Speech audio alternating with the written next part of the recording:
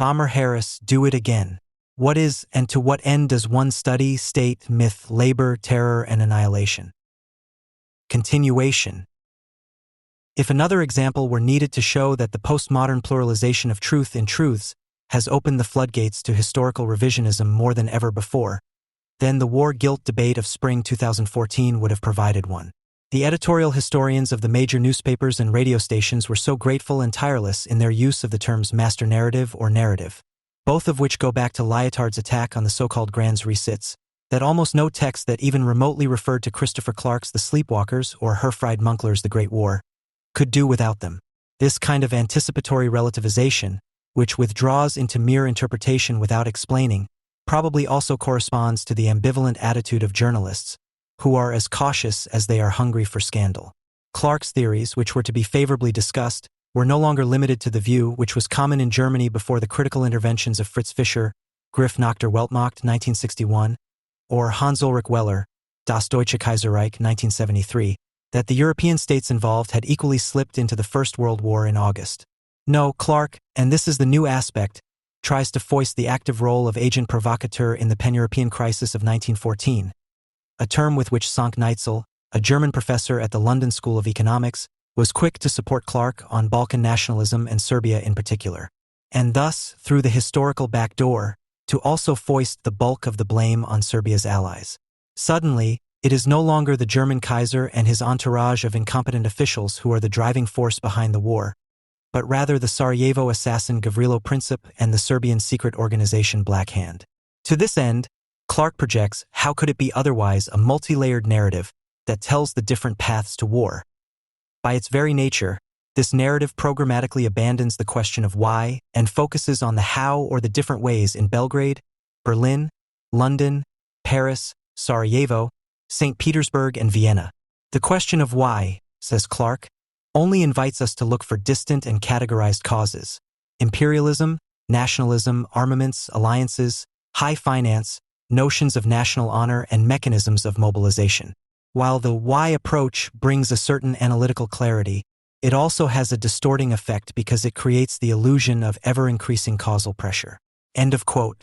But once causality as a basis for explanation has been shattered, interpretations of history can absorb the prevailing zeitgeist without having to answer probing questions about social conditions, ideological frameworks, or dispositions in terms of the history of mentalities.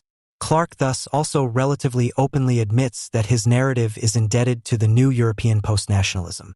Our moral compass has changed, he writes and continues. At a time when the national idea was still young and full of promise, there was intuitive sympathy with the nationalism of the Southern Slavs and little sympathy for the cumbersome League of Nations of the Habsburg Empire. The wars in the former Yugoslavia in the 1990s reminded us of the deadliness of nationalism in the Balkans. Since Srebrenica and the siege of Sarajevo, it has become more difficult to see Serbia as a pure object or victim of great power politics. Instead, it is easier to imagine Serbian nationalism as a separate historical force. From the perspective of today's European Union, we tend to look more sympathetically at the disintegrated patchwork of Habsburg Austria-Hungary. Quote end. The journalistic handling of this debate, which was about nothing less than the historical difference between the former bourgeois nations in the West and the unchanged anti-bourgeois nation in Central Europe, was deliberately unagitated. The terminology of post-structuralism, suggesting serenity, was routinely used. And a careful approach was and is indeed necessary in this field.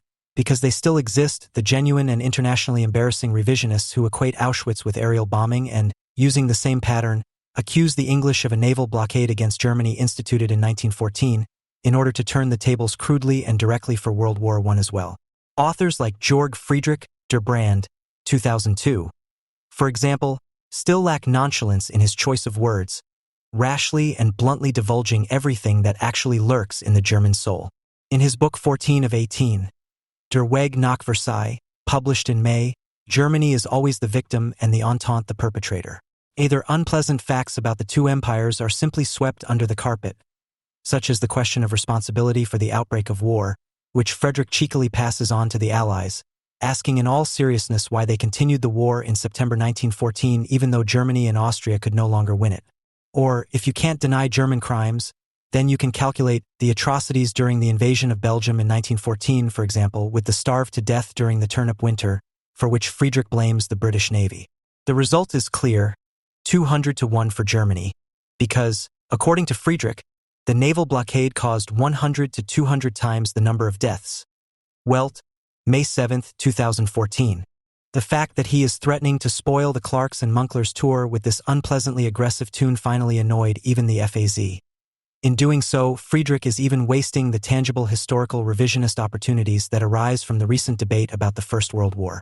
Ever since the books by Clark and Munkler, it has been clear that the line that Fritz Fischer's grasp for world power drew in the 1960s from German foreign policy before 1914 to the annexation plans of the empire at war is an imaginary one, a construct, May 3, 2014. In addition, the experience with Clark's predecessor as a key witness for German historical revision calls for caution and discretion. David Irving was not always the ostracized Holocaust denier, but was considered, like Clark today, a serious historian who courageously broke new ground. As late as the 1960s and 1970s, magazines still considered reputable had published series by the master of using untapped sources, Spiegel 34/1978, but unfortunately these sources then undoubtedly turned out to be forgeries. And so more than a few contemporary historians bitterly regretted having burned their mouths on Irving, such as Hans Mommsen, who commented on Irving's Hitler fairy tale with the words, "It is fortunate for us to have an Irving who at least gives historians new impulses." Today, people are keen to avoid such embarrassments, and the chances of avoiding them are not bad. For one thing, Clark is not, like Irving, a convinced German, even if he is always at the service of the Hohenzollerns as an expert on history, but a convinced European. On the other hand, the First World War offers revisionism completely different possibilities, because Germany did not escape responsibility for the Shoah, and that is what made Irving and company a problem in the first place, by offsetting and relativizing, but by ostentatious ethical catharsis, by switching from denial of guilt to guilt pride, by reinterpreting the killing factories as further education institutions. Ike Geisel. Nevertheless, the narrative fudging of the question of war guilt in the summer of 1914 is also linked to this reinterpretation. If one succeeds in detaching National Socialism from the continuity of German history, then one can reduce the social and psychological peculiarity of the authoritarian panic etasism of the German variety to a secondary issue, and Hitler and the annihilation of the Jews suddenly become no more than operational accidents that bear no relation to their pre- and post-history. And without having to say it directly, that is precisely what the reevaluation of the outbreak of the war 100 years ago is about, because this debate puts Germany on a par with its opponents, especially England, and en passant by talking only about individuals and not about structures, denies the historical difference between modernization from below, bourgeois upheaval and a liberal constitutional state on the one hand, and administrative industrialization, revolution from above and militaristic polycracy on the other. This difference was once explained by Hans Ulrich Weller with a sharpness almost unheard of in a German historian. The German Empire could only so openly explain the historical continuity of German social pathology in the political climate of 1973 without immediately risking his academic career. For Weller rightly asked why the unholy trinity of social imperialism, social protectionism, and social militarism of the empire was not only able to hold itself in the saddle for half a century, but was also able to develop an effect that continues to this day. The fatal success of the imperial power elites would consist, as Weller summarized at the time, in the influence of pre-industrial norms, ideals, in the tenacity of German state ideology, in the myth of bureaucracy, and not least, in the manipulation of political anti-Semitism. Even the non-revisionist historians did not succeed in bringing this back into focus, even though they threw themselves into the battle of the narratives with verve and even had the better evidence and more convincing files. Gerd Krumich, emeritus professor in Dusseldorf and WW1 specialist, for example, proved and repeated undauntedly that the decisive question is who pressed the button in July 1914. That was clearly the Germans. Welt, January 23, 2014. The British historian Annika Mombauer also used the so-called Waldersee Memorandum of May 1914, which Clark and Munkler characteristically suppress, to underpin the obvious. The war broke out because influential circles in Vienna and Berlin wanted it to happen. Welt, May 19, 2014. But even Mombauer does not grasp the dimension of the ideological war that Germany waged against Western modernism in the 20th century. And not just once in 1939, but twice in 1914 as well. For the crucial question that Weller, and to a certain extent Fischer, asked himself is one that a historiography focused on decision-makers does not even address. Weller, who explicitly regarded historiography as a historical social science, on the other hand, asked whether the empire, by virtue of its particular nature, was heading precisely for military catastrophe.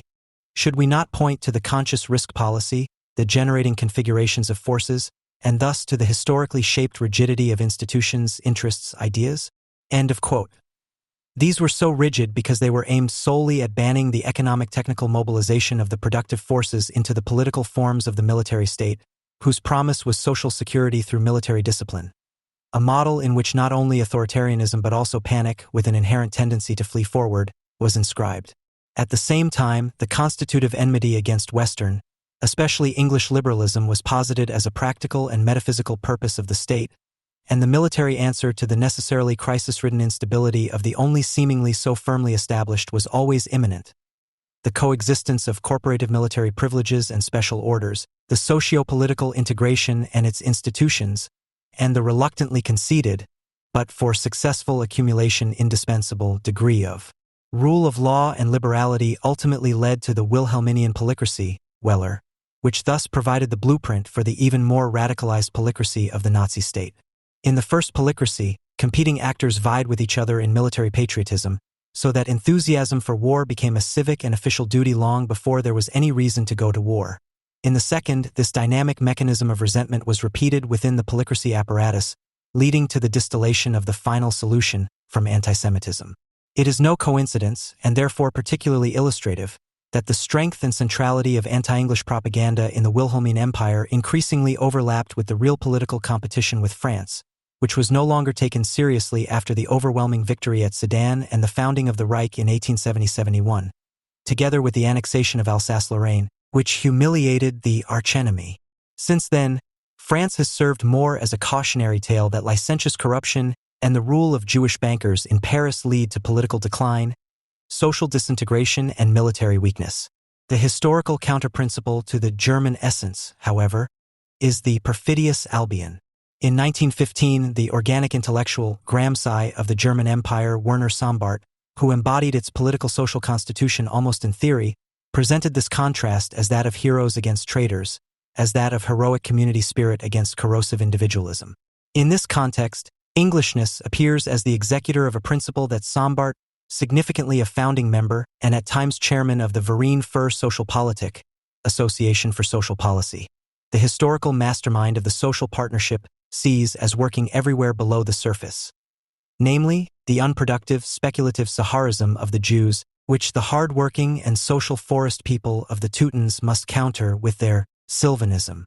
As absurd as it may seem at first glance, the Germanic cult is most strongly directed against England, for the bluster of German sword and German fist was the necessary complement to antisemitism. After all, it promised, with a quasi-hereditary biological pledge, the social integration of the Germans into the people's state, which represented protection and defiance against the uncommitted market. Incidentally, this is what distinguishes the anti-English insults of the Germans from the anti-German insults of the English. When the latter called the Germans Huns, this had no social biological background whatsoever, if you will, and even captured the military state German conditions in a polemical way. But the eliminatory apocalyptic dimension of a final battle between two racial principles, which was inherent in German antisemitism against England, was foreign and far removed from even the most savage propaganda of the Western powers. The main enemy is England proclaimed posters in unison in almost every German grocery store during the war. It was common among patriots to greet each other with the formula, "God punish England. He punish it." But what is particularly telling is the triumphant success of the most popular poem of its time, Ernst Lissauer's hymn of hatred against England of September 1914. Stefan Zweig recalled it in his memoirs. The poem fell like a bomb into a munitions depot. Perhaps never before has a poem in Germany, not even Wacht am Rhein, made the rounds so quickly. The Kaiser was thrilled and awarded Lissauer the Red Eagle Medal. The poem was reprinted in all the newspapers. The teachers read it to the children. The officers stood in front of the front line and recited it to the soldiers. Among the 70 million Germans, there was soon not a single person who did not know the hate song against England from the first to the last line. End of quote. But the ideology of the Kaiserreich could not have been summed up more clearly than this, even by Lissauer, who was Jewish and whose work was expunged from German literature after 1933. What do we care about the Russians and the French? Shot for shot and thrust for thrust we don't love them. We don't hate them we have only one single hatred we love united. We hate united we know only one enemy. End of quote. And that is England, which takes the peoples of the earth into its pay and hides behind ramparts of bars of gold. Thus, it is almost left to the English conservatives to break ranks with the postmodern, European-inspired historical revisionism. Michael Gove, Conservative Education Secretary until July 2014, and currently the leader of the Conservative Party in the House of Commons, triggered a storm of left-wing outrage on the island with the following statements. Quote, "The First World War may well have been a uniquely horrific war, but it was clearly also a just war. The brutal social Darwinism of the German elites, the ruthless subjugation of neutral states, and the aggressively expansionist war aims ensured that resistance was more than justified." Daily Mail, February 1, 2014. In his article, Gove had taken aim at historians like Clarke or his similarly minded colleague Richard Evans, but also at the TV series Blackadder, because they present the First World War as a senseless tragedy in which every state was equally guilty and whose most evil figures appeared to be the British officers blinded by class arrogance. This, in turn, touches on the fundamental problem that Germany presents to the English left. They don't have to like it, and yet they trivialize its peculiarity so that their well-founded hostility towards the conservative establishment is not damaged. The false elevation of class society into the folkish community, for which the model of Germany already stood in 1914, must be ignored by the English left, which actually wants to wage class struggle in an outspoken class society. Because the recognition of the, if you will, German Sonderweg, the projective transformation of class struggle into an insane race war, had always forced it into at least a temporary alliance with the conservative archenemy at home, something that the radical left in England in particular found extremely difficult to do even during the Battle of Britain in 1940 and in the face of an impending German invasion. That is why it was once the almost militant conservative Churchill who made Germany see reason, while on the left in England it always meant and means to play down German guilt and to relativize anti-Semitism in general. To this day, the English left has not found a way to criticize the results of the domestic class society, and at the same time to at least begin to understand the false sublation of the class society for what it is. And as long as that remains the case, the Clarks and Evans will continue to be the useful idiots of German politics of history. A yearning for peace without reflection is not just a quirk of civil society. Even more critical contemporaries formally affirm their solidarity with Israel, but seem to shrink from the necessary consequences of such solidarity. As has been explained many times, this longing for peace is ultimately a product of the defense against unsparing criticism of National Socialism. The underlying power of this longing is evident in the form of a cleverly veiled, but actually widespread historical blindness or as a simple refusal to soberly analyze the given social conditions. A critique of a policy of appeasement is based first on an assessment of the specific circumstances and actors. For example, support for a military strike against Iran's nuclear facilities does not arise from an abstract principle, but from a judgment that takes into account the specific circumstances. In the case of Iran, these are: an Iranian atomic bomb is an existential threat to the state of Israel. The EU, China, and Russia will not join in an effective policy of sanctions against Iran. The Iranian opposition is too weak to overthrow the regime without Western support in the foreseeable future. Islamofascism seeks to escalate worldwide and can only be stopped by external or internal resistance. Left-wing friends of Israel do not want to hear about such situation-specific considerations. Instead, a number of buts and conditions are placed as a precautionary measure in order to terminate solidarity at the first opportunity to uncompromisingly fight Islamism.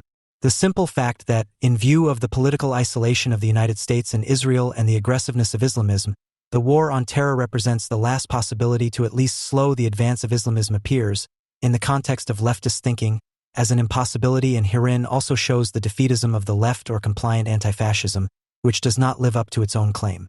Stupid consideration for the left-wing community of opinion is now closer than the fight against anti-Semitism. In the historical context, appeasement policy generally refers to the political events surrounding the Munich Agreement of 1938, when the Western powers gave Nazi Germany a carte blanche to crush Czechoslovakia. Less well known are the historical events in the early phase of the Third Reich, when its political and military base was still vulnerable. This period, Germany's striving for power and the policy of the Western powers will be examined here. After the end of World War I, Germany was prohibited from building up a powerful military potential under the terms of the 1919 Treaty of Versailles. With the rise to power of the Nazi Party on January 31, 1933, the first quiet and then open massive rearmament of the Reichswehr began. The Geneva Disarmament Conferences, which had been meeting since early 1933, were intended to initiate steps towards a Europe-wide disarmament on the one hand, and to discuss the German government's demands for an arms race on the other. This demand had basically already been recognized. The only question was how to fulfill it as part of a negotiated European solution. The conference was an expression of far-reaching international efforts to establish an international security system within the framework of the League of Nations to pacify Europe. At that time, Germany was a member of the League of Nations. Its reparations debts had been repaid at the Lausanne Conference except for 3 billion Reichsmarks, and its pursuit of equality was seen by many naive contemporaries as a legitimate attempt by Germany to participate as an equal partner in a European security order.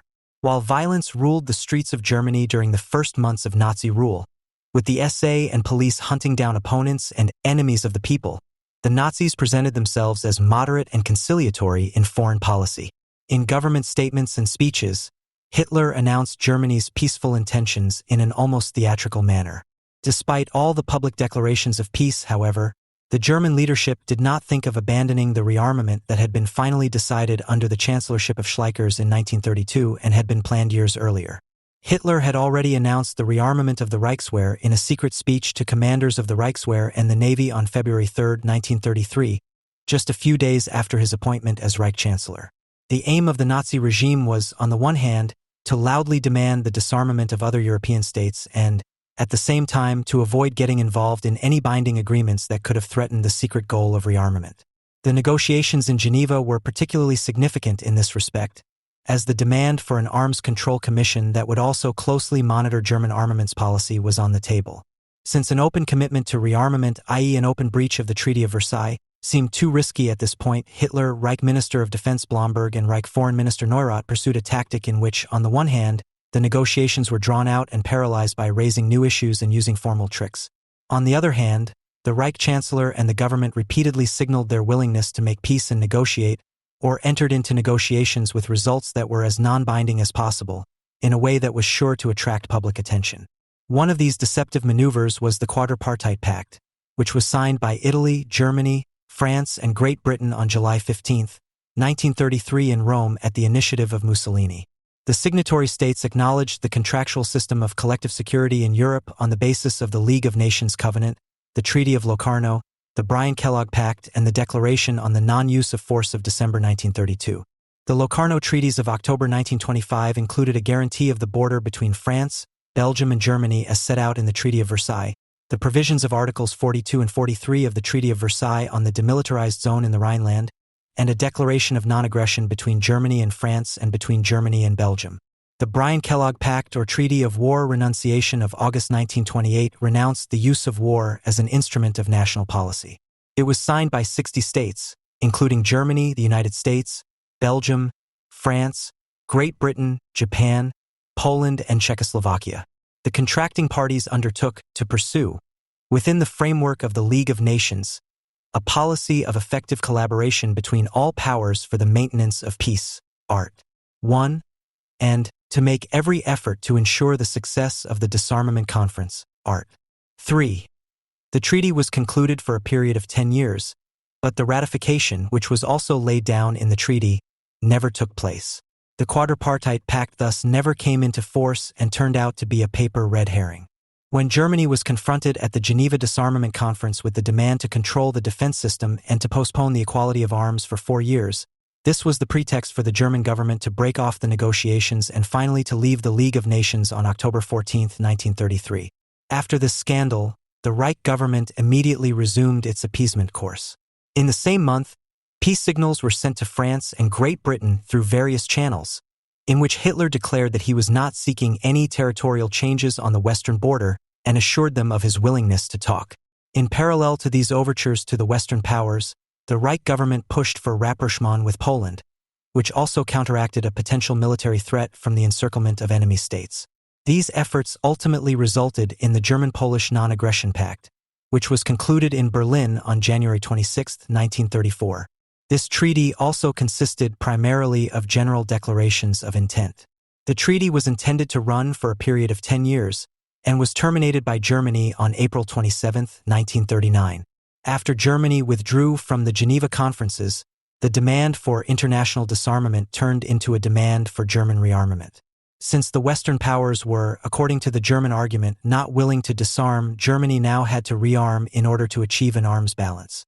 In a conversation with the British ambassador on October 24, 1933, Hitler announced the establishment of a 300,000-strong army, thus quietly declaring the breach of Article 160 of the Versailles Treaty and treating rearmament as a fait accompli. Hitler, March 23, 1933, quote, "Germany has been waiting in vain for years for the other countries to keep the promises of disarmament they made to us.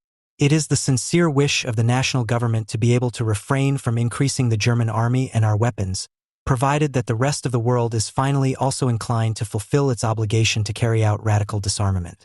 Because Germany wants nothing but equal rights and equal freedom." May 17, 1933. Nevertheless, Germany is prepared at any time to accept further international security obligations if all nations are prepared to do the same, and if this benefits Germany. Germany would also be willing to disband its entire military establishment and destroy the small remainder of its weapons if the neighboring nations would do the same. But if the other states are not willing to carry out the disarmament provisions of the Treaty of Versailles, which also bind them, then Germany must at least insist on the demand for equal rights. October 14, 1933. For the defenses of the other nations are built against the most powerful offensive weapons, while Germany demands no offensive weapons, but only those defensive weapons that will not be banned in the future, but allowed to all nations. End of quote. These first successful steps towards the erosion and revision of the Versailles provisions, the obvious helplessness and weakness of the powers guaranteeing these treaties, and the recognition of Nazi Germany by the Pope, the highest moral authority in the international community world under the Reich Concordat of July 20, 1933, contributed significantly to the consolidation of Nazi rule in the early years of the Third Reich and created the basis for further steps towards rearmament. The terrorist and anti-Semitic means used to establish the dictatorship did not deter the major powers from recognizing the new government as their equal and as having the capacity to enter into a contract. Even by leaving the League of Nations, the Reich was not isolated. Rather, it withdrew its rearmament policy from international control by taking this risky step. Germany's rejection of an international collective security order and the clear indications that it would violate the provisions of the Treaty of Versailles by increasing the size of the German army to over the permitted 100,000 men went unpunished. The muted reactions of the other European powers must have encouraged Hitler in his expansionist plans. After the Polish question was put on hold for the time being, relations between Austria and Germany became strained. Although the German government had assured Italy in the summer of 1933 that it would respect Italian interests in Austria and would not pursue an Austrian union with the Reich, the Austrian NSDAP, which was organizationally integrated into the Reich NSDAP as a regional subdivision, continued to mobilize against the Dollfuss government. In order to support the Austrian government against the German policy of destabilization, France, Great Britain and Italy finally issued a declaration in favor of the independence and integrity of Austria on February 17, 1934. In the Rome Protocol signed on March 17, 1934, Hungary, Italy, and Austria also declared a deepening of political and economic relations. After the failed uprising of parts of the Republican Defense League in February 1934, the conflict with the Austrian Nazi Party escalated, and on July 24, 1934, the Nazi Party carried out a poorly prepared coup attempt. The putsch collapsed quickly, but Engelbert Dollfuss, the Chancellor of the Ständestaat, was shot by an SS commando in the Federal Chancellery. Mussolini then ordered Italian divisions to be deployed at the Brenner Pass to secure Austrian independence. The following foreign policy isolation of Germany was used by the French Foreign Minister Louis Barthou in the following months to take steps against Germany's rearmament and great power aspirations. After Germany rejected all proposals to regulate political relations with its eastern neighbors in the sense of an Eastern Locarno, Barthou sought allies for an anti-German alliance. In the Little Entente, a defensive alliance between Czechoslovakia, Yugoslavia, and Romania that had been agreed in 1921 and renewed in February 1933, France found an important partner in Germany's east. But France alone would have been too weak to effectively support its eastern allies in the event of a conflict, and Poland, which had just signed a non-aggression and friendship treaty with Germany, was unreceptive to the idea of a security system directed against German expansionist ambitions. The system had gaps, and French foreign policy set out to close them. The Balkan Pact, concluded in November 1934 with decisive support from France between Yugoslavia, Romania, Greece, and Turkey, was able to bind other Balkan states to the French security system. The Franco-Italian Agreement of January 7, 1935, in which both countries balanced their interests and guaranteed Austria's independence, was intended to forestall a foreseeable rapprochement between Italy and Germany and to counteract Germany's influence in Austria. On May 2, 1935, the Franco-Soviet Pact of Mutual Assistance was signed in Paris, followed by the Czechoslovak-Soviet Pact of Mutual Assistance on May 16 of the same year. The French foreign policy of 1934-35 represented one of the most committed attempts to counter the German quest for power, and at first glance, the isolation of Germany seemed to have been successful. However, the French security system could not fulfill the expectations that had been raised. The different interests of Italy and France in the Balkans, the Mediterranean and Africa were difficult to reconcile, and the anti-German front formed by Fascist Italy and the French Republic was motivated purely by power political opportunism and was in no way suited to a lasting alliance based on mutual trust. The states of the Little Entente and the Balkan Pact distrusted the Soviet Union and were difficult to persuade to work more closely with it. The Franco-Soviet Assistance Pact, on the other hand, was tied to many conditions and clauses that limited its effectiveness and were an expression of mutual mistrust. After Barthou was also assassinated in Marseille in October 1934, during the attempt on King Alexander of Yugoslavia's life by a Croatian nationalist, his successor Pierre Laval distanced himself from the rapprochement with the Soviet Union. The agreed General Staff discussions between the contracting parties did not materialize, and both France and the Soviet Union began to look for new options. The biggest shortcoming, however, was that Great Britain was opposed to the rapprochement with Italy and the Soviet Union and could not be persuaded to take joint and decisive action against Germany. This put the central axis of the former World War I Allied alliance out of action. Great Britain was the only partner with whom a trustworthy and lasting alliance against Germany could have been achieved, and which at the same time had considerable military and political potential. Unimpressed by these foreign policy events, Germany stuck to its policy of military rearmament and revision of the Versailles provisions. In the context of the arms race, Germany had systematically and unilaterally suspended one provision of the Treaty of Versailles after the other, thereby violating a binding international treaty. According to Article 160, the German army was not allowed to comprise more than 100,000 soldiers, while Article 198 prohibited any air force. By the fall of 1934, the army had already reached a strength of 2,500,000 men. By the end of the same year, Germany already had an air force with 270 bombers, 99 fighters, and 303 reconnaissance aircraft. The armaments budget increased from year to year, rising from 4% of the public budget in 1933 to 18% in 1934 and finally to 39% in 1936. At the same time, Germany demanded that those provisions of the Versailles Treaty that were in its interests be adhered to. Article 49 stipulated that a plebiscite be held among the Saarlanders to decide the final status of the region. This applied to the Saar region, which had previously been under the administration of the League of Nations, 15 years after the treaty came into force. Instead of provisionally suspending this provision with reference to the German breach of contract, in order to increase the pressure on the German government, France unconditionally adhered to the contract and granted the vote for January 13, 1935. The Saar vote became the next success of the National Socialist government. With a turnout of 98%, 90.8% voted for the connection to the Nazi regime. On March 1st, the Saar region became part of the German Reich again. Breach of contract and revisionism had paid off in terms of both foreign and domestic policy. Hitler did not hesitate for long. On March 9, 1935, German air armament was publicly announced, and on March 16, contrary to Art. 173 of the Versailles Treaty, general conscription was introduced. A law passed that same day once again increased the army contingent. The German population was hypocritically justified the rearmament by the arms race that had actually been initiated by the Third Reich. Great Britain, France, and Italy protested, but at the same time Great Britain continued to seek an understanding with Germany.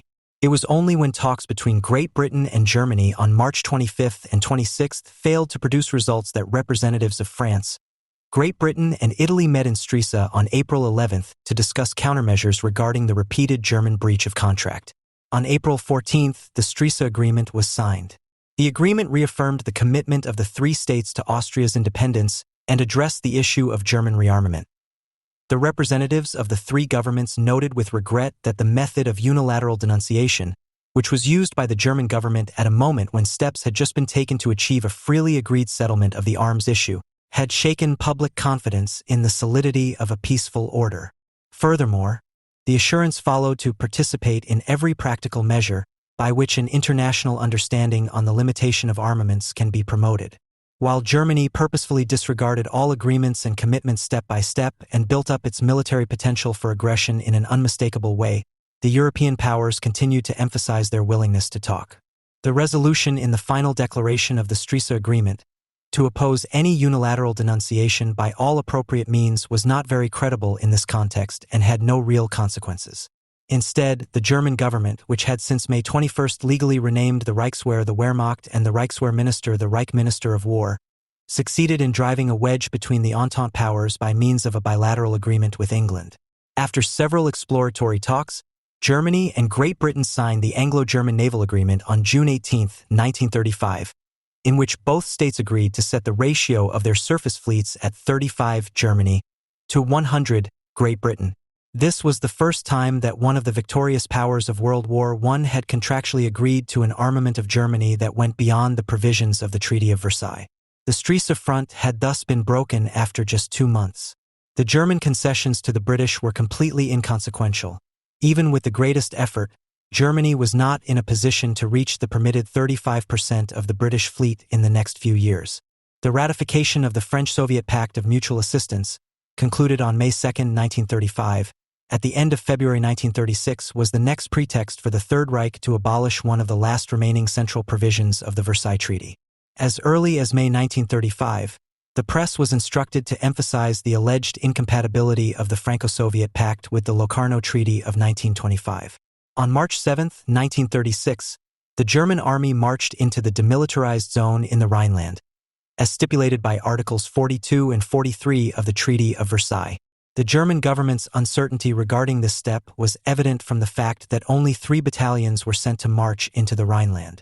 The diplomatic scandal was followed by the obligatory peace gestures as the second act of the German political theater. The breaches of treaties and acts of aggression by the Nazi regime in the years 1936 to 1939 followed a fairly consistent tactical pattern. First, the partial political goal was propagandistically prepared. Then the use of military force created a fait accompli through rapid action. The propaganda then regularly assured the surprised world public that the German Reich had no further territorial claims, that the preservation of peace was still the highest goal, but at the same time to add threateningly that the Reich had meanwhile also regained its military power. Part of this tactic was the German peace plan handed over to the British government on April 1st. The peace plan of April 1935 was only the last version of German peace offers. The German peace plan of April 1936 represents a high point of National Socialist mendacity and reveals the audacity with which Germany could utter meaningless slogans and still be considered a serious political actor. This was not only due to the supposedly overwhelming effect of German propaganda, but also to the reluctance of the Western European powers to enter into a political confrontation with the Nazi regime. The German peace plan of April 1, 1936 was intended to emphasize Germany's willingness to maintain peace, while justifying the occupation of the Rhineland and the revision of the Versailles Treaty. The rearmament of the National Socialist regime, which, let us remember, had tens of thousands of opponents arrested, tortured, and murdered in 1933, openly established a totalitarian dictatorship that was unique in history, set up concentration camps from 1933 and adopted the Nuremberg Laws in 1935, was unabashedly sold as a peacekeeping measure. Quote, "The German nation is determined to preserve its freedom, independence, and thus its equality under all circumstances. It regards the representation of these natural international principles of state life as a requirement of national honor and a prerequisite for any practical cooperation between nations, from which it will under no circumstances deviate. The German nation sincerely wishes to help with all its strength in the great work of a general reconciliation and understanding between the nations of Europe for the purpose of securing peace, which is so necessary for this continent, its culture and welfare. End of quote. The much-vaunted equality, which was mentioned as the first prerequisite for the agreement of free and thus sacred treaties, was a euphemism that could only refer to the restoration of full sovereignty in military matters, territorially in the case of the occupation of the Rhineland, generally concerning rearmament, since Germany was no longer subject to any other serious restrictions at that time. In the specific case, Germany was not willing to make any concessions. Any mediation of the crisis triggered by the occupation of the Rhineland by international bodies was explicitly rejected as an infringement of state sovereignty. Germany agreed not to reinforce the existing troops in the Rhineland, not to move the troops closer to the Belgian or French borders, to set up an international commission to guarantee these assurances, and, on the basis of full reciprocity with its two western neighbors, to agree to any military restriction on Germany's western border. The military occupation of the Rhineland itself was considered a fait accompli. In return, comprehensive assurances were now given for a possible peace agreement. Germany declared itself willing to enter into negotiations for the conclusion of a 25-year non-aggression or security pact between France and Belgium on the one hand and Germany on the other, which should take on the character of a conciliatory conclusion to centuries of division. In schoolbooks, anything should be avoided that could be construed as disparaging, belittling, or inappropriately interfering in the internal affairs of the other side, poisoning the attitudes of the two peoples. As if that were not enough, Germany's re-entry into the League of Nations and practical measures against the arms race were promised to ease the financial and economic situation of the peoples and their psychological relaxation. The aerial and submarine warfare was to be regulated by international conventions, the construction of heavy tanks and artillery was to be prohibited, and ultimately a civilized humanity must succeed in preventing the possibility of senseless degeneration in the fields of new weapons application as well. In conclusion, it says, the German Reich government believes that with the peace plans set out above, it has made its contribution to the building of a new Europe based on mutual respect and trust between sovereign states. Many opportunities for this pacification of Europe, to which Germany has so often offered its hand in recent years, have been missed. May this attempt at European understanding finally succeed. End of quote. The German peace offer did indeed attract international interest, with Great Britain responding with a list of questions demanding clarifications of the German peace plan. There was never a response to the list of questions, and the peace plan served only to provide the proponents of the appeasement policy with symbolic arguments at critical times. Afterwards, the grandiose German peace initiative was quietly shelved. The occupation of the Rhineland, the open breach of the Treaty of Locarno, had no serious consequences for Germany. Italy was internationally isolated as a result of its attack on Abyssinia on October 3, 1935, and was interested in a rapprochement with Germany. Mussolini had already promised Hitler that Germany would not have to expect any political countermeasures in the event of Italy's unilateral denunciation of Locarno. Great Britain, regardless of the domestic political situation in the Third Reich and its repeated violations of treaties and promises, continued to be interested in an understanding with Germany and had already ruled out military sanctions against Germany in the event of occupation of the demilitarized zone by German troops before March 7. France, on the other hand, could not decide to take action against Germany without British support. On March 19, 1936, Germany had to accept a formal condemnation by the League of Nations, but in return, its security situation had improved significantly. The demilitarized Rhineland was an ideal gateway for French and European intervention troops. In the event of German aggression, intervention troops would have been in the middle of Germany within a very short time, threatening important industrial areas. For the German military, the demilitarized Rhineland zone represented an incalculable risk, and the construction of field fortifications began shortly after the occupation. One of the last practical safeguards against renewed German aggression had been abandoned.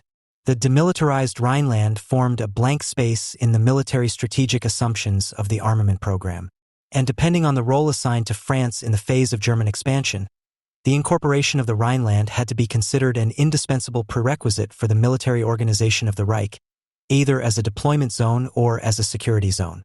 In the years 1933 to 1936, when Germany was still militarily inferior, there were enough attempts and opportunities to prevent the rearmament and imperialist expansion of the Third Reich. The disunity of the victorious powers of the First World War was certainly the central obstacle to effective intervention against the emerging Third Reich. France took a hard line against Germany's revisionist policy for long periods, not least for tangible security reasons, but it was alone in calling for effective sanctions against Germany. Italy had increasingly distanced itself from the political consensus of the Entente ever since the fascists seized power in 1922, just a few years after the end of the First World War. Italy propagated an aggressive imperialism, Mare Nostro, especially in the Mediterranean region, which necessarily brought it into conflict with Great Britain. Italy's own power interests, which went far beyond the political status quo and revealed a clear tendency towards anti-democratic, imperialist ideas, justified its unwillingness to actively participate in a sustainable democratic and peacekeeping policy in Europe. Until 1936, Italy's policy remained essentially opportunistic. Although it was willing to join forces against Germany, as it did in the 1935 Stresa Agreement, its participation in diplomatic anti-German maneuvers was always tactically motivated and purely formal. They were not willing to take part in further-reaching steps against Germany, nor were they a reliable ally whose behavior could have been part of a long-term strategy. This created the first breach in the front of the former allies, leaving France and Great Britain to carry the responsibility for implementing the Versailles provisions. However, the latter could not be won over to a consequent approach against Germany. Great Britain certainly had no interest in the spread of anti-democratic and totalitarian tendencies in Europe, but unlike France, it had little interest in vigorously countering this danger. Surprisingly, leading military and political representatives had already made a very realistic assessment of the situation in 1933. As early as November 1933, the Defense Requirements Subcommittee had called for Germany to be regarded as the main enemy, against whom all long-term defense measures would have to be directed. Robert van Sittert, a member of the committee, had even stated a few months earlier that Germany would annex Austria, attack Poland, France, and perhaps even Great Britain if its rearmament was not stopped. Despite these and other clear-sighted analyses, a possible war was nevertheless only seen as an extreme case that could be avoided by the international security system and negotiations.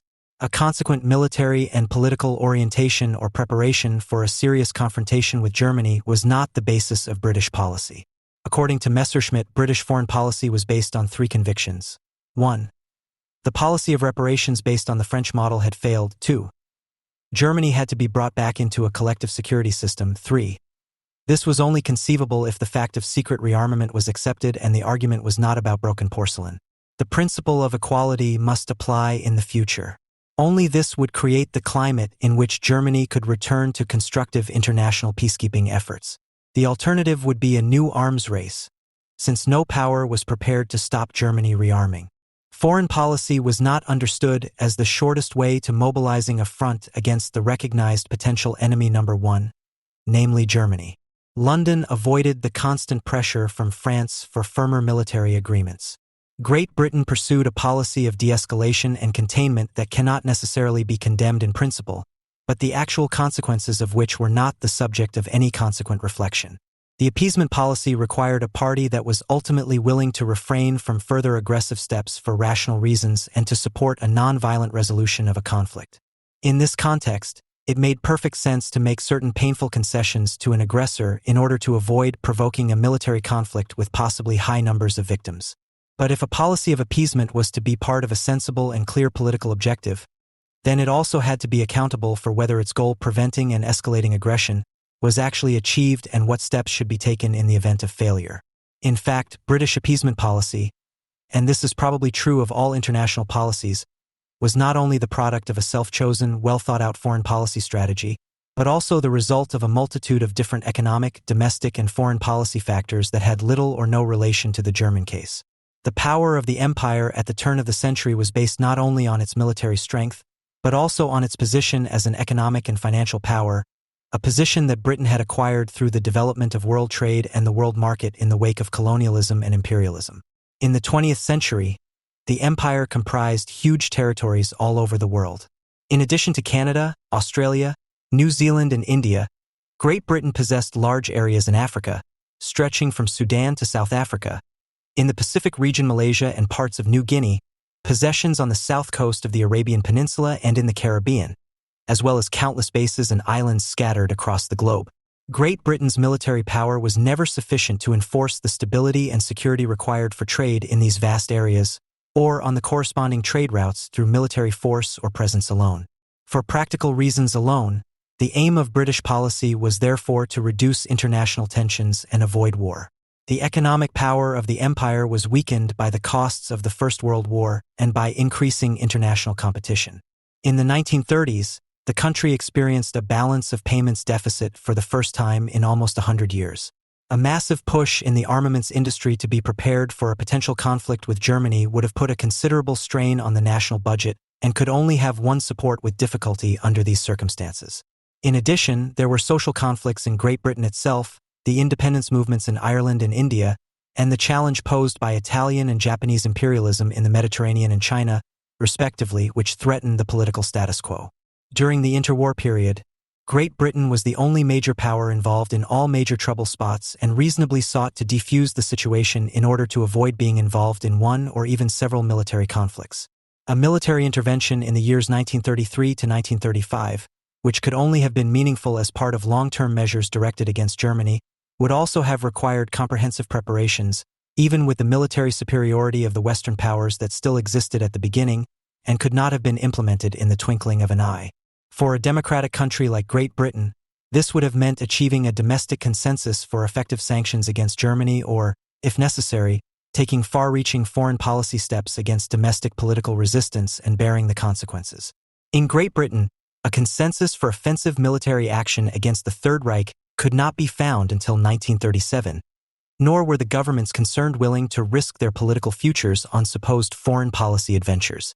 The majority of British voters were in favor of negotiations, general disarmament, and peacekeeping, not so much out of sympathy for Nazi Germany as out of firm trust in the power of the League of Nations and the will of the people of Europe not to allow a repeat of the catastrophe of 1914.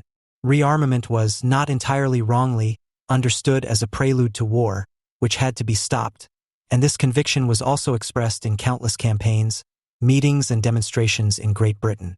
The tacit assumption underlying this desire for peace, however, was that a military and diplomatic disarmament by the Western powers would be followed by a corresponding moderation on the part of Italy and Germany, an assumption based more on wishful thinking than on a critical analysis of the political situation. France, on the other hand, had a fundamental interest in taking a hard line against Germany.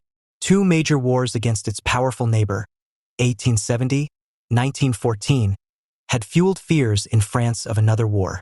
All too apparent was the tendency of German imperialism to view the second great power on the continent as an obstacle to its own interests. In fact, the provisions of the Treaty of Versailles were neither a compliant instrument for establishing French hegemony on the continent, nor were they intended to or could they have any significant influence on German domestic politics. In return, compliance with the disarmament provisions of the much-maligned treaty guaranteed that any renewed German aggression would be practically impossible in the future. This was unquestionably an infringement of the sovereignty of the German state, but it was entirely understandable in view of the fact that Germany had started a world war that had claimed the astronomical toll of 10 million lives. The French governments could only have been amazed when the Nazi regime gradually began to fulfill their worst fears. That Germany, just 15 years after the devastating experiences of World War I, was single-mindedly setting about creating all the conditions necessary to ignite another world war, without need and without regard for economic and political consequences, was ultimately incomprehensible both to France and even more so to Great Britain with all its consequences. Despite all the far-sighted analyses, Great Britain stuck to its policy of appeasement and rejected all French demands for effective sanctions against Germany.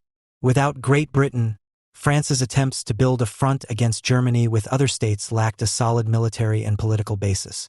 This situation led to the policy of appeasement, although its proponents proved incapable of reflecting on the actual consequences of this policy, i.e. its obvious failure. The far-reaching concessions made by the Western powers were not met with serious concessions on Germany's part, nor did a lasting and trustworthy appeasement of international relations occur. Hitler was able, as happened after the seizure of power, to use a trivializing, misleading language to camouflage his actual intentions and to pursue provisional goals. But at no time did he agree to an international peace order that presupposed peaceful coexistence in the long term. All French and British proposals offering the rearmament of Germany as part of a negotiated solution, such as the Cot Plan put forward by France at the Geneva disarmament conferences, which proposed a settlement in the form of the development of a German defensive military force, were deliberately blocked. If the conference fails, it must be made clear that France lacks the will to disarm, Foreign Minister Neurath instructed the leader of the German delegation, Nadolny, on February 15, 1933. He and Blomberg, Reichswehrminister, circumvented the Kott Plan. Blomberg ensured that the German delegation was instructed to avoid a vote on the Kott Plan. A comprehensive catalogue of preliminary questions was intended to delay and ultimately prevent the plan from being discussed. Ultimately, any Western concession in the name of de-escalation only served to directly and indirectly expand the military aggression potential of the Germans and their destabilizing influence in Europe. Thus, the appeasement policy was a self-runner that, without a clear substantive definition of self-appeasement, served to obscure its own lack of foreign policy direction and concept, but in no way did justice to its self-imposed goal. In fact, appeasement actually created the basis for the ultimate war. In 1936, after Germany had amply demonstrated its intention to rearm at any cost and to respect no international agreements for more than 3 years, the opportunity for action was given. The occupation of the Rhineland in violation of the treaty gave France, at least formally, the means to intervene against Germany. The historian Ludolf Herbst comments, "The French government would have had every reason to regard Hitler's breach of contract as a casus belli, especially since France's security interests were affected in an elementary way by it. But, as could already be seen on the afternoon of July 7th, it was clear that the United Kingdom would not be left alone with Germany. It was clear to me that Paris would have to act alone, without British and Belgian support. This was considered in the French Council of Ministers, but then rejected. They thought through the possible counteraction to the last consequence, the war, but did not feel up to the risk in the long term. Finally, they decided to go through the League of Nations and opted for the policy of the lesser risk for peace. The decisive factor seems to have been that General Gamelin demanded general mobilization for any military action in order to avoid incalculable risk." End of quote. Once again, France was faced with the alternative of intervening alone or doing nothing at all. But France was in a state of permanent domestic crisis in the 1930s. Although the global economic crisis did not result in the devastating collapses in France that it did in other countries, the Depression lasted until 1938. In addition, there were fierce confrontations between a growing anti-democratic extreme right and the labor movement. The instability of social conditions was reflected not least in the fact that no fewer than 15 governments held office between 1933 and 1939, some of them for only a few days. Under these circumstances, it was difficult to expect France alone to pursue a strong and consistent foreign policy. Hitler had instinctively recognized the disunity of the Western powers and their hesitation as a sign of weakness. Even though he could by no means be certain of the outcome of his gamble and was repeatedly plagued by doubts, on the whole he had gambled correctly.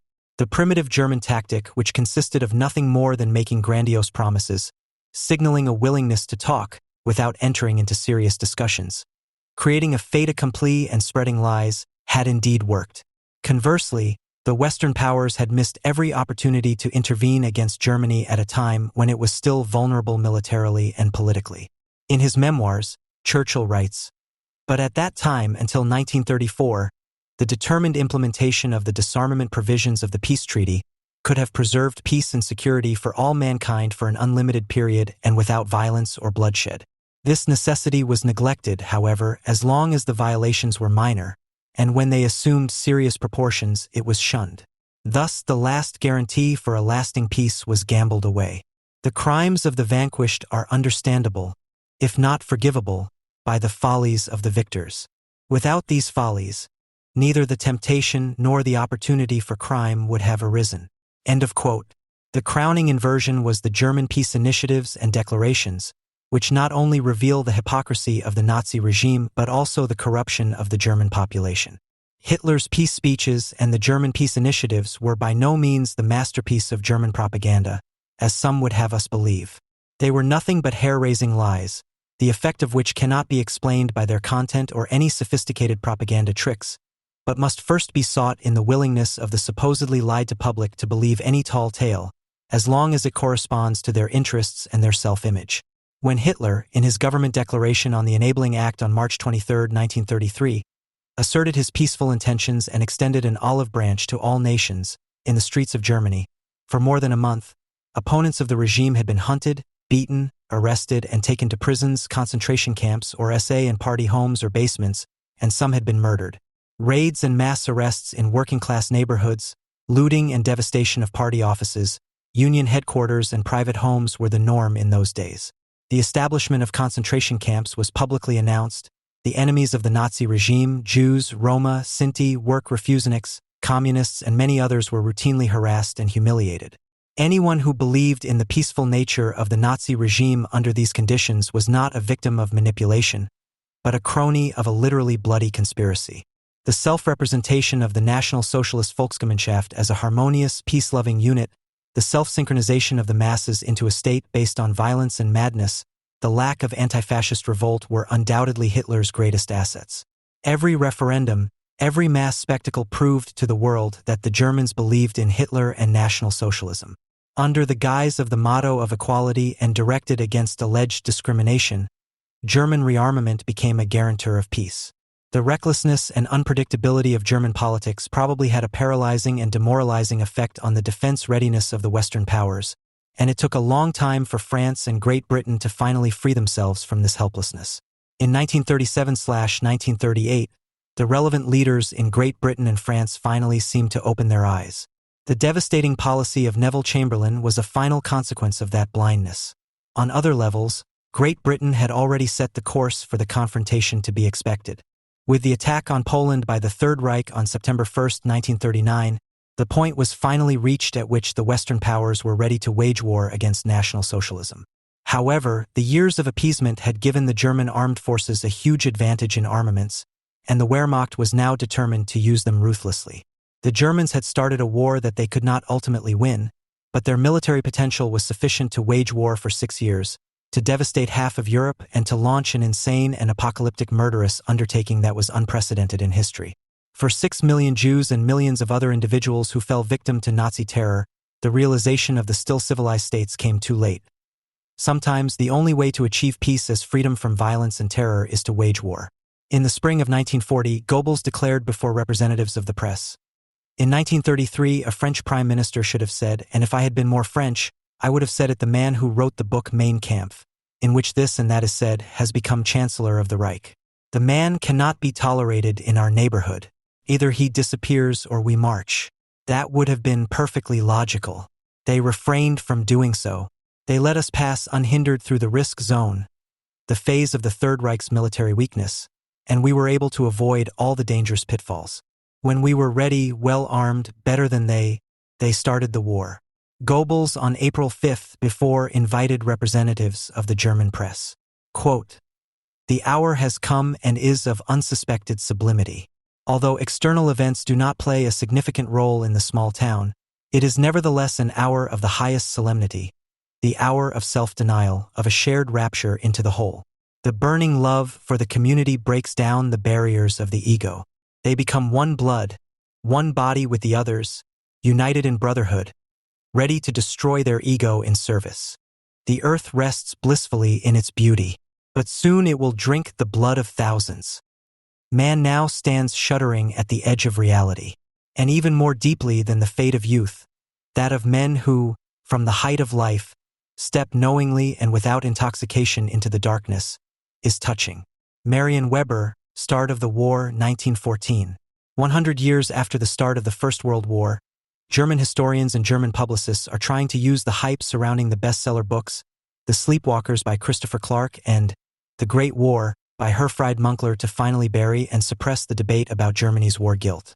In doing so, they explicitly and implicitly oppose the research results of Fritz Fischer, who, in his groundbreaking source-based studies Griff nach der Weltmacht, The War Aims of Imperial Germany 1914–18 and War of Illusions, German Policy from 1911 to 1914 in the 1960s, The Definitive German Guilt in the Unleashing of the First World War.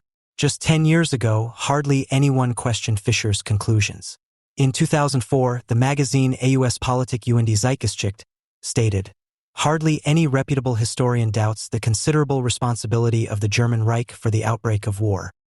In 2014, the respected German historian Gerd Krummeck stated, "One can exclude the sweeping claim of the Fischer School from the 1960s, which even today is only expressed by a few historians, that Germany wanted to use the July crisis of 1914 in a consequent and determined way to assert its claim to world power. This presupposes a purposeful behavior for which no evidence can be found in the sources. End of quote. Krummeke's verdict is not only simple, but doubly wrong. Firstly was the German war of aggression against France and Russia, which had already been planned with the Schlieffen Plan in 1905, was the seizure of the French mines of the raw materials of the Caucasus, was the hoped-for military enforcement of the Berlin-Baghdad strategy, for which and for other war plans numerous sources can be found not purposive from the German point of view. And secondly, all historians should know that after National Socialism, world power claims and war plans among the Germans by no means presuppose purposive rational behavior, but that they are just as likely or even more likely to be guided by irrational motivations. But just as categorically and apodictically as Krummek, the journalist and historian Alexander Will is currently trying to sweep Fritz Fischer's findings off the table once and for all. For the 1968 generation, the matter was clear: Germany was primarily, if not solely, to blame for the First World War. This coincided fatally with the politics of history as practiced in the GDR. And it was also about pure politics of history. This interpretation was part of an attempt to interpret German history since 1871 as if it had purposefully and inevitably developed into the Nazi dictatorship. It took Anglo-Saxon scholars like Christopher Clark to exorcise such evil. Today we know there can be no question of principal guilt, an apodictic assertion that the vast majority of German reviewers enthusiastically and relievedly endorse. But a closer look at the books by Clark and Munkler and the contributions to the debate they have triggered shows that no one is engaging with Fischer's theses, arguments, and evidence, let alone refuting them. While Clark completely avoids engaging with Fischer, Munkler categorically dismisses Fischer's initial questions and conclusions as historically outdated and accuses him of wanting to prove an overdetermination of the war. Above all, however, Fischer cannot be right for Munkler today for political reasons. He writes, "The vehemence with which Fritz Fischer's theses were discussed shows that contemporaries were aware of their political explosiveness. It was not just a matter of a historical statement of more or less scientific dignity. If Fischer was right, then the geographical reduction and splitting of Germany, including the political division as a just punishment for the wantonly instigated wars, would have to be accepted, and it would have to be understood that its neighbors would never again tolerate such a dangerous player in their midst." End of quote. Today, when the geographical reduction and division of Germany is historically obsolete, the books on Fischer should also be shelved, and any talk of Germany's just deserts for wantonly instigated wars should be silenced. While Clark and Munkler ignore the facts, sources, and insights of Fischer or dismiss them with a stroke of the pen, they are set up and celebrated in the German public as star witnesses against Fischer, who absolve Germany of the guilt of war. In doing so, they fundamentally differ from Fischer in their methods. Clark's book falls decades behind the standards of historical research. When it comes to the question of the causes of the war, he does not pursue economic, political, and military interests or national goals, but rather the sensitivities of supposedly great men and Serbian villains. If he finds the latter guilty, then for him the former, such as the Austro-Hungarian chief of staff Konrad von Hotzendorf, were suddenly sleepwalking into a war while in the midst of a love affair, and the German Kaiser was on vacation. Clark presents historical research at the level of a pulp novel, which is one of the reasons why it is so popular in Germany. Munkler, by contrast, is only marginally interested in the question of the causes of the war. His book focuses on descriptions of decisive battles and stories about the increasing mechanization and massification of the military. He merely accuses the German government of misjudgments and miscalculations, that is, leadership errors that led first to war and then to defeat. In this way, Munkler acts as a current German government advisor. This is also evident when he claims, "In the long run, Fischer's theses have had the effect of a political tranquilizer, making people inattentive and sleepy in the face of the continuing conflicts in Europe. As long as there was no regime in Europe like Wilhelm's or Hitler's, one did not have to expect another war. The Yugoslav wars of disintegration have proven this to be erroneous." End of quote. The knowledge about the continuity of the aims of the German politics concerning Southeast Europe from Wilhelm II and Hitler to Kohl and Genscher, who, as far as the external factors are concerned, were mainly responsible for the splitting up of Yugoslavia, is beyond the reach of Munkler's thinking. Clark seconds him by presenting Serbian nationalism as a separate historical force with regard to the wars in former Yugoslavia in the 1990s and, despite all the rhetoric about sleepwalkers in his book, imagines the Serbs as the main culprits of the First World War. In Germany, these are being sought not only in Belgrade but also in London. In January, for example, A team of authors led by Cora Steffen presented a new historical view in Die Welt. The German Reich was not to blame for the First World War. Such a category did not previously exist, since according to the Codex of European State Wars, sovereign states had the ius ad bellum provided they could justify a violation of their interests. In 1914, this right to war applied least of all to Great Britain, because the United Kingdom could not justify intervention in a global conflict between Austria-Hungary and Serbia with any immediate interest or alliance obligation. But it was Britain's entry into the war that turned the original conflict into a global disaster. End of quote. Thus, 100 years later, German disappointment over the lack of British neutrality in 1914 becomes British war guilt. And while some blithely and without any sense of history claim that Germany had no interests at all in 1914, others ascribe to it a right to war based on its interests. What they all have in common is the idea that they are refuting Fritz Fischer with their fictitious historiography. What research questions, on the other hand, were decisive for Fritz Fischer, who was abandoned to oblivion? His starting point was the German Reich, which had risen to become a major economic power since the 1890s, but which, since the beginning of the 20th century, had seen itself restricted in its expansionist ambitions due to limited opportunities on the capital market and increasing resistance from Great Britain, France, Russia, and the Balkan states. The culmination of this was the Morocco crisis of 1911, in which the German government's colonial grip on Morocco and the Congo and the ore mines there, which were in demand for German steel production, failed due to political resistance from France and Great Britain, and the Balkan War of 1913, which led to the repulsion of the Ottoman Empire from southeastern Europe and thus to the endangering of German plans for Central Europe and the Baghdad Railway project. Fischer demonstrated that the German military, politicians, and industrialists had been counting on war to achieve their goals since the end of 1912 and had been waiting for a Serbian or Russian provocation ever since, in order to achieve the desired British neutrality and the consent of the Social Democrats to war credits. The assassination of the heir to the Austro-Hungarian throne, Franz Ferdinand, and his wife on June 28, 1914 in Sarajevo provided the Serbian provocation. At the beginning of July 1914, the Berlin government issued a blank check to Vienna and, after the Austrian government had drafted an impossible ultimatum to Belgrade, pushed it towards war with Serbia. The entry of Russia and its ally France, that is, the triggering of a world war, was assumed. Only in the case of Great Britain did the German leadership assume, despite its alliance obligations to France and Russia, that it would be able to keep it neutral, that is, uninvolved in the war. After the German attack on Belgium, which had been planned long before, this illusion evaporated and Great Britain entered the war. Munkler et al. Have accused Fischer of not taking into account the different attitudes of Chancellor Bethmann Hollweg, Kaiser Wilhelm II, and the military leadership around Falkenhayn in the July crisis. This also shows that, in the current German debate, people are only judging Fischer without reading his books. Fischer has very clearly pointed out that Bethmann Hollweg tried to achieve British neutrality to the last and counted on the approval of the Social Democrats. That the Kaiser, despite martial rhetoric in crisis situations, was considered fickle and unpredictable, while the military leadership steered a course towards war without any ifs, ands, or buts.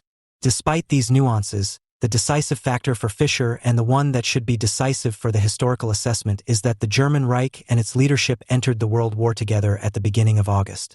With the declaration of the truce and the declaration of the Kaiser that he no longer recognized any parties, only Germans, the German Volksgemeinschaft, was constituted in the war.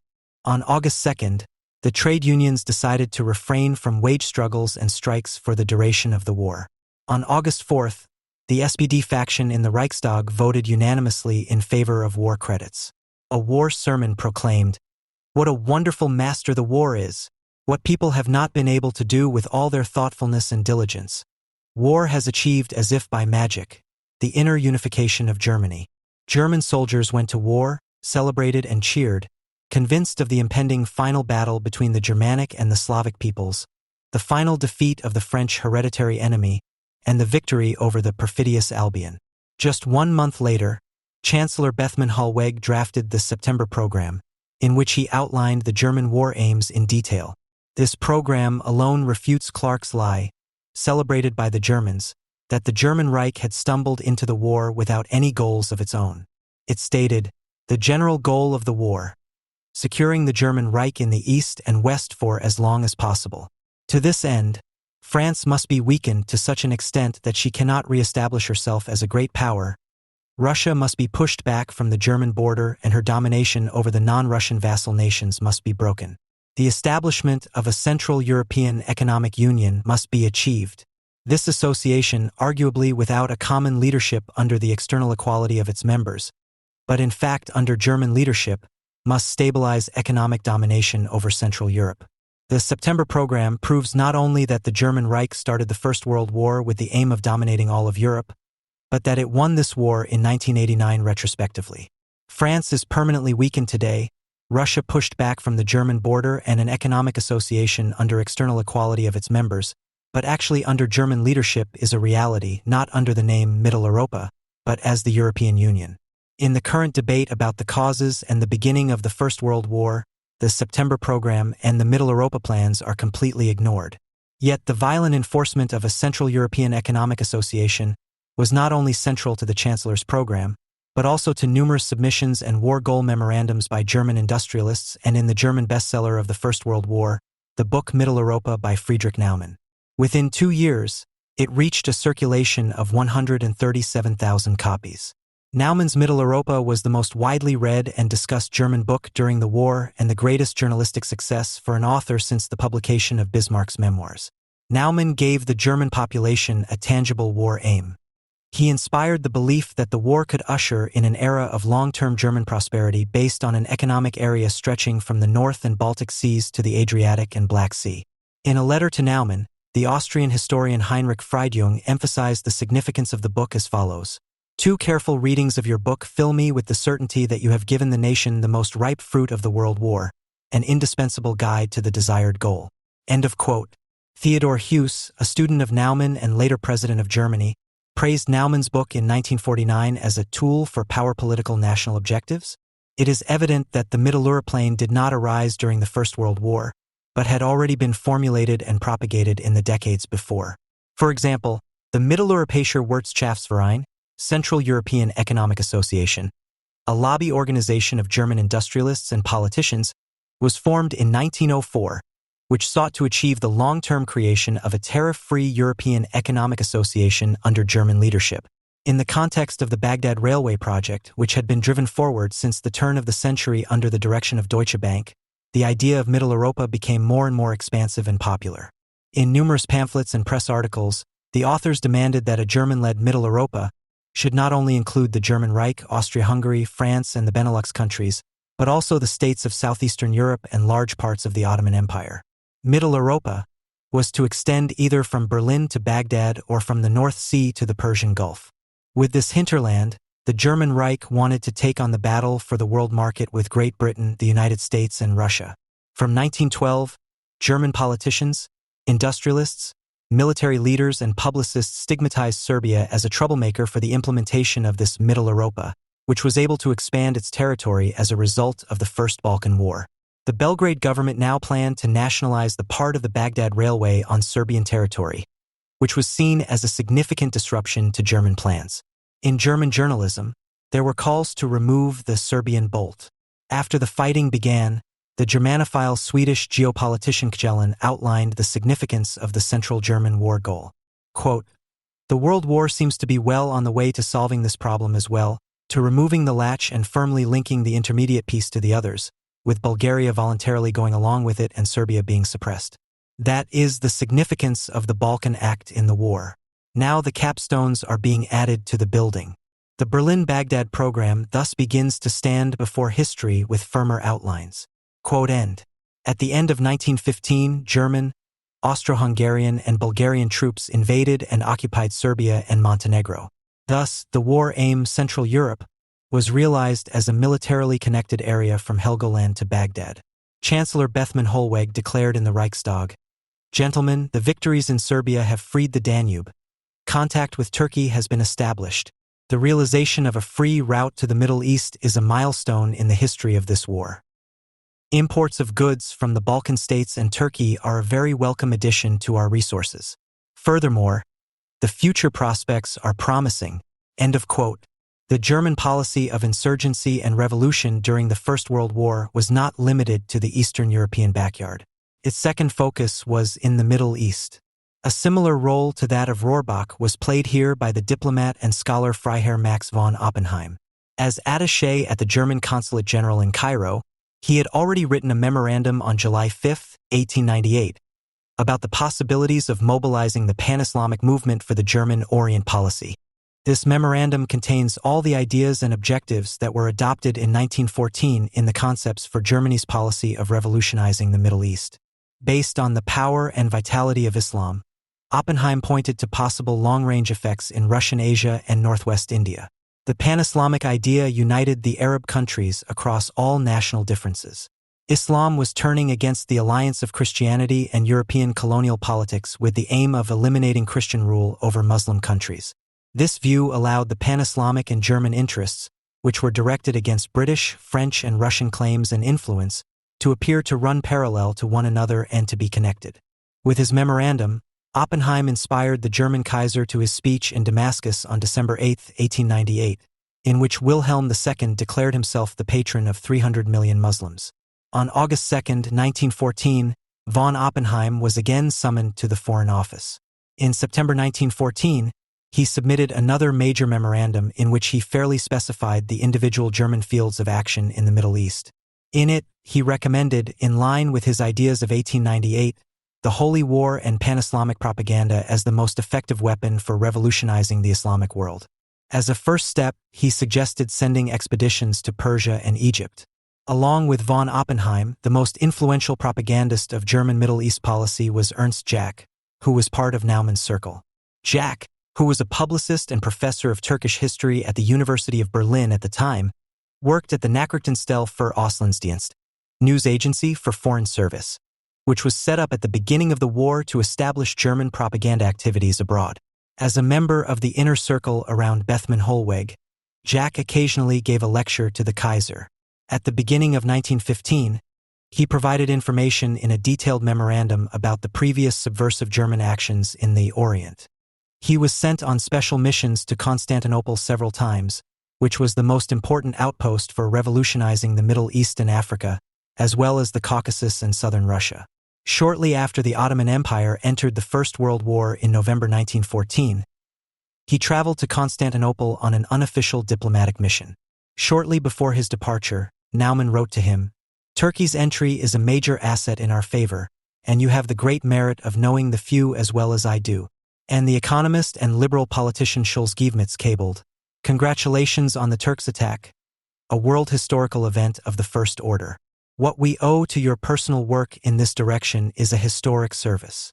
At this stage, Undersecretary Zimmermann, the strong man in the Foreign Office, called for the fight against Great Britain, which he was determined to pursue to the utmost, with reference to the sentiment of the people. "We need Turkey with its army, its fleet and its moral power, to fanatize the followers of Islam in the Middle East and Africa by declaring a holy war." The Germans chose Arabia as the central field of action for mobilizing the Islamic world against the British Empire. According to a report by Jack, Damascus was to be the starting point for Germany's revolutionary activities, with Jeddah and Medina as further staging posts. New German consulates were set up there for this purpose. Their task was also to exert influence through the Red Sea into Anglo-Egyptian Sudan. The Germans courted the Sharif of Mecca, the spiritual leader and patron of the holy sites of Islam, with particular zeal. At least for a time, they succeeded in getting him to take on German propaganda. Ibn Saud, a powerful tribal leader and later founder of Saudi Arabia, sided with the British after a period of hesitation. Lawrence of Arabia also successfully fought against the Germans and Turks. The British military successes near Baghdad and the fact that the British, unlike the Germans, were able to promise the Arab tribes full independence explain why British policy in this period pushed back against German policy in Arabia. The German Empire's efforts to spread revolution throughout North Africa were directed against the French colonial empire as well, with the attempt to incite the Arabs and Berbers living there. From the German consulate in Tripoli, the Mannesmann brothers used existing business connections to establish contact with, among others, the Eastern Algerian Cade Mohammed Brali, who had considerable influence in the border area between present-day Libya and Algeria. The Cade agreed to the German plans, which aimed to tie down French troops with operations on the Mediterranean coast. In doing so, the German government hoped, as it had in Egypt, to incite further rebellions among other tribes in North Africa. In addition, the brooder Thomas Mann sent individual Arab expeditions into the hinterland of Tunis and Algiers and to Morocco to stir up the Muslim population against the French with vigorous propaganda. As before the war, the German Consulate General in Barcelona was the hub for the delivery of German weapons to North Africa. German strategists attached even greater importance to the revolutionization of three key positions in the British and Russian empires. In a memorandum dated August 2, 1914, Chief of the General Staff Malka emphasized, "The insurrection of India and Egypt, as well as the Caucasus, is of the utmost importance. Through the treaty with Turkey, the Foreign Office will be able to realize this idea and stir up Islamic fanaticism. To incite an uprising in India, the Germans used their connections with Indian princes to send agents, especially Indian students. The uprising was to be triggered by an invasion by the Emir of Afghanistan. In order to establish contact with the Emir, the German government sent a series of expeditions to Persia. However, the freedom of movement for Germans in Persia, which had officially declared neutrality, was severely restricted because the north was occupied by Russia and the south by Great Britain. Thus, it was not possible to establish contact with Afghanistan, let alone to draw it into the war against India and to trigger a revolution against British rule there. Throughout the entire First World War, the German Reich tried to win Persia as an ally and to persuade it to enter the war by extending the Holy War to the Shiites from their spiritual center in Baghdad. At the end of 1915, the Berlin government unsuccessfully pushed for the conclusion of a formal treaty in which Persia would commit itself to immediate action against Great Britain and Russia with all its military forces and to the conquest of Afghanistan and the regions of Bokhara and Khiva in present-day Uzbekistan, the last two Islamic areas under Russian rule. Although all efforts to persuade Persia to join the German side militarily failed, the German Empire increased its influence in Tehran during the war years to such an extent that it was able to maintain Persia's neutrality. From Tehran, German agents tried to blow up bridges on the Trans-Siberian Railway and take possession of, or at least destroy, the facilities of the Anglo-Persian Company. All these enterprises had to be abandoned after the Turkish-German troops in Mesopotamia, present-day Iraq, were forced by the Anglo-Indian Army to retreat from Baghdad after initial successes. A long-prepared German-Turkish action against the Suez Canal, which was described in Berlin as a heart attack against the English position of power, came closer to success. In preparation for this action, the German embassy in Constantinople had been in contact with the Khedive of Egypt since the beginning of August 1914 and provided him with 4 million gold francs. The aim of the action, according to Undersecretary Zimmermann, was the destruction of English rule in Egypt. To this end, he recommended through emissaries to incite the population and the native army in Egypt and Sudan against England. The German plan included the elimination of the English officer corps in the Egyptian army, the blowing up of the Suez Canal and the destruction of locks and waterworks, telegraph stations, railroad bridges, harbor structures, etc. in Suez, Port Said, and Alexandria. When the Turkish ally shrank from the military difficulties, the Foreign Office tried to persuade the Turkish government to carry out the operation by offering £100,000 and the promise of further financial support if the undertaking was successful, since the revolt in Egypt had to be brought about under all circumstances. Ultimately, the Germans did not succeed in unleashing an uprising in Egypt because the government in London sent an Anglo-Indian army to the Suez Canal, which thwarted the two German-Turkish attempts at conquest.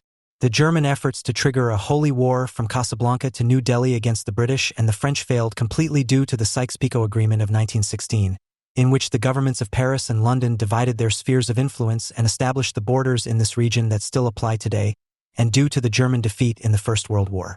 In addition to Germany's claim to world power, which did not shy away from an alliance with militant Islam, the current debate, with the exception of brief passages in Munkler's work, completely ignores the German ideas of 1914. In the German Reich, a pseudo-theological and philosophical interpretation and meaning of the war began in August 1914 as in no other country. Munkler turns to these ideas with the specious argument that the search for meaning can be traced back to a lack of economic and political war aims and interests. On the other hand, it should be noted that this interpretation lent theological and philosophical consecration and exaltation to Germany's plans for world domination and was intended to pave the way for National Socialism, which Naumann, who was influential not only as a politician but also as a theologian, had already proclaimed in 1897. With the outbreak of war, England was declared the main enemy on this German path. The books published in 1915, Der Genius des Kriegs by Max Scheler and Handler und Helden by Werner Sombart were decisive for this interpretation. Fischer regarded them as part of an intellectual movement that, supported by the German Professoriate, both humanities scholars and economists, attributed a fateful necessity to the war, which they justified with the contrast between German intellect, German culture, and German state life and the ways of life in enemy foreign countries. Scheler and Sombart called for a moral recovery of the Germans through the war. They described the peace as a time of decadence and mental decay, in which selfishness and the pursuit of prosperity were rampant. The war was supposed to put an end to materialistic greed and moral corruption. In a speech given in Strasbourg in November 1914 on Germany's inner transformation, sociologist George Simmel saw the purpose of the war as overcoming mammonism and creating a new human being. Scheler and Sombart branded England as the initiator of the encirclement of Germany and as the stronghold of all utilitarian, egoistic powers that are only geared towards profit. Scheler saw the war as an opportunity to overcome Anglo-Saxon utilitarianism and the capitalist cost-benefit calculation. Utilitarian values are, by nature, international, even a national. For the English, the soldier is the mere pace-setter of the merchant, and so England has produced not a martial but merely a predatory spirit. It makes others work for its account book interests.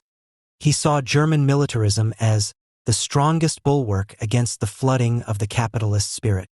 His outline of the English enemy stereotype appears in the style of an anti-Semitic caricature.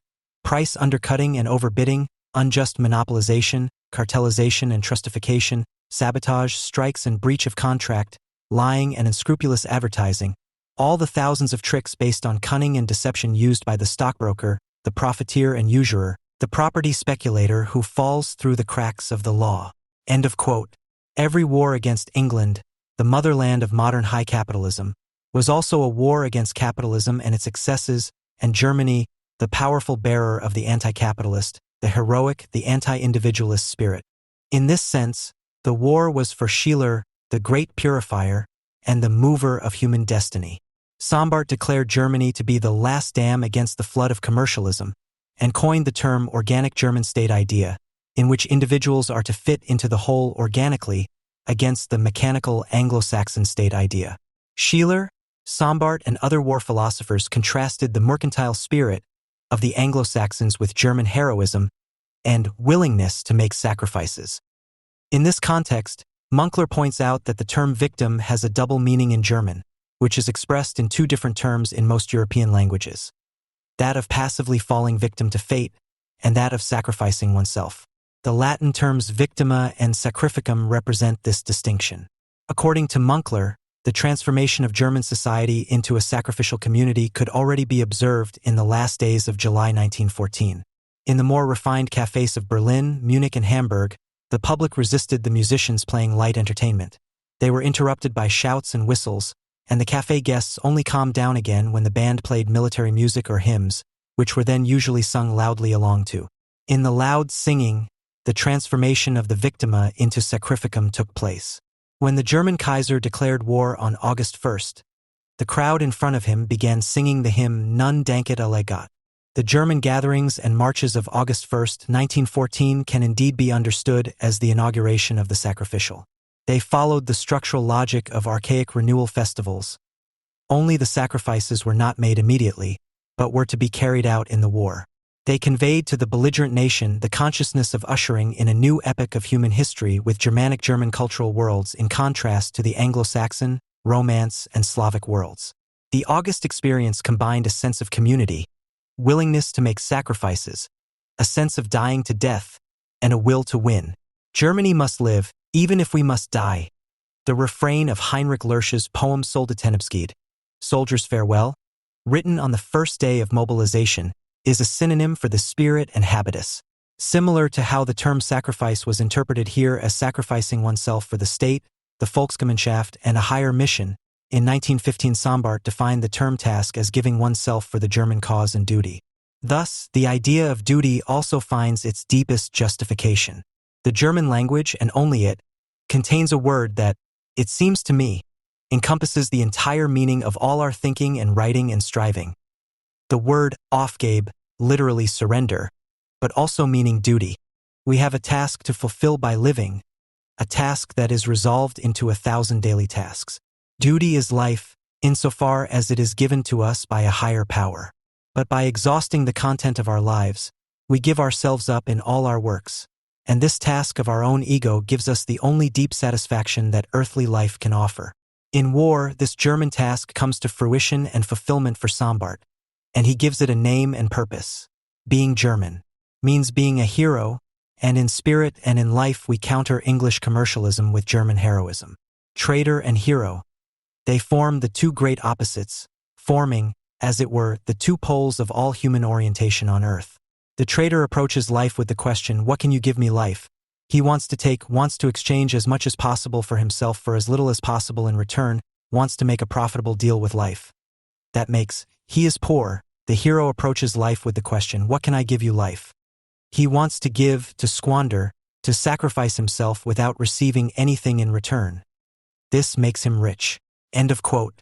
In other words, in this German way of thinking, wealth means nothing but the fulfillment of duty, self-abandonment and self-sacrifice for the mission of the state and the Volksgemeinschaft. Not even 72 virgins in heaven are promised, only the posthumous status of a hero. Perhaps that is why the German countryside is so full of war memorials and honor rolls. When Hannah Arendt traveled to the Eichmann trial in Jerusalem in 1961, she expected to find a highly intelligent, diabolical mass murderer who fascinated her with horror, as in great literature. He was one of the most intelligent of the whole gang, she wrote as late as 1960. Anyone who dared to understand him would be a decisive step further in understanding Nazi crimes. Quote end.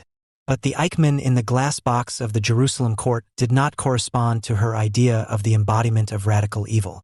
Other observers were also confused by Eichmann's appearance in the courtroom. Attorney General Gideon Hausner remarked, his bearing as a Gestapo leader was gone, not a single sign now of his diabolical strength. For the Israeli journalist Moshe Perlman, the most surprising thing was the sheer ordinariness of the man. The defendant was Mr. Average. Arendt called him a buffoon, and in a letter to Karl Jaspers she noted, Eichmann no eagle, rather a ghost that loses its substantiality from minute to minute in its glass case. Arendt built an entire philosophical edifice on this appearance. She believed the Third Reich's Jewish consultant when he described himself as a dispassionate administrator and a small cog in the machine. In her opinion, Eichmann had not acted out of ideological reasons or fanatical hatred of Jews. Apart from his career aspirations, he had no motives at all, and never imagined what he was actually doing. He had obeyed a totalitarian regime that perverted morality and made inhumanity a law. Thus he was incapable of distinguishing between right and wrong. For Arendt, Eichmann embodied a new type of criminal, who acts under conditions that make it almost impossible for him to become aware of his crimes. She adapted Eichmann to her theory of totalitarianism, which she had developed in her book, The Origins of Totalitarianism. She expected to find in Jerusalem the kind of person that a totalitarian system needs to implement its inhuman policies. She based her analysis heavily on Raoul Hilberg's work on the extermination of European Jews, which had been published shortly before the Eichmann trial.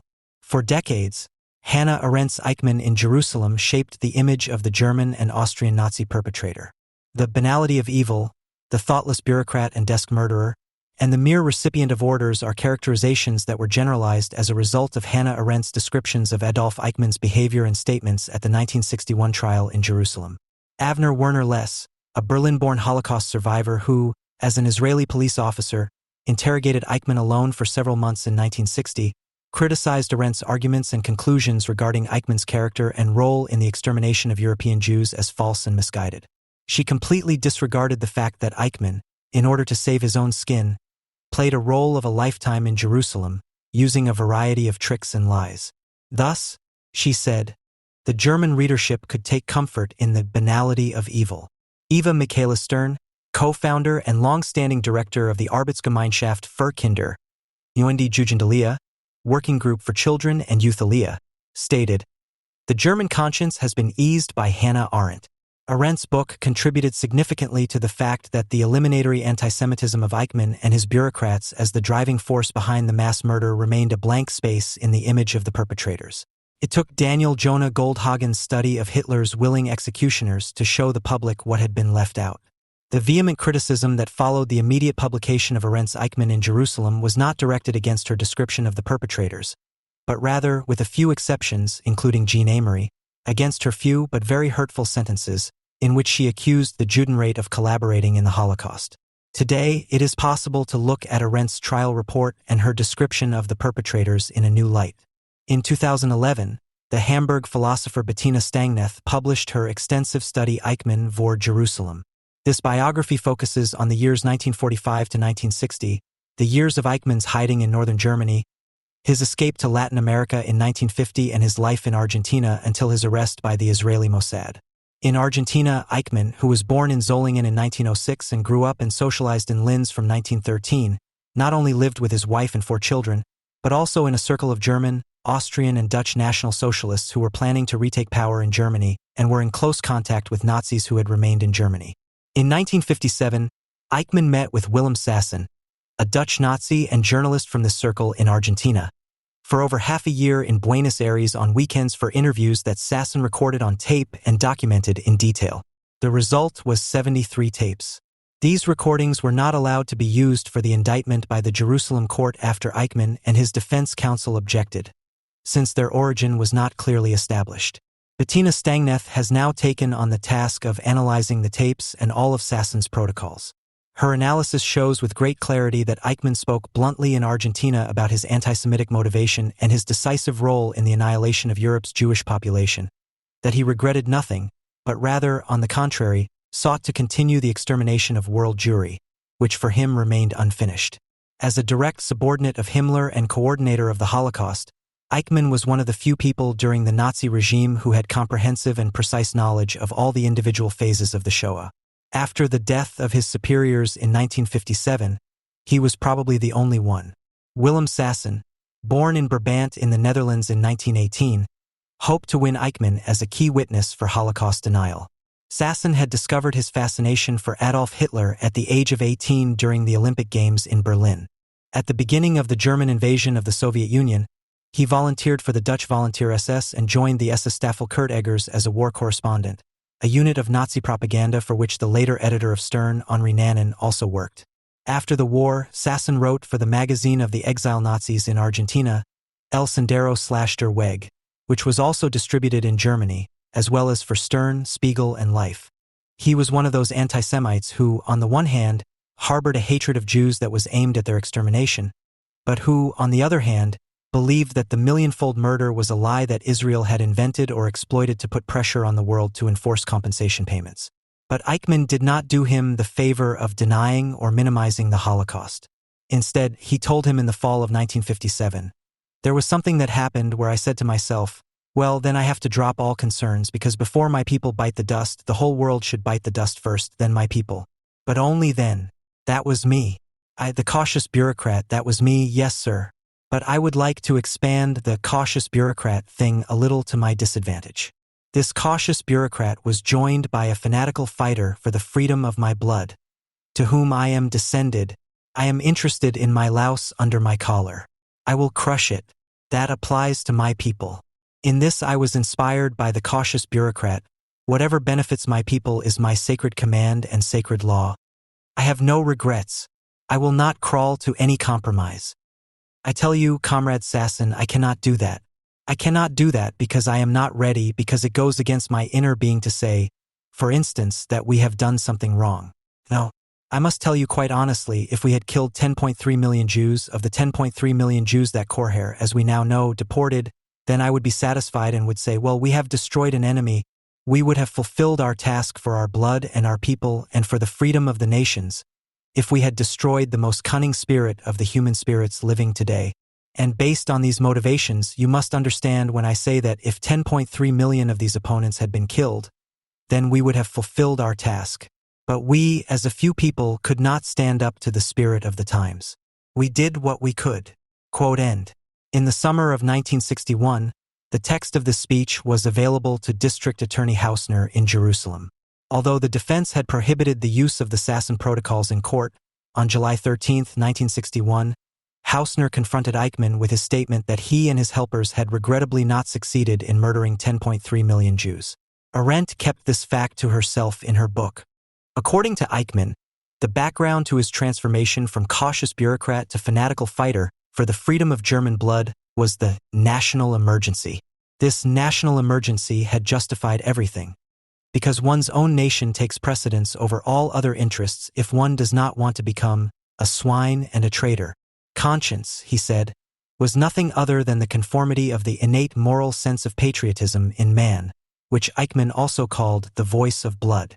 For him, it was a matter of victory in total war or the downfall of the German people, the victory of the folkish orientation over a truly universal legal claim. Responsible for this total war, Eichmann repeated several times, was Judaism. The spokesman for the Jews scattered throughout the world, Dr. Chaim Weizmann, who lives in London, has declared war on the German people in the name of Judaism. Only for this reason had Hitler announced that a coming war would mean the downfall of the Jewish race. As early as November 1937, in a lecture on world Jewry, Eichmann had already stigmatized the Jews as a dangerous, powerful racial enemy waging war against the Aryan people.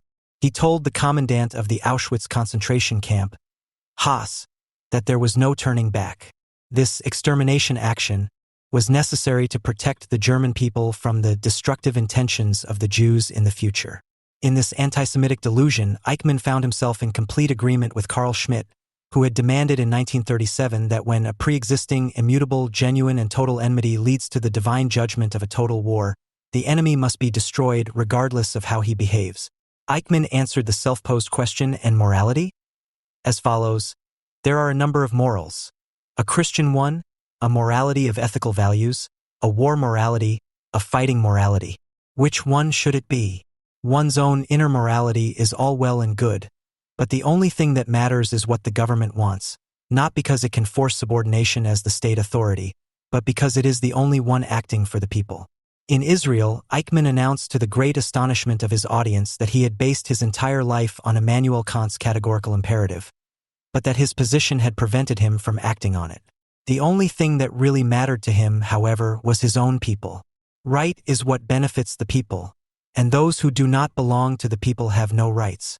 From this perspective, philosophy in its classical sense, namely as the search for general categories of worldview, is a mistake because it does not recognize the connection to the folkish but rather seeks the universal.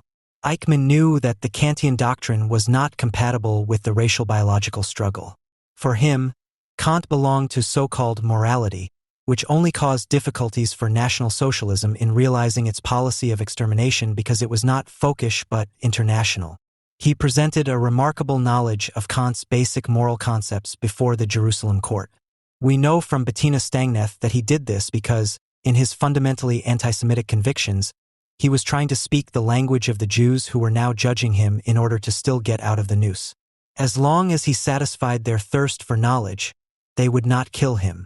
Eichmann was familiar with philosophical ideas. In addition to Kant, Nietzsche, and Plato, he had also read Schopenhauer and Spinoza. His own philosophy is contained in the Argentina Papers, an idea of an inevitable natural law in which only folkish thinking offered the chance for the final victory over international Jewry. In his Argentina Papers, Eichmann boasts that he did everything as a patriot, with a clear conscience and a devout heart, because he was convinced of the national emergency. The dehumanization of his Jewish victims and the internalization of the anti-Semitic German work mania are intrinsic to Eichmann's language in Argentina. He boasted to Sasson that he had fed the concentration camps with material and done a tremendous job. He had the mills of Auschwitz grind.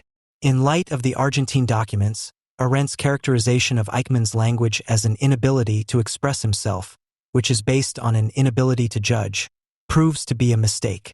In the total war declared by Chaim Weizmann, according to his anti-Semitic convictions, the Jews had unfortunately made relatively few sacrifices and had thus made themselves independent of the state. The Germans, on the other hand, were the real victims, with 7 million dead and millions more murdered during the expulsions. The victims were Germans, Eichmann accused Sasson of 3 times, but no one would hold the murderers accountable. Where on earth, Eichmann wrote in a book manuscript in Argentina, are the gallows for the war criminals and the perpetrators of crimes against humanity? In the same manuscript, Eichmann noted, with an eye to the Suez Crisis of 1956, that the Jews were once again the warmongers and enemies of world peace. For Israeli bayonets are overrunning Egyptian people who have been startled out of their peace sleep. Israeli tanks and armored personnel carriers are tearing through Sinai, firing and burning, and Israeli air squadrons are dropping bombs on peaceful Egyptian villages and towns. For the second time since 1945, they have risen up. Who are the aggressors here? Who the war criminals? End quote. And then the specialist in Jewish affairs forged a new alliance and turned directly to the Muslims and the deity they worship. The victims are Egyptians, are Arabs, are Muslims. By Aman and Allah, I fear that, following the example of 1945 practiced on Germans, your Egyptian people will have to atone, for all those of Israel, the main aggressor and main war criminal against Arab peoples, the main criminal against humanity in the Arab world, the one responsible for the murdered Muslims, for having the audacity to even want to live on his ancestral land. End of quote. It is only logical that Eichmann hoped that history's verdict on him would be spoken in the Arab world. It was clear to him that a guilty verdict in court could only be handed down for political reasons, because in terms of the matter at hand, it would be an impossibility under international law. He would never recognize such a guilty verdict.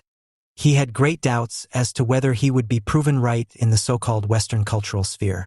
It was possible that the real reason lies in the fact that the Christian Bible, and this time the New Testament, in which a large part of Western thought is rooted, explicitly states that all salvation comes from the Jews.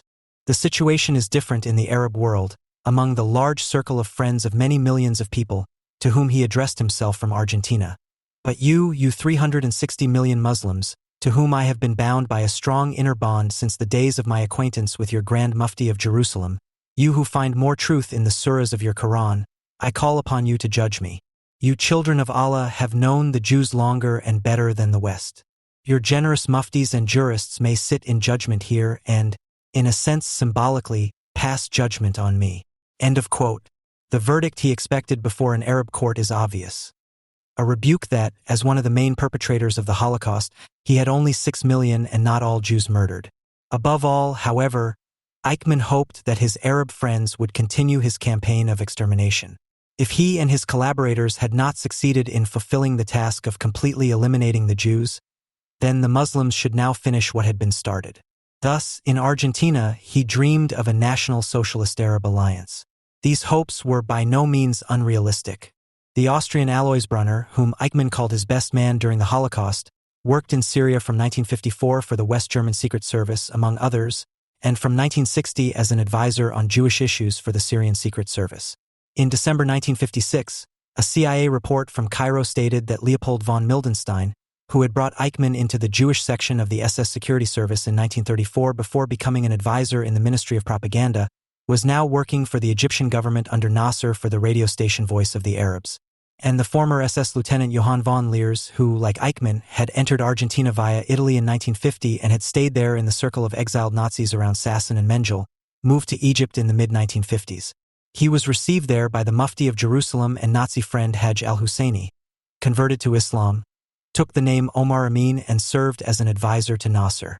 Appointed in 1936 as a professor of law at the University of Jena, where he lectured on legal, economic, and political history on a racial basis, he had recommended himself for this position with, among other things, the article Judentum und Islam als Gegensatz, Judaism and Islam as Opposites, published in the magazine Die Judenfrage in December 1942 and the 1944 paper on the criminal nature of the Jews. During the Nazi period in Berlin, the Mufti had already asked Himmler for an Eichmann representative to come to him in Jerusalem as his personal advisor after the final victory. The Mufti was one of the readers of the Nazi magazine El Sendero/Der Weg, published by the Circle around Sasson. The magazine printed anti-Semitic messages of greeting from the Mufti, and once even a facsimile of his autograph card. How openly Eichmann had enthused about his friendship with the Arabs, even to his 4 sons, became clear in 1960. After his arrest by the Mossad, the family became concerned about the second eldest son. Since Horst was easily excitable, the police report stated, the Eichmann family feared that if he were to learn of his father's fate, he might volunteer to fight against Israel in Arab countries. While the son probably wanted to become a martyr in the jihad against the Jews, the father wanted to stay alive in Jerusalem, justify himself and deny his personal guilt. In Argentina, he still proudly signed dedications of his photo for his comrades with Adolf Eichmann, Es Obersturmbannführer D. Hannah Arendt chose, according to Bettina Stangneth, to understand the method she had learned through repeated reading, which engages fully with the writer and speaker, on the assumption that only those who want to be understood write and speak. But that is precisely how she fell into a trap, because Eichmann in Jerusalem was little more than a mask. Is ignorance of the Sasson protocols a sufficient explanation for Hannah Arendt's trivializing and leveling image of the perpetrator, the banality of evil, the thoughtless bureaucrat and recipient of orders, which perpetuates itself to the most recent film by Margarethe von Trotta? Surely only partly. For in Arendt's Eichmann book, the absence of the question of antisemitism is disconcerting, a question that the philosopher had placed at the center of her thinking until the mid-1940s, a question that was the subject of one of the central chapters of her major work, The Origins of Totalitarianism, published just a few years earlier. Arendt saw antisemitism as the characteristic feature of the fascist movement and noted, in fact, antisemitism is one of the most dangerous political movements of our time. Fighting it is one of the vital tasks of democracies, and if it survives, it is one of the most significant signs of future threats. As early as late 1941, she correctly recognized, the only place safe from antisemitism is on the moon. However, the context in which this truly pessimistic insight appears is sobering and points to Arendt's early rejection of a Jewish state of Israel. In this section, she turns against Zionists who are anxious to be careful not to defend or demand more than Jewish territory in Palestine, as security for the yishuv of 500,000 souls, as the piece of land where one hopes to be safe from antisemitism. But the only place safe from antisemitism is on the moon. And Weizmann's famous saying that the answer to antisemitism is the development of Palestine has proved to be a dangerous delusion. End of quote. The last sentence may have been plausible at the end of 1941, when the German-Austrian mass extermination of the Jewish population of Europe had begun after the invasion of the Soviet Union and the British Mandate of Palestine was closed to Jewish immigration. But after 1945, the founding of the Jewish state of Israel as an answer to antisemitism was not a dangerous delusion, but a historical necessity. But Arendt stuck to her 1941 verdict against a sovereign Jewish state. She, who had unfortunately called in vain for the formation of a Jewish army within the Allied forces until 1942, was unable to recognize in 1948 that a Jewish army had been formed for the first time in the state of Israel in order to be able to fight anti-Semites with weapons in hand. Instead, in her report on the trial, she defamed the Zionists with the words that they had spoken a language during the Nazi era that was by no means totally different from Eichmann's own use of language at the time. She said that their emissaries had come to Europe to select usable material and had by no means seen their enemy in Germany, but in England. Arendt came into contact with Zionism through her family's paternal friend, Kurt Blumenfeld. Blumenfeld, president of the Zionist Association of Germany, engaged her in the spring of 1933 for an illegal mission. She was to create a collection of all anti-Semitic statements in the Prussian State Library on the lower level. This included statements in associations, all kinds of professional associations, all kinds of trade journals. In short, what was not known abroad. This material was to serve as the basis for the 18th Zionist Congress, which was planned for the summer of 1933 in Prague, in order to make German Jews aware of the end of their illusions of bourgeois emancipation and voluntary assimilation. Blumenfeld chose Arendt because she was not officially connected to the Zionists. However, shortly after the start of her research, Arendt and her mother were arrested and interrogated. After their release, they fled to Paris via Prague. There, Hannah Arendt worked for the Youth Aliyah, a Zionist organization that tried to achieve the emigration of Jewish children and young people to the mandatory territory of Palestine. On behalf of this organization, Arendt traveled to the British Mandatory Territory in 1935. Despite these activities, Arendt never became a convinced Zionist. She recognized the necessity of a Jewish homeland, but not of a Jewish state. She regarded new nation-states as a historical anachronism.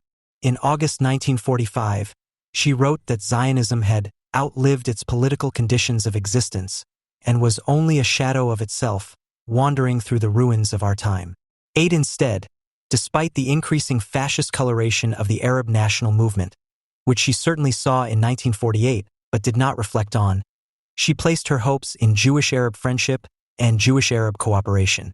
This should, she propagated from 1943 to 1948, manifest itself in the formation of a Jewish Arab federal state, in which she hoped it would be the starting point for a confederation of states in the Middle East and the Mediterranean. When these ideas were not realized in 1948, but the Jewish state of Israel was founded, Arendt accused the government under Ben-Gurion of nationalist aggressiveness and insinuated that it legitimized the new state as the only possible answer to an allegedly eternal antisemitism. In her view of antisemitism as an eternal phenomenon in all countries of Jewish dispersion, Arendt recognized a lie that had been central to Zionism since Herzl. Thus, in 1961, Arendt came to the Eichmann trial in a state whose constitution she did not accept. Gershom Scholem correctly noted that central parts of the Eichmann book are based on a deep resentment of the author against everything related to Zionism.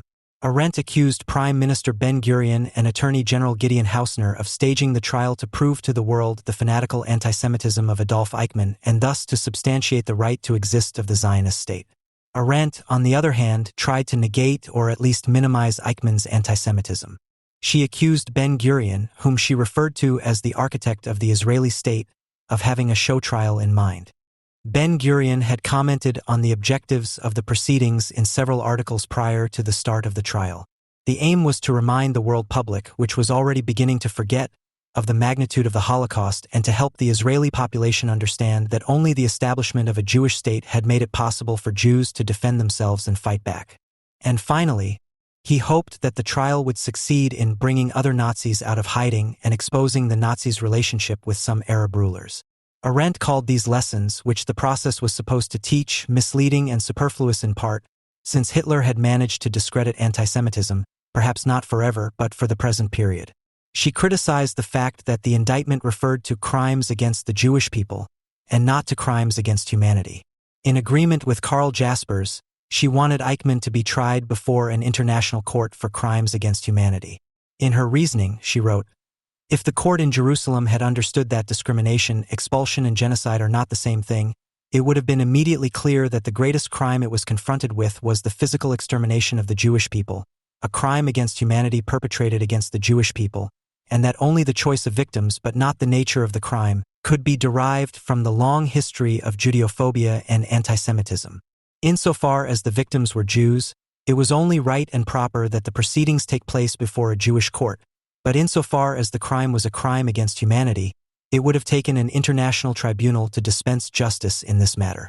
For Arendt, in the context of her theory of totalitarianism, ultimately both perpetrators and victims were interchangeable, and the crimes of the Nazis a precedent for even greater crimes that she predicted due to the frightening coincidence of the modern population explosion with the technical inventions of automation, which threatened to make large parts of the population superfluous as a labor force, and the discovery of atomic energy. In her equation of perpetrators and victims, Arendt went so far as to refer to Leo Baeck, the most important representative of liberal Judaism, rabbi and, from 1933, president of the Reichsvertretung der Deutschen Juden Reich representation of German Jews, as the Jewish leader in the English edition of her book, and to blame the Jewish councils for the high number of victims.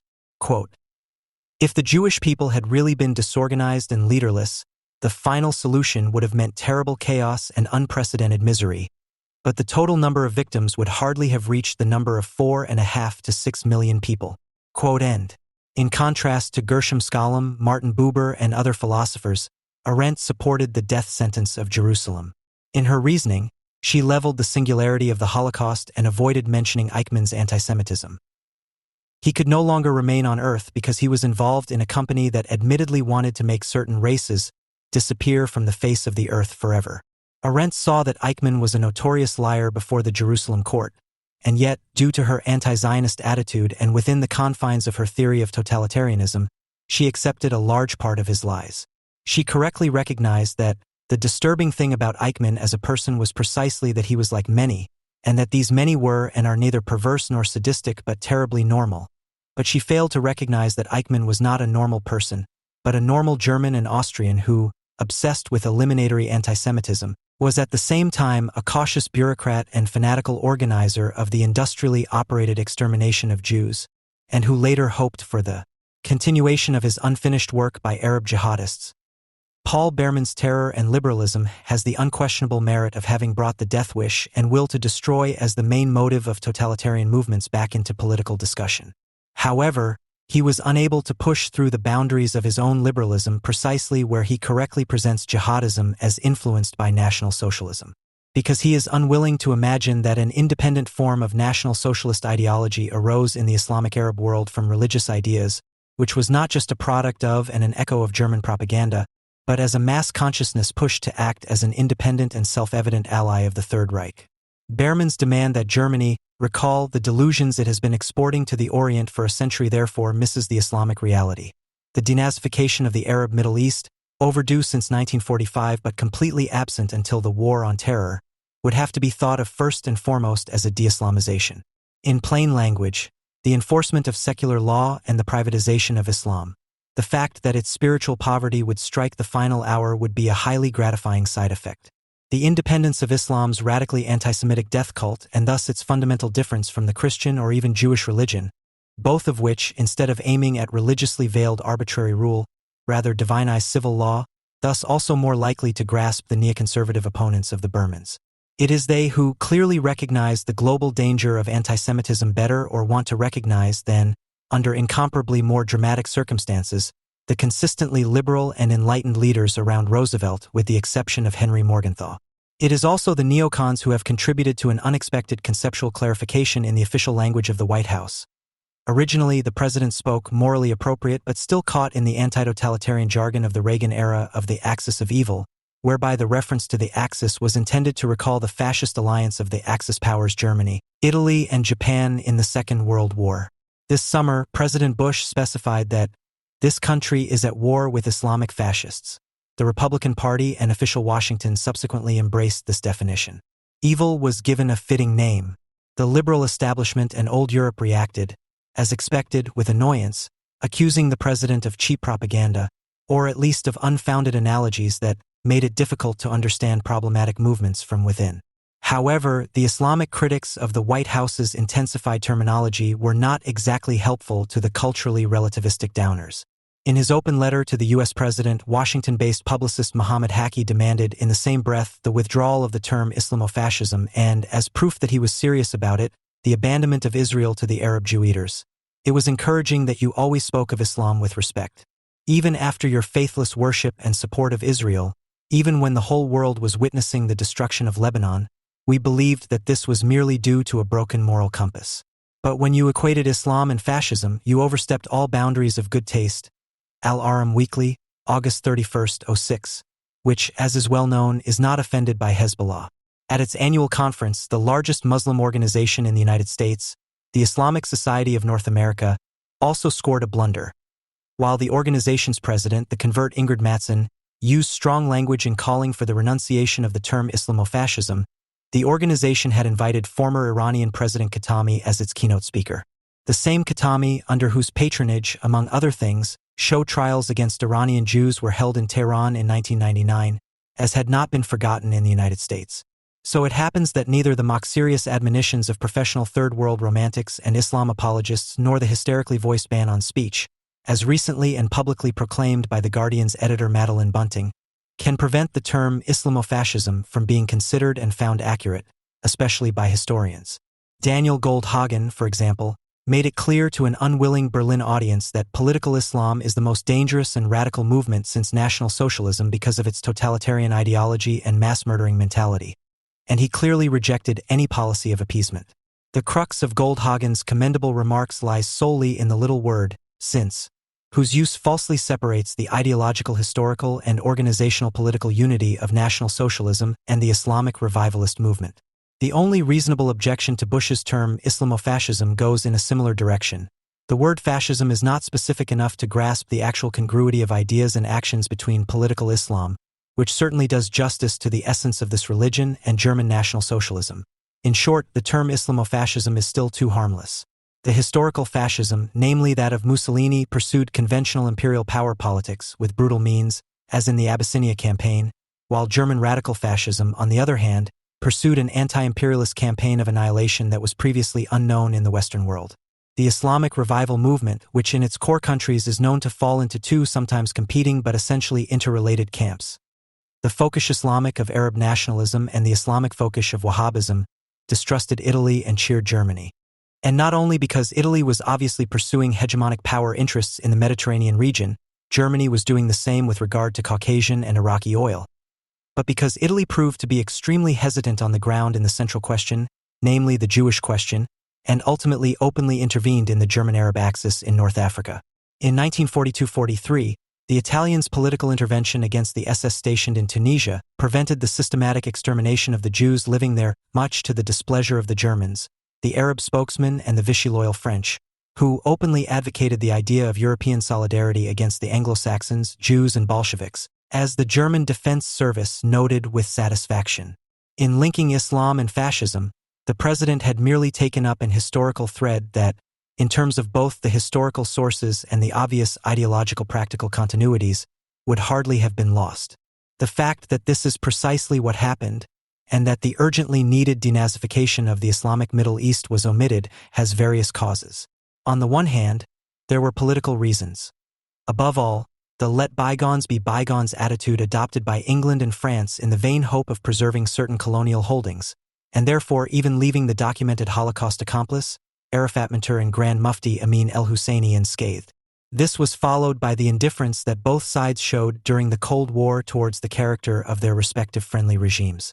On the other hand, ideological, the romance of the anti-colonial struggle for liberation, the Middle Eastern awakening of the young peoples with the old cultures against corrupt imperialism, allowed the honorable anti-Semitism that was so fundamental for anti-capitalism, which was suitable for everyday use. The fact that the Jews were now actually endowed with power, that the phantasm of the financial oligarchic world conspiracy seemed to be quasi-proven to anti-Semites by the existence of the Israeli armed forces, did the rest to finally overcome the Judenacts, so ex-situationist election Palestinian Myler and finally Ehlers Dieter of the liberal public at the end of the 1960s. Yet the euphoric relationship of the Arab-Islamic world to National Socialism was still as obvious as it was well known 30 years earlier. That is why, conversely, the colonial experience with the Islamic revival movement as a yardstick for evaluating the first radically anti-Semitic movement at the levers of a major European power also suggested itself: the NSDAP in Germany. Probably the most prominent contribution to this was made by Winston Churchill, who was very much resented by his left-wing liberal contemporaries, who were trying to understand the German barbarism and its aggressions, for his great clarity in judging Hitler and National Socialism as absolutely evil.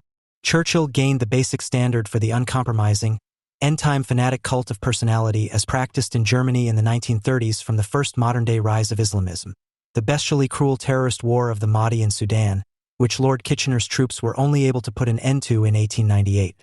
The suppression of the rebellion of Muhammad Ahmed, who considered himself the reincarnation of the Prophet equals Mahdi, and was supposed to finally defeat the infidels, is also part of the basic stock of Anglo-Saxon political thought due to the lasting popularity of the war report written by the young Lieutenant Churchill. The River War from 1899 has seen countless new editions as a paperback to date, but never a translation into German. This is hardly surprising in view of such apt remarks. How devastating are the evils that Islam imposes on its worshippers. In addition to insane fanaticism, which is as dangerous in humans as rabies in dogs, there is also this terribly fatalistic apathy.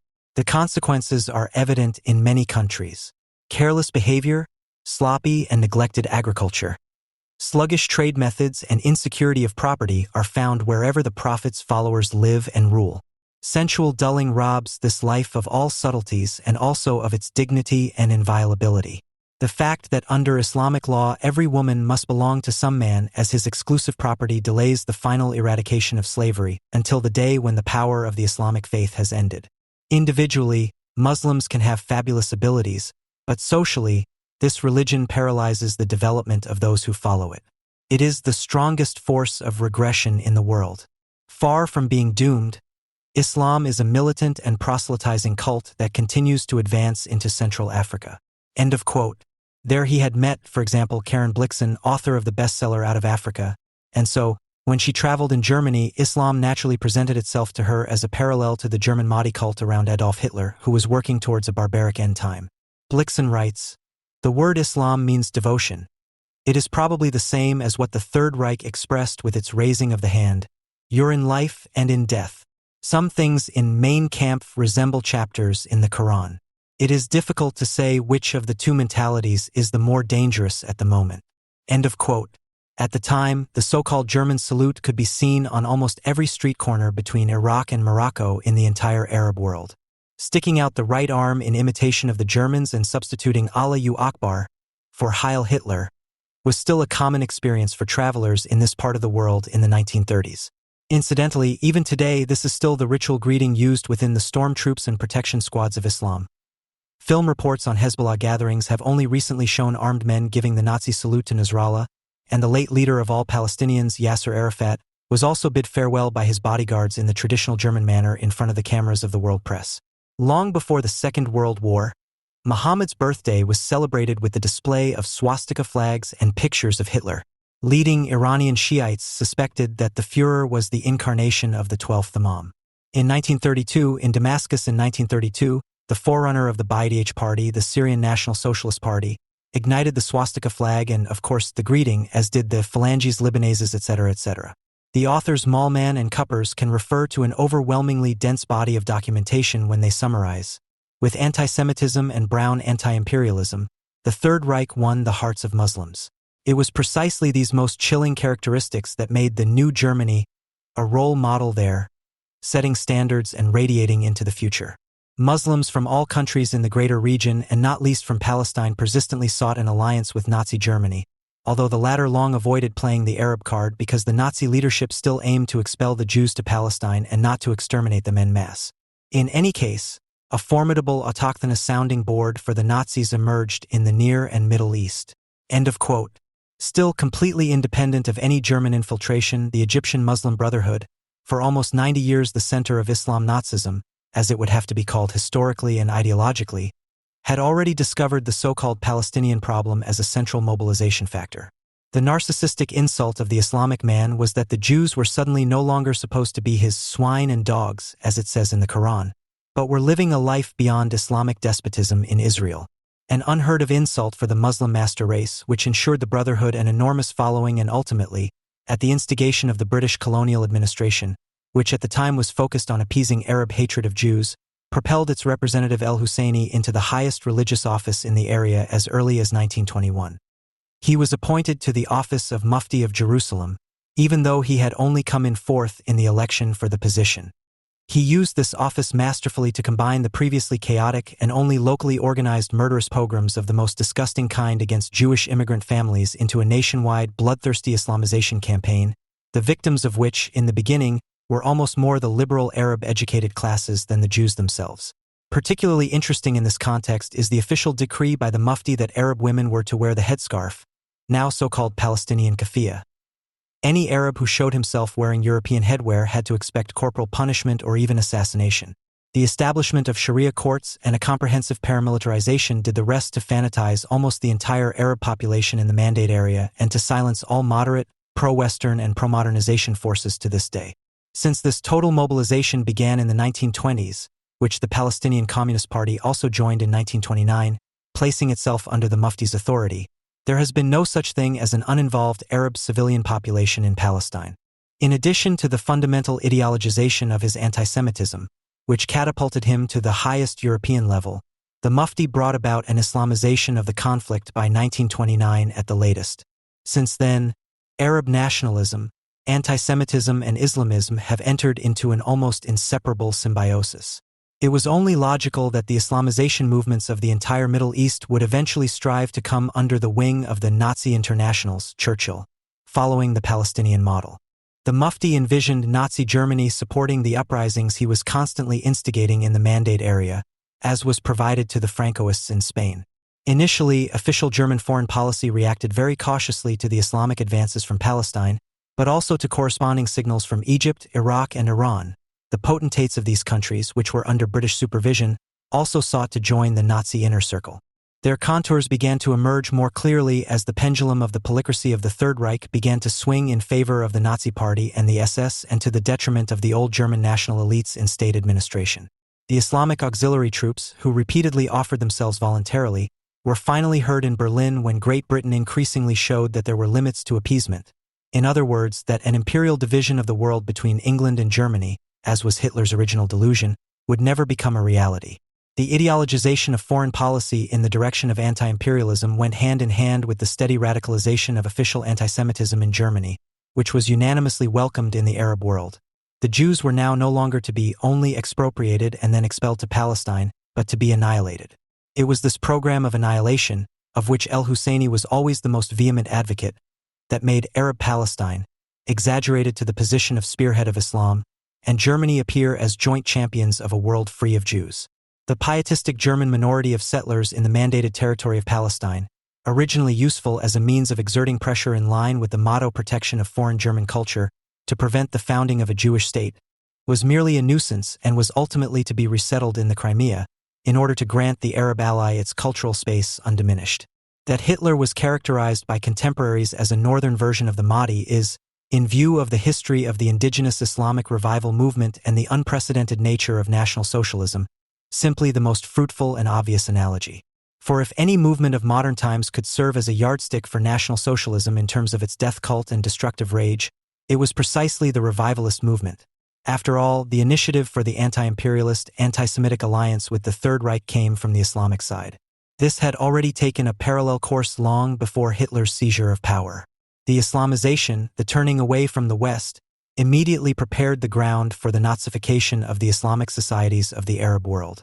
This parallel development makes a strict distinction between Arab nationalism and Islamic supremacism obsolete, despite the political rivalry between the respective exponents during the peak of Soviet influence in Arabia between 1950 and 1980.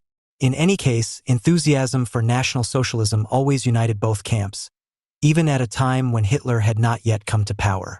Even the early foreign policy of Nazi Germany, which was initially less interested in Arabia and Islam and more in a naturally illusory division of the land between the Reich and the British Empire, could not change this.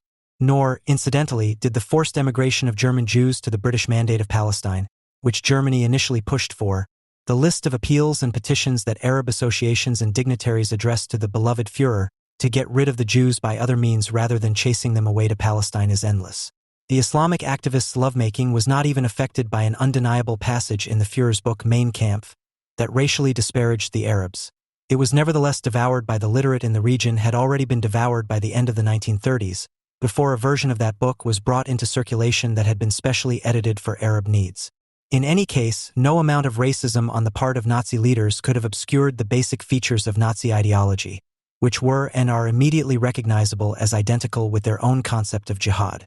This is the concept of jihad that the Mahdi el-Husseini and the founder of the Muslim Brotherhood Hassan al-Banna had already developed and rapidly popularized in the decades prior to the rise of National Socialism. Because it is the same cult of death, the same absolute will to annihilation and the same radical hatred of Jews, Germany's rise to power in the 1930s was a promise for the jihadists' fantasies of power. It said, to follow Hitler means learning to defeat the West, a West that, in view of Hitler's occupations, breaches of contract and persecution of the Jews, appeared weak, open to blackmail, decadent and incapable of or unwilling to resist. That is why the Lawrence of Arabia myth is simply untrue, that the ideologically neutral, anti-colonial movement of the Arabs was appropriated by Nazi Germany for its strategic goals, or that the Arab enthusiasm for that very Germany arose as a naive consequence of hostility towards the British and the French. No, Germany was first a desirable ally because of its ideology and then a role model because of the political and military successes it achieved with that ideology. The positive vision of a death industry to be set in motion, as developed by al-Banna in 1938, seems to be aimed directly at Germany. To the nation that perfects the industry of death and knows how to die nobly, God gives a proud life in this world and eternal favor in the life to come. In their desire to use the fruits of the enlightenment of instrumental reason, that is, machinery and technology, to satisfy the driving forces of counter-enlightenment, Nazism and Islamism are both anti-politics of the unconscious. The fact that Germany went to war in 1914 against the ideas of 1789, that were already worthy of jihad for the Islamization missionaries in Egypt at the same time, that Germany had already test-gassed the Enlightenment in Ypres, made the Central European poison gas specialists natural allies for the Islamic program of a religious Volksgemeinschaft, including the Grossraum and the Final Solution. Incidentally, the advisors for the planned 1941 Zion State of Palestine extermination campaign, which was only thwarted by Montgomery's victory at El Alamein, saw it the same way. National Socialist views are reflected in many Islamic principles, summarized the pre-war ambassador in Cairo, Eberhard von Storer, and the senior war counselor at the Abwehr in Berlin, Schrumpf-Peron, agreed with him, stating the following accurate insight: "The structure of Islam, by the way, has a lot in common with National Socialism: authority at the top, democracy at the bottom. The SD and SS were not seen as invaders, but would have been celebrated as liberators." The specifically Islamic Arab version of a radical fascism thus developed in parallel to National Socialism, and is anything but a mere appendix to it or even an anti-colonialism misled by it. But independent Islam Nazism still draws on a pathology of mass consciousness very similar to that of its Central European intellectual relative in the 1920s. A universal sense of being offended and a collectivized inferiority complex, as has now become completely habitual in the Islamic world, gives rise to a schizoid, contradictory worldview in both. 1. Their own backwardness can only be the fault of the others, because they are actually destined to rule, whether the justification comes from Odin or Allah is of secondary importance to the psychological function of the respective cult. And 2. Because the world has so far refused them this rule, there must be unworthy usurpers at work there, preferably behind the scenes, who must be fought with all their might and subjugated as a natural right. This belief in the workings of a conspiracy against the true Nordic or Islamic master race has a core element: the civilized envy of the uncivilized, which has always been directed against the Jews. To destroy them appears to them not only as a right, not even only as a duty, but as a simple imperative for survival. Therefore, it is logically impossible to, ostensibly, reject National Socialism but exclude Islam. But because that is exactly what happened in 1945, with Islam being excluded from re-education today for the same reasons rocket-laden jihadism with its access to Pyongyang and Caracas must be defeated, just as the armed racial doctrine with its access to Rome and Tokyo was defeated in the past. While Greece's demands for reparations resulting from a forced loan from the Bank of Greece to the German Reichsbank in 1942, and the massacres of the Greek civilian population by the German armed forces during the Second World War briefly occupied the German public in the spring of 2015, until they were brusquely rejected by the Berlin government. German debts that made the Nazi war of extermination possible in the first place are still not an issue today. The talk is of German debts that have not yet been paid off, resulting from contracts from the 1930s. The history of these debts begins even before National Socialism in 1932. At that time, the German government finally torpedoed the plan, supported by France and the United States, among others, of multinational preferential treaties for the southeastern European agricultural states. The Germans managed to scupper the plan because France and Great Britain ultimately showed too little interest in imports from southeastern Europe. With the Ottawa Resolutions of 1932, Great Britain established an almost closed economic area within which its own colonies were granted preferences for the import of agricultural products. France was considered to be self-sufficient in the agricultural sector and covered further needs from its colonies. In contrast to this, the German economy and politics, among other things due to the experience of the naval blockade in the First World War, strove for a blockade-proof supplementary area, in which they saw a sine qua non for a second military grab for world power. The raw materials were to be used to get the war machine up and running and keep it moving, while the agricultural products were to prevent starvation and thus the kind of discontent among the German population that was seen in the last years of the First World War. Securing the designated supplementary area of southeastern Europe was an essential basis for the concept of the German Greater Area Economy developed in 1929, which Carl Schmitt later expanded with the prohibition of intervention for non-regional powers. The failure of years of international negotiations on price guarantees for the states of southeastern Europe opened up the opportunity for the German Reich to realize this greater economic space with southeastern Europe as a supply area for agricultural products and raw materials essential to the war effort. At the beginning of 1932, the German government rejected the British plan for a Danube Customs Confederation without German participation. Then, in March 1932, it successfully opposed the Tardieu plan proposed by the French government. This plan provided for the realization of an economic union between Austria, Czechoslovakia, Hungary, Yugoslavia, and Romania. These states were to guarantee each other a 10% reduction in customs duties, remove further trade barriers, and create a common currency. The German Reich, France, Great Britain, and Italy were to grant the countries of this Danube alliance advantages in the field of customs policy, among other things. For the German Reich, Great Britain, and Italy, the adoption of the plan would have meant that a significant portion of their exports to southeastern Europe would have been replaced by preferential industrial goods from Czechoslovakia. Point 2 in a circular from the Foreign Office. The Tardieu plan was characterized as follows. Politically, France hopes to reduce the risk of annexation. The economic expansion of Germany downriver on the Danube should be stopped. Since the Tardieu Plan also aimed to push back the influence of fascist Italy in southeastern Europe, it was rejected by the government in Rome after its immediate publication. The German government only had to go along with this veto. In order to avoid being accused of obstruction, it advocated a conference of the major powers, Great Britain, France, Italy, and the German Reich, on the economic crisis in southeastern Europe. Meetings were held in London in April 1932 and in Stresa, Italy, in September 1932. There, the French delegation proposed the establishment of a compensation fund to raise the prices of southeastern European agricultural products. The German side responded by stating that it was not in a position to make a financial contribution to such a fund. Instead, it offered Romania, Yugoslavia, Bulgaria, and Hungary preferential contracts for wheat, corn, and feed barley. Since the British government also showed no interest in participating in the Equalization Fund, the German concept of bilateral preferential contracts was ultimately accepted. After Great Britain and France had given their consent, the United States also renounced its veto of such treaties in this case and in the future. In 1932, members of the board of the German group of the Mitteleuropäischer Wirtschaftsdag, Central European Economic Congress, and IG Farben, in coordination with the German government, undertook intensive fact-finding and negotiating trips to Yugoslavia, Romania, and Bulgaria, the findings of which were used to develop the economic treaties concluded with these states in the following years.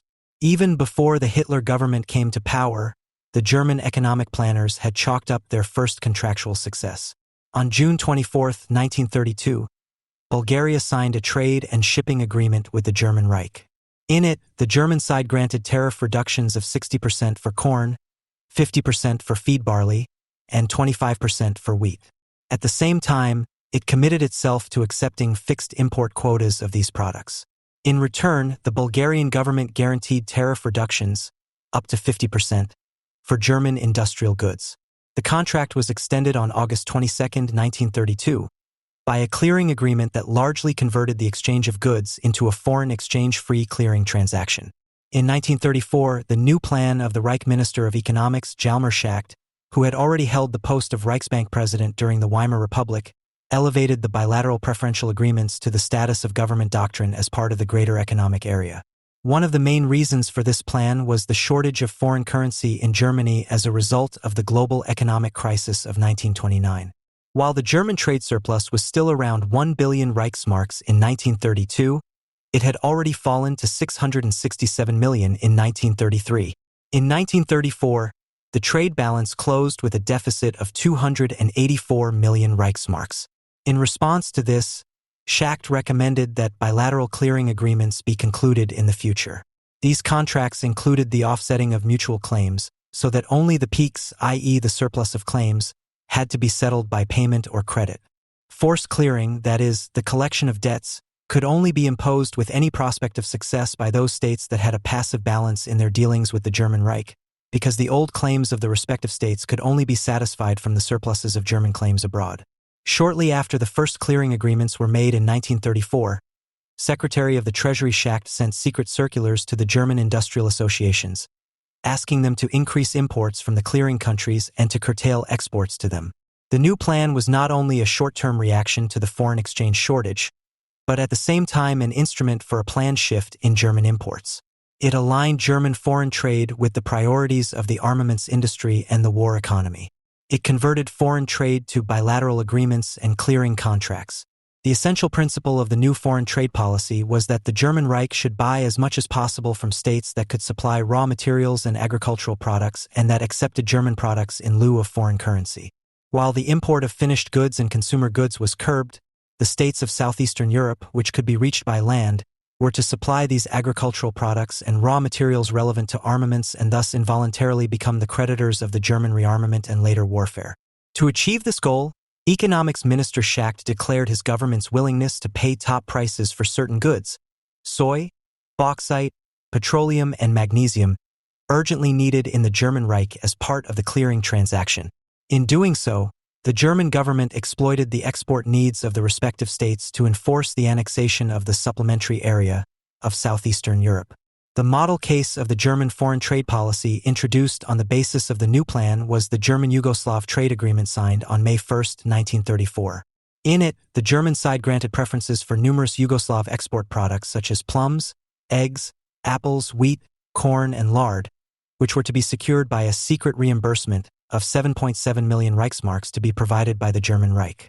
The Yugoslav government also committed itself to supplying 150,000 tons of grain and meat as part of the clearing transaction.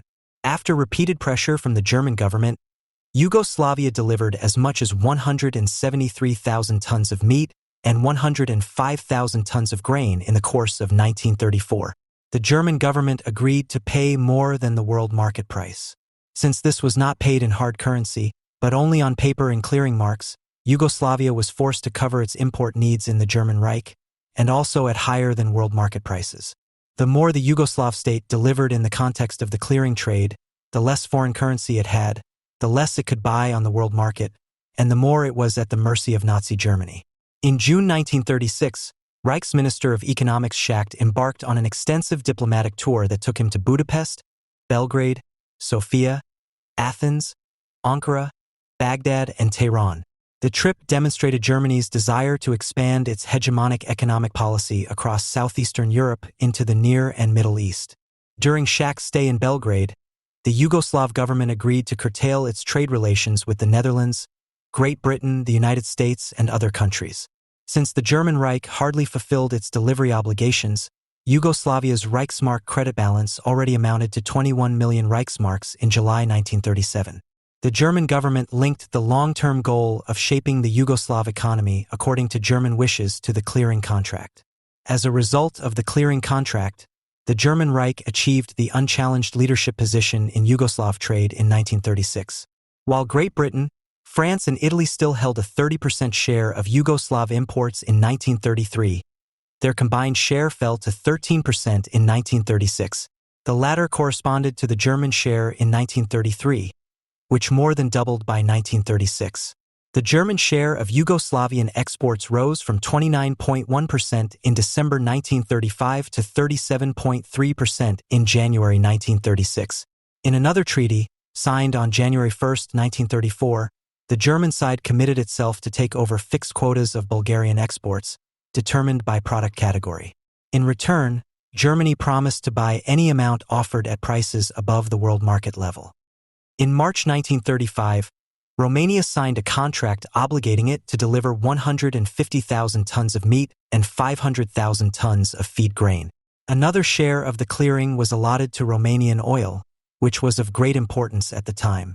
After the conclusion of the clearing contract, German-Romanian intergovernmental committees were set up, which met for the first time in September 1935, and from then on annually determined the volume and composition of bilateral trade.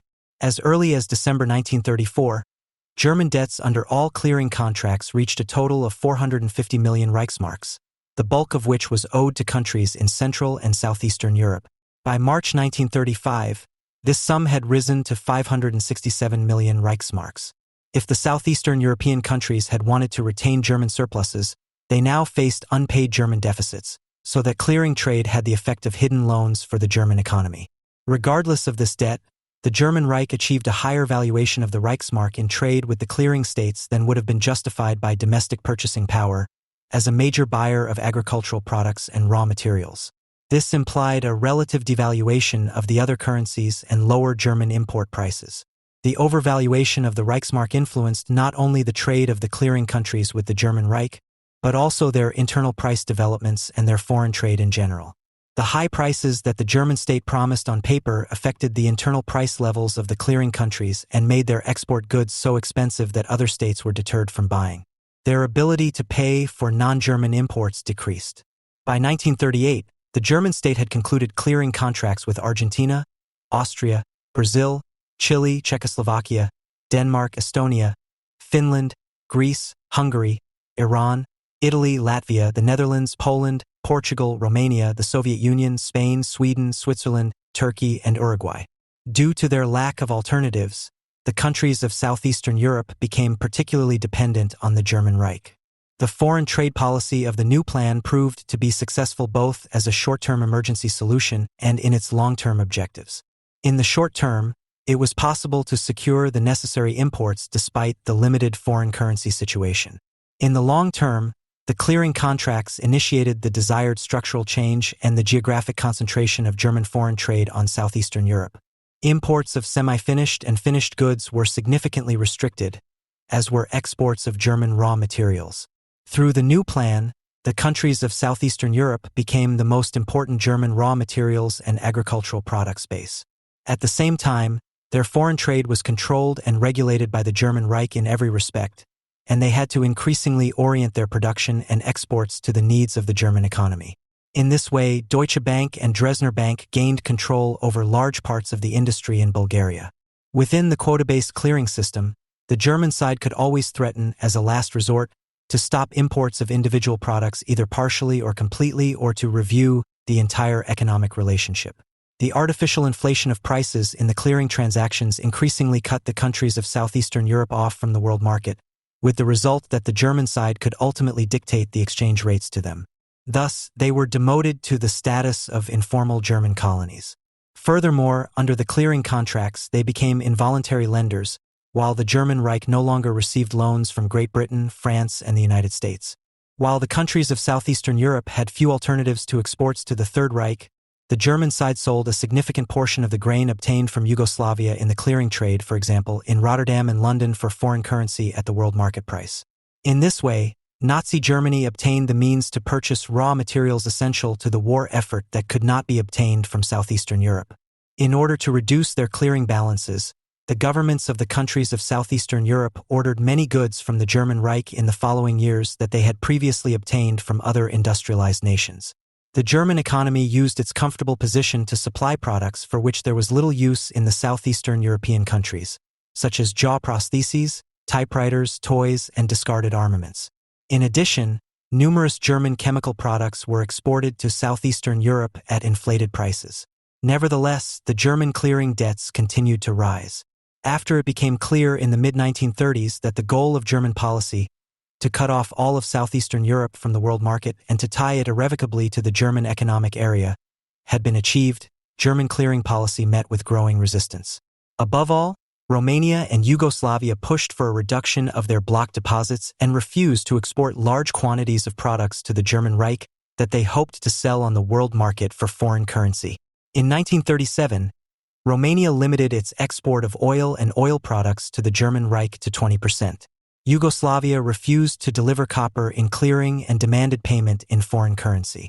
In December 1937, the Romanian government tried to stop an expansion of German-Romanian trade in clearing in negotiations with the German Reich. It wanted to freeze the trade volume at the 1937 level. However, German influence on Romanian foreign trade had already become so great that the government in Bucharest was unable to assert itself. As a result, the German chief negotiator Waltat, Göring's most important special emissary in southeastern European economic matters, was able to report to his superiors that, after long and difficult negotiations, a new trade volume had been set that was one-third higher than in the previous year.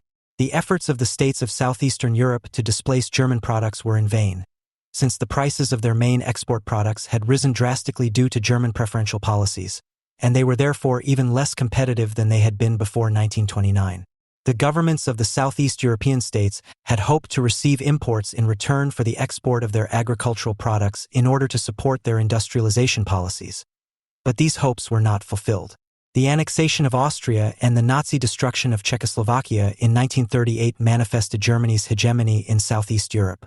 The High Command of the German Armed Forces saw the essential defense economic significance of the incorporation of Austria in the fact that the German Reich now had an immediate border with the Southeastern European region, which, as a supplier of food and raw materials and as a market for industrial finished products, represents its natural hinterland. At the same time as the Anschluss of Austria in March 1938, German companies gained control of Bulgarian lead and zinc mines on the basis of a contract.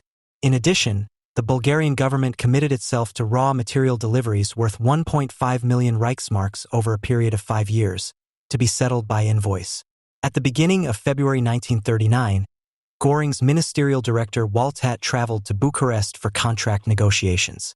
The Romanian government initially opposed industrial cooperation in a mixed industrial committee, which the Germans had declared to be the central point of bilateral agreements, since it rightly feared that the German Reich would deny its self-determination in industrialization. It was only after massive German pressure and under the impression of the German intervention in the remainder of Czechoslovakia that the Romanian government agreed to a comprehensive economic agreement.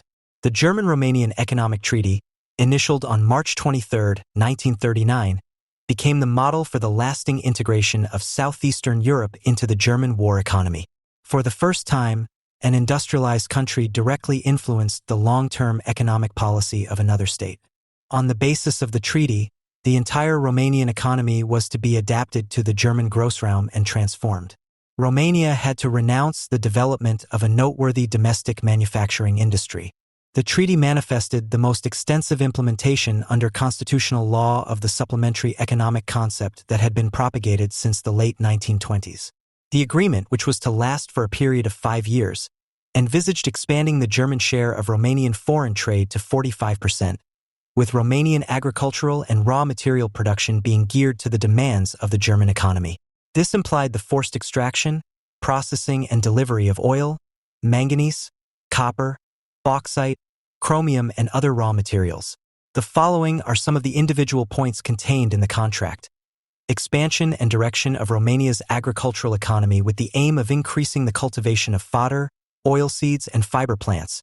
German participation in Romanian banks. Forced development of Romania's mineral resources by joint German-Romanian companies. Implementation of a large-scale petroleum program, also by a German-Romanian company. The Romanian oil provided on this basis, without foreign currency or credit, became the most important fuel for the German war machine in World War II. In the summer of 1939, the Yugoslav government finally gave in to German pressure and accepted an increase in the raw material quotas set out in the existing clearing contracts in exchange for German arms deliveries. On the basis of these contracts and the securing of the hinterland of southeastern Europe, Hitler's Germany was able to start its war of aggression and extermination.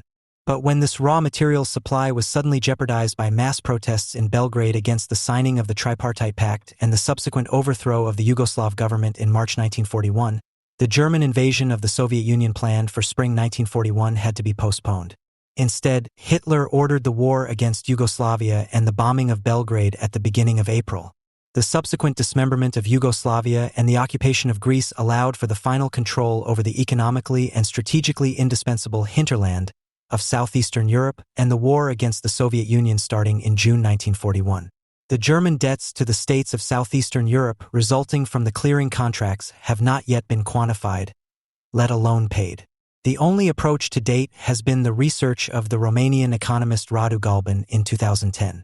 He found a Saldenachweisung, balance statement, of the German clearing fund dated September 7, 1944. According to this, the German debts to Romania accumulated under the clearing contracts before the war and the agreement of March 1939 amounted to 1.126 billion Reichsmarks in September 1944. Today, according to Galban's conservative estimate, this debt, with interest at around 2.5%, amounts to 18.8 billion euros.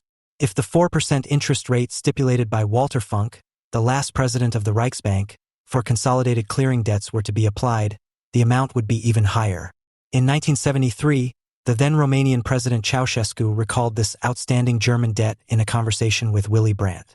Brandt curtly ended the discussion by referring to the London Debt Agreement of 1953, which he said conclusively settled all compensation claims against Germany resulting from the Second World War.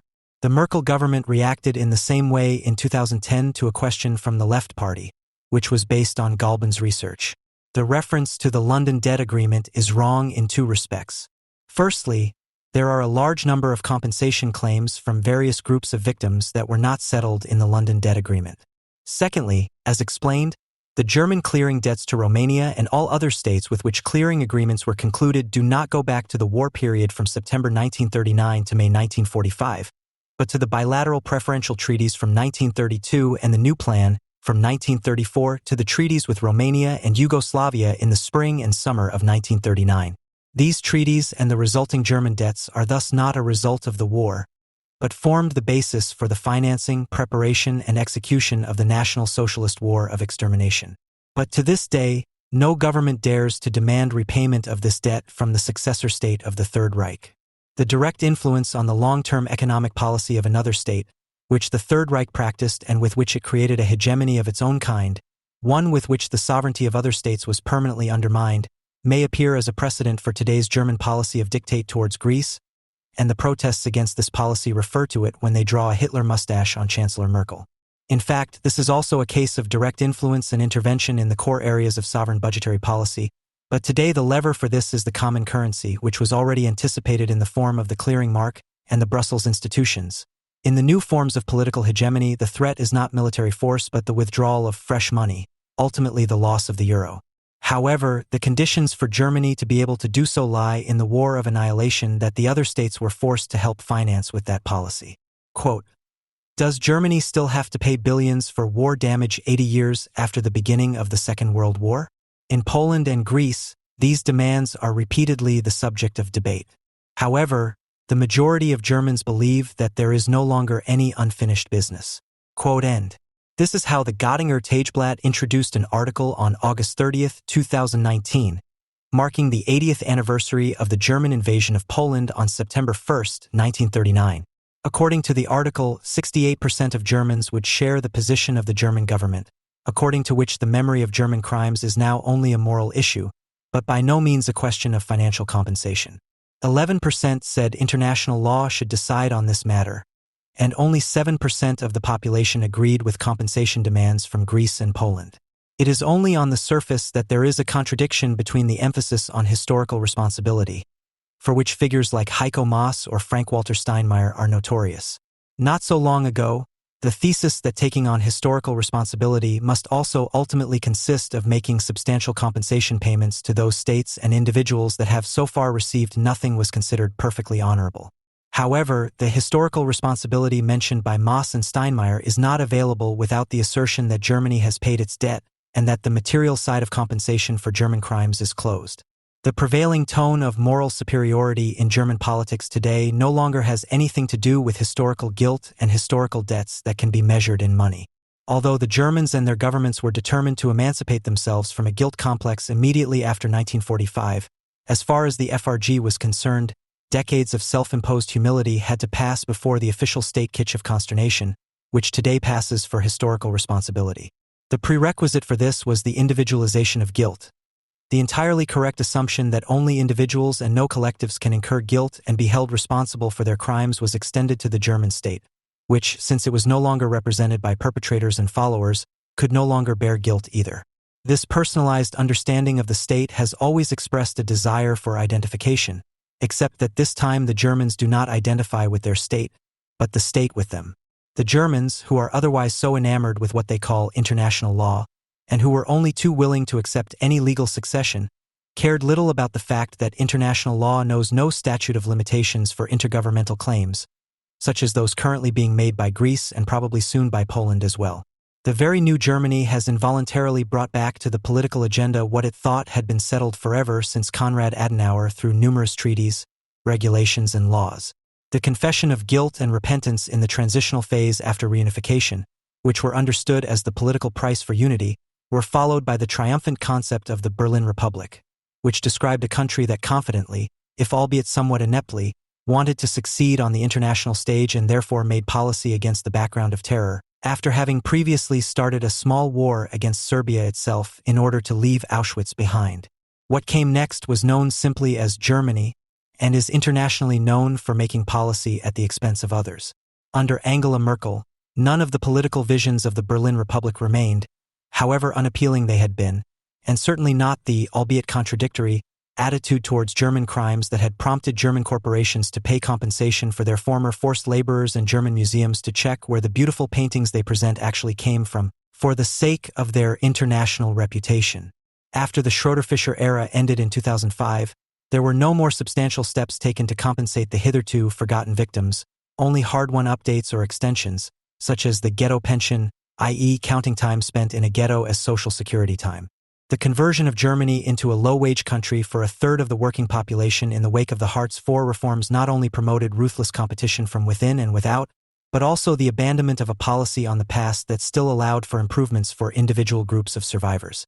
The purely symbolic politics, which included the declaration of solidarity with Israel as a matter of state, was initially misunderstood as a geopolitical strategy for a German Europe.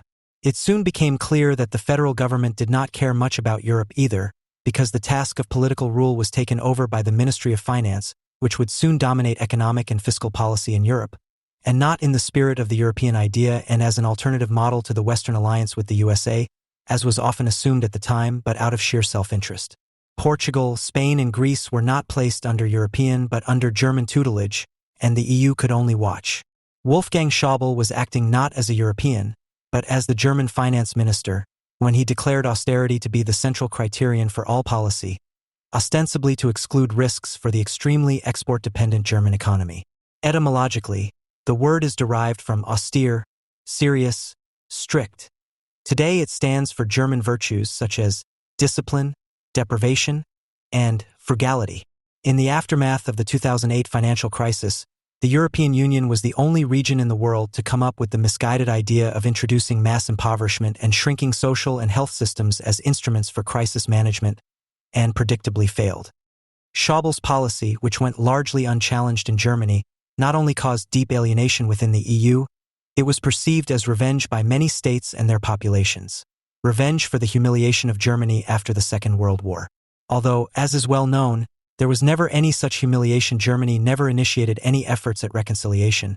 Regardless of whether it was called the FRG or the GDR, the German government and its actual leader preferred to let those countries that had suffered particularly from the German occupation feel who was now in charge.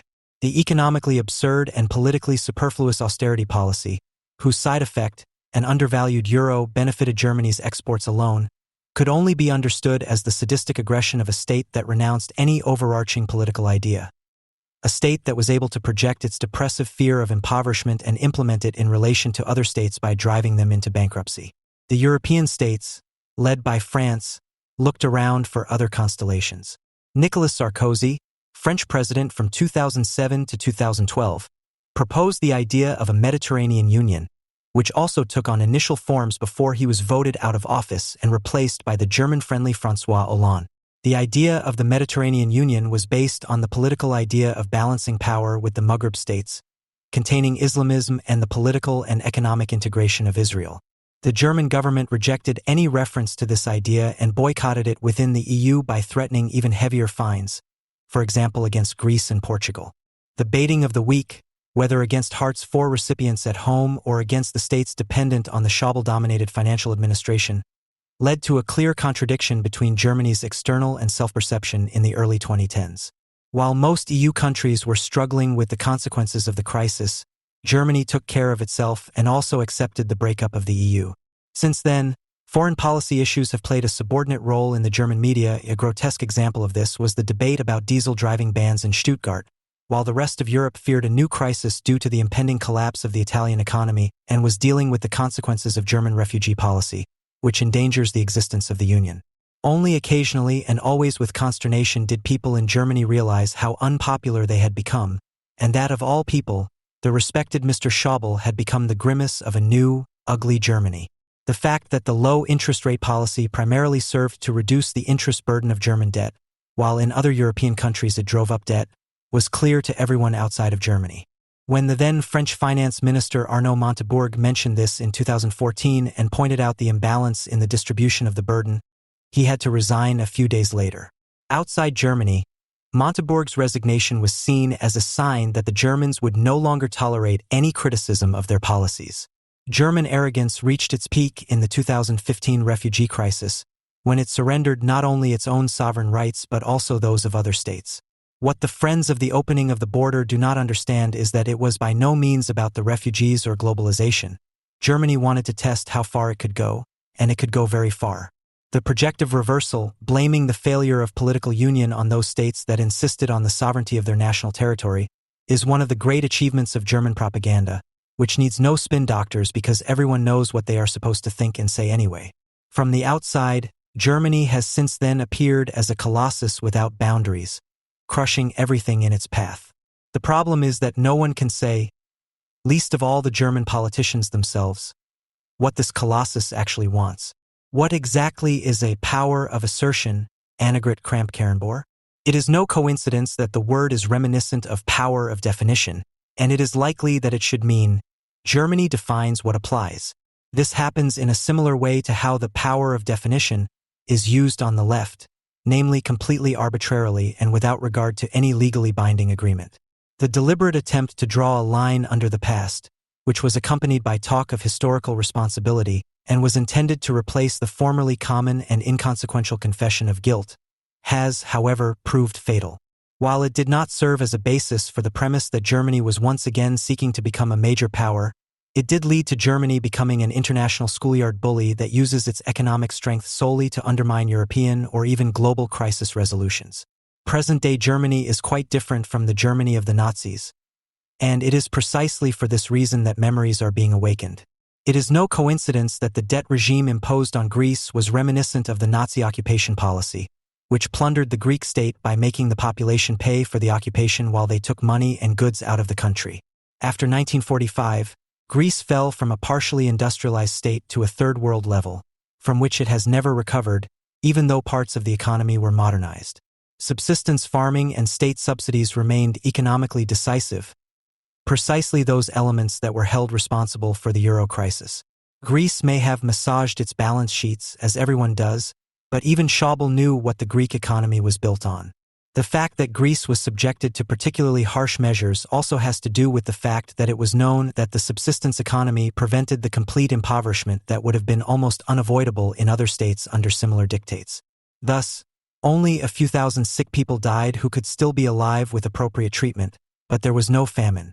The way the Greek crisis was handled has revived memories of German guilt and German debts, not a heightened historical consciousness or some kind of anti-fascism.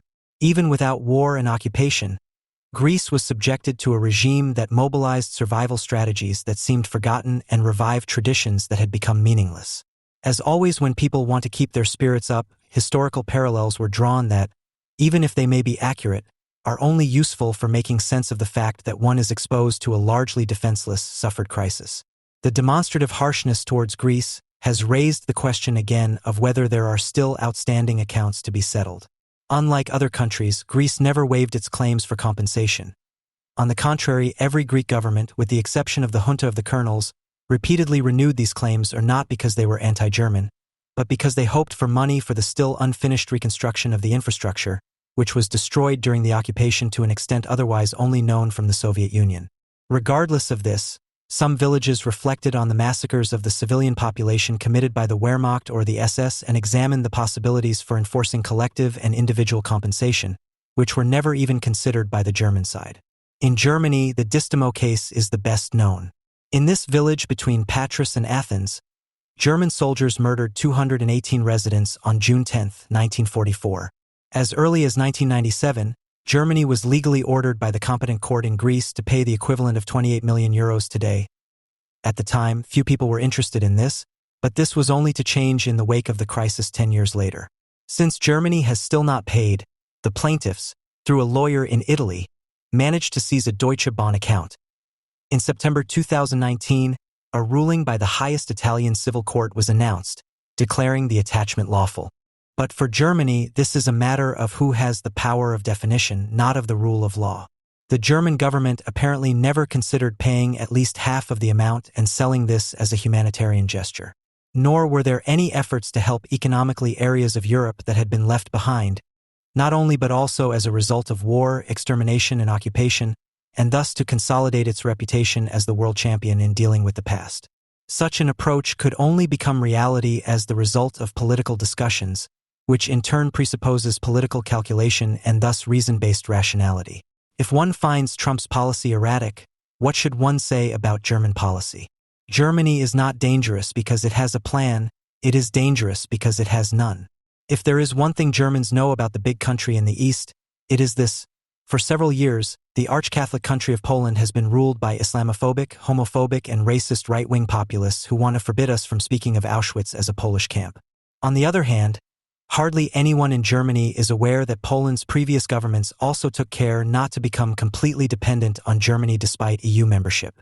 Similarly, it is not perceived that this also applies to the Baltic states, the Czech Republic, Slovakia, Slovenia, Hungary, Romania, and Bulgaria, as well as more recently to Portugal, a consequence of the narcissistic self-reference to which Germany is addicted. The fact that even Austria is seeking closer ties to France and the Eastern European states shows how much the economic union has faltered after the political one. This could also have to do with the fact that the territory of the former GDR has remained the only Eastern European region that has not achieved any economic independence. Even compared to the poor states such as Bulgaria and Romania, the territory of the former GDR now has a much more modern infrastructure, but it is still almost completely dependent on the western part of the republic. The German armed forces almost completely destroyed Warsaw. Unlike in Greece, however, Poland's infrastructure and much of its industry remained intact, especially in western Poland, which had previously belonged to Germany.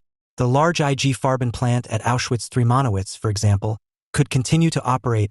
There was no room for moral qualms, since the plant's output was almost exclusively for the Soviet Union. In a perverse distortion of the facts, Germany maintains to this day that the cession of the former German Eastern territories, which are now Western Poland, was compensation for the horrors of the destruction of the Polish state and society. Furthermore, Poland is said to have waived all claims. The fact that this was done under Soviet aegis is ignored. There was no sovereign Poland between 1939 and 1989, is the position of the Third Polish Republic, and this is independent of the respective governments. From the German point of view, the peace government is a regression. From the Polish point of view, although the opposition criticizes many of its measures, the distanced attitude towards Germany and, above all, the insistence on national sovereignty, which was only restored in 1989, is a consensus across party lines that is undisputed in international law. Germany would not have recognized even the Oder-Neisse line if the former Allies had not declared the recognition of this border a conditio sine qua non for the unification of the German states, thanks mainly to Margaret Thatcher. However, relativizations were inserted into the corresponding intergovernmental treaties and international agreements, such as the recognition of a German minority in Western Poland. As late as 2006, Matthias Platzek was still complaining about the increase in anti-German sentiment in Poland, while real progress was being made on the German side. On Wikipedia, one can read that, in the light of the results of representative opinion polls, a gradual improvement in the image of Poland among the German population can be observed. For example, between 2000 and 2006, the percentage of Germans who consider Poles to be backward fell from 44 to 32%, and only 30 instead of 37% in 2006 rated Poles as dishonest. Any anti-Semitism commissioner would sound the alarm at such figures, but because the Poles are just Poles, they should be glad that now significantly less than half of the German people view them as inferior. Attacks against Poles and other Eastern Europeans are simply not considered racist, and so Germany has gotten rid of the problem. The fact that resentment against Germans in Poland is not growing the other way around has to do with the fact that most Poles, contrary to popular belief, are not racists, but judge people simply by how they act. In the early 2000s, Polish governments began to examine claims for reparations against Germany. Unlike the cases of Greece or Italy, this had nothing to do with the crises, but mainly with the regaining of sovereignty. The problem here was also that Germany defines the question of when Poland was sovereign according to its own preferences, without any regard for international law, but it introduces this law when, for example, the responsibilities of sovereign Poland are to be determined, such as in the maintenance of memorials to German crimes on Polish soil. At the same time, it is not squeamish when it comes to criticizing alleged violations of the rule of law or the alleged lack of protection of minorities. The fact that not only Polish gays feel safer in Warsaw, despite many hostilities, than in Berlin, must not penetrate into the perception. The fact that Jewish institutions there largely manage without the martial protection that is necessary in Western Europe is also not taken into account. In Germany, it is still hardly known that, in addition to the extermination of the Jews, the central goal of the Nazis was to wipe out the Polish nation. Unlike in other countries, there were no direct Nazi collaborators in Poland. Some groups did work with the Nazis in the extermination of the Jews, but even these were considered to be inferior human material, unlike, for example, Ukrainians or Croats. That is why the discussion about collaboration has taken on such significance today, because unlike in Greece, where the political resistance did not oppose the deportation and extermination of the Jews and the Greeks themselves were not the subject of a racist extermination project, there was also an extermination project against the Polish nation. The criticism from Germany, which believes itself to be anti-fascist, comes across as a criticism of nationalism, that of the other, of course. Heiko Maas talks about historical responsibility, and everyone knows what he does not mean. unconditional support for Israel against Iran and solidarity with the Eastern European states against Russian imperialism. In this, the anti-fascists agree with the foreign minister, with the difference that they are still trying to outdo him when it comes to historical responsibility. The Hamburg group AK Distimo, for example, has been supporting the village's concerns for many years, but by no means unselfishly. For Germans without ideological gain, the diligent work would be wasted time, which is why the Greeks are shown the limits of German solidarity. Quote, "We consider the fight against organized right-wing and nationalist ideologies to be imperative. The fixation on nationalism serves to distract from the real problems, namely from a policy that has led to a drastic impoverishment of large sections of the Greek population in recent years. Greek, German, and European politicians and the capital interests behind them are responsible for this." End of quote. Behind nationalist Greek politicians, one learns, are not German capital interests but capital interests in general, which have led the country to ruin. The AK Distimo seems to want to let the world recover from the anti-fascist essence that is at home in Germany. In a flyer for May 8, 2019, it says, "It is with great concern that we observe the strengthening of right-wing to fascist movements and parties across Europe and beyond. Nationalism, racism, anti-Semitism, and homophobia are spreading everywhere. In Italy, Austria, Hungary, and Poland, far-right parties are already in government. In Germany, the AfD has established itself as a far-right party whose proximity to Nazism is becoming increasingly clear." End quote.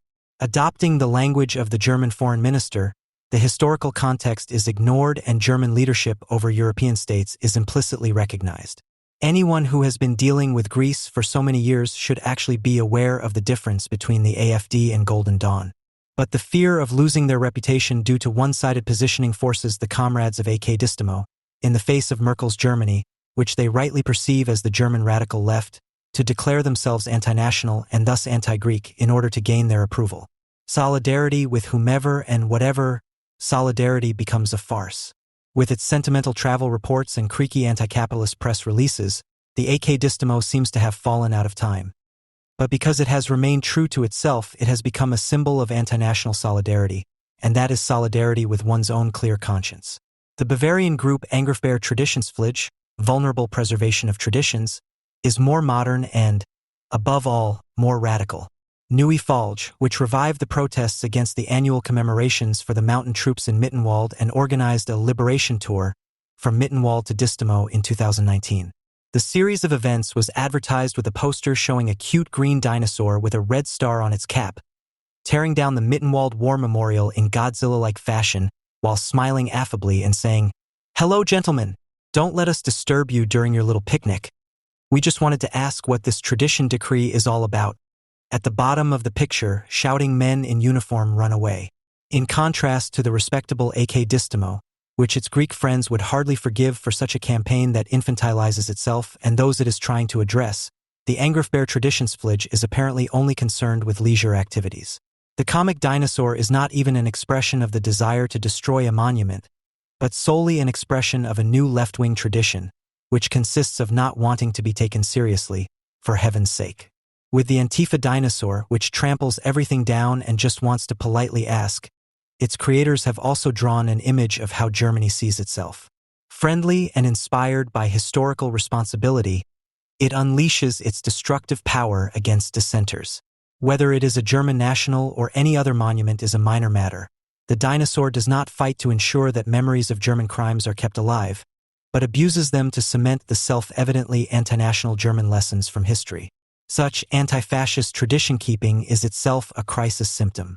In Germany, the AfD is being blamed for the disintegration of social cohesion, so as to avoid having to face the growing discrepancy between self-perception and reality. An external enemy always helps here, albeit with the consequence that this enemy is becoming ever stronger. Whether only in one's own perception or in reality does not matter. The demands for compensation from Poland and Greece are a reminder that the economic and political integration of Europe was not just a gift to the nation that reduced Europe to ashes and rubble and no longer wants to be a nation, but an attempt to neutralize Germany and make it one among equals. Adenauer, Brandt, Schmidt, and Kohl still met this intention with political restraint.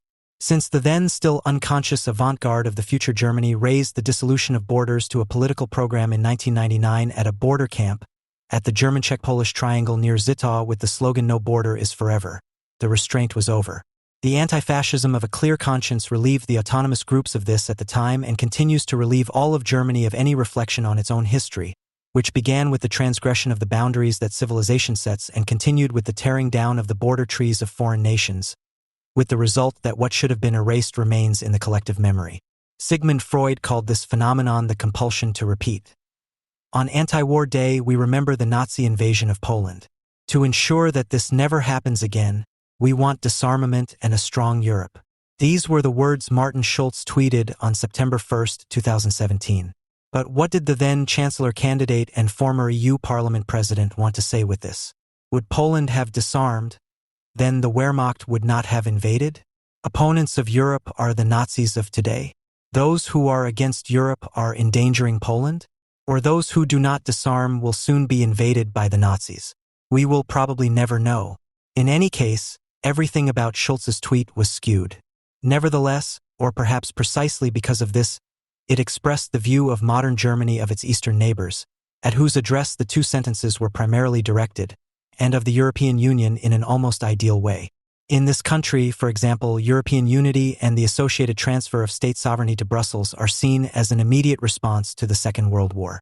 This view is not wrong, because the European coal and steel community, the most important forerunner of the EU, was established soon after the Second World War. One of its central goals was German unity. Strictly speaking, however, the European unification process was more a result of the experience of the First World War than of the Second. If one does not subscribe to Christopher Clark's theory of the great powers sleepwalking into war, but instead to Fritz Fischer's thesis of the German grasp for world power, it is difficult to completely absolve Tsarist Russia, Great Britain and Poincaré's France of their complicity in the outbreak of war. Whether in the Balkans, on the Romanian front, or in Flanders, in the trenches of the First World War, states and states in waiting clashed, each seeking to expand their sovereignty. Throughout the continent, mobilization was accompanied by nationalist uprisings. The Europe of nation-states and nationalism was in conflict with itself. By contrast, the Second World War was neither the result of the clash of different nationalisms, as it is so nicely put in German, nor an expression of an increased claim to state sovereignty. On the contrary, the concepts of Volk and race, to which the Nazis referred, transcended the nation, a term, incidentally, which they, despite the name of their movement, were reluctant to use. In this sense, the Nazi policy of expansion was not aimed at strengthening, but at destroying sovereignty both internally and externally. This is another reason why Franz Neumann, in his often quoted but probably little-read Behemoth, consistently spoke of the defense of state sovereignty, which he said was urgently needed. At the end of the war, the SS in particular had become a supranational fighting force, with members from France, Bosnia, Latvia, Italy, Ukraine, and Spain. At the end of the war, 19 of the 38 SS divisions were made up primarily of foreigners. In the summer of 1943, a book by Goebbels' colleague Otto Krieg was finally published in Berlin with the title The Birth of Europe, which was intended to signalize, it is not about national egoism, but about the ideal of community. Not so long ago, Martin Schulz spoke, without realizing the rhetoric to which he was tying, of the Europe of community spirit, which must confront national egoism. The fact that the surrender of sovereignty after 1945 was nevertheless seen as a lesson from the recent past was not least due to the fact that the Second World War was often viewed in the same light as the First World War. It appeared to be a mere escalation and further development of the nationalist aggression that began in Germany in 1914. The qualitatively new aspect was rarely discussed, whether because the formative experience of the leading politicians of the time, Konrad Adenauer, Robert Schuman, Jean Monnet, was the First World War, or because the demands of the beginning Cold War complicated reflection, or because the transformation of historical experience into knowledge is always a winding process. Those who want to cling to the questionable idea that one can learn from history should at least admit that the much-maligned Visegrad states, in their majority Hungary is somewhat of an exception, have at least more right to present their European policy as an expression of historical learning than Germany. There is a clear difference between the parties in Poland and the Czech Republic on the one hand and Hungary on the other, which are often indiscriminately referred to as populist. While the PiS and the ANO refer positively to the Republic and its traditions, Fidesz is clearly anti-Republican. In 2012, the name Republic was even removed from Hungary's official name at the initiative of the party, and the reference to the Holy Crown of St. Stephen was enshrined in the constitution. the historical extent of which extends far beyond Hungary's current borders. Therefore, the many Hungarians living outside the country's territory are also being targeted in a somewhat folkish manner in Romania, Slovakia, etc. The dividing line between republicanism and anti-republicanism runs to a certain extent between the former allies and opponents of the Third Reich. In this respect, Slovakia is similar to the end of the 1930s and the first half of the 1940s, a kind of hybrid. On the one hand, it was a vassal of Germany.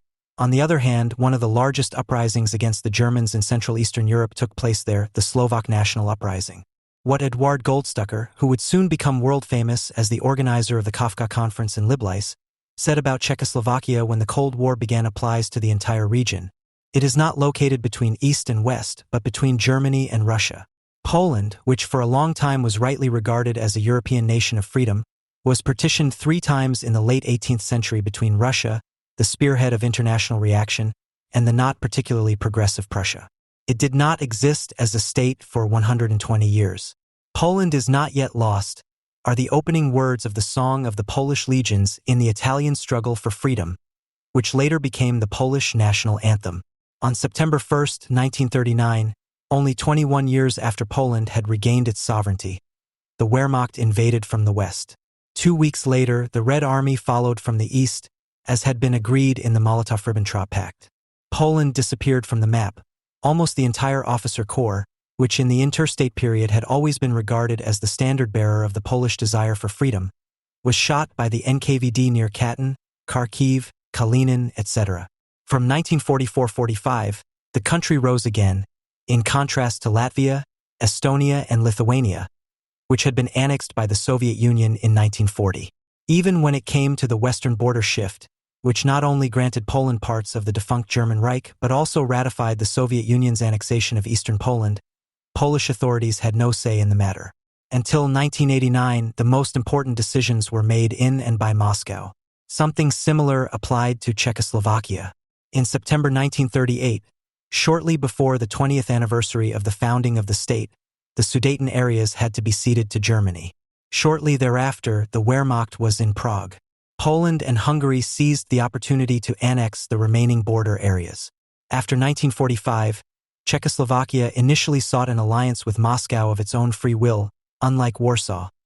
It was the only country in Central Eastern Europe where the Red Army was truly welcomed as a liberator. The reason for this was that the West had betrayed Czechoslovakia to the Germans in the Munich Agreement. Only the Soviet Union, with which it did not yet have a common border at the time, declared its willingness to support the Prague government militarily. However, the Soviet Union lost the last of the country's sympathies with the crushing of the Prague Spring of 1968, which found its greatest advocate in Walter Uhl, of all people and significantly in the GDR. From that point on, it was seen as the occupying power that it now de facto was. With the end of the Cold War and the fall of the Soviet Union, a paradoxical situation arose, as Thomas Schmid recently noted in Die Welt. The states of Central Eastern Europe gained full sovereignty and at the same time sought membership in the EU, which is based largely on the surrender or sharing of sovereignty. For many of these states, becoming a member of the EU meant finally becoming a fully fledged, completely sovereign nation-state. Die Welt, January 26, 2018. Nevertheless, the situation was not quite as paradoxical as Schmid suggests.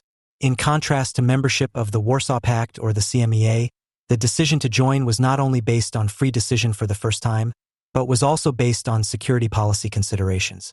This is another reason why the debates on joining the EU were closely linked to the discussions on NATO membership.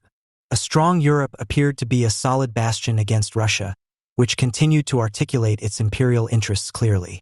In the 1990s, many Poles said that they would gladly give up some of their sovereignty to protect themselves from Russia.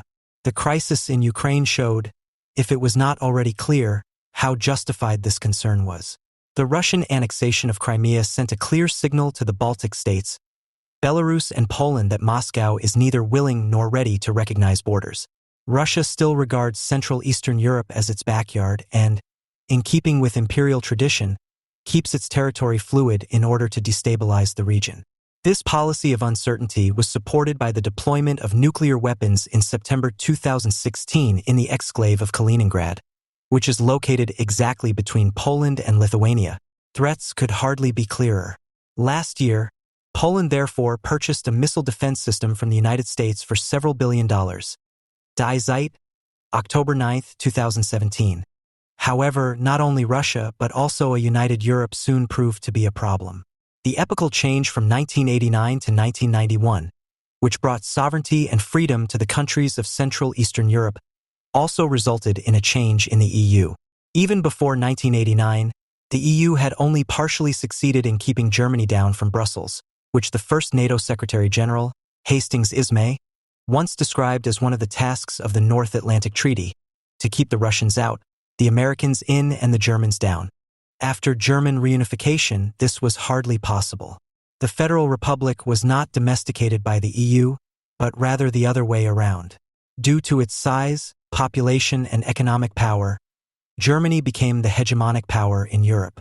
The Greek crisis made it clear not only that the euro is a hidden Deutschmark, but also that no decision is made in the EU without Berlin. Contrary to what was occasionally stated by the left in the 90s, the EU is not the mere continuation of Nazi pan-European policy. Neither history nor politics works according to the pattern of simple repetition. Instead, German European policy is in many respects one of the counterphobic reaction formations to the Third Reich that can be observed in this country. In order to escape the attraction of National Socialism and to prevent its return, as Dan Diner once described this phenomenon, the country sought to join its apparent opposite. The problem is, what you fled to escape a possible compulsion to repeat history symbolically asserts itself in the guise of its opposite. Nothing illustrates this better than what is probably the most important icon of the early German pro-Europe movement. In November 1950, just 5 years after the end of the Second World War, German students drove across the French border near Strasbourg to take part in a pro-European demonstration. As they passed through the open barrier, they joyfully held up a banner with the famous inscription, "Storm the Bastille nation-state." With this, they were expressing their support for the abolition of those barriers that their older brothers had torn down only 10 years earlier with the worst of Nazi intentions. Ironically, the nation-state, that is, the bourgeois republic that had only come into being with the storming of the Bastille, served as the enemy. Many years later, the participants of an anti-racist border camp in Zittau, Saxony, experienced a similar situation.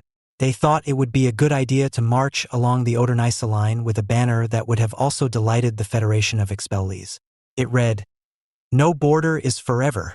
The German reluctance to condemn the Russian invasion of Crimea suggests that this message has now been received by the Foreign Office. In any case, the German government is shying away from a diplomatic confrontation with Moscow. Germany has sent a clear signal to its Eastern NATO and EU partners that it is only partially prepared to support them in defending their borders against Russia. This policy is clearly supported by public opinion in this country. In Poland, the Czech Republic and the Baltic states, for example, it was noted with concern that Germany's willingness to fulfill its alliance commitments is lower than in any other Western country. No weapons for Ukraine, and no military support for NATO allies, even if they were attacked by Russia. That is the attitude of the majority of Germans, according to a survey by the renowned Pew Institute based in Washington. In the survey, the first part of which was conducted in the NATO countries of Germany, the United States, Canada, the United Kingdom, France, Italy, Poland, and Spain, one question was, if Russia were to get into a serious military conflict with a neighboring country that is our NATO ally, do you think our country should or should not use military means to defend that country? 56% of Germans answered no to the question. Only 38% of Germans were in favor of military support for the fictitious ally and thus for fulfilling the alliance obligations as set out in Article 5 of the NATO Treaty. Such a scenario would not affect Ukraine, Moldova, and Georgia, which do not belong to NATO, but it would affect Poland or the 3 Baltic states of Estonia, Latvia, and Lithuania, for example. The Germans are also the most outspoken opponents of Ukraine joining NATO. 57% are against Kyiv joining, while 36% are in favor. It is hardly surprising that Germany also comes in last when it comes to the question of whether NATO should at least supply the Ukrainian army with further weapons. In Poland, the approval rate was 50%, in the USA 46%, in France 40%, in Italy 22%, and in Germany just 19%. Do Poland, the Czech Republic, and the other countries in the region have any options other than a return to cultural traditions and national sovereignty? Possibly. However, they are not likely to be particularly promising either. This is because the alliance with NATO, whose durability seems to be limited anyway, is precarious. Anyone who has ever witnessed the euphoric welcome for even the smallest American convoy in a Polish or Czech town square can sense the desperation that prevails there. The over-the-top jubilation is less an expression of relief than an attempt at conjuring. The 5,000 additional NATO troops sent to Poland in 2017 are a sign of solidarity, but no more than that. You don't have to be a military expert to know that these units would only have the function of a tripwire in the face of the gigantic military apparatus between Pskov and Kamchatka. The projection of the Polish abortion law of 2016 and the Holocaust law of 2018, which were widely reported in the German press, are immediate consequences of this policy. For as the countries of Central Eastern Europe return to the traditions of freedom and independence of the 19th and interwar periods, other traditions of that time are also returning. The judicial reforms and the current politics of history, which are linked to the classic self-image of Poland as the Christ of the nations from the long century, Erich Hobsbawm, are an expression of this. Nevertheless, this development is by no means as inevitable as it is often suggested in this country, especially among left-wingers. The demonstrations against the abortion law were the largest protests in Poland in years. They forced the peace to overturn the law. In January 2018, party leader Kaczynski, of all people, finally spoke out in favor of starting work on liberalizing the abortion law.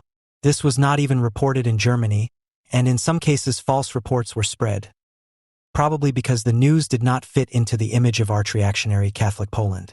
Something similar applies to anti-Semitism. With the return to 19th century cultural traditions, hostility towards Jews also seems to have increased. As recently as February 2018, Polish Jewish organizations protested against a growing climate of fear and anti-Semitism, as they put it in their appeal. However, they also welcomed the fact that the president, the prime minister, and the leader of the ruling party, Duda, Morawiecki, and Kaczynski, publicly and loudly condemned anti-Semitism. Even in the face of these unmistakable signals from the Lubomirski Palace, the Villa Parkowa, and the peace headquarters, Polish anti-Semites, who undoubtedly exist, do not dare to come out as openly as one would like to see in this country. Jewish institutions and restaurants continue to do without security guards. In contrast to France, which has been abandoned by tens of thousands of Jews since 2005, the number of Jews in Poland is not declining. And Poland's relationship with Israel is largely untroubled, except for Netanyahu's objection to Morawiecki's indeed foolish remark that there were not only Polish, Russian, and Ukrainian perpetrators, but also Jewish ones. In the German debates about the Polish Holocaust law, on the other hand, one thing is particularly evident: the motive of the classic reversal of the roles of perpetrator and victim. In this country, talk of Polish anti-Semitism serves not least to avoid having to talk about anti-Semitism on the part of Germans. The creators of the TV miniseries Our Mothers, Our Fathers, which quite rightly caused outrage in Poland in 2013, showed how it's done. The only convinced anti-Semites the film shows are not from Germany, but are members of the Armia Krajowa, the Polish Home Army, which inflicted heavy losses on the Wehrmacht. It is true that there were indeed numerous anti-Semites among the members of the Armia Krajowa. However, this anti-Semitism was not the dominant sentiment in Poland. It is no coincidence that the number of Poles counted in Yad Vashem as righteous among the nations, those who helped Jews during the war, contains 10 times as many Poles as Germans, even though helping Jews in Poland was punished with far harsher penalties than in Germany. Nor did Polish anti-Semitism, which, incidentally, only became state-sponsored under communist rule, ever have the same quality as German anti-Semitism. While the one aimed at the unconditional extermination of people who first had to be sought with the help of a search squad, the other, due to the large number of Jews in the country, had more of the character of an ethnic conflict, albeit never exclusively. It was usually a mixture of religious hostility towards Jews, modern anti-Semitism, economic rivalry, and nationality conflict. These nationality conflicts, which convulsed Central and Eastern Europe in the interwar period, are ultimately one of the keys to understanding the Polish, Czech, and Slovak reactions during the so-called refugee crisis. Moreover, they explain why the conflict with the EU was particularly inflamed on this issue. For this region in particular, it is closely linked to the question of national sovereignty. It did indeed seem extremely bizarre that the Czech Republic was at times only willing to accept 12 refugees. However, the number has since risen significantly. However, it is easy to overlook the fact that the states of Central Eastern Europe can look back on a long multi-ethnic tradition, which contributed significantly to the catastrophe of the 1930s and 1940s. Thus, in 1918, nation-states emerged from the ruins of the Habsburg and Romanov empires throughout the eastern part of the continent, but they had an imperial population structure. While 9 languages were officially spoken in the Sicily-Athenian part of the Austro-Hungarian dual monarchy, i.e. the part ruled from Vienna, the figure was still 6 in Czechoslovakia. In Poland, there were at least 7 national minorities, and in the Kingdom of Romania, whose territory had more than doubled as a result of the dissolution of the Habsburg Empire, there were as many as 20. The members of these national minorities were undoubtedly regularly marginalized. However, the most popular politicians of the time, from Tomáš Garriga Masaryk to Edvard Benes, repeatedly advocated understanding minorities as part of the nation. Even Józef Pilsudski, the strongman of the Second Polish Republic, who is considered a semi-Nazi in this country, had a multi-ethnic vision of Poland, in contrast to the less successful National Democrats around Roman Dmowski. Poles are not only Catholic or ethnic Poles, but, as he repeatedly made clear in reference to Adam Mickiewicz, who deliberately had the Jew Jankiel sing the national anthem in his national epic Pan Tadeusz, all inhabitants of the country. The problem was that the national minorities were used to systematically destabilize the region throughout the interwar period, both by the Germans and the Soviets. The Weimar Republic and the Nazi regime concentrated primarily on the so-called Auslandsdeutsch, ethnic Germans living outside Germany, whose settlement areas were soon to be brought home to the Reich. The Soviet Union, which was trying to take on the imperial legacy of the Russian Empire, was more indiscriminate. The slogan of the right of nations to self-determination up to and including secession, which the Comintern issued as a binding slogan for its member organizations at the beginning of the 1920s, served primarily to destabilize Poland, Czechoslovakia, Romania, and the Baltic states, which often tried to orient themselves towards the West. The system of the Treaty of Versailles was to be weakened. In view of this situation, and accelerated by the National Socialist policy of resettlement, expulsion, and genocide, former supporters of multi-ethnic communities such as Edvard Benes, who in the 1920s and 1940s tried to orient himself not least on the example of Switzerland, also developed different ideas for dealing with the minority question than in the interwar period. The issue was no longer acculturation or autonomy, but ethnic homogenization, including the resettlement of part of the population. This affected not only the nationalities that had collaborated with the German occupiers, but members of almost all national minority groups.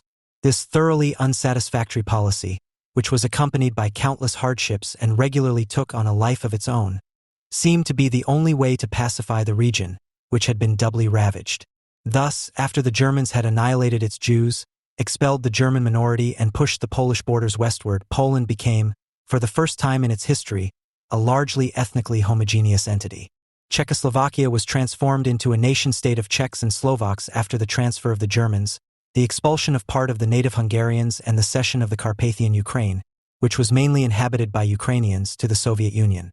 The major allies of World War II gave their consent because they too had come to the conclusion, in view of historical developments, that the minority legislation of the interwar period had failed. Before people in this country get indignant about the supposedly reactionary Poles, Czechs, or Slovaks who have not learned from history, it must first be admitted that the current situation in these countries is in many respects a consequence of the policies pursued in Germany and Russia, not only in the present but also in the past. The so-called Visegrad countries, with the partial exception of Hungary, reacted so badly to the calls from the German Chancellery during the refugee crisis because they still remember all too well that the population policy initiatives from Berlin have long been aimed at undermining their national sovereignty and destabilizing them. In addition, France and Germany, the core EU states, are unable to dispel the concerns of their Central Eastern European partners, given their own inability to cope with immigration and integration. The interwar period serves as a threatening example here, the significance of which for the political self-understanding of the region cannot be overestimated. This applies in particular to the situation of the stateless persons of those years, whom Hannah Arendt once described as the cousins of minorities. Arendt should not be reduced to her rather personal essay We Refugees, which became a bestseller in the Reclam edition during the refugee crisis. In any case, the chapter on the decline of the nation-state and the end of human rights from the origins of totalitarianism is part of the immediate context of her reflections on the refugee movements of the time. There she clearly shows that the Third French Republic was broken not least by its refugee policy at the end of the 1930s. According to Arendt, the right of asylum collapsed the moment not individual persecuted persons crossed the border, but entire splinters of the people. At the same time, acculturation was reversed. For in all cases, Arendt writes, where a wave of refugees encountered members of the same nationality in a foreign country, such as the Armenians and Italians in France, for example, a deassimilation of the foreigners who had been resident there for longer began, if only because their help and solidarity could only be mobilized by appealing to their shared nationality. 10,000 Italian refugees would therefore have been enough to prevent the million Italian immigrants in France from assimilating and to reawaken the national consciousness in them.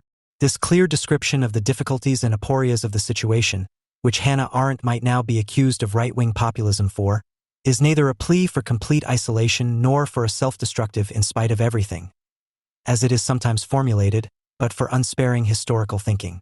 It shows, in any case, that the situation is more complicated than in the left-wing alternative Unicorn Meadow, where there is no yesterday, no today, and thus no tomorrow, but only the suspended, empty time of the mother's womb or the bar.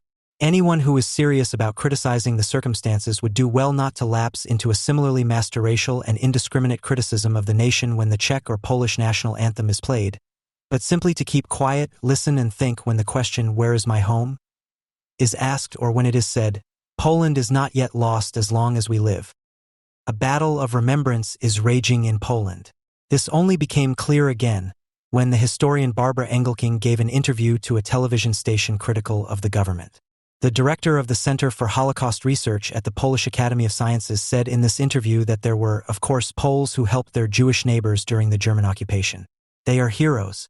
However, most Poles looked the other way or even participated in the persecution and plundering.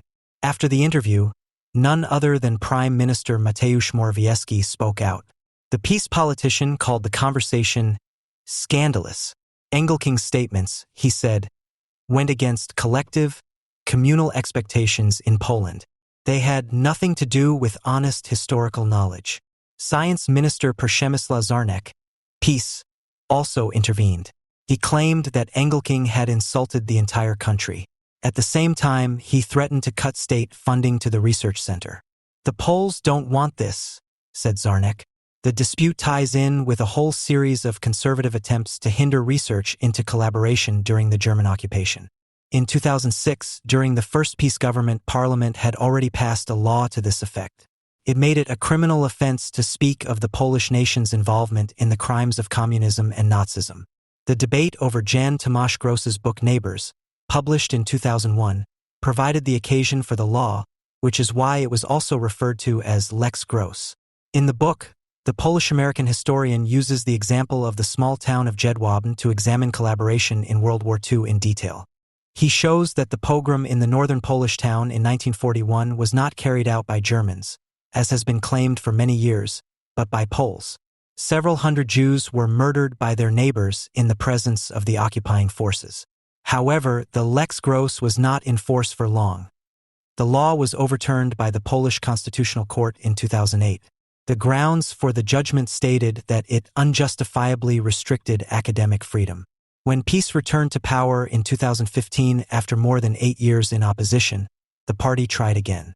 The so-called Holocaust law was intended to prevent the widespread talk of Polish death camps in 2018.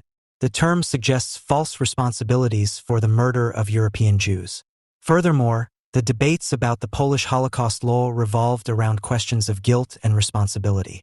The law was only supposed to punish those who insinuated that the entire nation was complicit in the crimes of National Socialism. However, no one had done so until then. Observers therefore feared that soon it would no longer be possible to talk about Polish collaborators without risking a lawsuit. After protests at home and abroad, the law was watered down in 2018. Peace had to give in again. Nevertheless, there is a difference between the debates of 2006 and today. When the Lex Gross was passed, the conservatives were on the defensive. Gross's neighbors had triggered a broad social debate about the national self-image. It coincided with Poland's accession to the EU, which was associated with a stronger orientation towards the West. Many Poles began to rethink. The popular notion that the entire nation would have resisted the murder of the Jews eroded. Scholars such as Barbara Engelking and Joanna Tokarska-Bakir conducted extensive research on Polish-Jewish relations. Today, national conservatives no longer lead the debate from a position of weakness, but rather one of strength. The political climate has changed. There are many reasons for this. One of them is the relationship with the former occupying powers. In the 18th century, Poland was divided in 3 stages between Russia, Prussia, and Austria. It did not exist as a state for 120 years. On September 1, 1939, just 21 years after the country had regained its sovereignty, German troops once again marched in from the west. Shortly thereafter, the Red Army followed from the east, as agreed in the Molotov-Ribbentrop Pact. The fact that Poland ceded some of its sovereignty when it joined the EU in 2004 also had security policy reasons in light of these experiences. The debate about Poland joining the EU was closely linked to discussions about NATO membership. A strong EU appeared to be a bastion against Russia, which was clearly articulating its imperial interests. The Russian annexation of Crimea in 2014, at the latest, showed how justified this concern was. It was also a signal to Poland and the Baltic states that the Kremlin continues to regard Central Eastern Europe as its backyard. However, not only Russia but also Germany proved to be a problem. It had become the hegemonic power in Europe when the GDR joined the FRG. The construction of the Nord Stream and Nord Stream 2 Baltic pipelines was an affront to Poland. It gave Russia the opportunity to cut off the country's gas supply without having to stop deliveries to Germany. By refusing for many years to abandon Nord Stream 2, the German government signaled that it does not care about Poland's security interests. The muted response to Russia's attacks on Ukraine since 2014 reinforced the impression that Germany is only partially willing to support its allies. While Germany neglected its duties as an ally, its tone towards Poland also became harsher.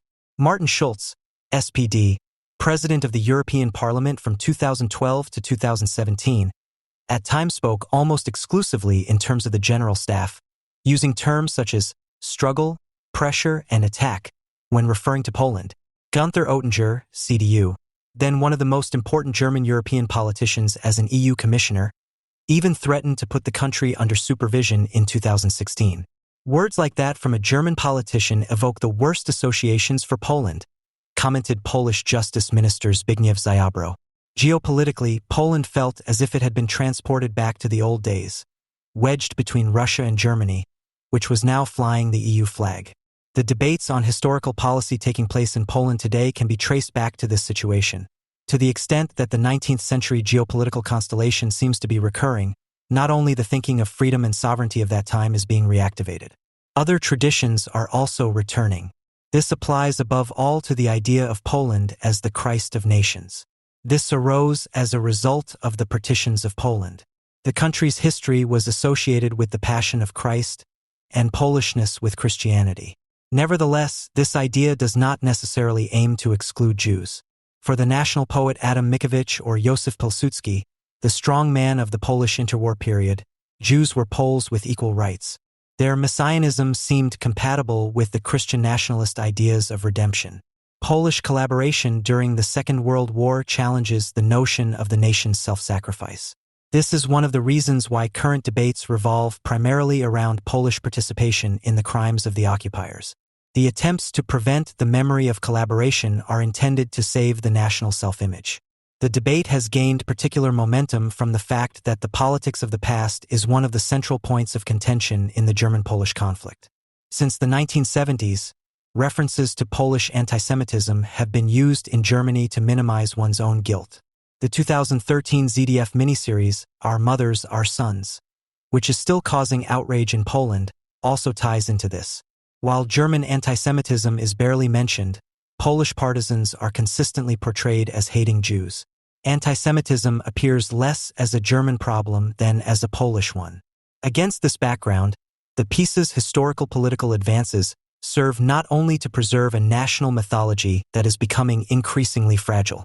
The debate is also so complicated because the idea of Poland as a victim is more than a pipe dream.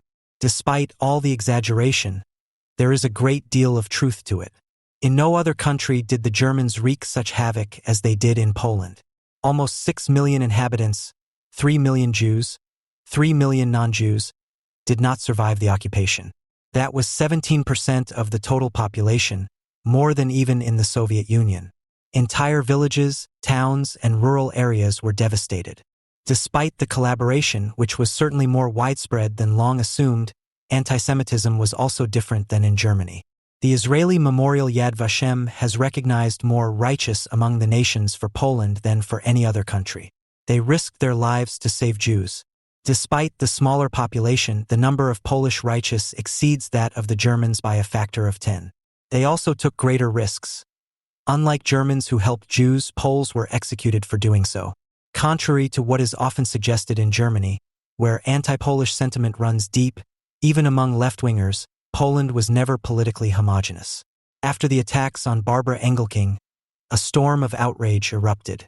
The Academy of Sciences, civil society groups, and individuals protested against the government. When the historian gave a lecture at the Warsaw-based Polish Museum of the History of Polish Jews shortly afterwards, she received rapturous applause. "Poland is not yet lost," joked one visitor, quoting the national anthem. In October 2022, the German Bundestag almost unnoticed decided to expand and tighten the definition of the crime of incitement of the people.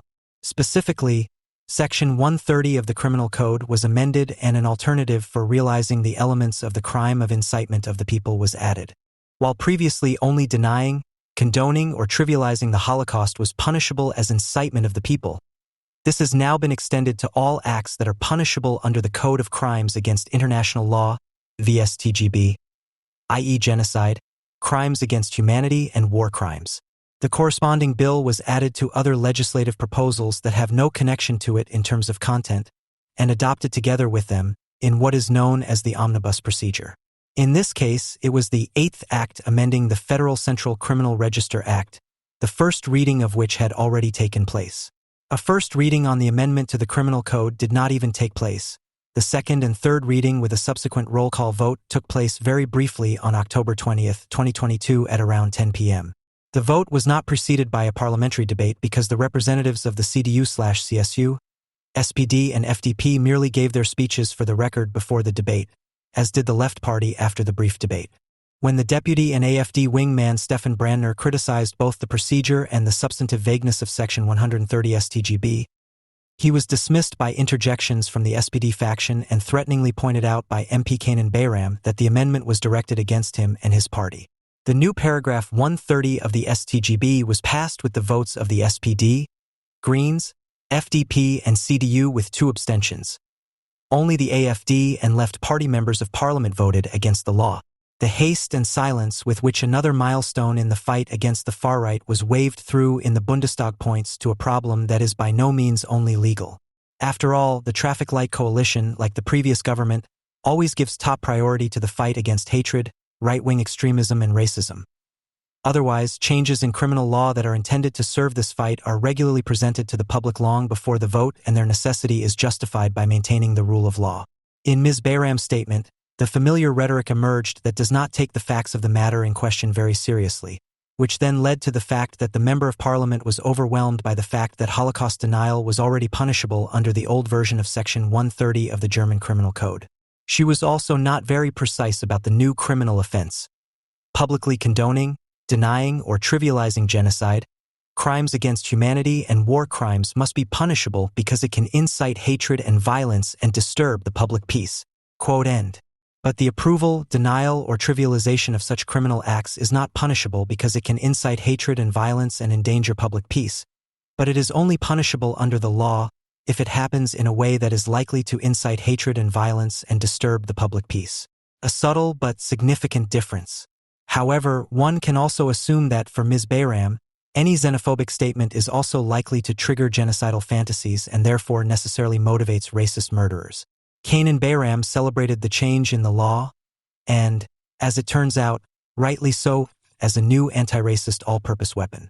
Quote, "With this law, we want to expand Section 130 of the Criminal Code so that every form of racism and xenophobia can finally be prosecuted in Germany as well.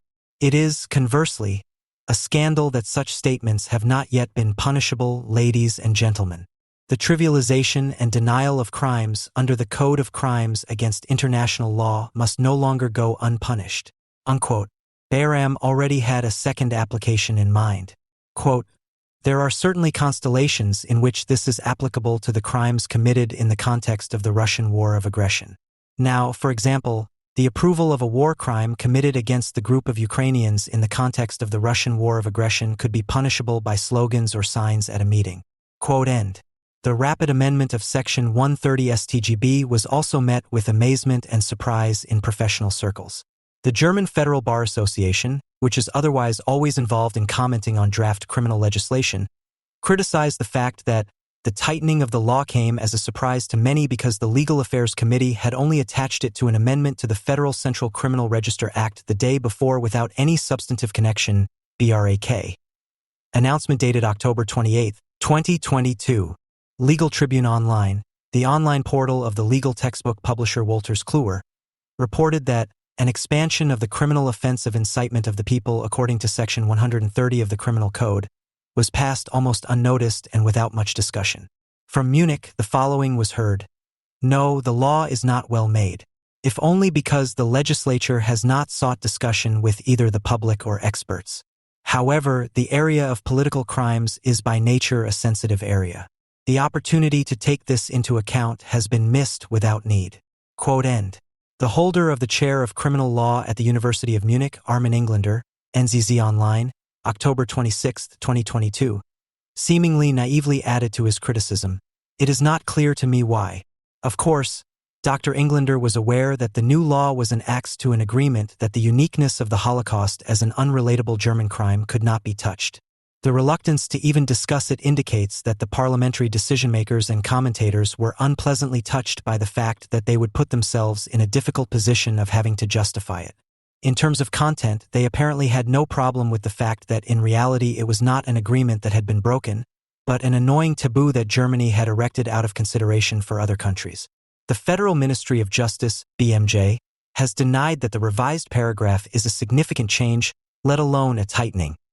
They have merely implemented a European Council requirement as a matter of routine. The punishability of the acts is prescribed by an EU framework decision on combating racism and xenophobia from 2008.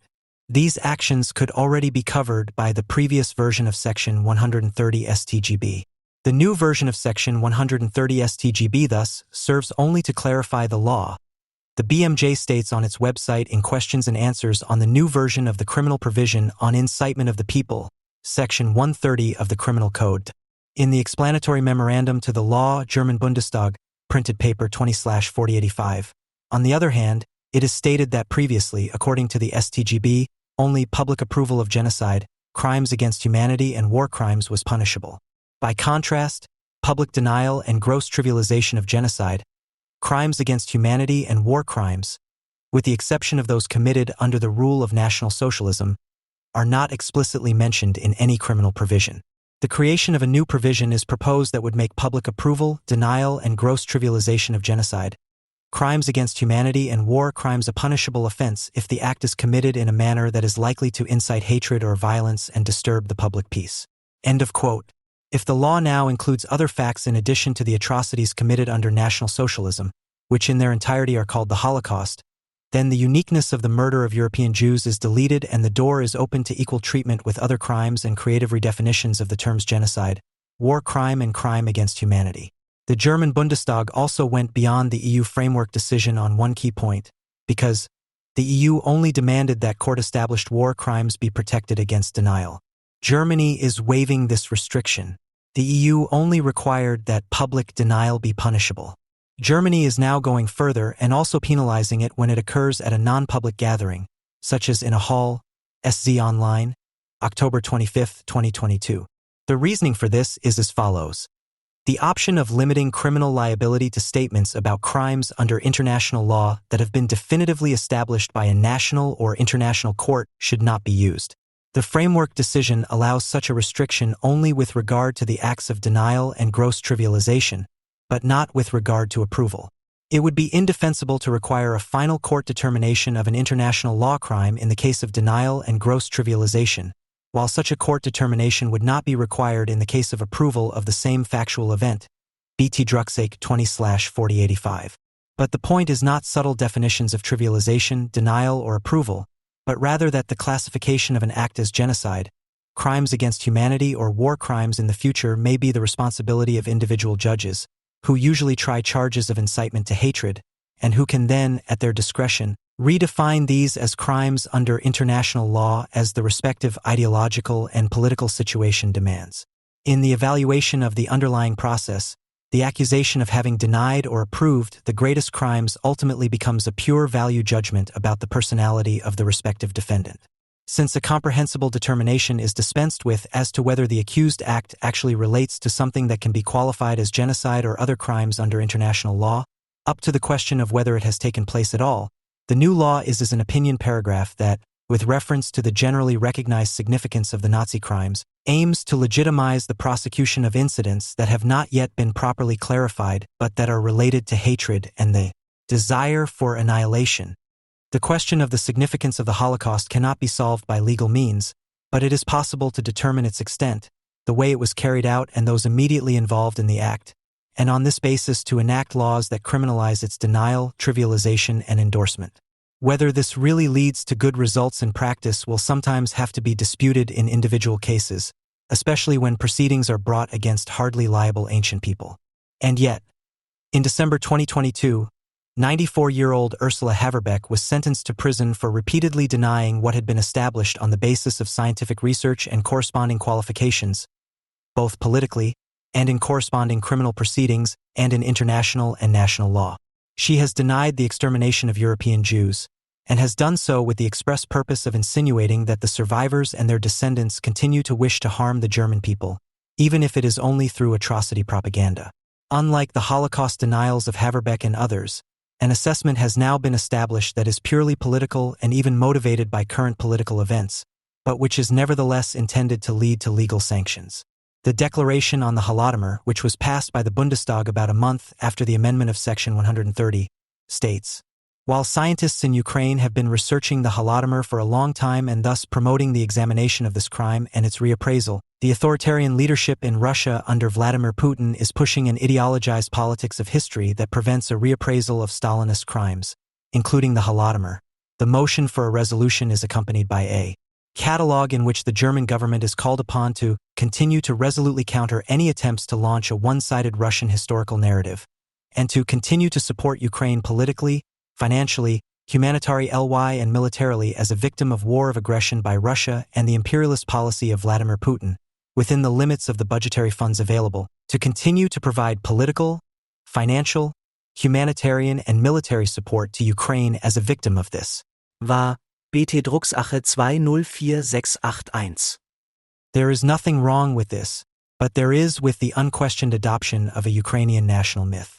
With the new Section 130 StGB, German Penal Code, it is possible to convict not only any rowdy Putin fans, but also entire research results. The famine that led to the deaths of at least 3 million Ukrainians in 1932-33 is now internationally recognized as genocide, although this is not necessarily covered by the current definitions or by the assessment of the actual events. The fact that famines of comparable proportions were triggered in all Soviet republics in the wake of forced collectivization of agriculture alone shakes the claim that it was a targeted blow against the Ukrainian people. The measures at the time were ordered by Moscow, but to a large extent carried out by Ukrainian communists, including Nikita Khrushchev. On October 23, 2008, the Council of Europe recognized the Holodomor as a terrible crime against the Ukrainian people and against humanity in a resolution, but avoided the term genocide. On November 30, 2022, the German Bundestag passed a resolution explicitly recognizing the Holodomor as genocide, and the European Parliament condemned it as such on December 15, 2022. In a resolution adopted on September 23, 2022, the House of Representatives of the United States Congress avoided the word genocide and thus appears to still share the Israeli position that the Holodomor was not an extermination along ethnic lines. The Bundestag and the laws it enacts not only provide for a level of punishment, but also set standards. Teachers and the board of directors of a Berlin high school, for example, refused to recognize the arguments of a student on the Holodomor because they did not follow the official view of it. Doesn't that already fulfill the criminal offense of denial? With the expansion of the concept of genocide, a political instrument of arbitrary mobilization is created, but one that always deals with the Holocaust. With the soon-to-be widespread fight against deniers and racists, the Holocaust is becoming a historical ballast as a means of distinguishing and defining. Only if its singularity is eliminated in favor of a wealth of singularities can the just amended Section 130 StGB be applied at all. The Bundestag resolution on remembrance and commemoration of the genocide of Armenians and other Christian minorities in 1915 and 1916 was also used to make a point of its own.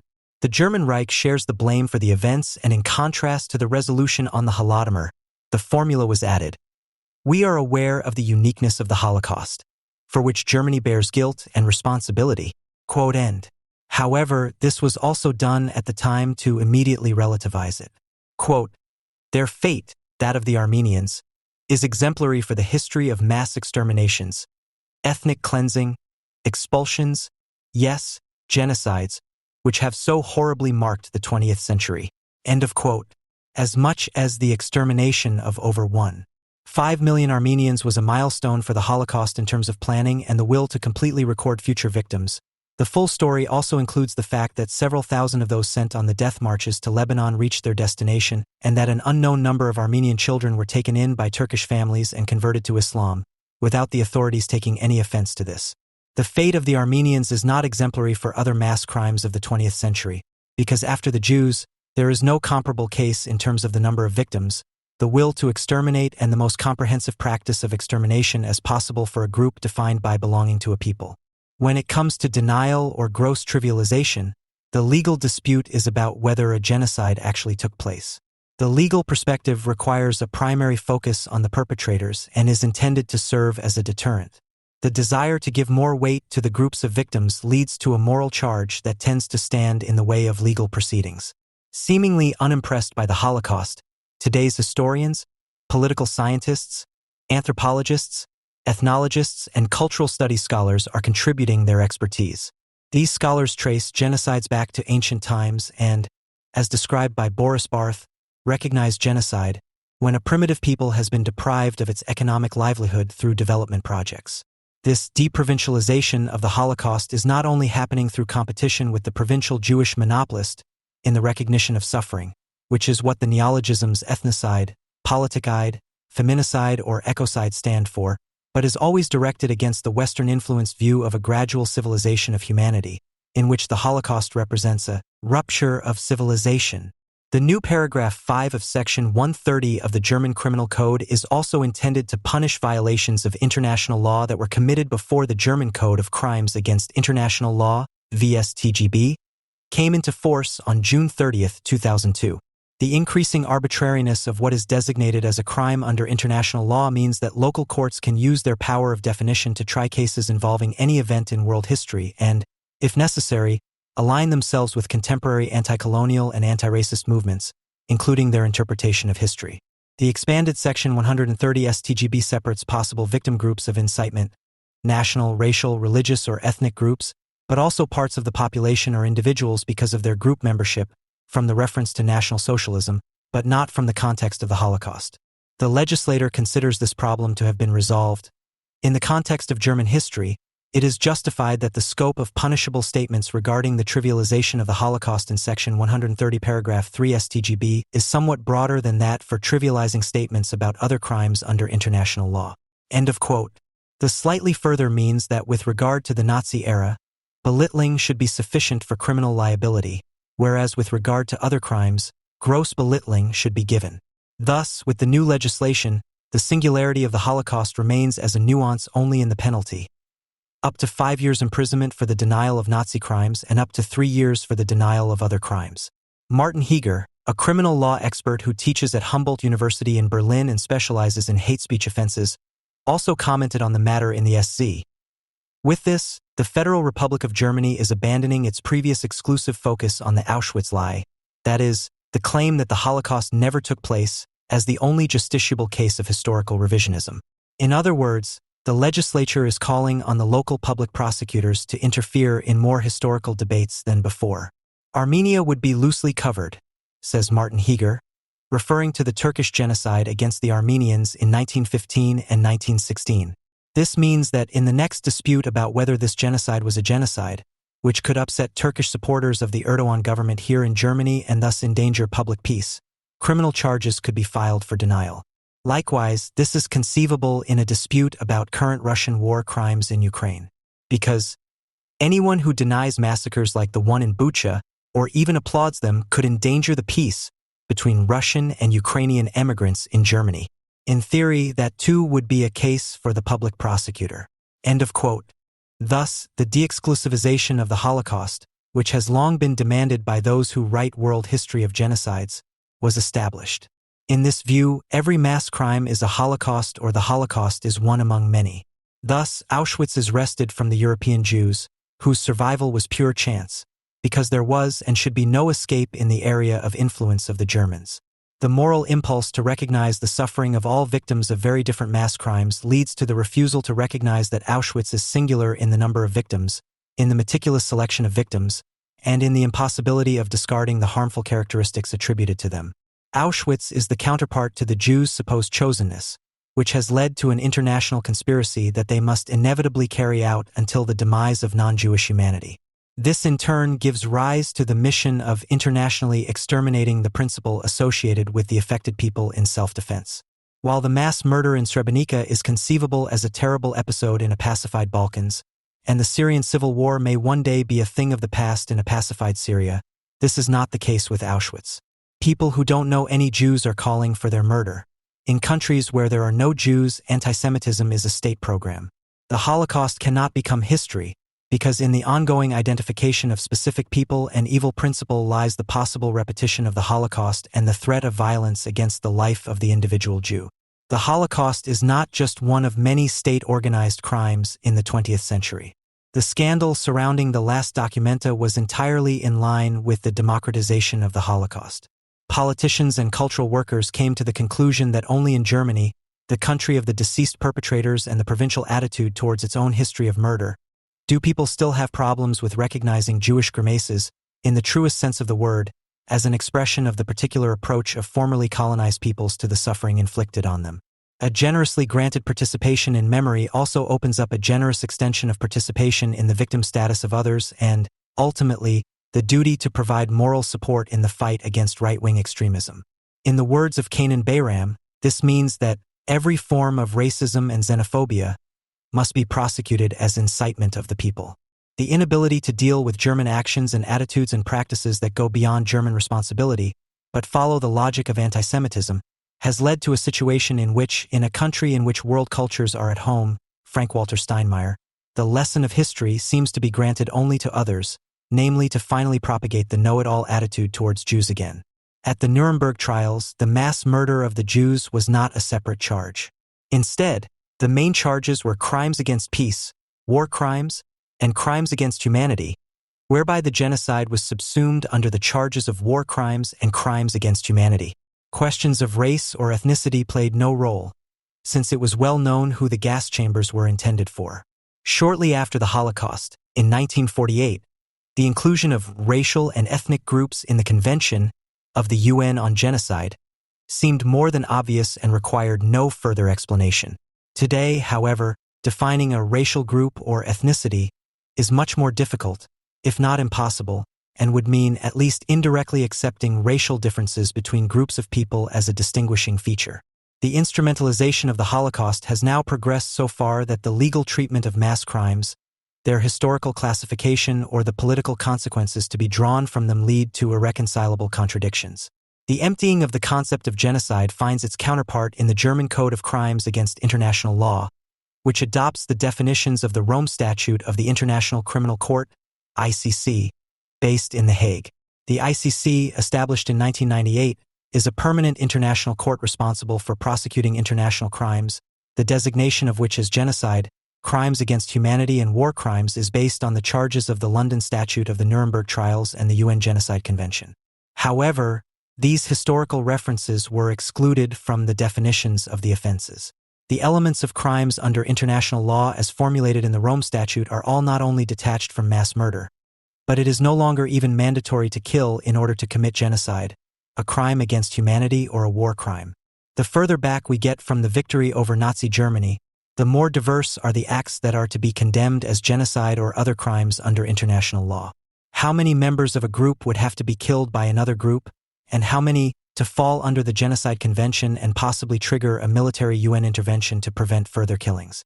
Ideally, such an intervention would have to take place before a genocide is committed, but how can this be substantiated?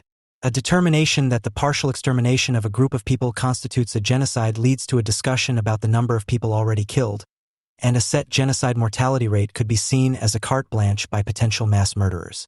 The focus remains on the targeted group, whose characteristics, according to the Genocide Convention, must be national, ethnic, racial, or religious. Only if it is to be destroyed as a whole can there be talk of genocide. The competition for recognition, respect, and political influence for identitarian group formations will always undermine attempts to find a definition. Again and again, attempts are made to define how an individual act must be integrated into a collective act of genocide and when a genocide can be said to have occurred at all in which an individual may have participated.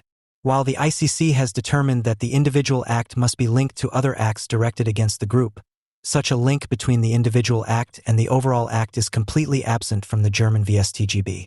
The commentary and the judgments on the connection between the overall offense and the individual offense are inconsistent and range to the view that it does not depend on the actual possibility of destroying the sub-group, which leads to the grotesque assessment that even the isolated individual perpetrator is also a genocidal offender if he commits an individual act according to Section 6 genocide, in the vain hope that the group to which his victim belongs will subsequently allow itself to be destroyed in whole or in part. End of quote.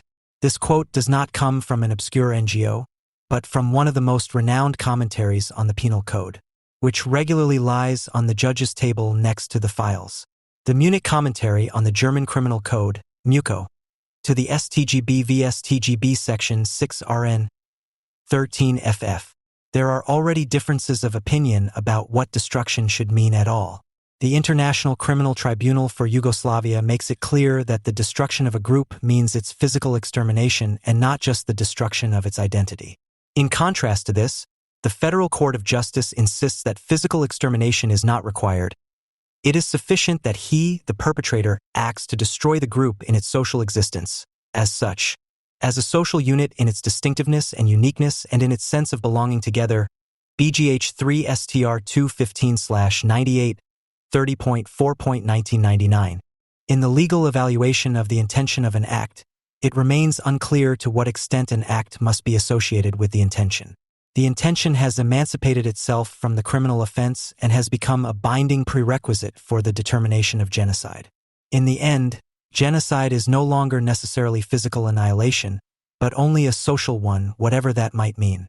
If incitement to hatred is to consist in the denial of an unquantifiable fact, which then includes any real or supposed racist statement, it is only seemingly completely detached from the Auschwitz lie, because incitement to hatred retains its associative power. No one would associate the term genocide with the social destruction of a group or the term crime against humanity with a single sexual offense. These terms are necessarily associated with the piles of corpses in Auschwitz. The definition of the word genocide and the 1948 UN Genocide Convention can be traced back to a large extent to the Polish-Jewish lawyer Raphael Lemkin, who had studied the Armenian genocide and the extermination of European Jews in depth, but also the Holodomor and other mass crimes. Lemkin coined the term genocide because, for example, the word massacre did not apply to the intended process. But even then, gaps arose into which the ideologues of genocide proliferation are now pushing. In his 1944 book Axis Aude in Occupied Europe, Lemkin defines genocide as a coordinated plan to destroy the essential foundations of national groups with the aim of annihilating these groups. Under this plan, acts can then be taken that aim at the dissolution of political and social institutions, culture, language, nationality, religion, and economic existence of national groups, as well as the destruction of personal security, freedom, health, dignity, and even the lives of individuals belonging to these groups. For such a plan to be considered genocide, however, it must also be carried out, namely the crime of complete annihilation of nations, races, and religious groups, which presupposes the specific intention of exterminating all inhabitants of the country belonging to such a group in a way that destroys substantial parts of these groups. At the time, Lemkin wanted to establish a broader concept of genocide through international institutions, which would have included, for example, political groups as victims of genocide. However, the Genocide Convention was the result of a political compromise. The Soviet Union, but not only it, wanted to limit the convention's designation of victim groups to the crimes of Nazi Germany in order to avoid being accused of a homemade genocide. It was only after the Cold War and the massacres in the secessionist wars in Yugoslavia, in which Germany claims to have intervened to prevent a new Auschwitz, and the mass murders in Rwanda that genocide was put back on the international agenda. The convention has not prevented any genocides, the Nuremberg trials have not yet been constituted with it, and its democratization stands for its abolition in arbitrariness.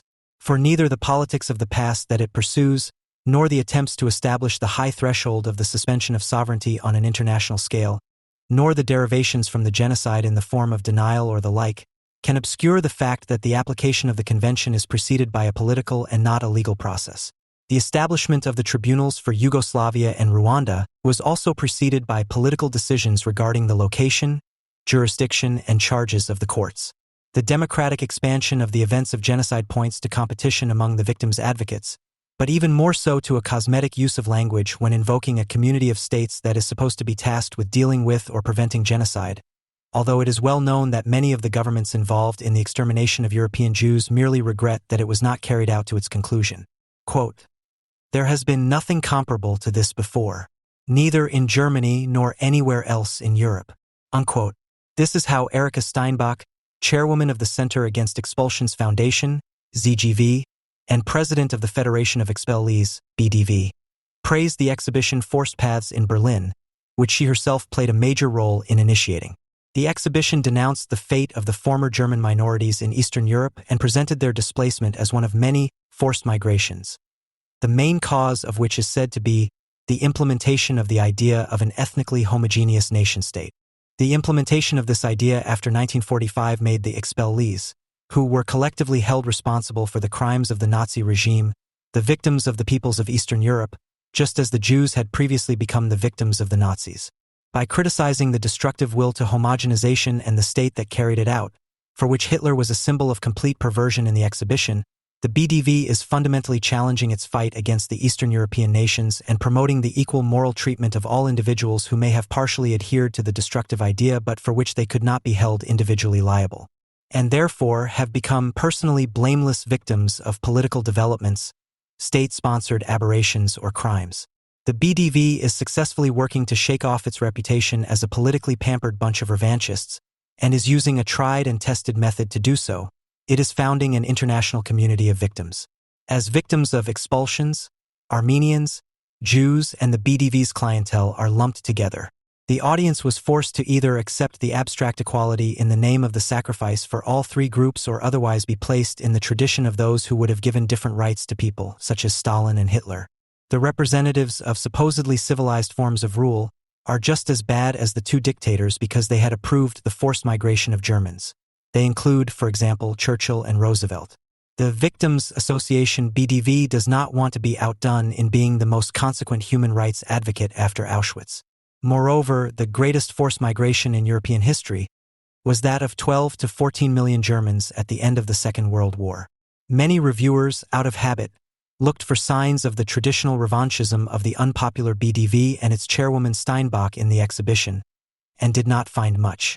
The familiar accusations of revisionism and relativization against the BDV are only a diversionary maneuver intended to conceal the fact that the concerns of the expellees themselves have long been agreed to. Under no circumstances does the German public want to acknowledge, across all political camps, that the flight and then the expulsion of the German minorities from the East was a necessary peacemaking and peacekeeping measure, the results of which would be openly welcomed. Instead, critics poked around in the history of the BDV or discovered gaps, SZ, as one can discover them in every exhibition, and so the exhibition, after the obligatory sorting out of quibbles, was at least considered undramatic, sometimes even consequent European because of the Continental View FR November 8, 06, which resulted in almost unconditional support for the Displaced Persons Project advertised with the exhibition. The moderation of the BDV was praised everywhere, which today at least admits the elementary causal connection that, in view of the atrocities committed by the Germans, the attitude of the exile governments towards the Germans in their countries became radicalized. The BDV does not dispute the role of National Socialism, nor does it dispute that the Germans were perpetrators before they became victims, whereas with other nations it was the other way around. A rogue who thinks of what the evil Jews are doing to the poor Arabs.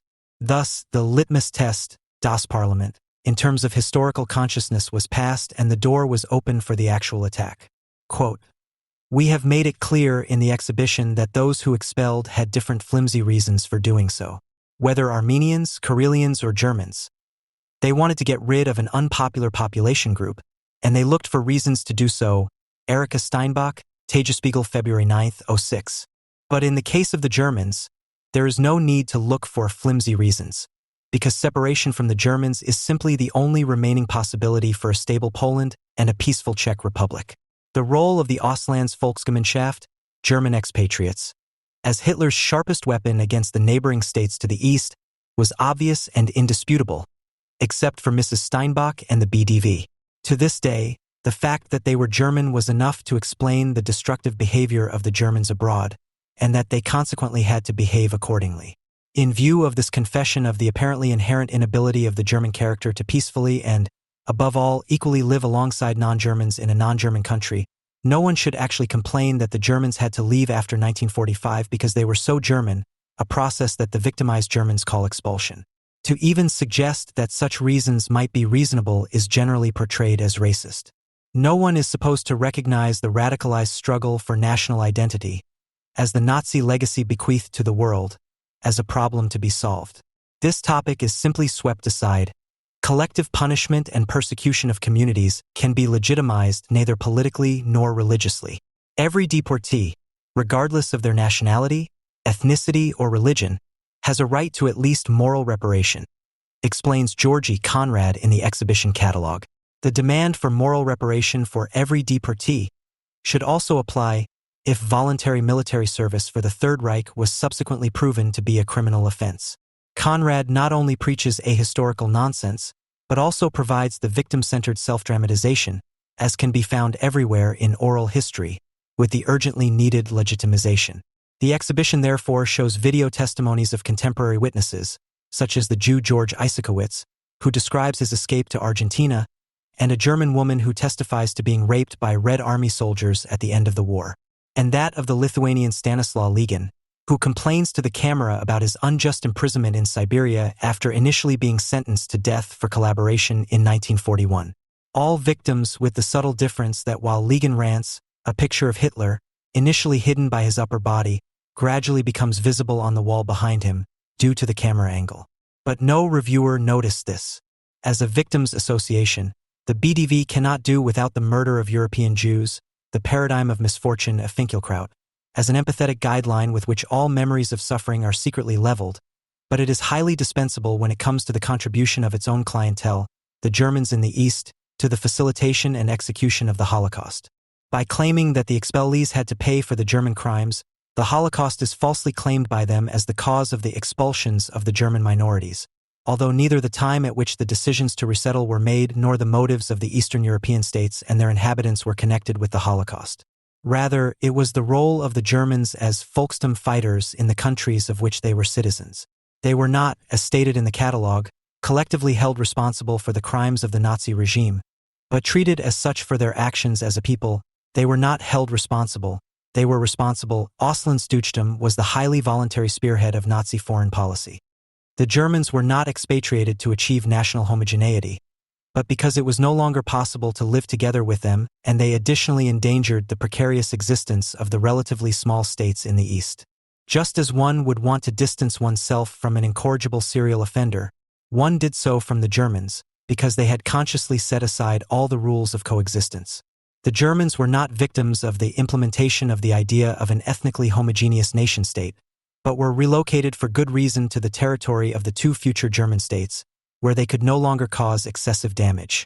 Even if no historical cause for the expulsions can be found in the Holocaust, knowledge of this fact nevertheless supports the attitude that Germans should not complain about their own fate in view of this. Therefore, the BDV tries in its propaganda to make as much as possible of what has been associated with the Holocaust serve its interests. Of all people, the descendants of the most active foot troops of National Socialism shamelessly claim symbols and images for themselves that were previously only associated with the victims of the German extermination of Jews. A suitcase with an inscription is supposed to evoke memories of the unclaimed suitcases in Auschwitz. Freight cars used to transport Germans are also shown, images that are supposed to recall the death trains to Auschwitz.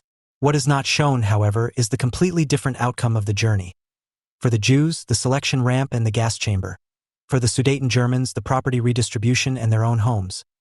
The German Federation of Expellees, BDV, has long since made a habit of speaking of genocide and expulsion or expulsion and extermination, as if they were Siamese twins that belong together. Flight, expulsion, and resettlement are presented as an unfinished genocide. More radical positions even see this genocide as completed. This is the view of the historian Alfred Hughes, who uses the term philizid in analogy to genocide because there are no longer any Silesians, Pomeranians, East Prussians, or Sudeten Germans. In the 1990s, the shocking images of refugees trekking through the former Yugoslavia erased the distinction between flight and genocide from public perception, which was also a prerequisite for Scharping and Fischer getting away with their audacious lies about the Horseshoe Plan and disgusting comparisons with Auschwitz. In the same spirit, former Chancellor Gerhard Schroeder emphasized in his welcoming address at the Tag der Heimat, Homeland Day, of the BDV in 1999, every act of expulsion, however different the historical backgrounds may be, is a crime against humanity. End of quote. The loss of discernment is even celebrated as a gain in knowledge, as in the Frankfurter Allgemeine Zeitung on the occasion of the Berlin exhibition. The paper writes that attention is finally being drawn to events in 20th century Europe that are far removed from one another and that previously only seemed to be unrelated because they were given different names. Genocide, population transfer, expulsion, Holocaust, pogrom. Quote end. In all of this, the FAZ already saw a logic of punishment for guilty peoples at work and consequently lost all interest in the moral and historical difference between an ethnic German SS man who was chased out of the village, the Jewish commoner who was deported to a concentration camp, or the Yugoslavian civilian population fleeing from marauding Islamist soldiers. Georgi Conrad expressed this in the catalogue with incomparable simplicity. Quote, "The destination of the deported Jews was the concentration camp and, in all likelihood, death, that of the ethnic German population of West Germany and Austria. Nevertheless, many died along the way." Unquote. Not even Conrad is capable of making the simple distinction between a transport to death and death during transport, which brings him worryingly close to those who like to lump together victims of attacks in Israel with accident victims. In any case, the view of widely divergent events, albeit still bashfully, includes the Palestinians, who, due to their success in the international delegitimization of Israel, can also be seen as the BDV's ideological alter ego. Regardless of whether it is a matter of demanding self-determination, a homeland, the right to return, or denouncing a Jewish majority, the Palestinians are simply the world's most successful collective of displaced persons. They have managed to get the EU to finance school books that show the flight of the Arab population in 1948 on maps, but not the riots against the Jews that began in the immediate aftermath of the UN partition plan. These riots turned into a war by the Arab states to expel the Jews on May 15, 1948, one day after the founding of the state. The Palestinians have their own UN relief organization, UNRWA, which finances them, and their sustained demand for a return has been worth several wars since the five-state invasion of 1948 to Arab nationalism as the only unifying project. After the defeats of the regular Arab armies, the present-day Islamic movement gradually took over the mission of fighting against Israel and the Jews and placed it in a much larger context, that of the Islamization of the world. While the Holocaust is presented in the exhibition as the endpoint of a gradual process of expulsion, the Armenian Genocide 1915-15 is treated comparatively extensively as the first major expulsion event of the 20th century. Treating this genocide as expulsion is only possible in Germany and Turkey. It was carried out under the term resettlement used by the Turkish authorities, but it was nothing other than a systematic extermination. It began with the expulsion of the Armenians from the Turkish army as a first step, disarmament, and continued with pogroms organized against this Christian minority, accompanied by the arrest and extermination of Armenian intellectuals. This was followed by months of barbaric treatment by state-sponsored murderers in collaboration with the Islamic mob, which was followed by actions of extermination through labor for male Armenians, before the logical endpoint was reached: the death march into the Syrian desert of the Armenian civilian population left in the villages and towns. The claim that the Turkish barbarism can be compared to the fate of the BDV's clientele is no less outrageous than the association's appropriation of the Holocaust. The fate of the Turkish Armenians was indeed a harbinger of what was to be done to the European Jews. The strategists of the final solution also drew inspiration from the methods of the young Turkish mass murderers, who can claim to have been the first in human history to carry out gassing experiments on members of minority groups. The importance of linking genocide with expulsion for the BDV is also demonstrated by the Franz Werfel Human Rights Prize, which is awarded every 2 years by the ZGV Foundation. This prize is awarded for the preservation of ethnic homogeneity among the displaced, which is supposedly the main cause, but only among non-German nation-states, of forced migration. On April 30, 1999, the Frankfurter Allgemeine Zeitung, FAZ, already anticipated the current ZGV exhibition concept under the heading, The Century of Expulsions. At the time, the FAZ also opposed the delusion of the ethnically pure state, only to demand group rights for ethnic groups in connection with it. In this sense, the Werfel Prize is to be awarded to those who have particularly opposed the violation of human rights through genocide, expulsion, and the deliberate destruction of national, ethnic, or religious groups. As a literary chronicler of the Armenian genocide, the Prague-born Franz Werfel would have been livid at such appropriation by the descendants and trustees of the thoroughly National Socialist Sudeten Germans, of all people. In September 1938, during the international crisis caused by the Sudeten German terror, Werfel published an appeal to fight for the preservation of Czechoslovakia. This eventually led to the dismemberment of Czechoslovakia in favor of the German national minority, as stipulated in the Munich Agreement. Werfel's appeal concluded with the sentence, "If we do not now fight fanatically and resolutely for the Czechs' cause, we will have sealed our own destruction." The text deals with the admirable long fight of the Czechs against German conquests, and in this context also the role of the Sudeten Germans. Quote, "And truly, as historical experience teaches, it was always war and threat of war that broke into the country from the north. Like breakwaters, the border mountains stand in the way of the foreign claim. Sometimes the imperialist spring tide beat storm-lashed over these breakwaters. A broad band of national brackish water has remained. These are the so-called Sudeten Germans. Where there are dead waters, there are mosquitoes." Quote end. As always when conformity rules, courage is invoked. Once courage to face fear, then courage for national pride, always courage for anti-Zionism, and now finally courage for engagement with the victims of expulsion, who must be snatched from oblivion. All of this is an integral part of the public pronouncements on expulsion, which are accompanied by a sustained major media effort to break the taboo. Quote, "At its core, it was about the right to public remembrance, which was denied to the German expellees. Some even went so far as to praise the East German culture of remembrance as the more politically and morally appropriate one, because in the GDR, remembrance was banned from the public sphere under threat of punishment. It was characteristic of the totalitarian and post-totalitarian regimes in the East that, in them, history triumphed over remembrance, so to speak." Quote end. The casually established continuity of totalitarian and post-totalitarian regimes, for example in Czechoslovakia, indicates that there are still plans for the expellees in terms of the politics of history. The Tagesspiegel sees the historical political situation as a tippy thing, because it means an ongoing challenge for thinking and feeling. Thinking and feeling, history, and emotionalized memory therefore require a language policy so that something like Martin Walser's 1998 speech at the Frankfurt Peace Prize or the opening speech of the Weimar Art Festival in August by the ministerial director Hermann Schaefer does not happen again. Giving remembrance precedence over history is aimed at a reformed historiography that seeks to negotiate German colonization history in Eastern Europe as a countermodel to Western civilization history.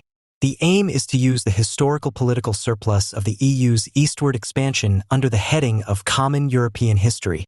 The shelves of many bookstores with categories such as expulsion, history in the East, or Eastern Europe serve the growing demand. Many of the works written on this topic are co-financed by Brussels, because it is about the identity-forming significance of German culture in the future Europe. Anti-German views are seen as just as disturbing as the German restraint practice towards its eastern neighbors, which the guardians of a policy of détente may demand, which has long since passed away, FAZ July 9, 06. When the newspaper Neues Deutschland, August 27, 06, quite rightly calls on the expellees associations to finally tell their whole story, namely that of the long struggle for national identity, the BDV tells the story of the expulsions that ended the benefits of a German culture in Eastern Europe. The expellees are reinterpreted by the revanchists, who they always were, as prevented culture bringers, to whom German historical policy can tie in. To this end, an East German culture of remembrance, i.e. that of the GDR, which is also based on a different history of expulsion than that in West Germany, is being delegitimized. In the GDR, the expellees were integrated into society as ordinary citizens, and any public self-stylization as expellees was forbidden there. With the Gorlitz Treaty of 1950, the Oder-Neisse line between Poland and the GDR was recognized as final, putting a swift end to fantasies of a return. The mental education of the newcomers from the East to become displaced persons remained a phenomenon of the West German state and the darkest chapter of the Adenauer era, which, incidentally, thoroughly disliked the Nazi background of the expellees. In Bavaria in particular, the expellees were encouraged to cultivate a special consciousness, which was also taken into account when filling political posts. There, independent refugee communities were founded, such as Waldkraiburg and Geretsried in 1950. In Kaufbeuren, the district of Neugeblans was built on the site of a dynamite factory blown up by the Americans. It was named after the town of Jablanek nad Nisou in northern Bohemia, which had been reclaimed by the German Reich in September 1938 as part of the Munich Agreement. A new Sudeten German town was created, absorbing half of the former inhabitants of Gablans, 18,000 people, which went against the integration plans of the Allied Control Council. Although the Control Council had spoken out against Neugeblans, its citizens received funding from the Marshall Plan to rebuild their traditional glass and jewelry industry. They advertised themselves with the heroic slogan, "The city that broke the Iron Curtain." For expellee propaganda, the happy escape from communism is just as important as the sympathy that creates a sense of identity. Entire communities have thus placed themselves under the umbrella of the expellees, although no one had expelled them. The Romanian Germans, for example, remained in the country even after Romania's changeover to the Allied camp in 1944. Prior to that, they had been very active in deporting the Romanian Jews to Auschwitz or massacring them on the spot, so much so that even the SS feared for public order. If there were any resettlements of Romanian Germans, these were carried out by the German Wehrmacht in 1940-41, when Romania, an ally of the Axis, had a refugee problem due to its defeats against the Soviet, were resettled and compensated with land and property stolen in Poland and with Jewish assets. The Romanian Germans were therefore by no means expelled after the collapse of the fascist Antonescu regime, but rather gradually sought their way to the West as so-called late repatriates. Even after 1989, it was still argued that the preferential treatment of late repatriates compared to other migrants was due to their fate as displaced persons. But who was it that had actually escaped communism so happily?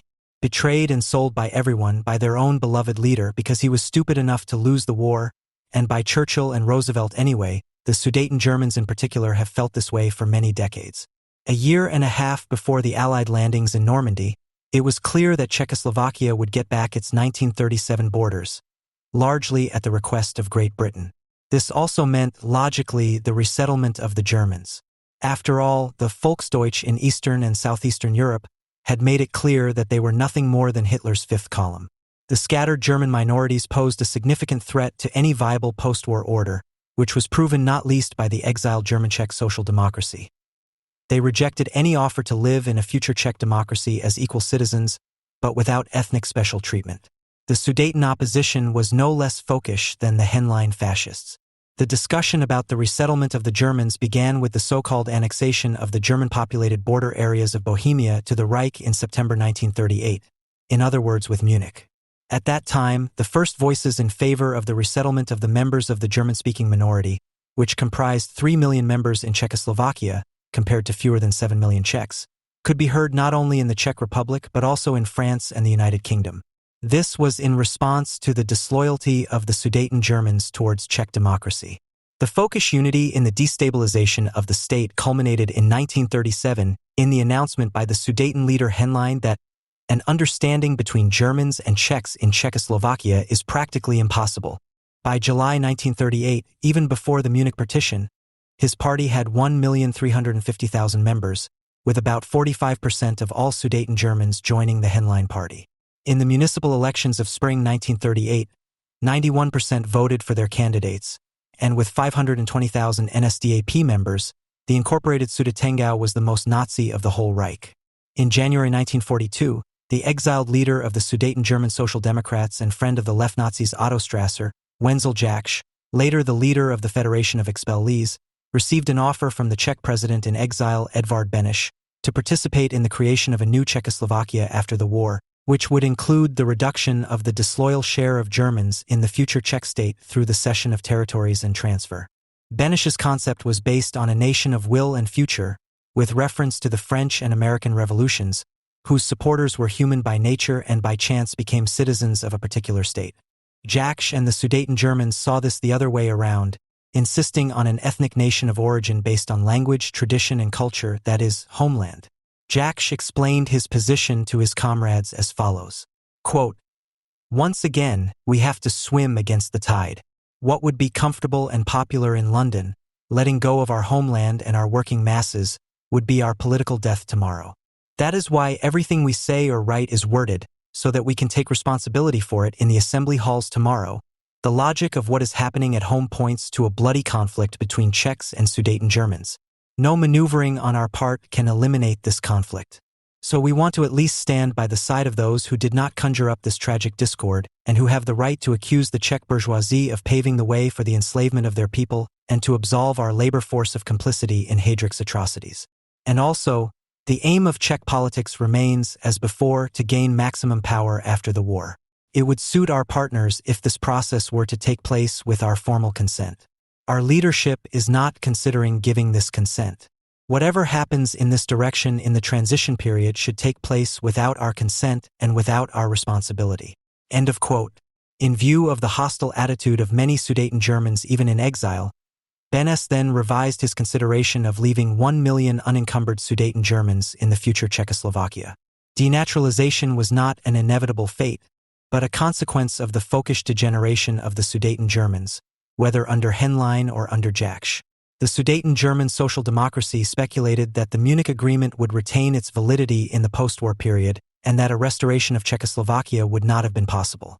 In the guidelines for the foreign work of the Sudeten German Social Democracy of November 1939, Jacques set out his position, which was subsequently confirmed by the Social Democratic Executive. Quote, "As a part of the Sudeten German nation, we must represent the interests of that nation first. Based on our 20 years of experience, we must therefore refuse to reintegrate the Sudeten German nation into a predominantly Czech state under the same or similar conditions that existed before the Munich Agreement." End quote. The People's Socialist Jacques saw himself primarily as a leader of the Sudeten German ethnic struggle and competed with Henlein in this. Those who pursued a different policy, such as Joseph Zinner, justified his resignation from the Sudeten German Social Democratic Party with his reserved attitude towards working with the Czechs. A few of those referred to as the Zinner Group did work together with Beneš and also had contacts with the anti-German Fight for Freedom group active in British exile. The other Sudeten German Social Democrats were not so far removed from the later West German SPD in their positions when Willy Brandt, Herbert Wehner, and Erich Ollenhauer distributed a proclamation at the German Convention of the Silesians in 1963. Quote, "Renunciation is treason? Who would dispute that? 100 years of the SPD means, above all, 100 years of fighting for the right of self-determination of nations. You can't sell off the right to a homeland for a song." Unquote. In 1968, as part of the policy of détente, Willy Brandt indicated for the first time in his speech at the party conference that he was willing to recognize the Oder-Neisse line. This marked the beginning of what is now to be ended, namely to interpret the history of the German East and its demise in terms of the policy of détente, and if necessary to take up Polish or Czech national arguments unilaterally. End of quote. The expulsion of the Sudeten Germans began with the Prague Revolt against the German occupation on May 5, 1945. Military actions and bombings by the Wehrmacht fueled the anti-German sentiment, which was particularly vented against members of the SS, but also against others. Excesses during the initial wild expulsions were often personal acts of revenge, carried out in a climate of general insecurity and fueled by rumors of werewolf activities. They were not acts of extermination, and were anything but the systematic and organized campaign of destruction previously carried out by Heydrich and the SS in the Czech Republic. Many ethnic Germans were able to reach the nearby border to Saxony or Bavaria after relatively short walks, including ZGV co-founder Peter Glotz, who described crossing the border in September 1945 while cheerfully whistling, "I was lucky. From Eger, Cheb, my hometown near the German border, you could flee on foot. No cattle cars, no forced marches. A harmless version of expulsion. Rather an escape that anticipated the expulsion." The father, an insurance salesman, completely unpolitical, but still a member of the party at that time in the Sudetengau, had already fled in May. End of quote. Even before the Potsdam Conference in the second half of July 1945, the Allies began to ensure a regulated and less horrific expulsion. Some of the resettlements also took place at the request of the German side for family reunification. Some tried to buy places on trains so as not to have to wait, and a network organized the resettlement of Social Democrats to the west or of Communists who mainly moved to the later GDR. Family reunification is to be understood as follows. The Americans forbade the Czechs from expelling individuals without their families and sent them back. Only with family was an expulsion also considered lawful in the sense of the Allies. The fact that this approach is today sweepingly equated with the word of inhuman collective punishment of entire families is simply demagogic. The president of the German Bundestag, Norbert Lammert, declared the remembrance culture with regard to flight and expulsion to be a state task. Federal President Kohler expressed himself at the Day of the Homeland organized by the BDV for the expellees in Berlin, FAZ April 9, 06. Understanding German history also includes understanding the history and culture of the former German East. And last but not least, in mid-September at a meeting of the CDU/CSU faction entitled 60 Years of Expulsion, 60 Years of Ways to Reconciliation, Chancellor Merkel renewed her promise to support a memorial in Berlin, for which funds have now been approved in the Bundestag. But the purpose of all this folkish hype surrounding the Expellees exhibitions and the Expellees Center in 2006, including the entire politics of history that goes with it, simply cannot be grasped by the still popular notions of imperialist and revanchist interests of German capital. This capital is not interested in the annexation of ailing Polish or not-so-ailing Czech industrial landscapes. It already has enough problems on its hands with the liquidation of the Saarland. Rather, the constant annoyance of Warsaw and Prague is more of a hindrance due to the official favoring of the actual economic interests of the descendants of Germans forcibly emigrated from Eastern Europe. The VW Group would certainly prefer an undisturbed flow of labor and goods with its Czech subsidiary Skoda. The correct observation that a few crucial German nationalist, anti-Western and anti-Zionist percent can be gained in upcoming elections with proper appearances at the Sudeten Day is also an insufficient explanation. Edmund Stoiber, for example, is certainly counting on it. What the one has for his expellees, the other has for his peace camp. But the crucial question remains as to why such folkish agitation is successful, and the answer to that is quite simply, because there is obviously a folkish need that puts the lost homeland above the reluctantly won freedom and thus quite incidentally betrays that it is not capable of love of country at all, because those who articulate it apparently still do. Not like the place of residence they have been in for 50 years, mostly in southern Germany. This applies particularly to younger people who were born in the Federal Republic, have settled in perfectly and have even long since abandoned their parents' dialect. They have of course been to their ancestral eastern home as tourists, have mocked the dilapidation they found there and the long absence of a German hand, established that there was nothing of value to steal, and left again. At family gatherings, they then brag about the forests of Bohemia or the skies of East Prussia and react indignantly to anyone who dares to point out that the mosquitoes in Missouri must be quite a nuisance, or asks how the Bohemian forest differs exactly from the Bavarian one. At this point, the critic is left only with the memory that folkish madness is primarily a madness indulged in by those who derive psychological gain from it. It is obviously no different with collective delusions, otherwise the Bundeswehr would hardly have gone to Yugoslavia in the place of the atrocities of the Wehrmacht, where it has now been stationed for years, costing a lot of money, and really no longer of interest to anyone.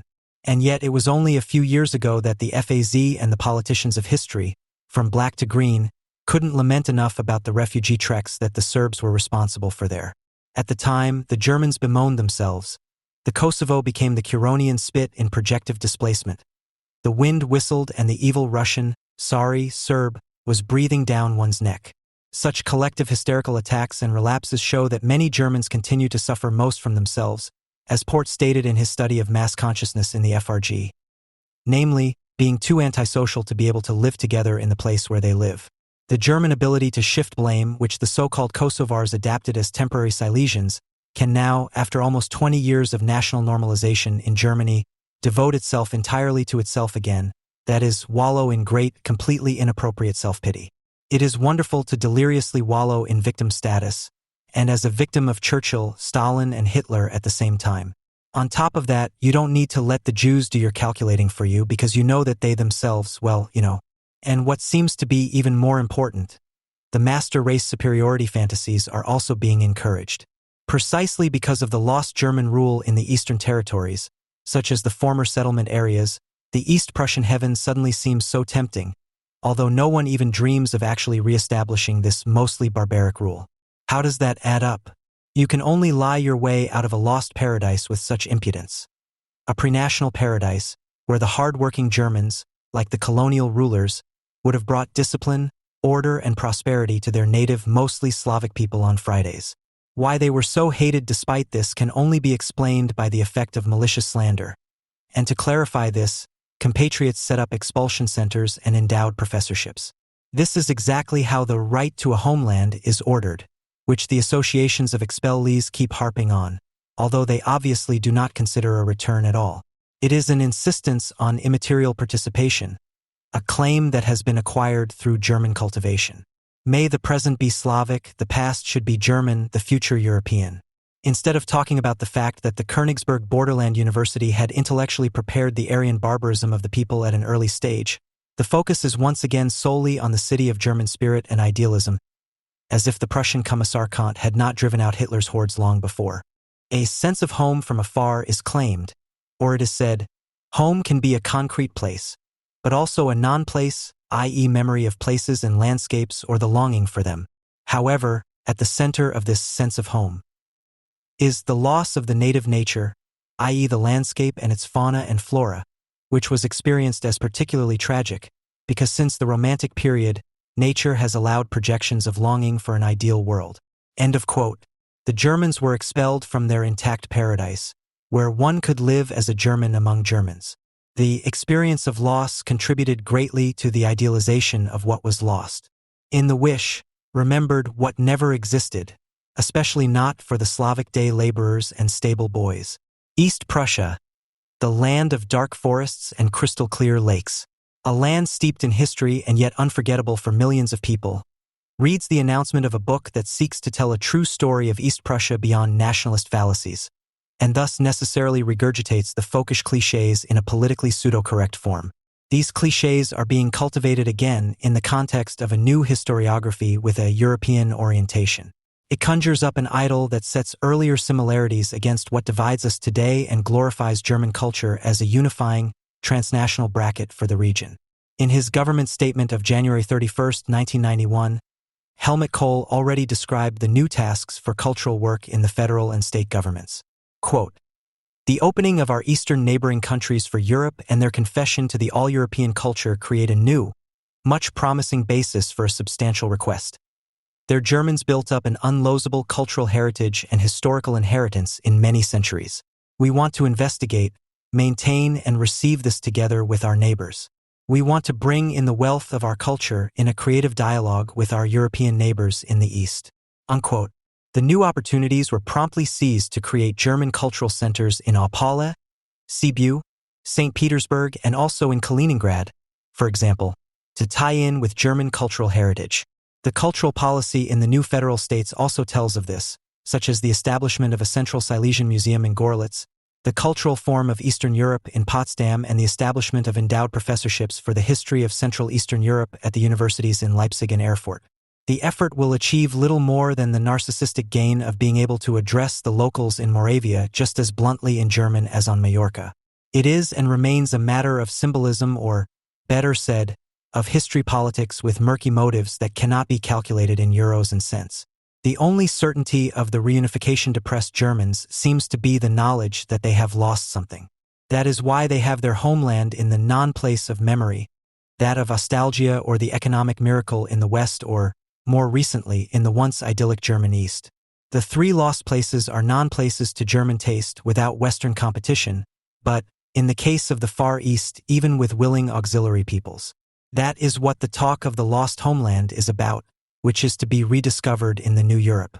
Such a degree of unpredictability, right down to the decision-making levels of politics and administration, makes the whole expellee's nostalgia for the homeland so utterly disconcerting and should encourage Western observers to question the sanity of reunified Germany. What kind of country is it that allows a Mrs. Steinbach to meddle in its foreign policy? Hardly anything has hit the enemies of Israel as unexpectedly and as hard as the visit of Czech Prime Minister Miloš Zeman to Israel in mid-February 2002. No appeals to either side, no peace slogans, no unsolicited advice, but instead, simply solidarity born of bitter historical experience. The FP referendum on Temelin had just taken place, with the Sudeten-German question once again becoming virulent. Nevertheless, Zeman could not keep his mouth shut. One does not negotiate with terrorists, as the Czech Republic has learned from history. Zeman's visit was certainly the subject of a remarkable event that took place on April 17th at the Vienna House of Homeland.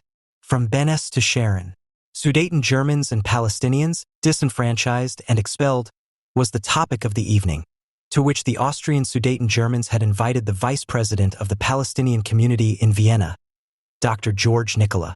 The comparison of the demand for the right of return for Palestinian refugees with that for the return of German expellees was always criticized as exaggerated and wrong, even by well-meaning people. Now the victims themselves have confirmed that the anti-imperialist "we are all Palestinians" and the revanchist "we are all Sudeten Germans" can apparently be easily amalgamated into the folkish "we are all disenfranchised and displaced persons." How can one imagine such an exchange of experiences? The Sudeten German-Palestinian similarities are obvious.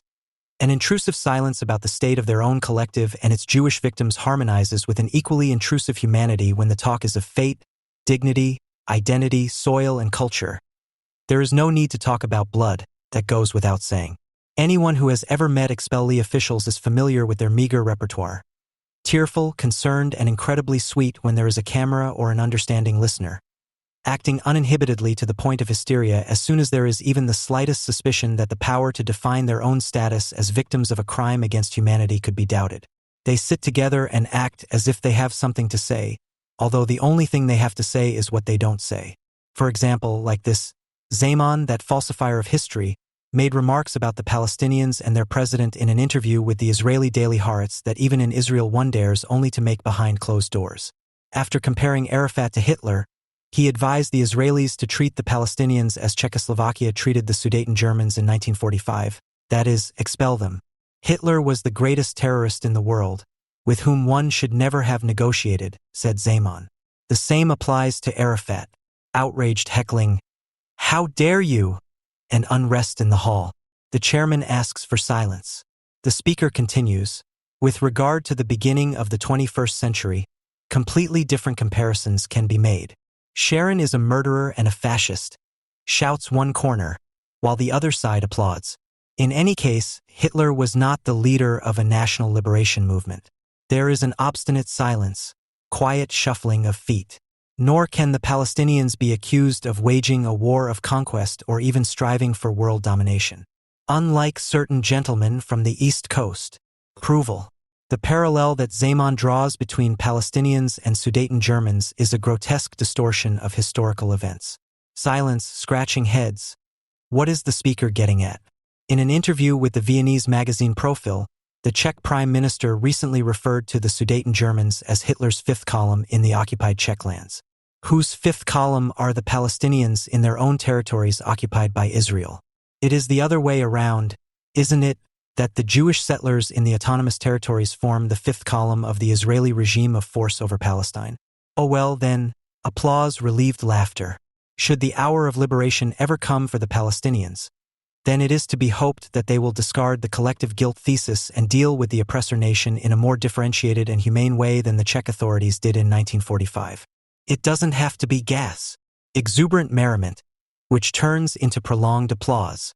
The fact that they knew they were united in their opinions about Sharon and Beneš, about the Jews and the Czechs, and about themselves, the misunderstood and unloved, suffering Herrenvolk, will have a significance for the participants in the event in retrospect.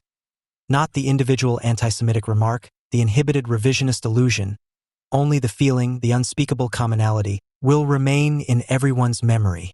Even if Werner Perker did not present the passages in italics above that evening at the House of the Fatherland, but published them in Junge Welt on February 20, 2002, the contributions to that event certainly followed the same folkish logic.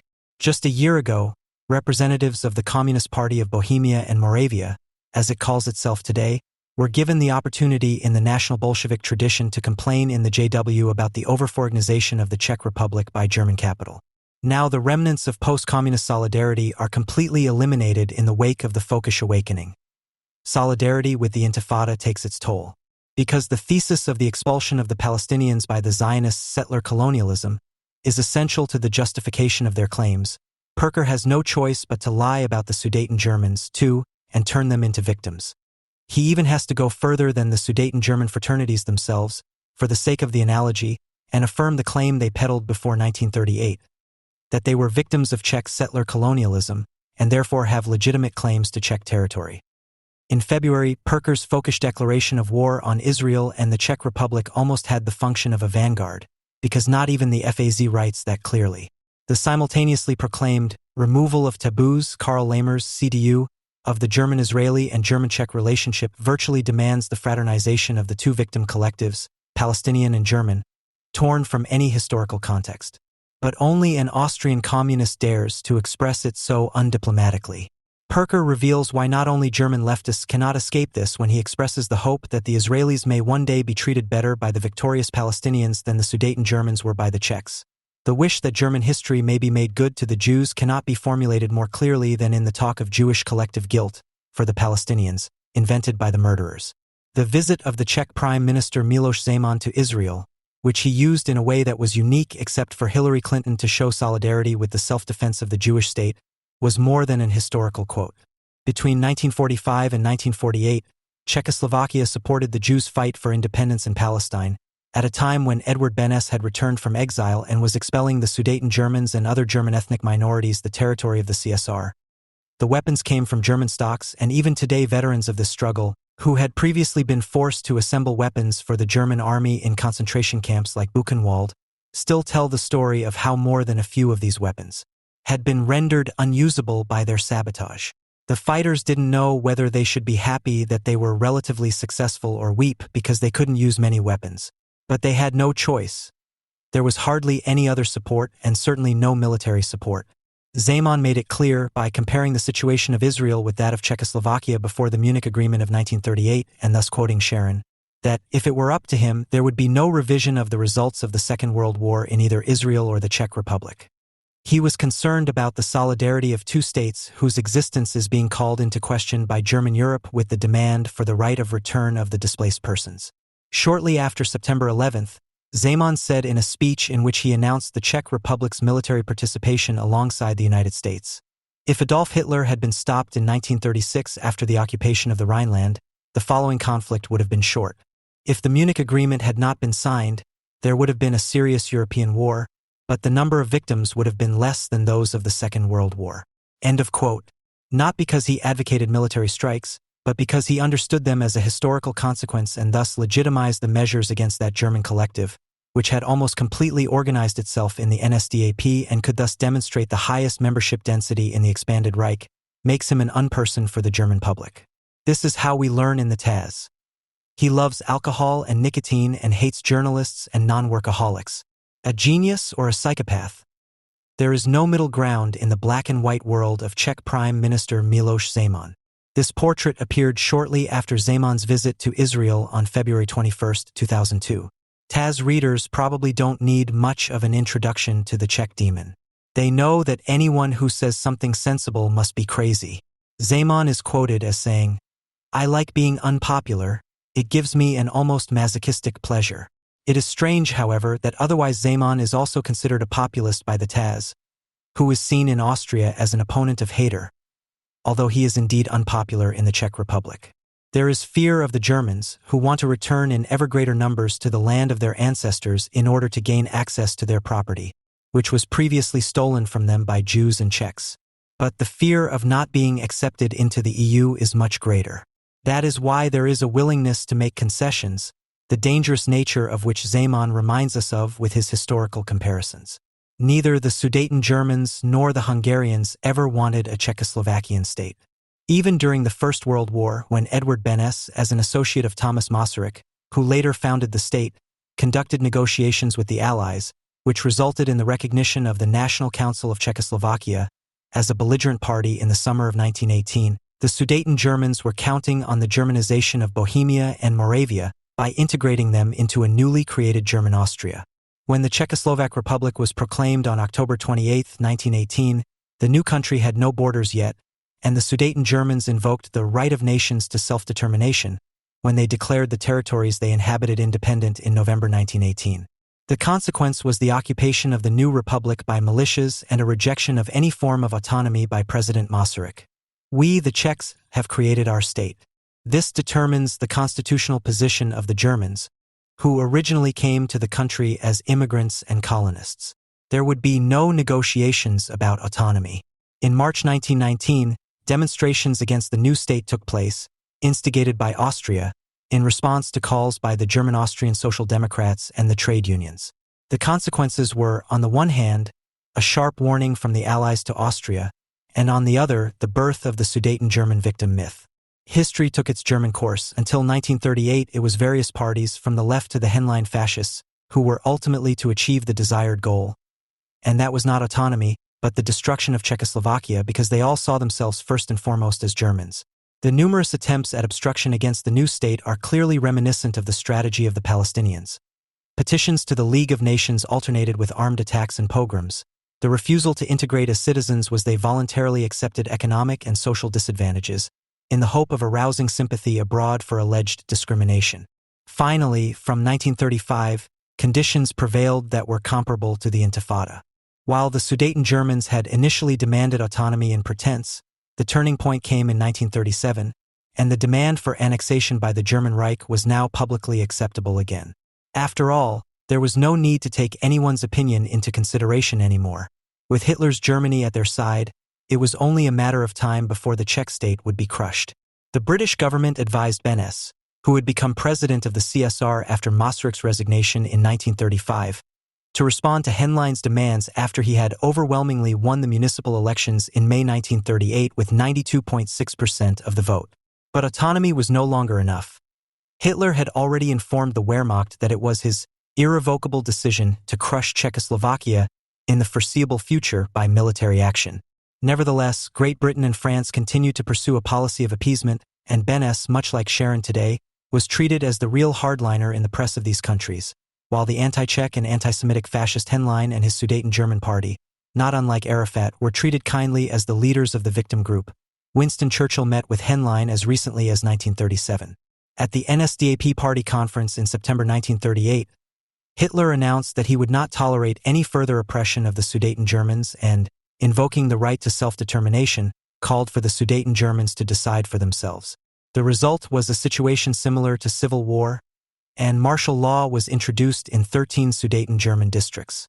Only 3 days after Hitler's speech, the leaders of the Sudeten Germans demanded, "We want to go home to the Reich."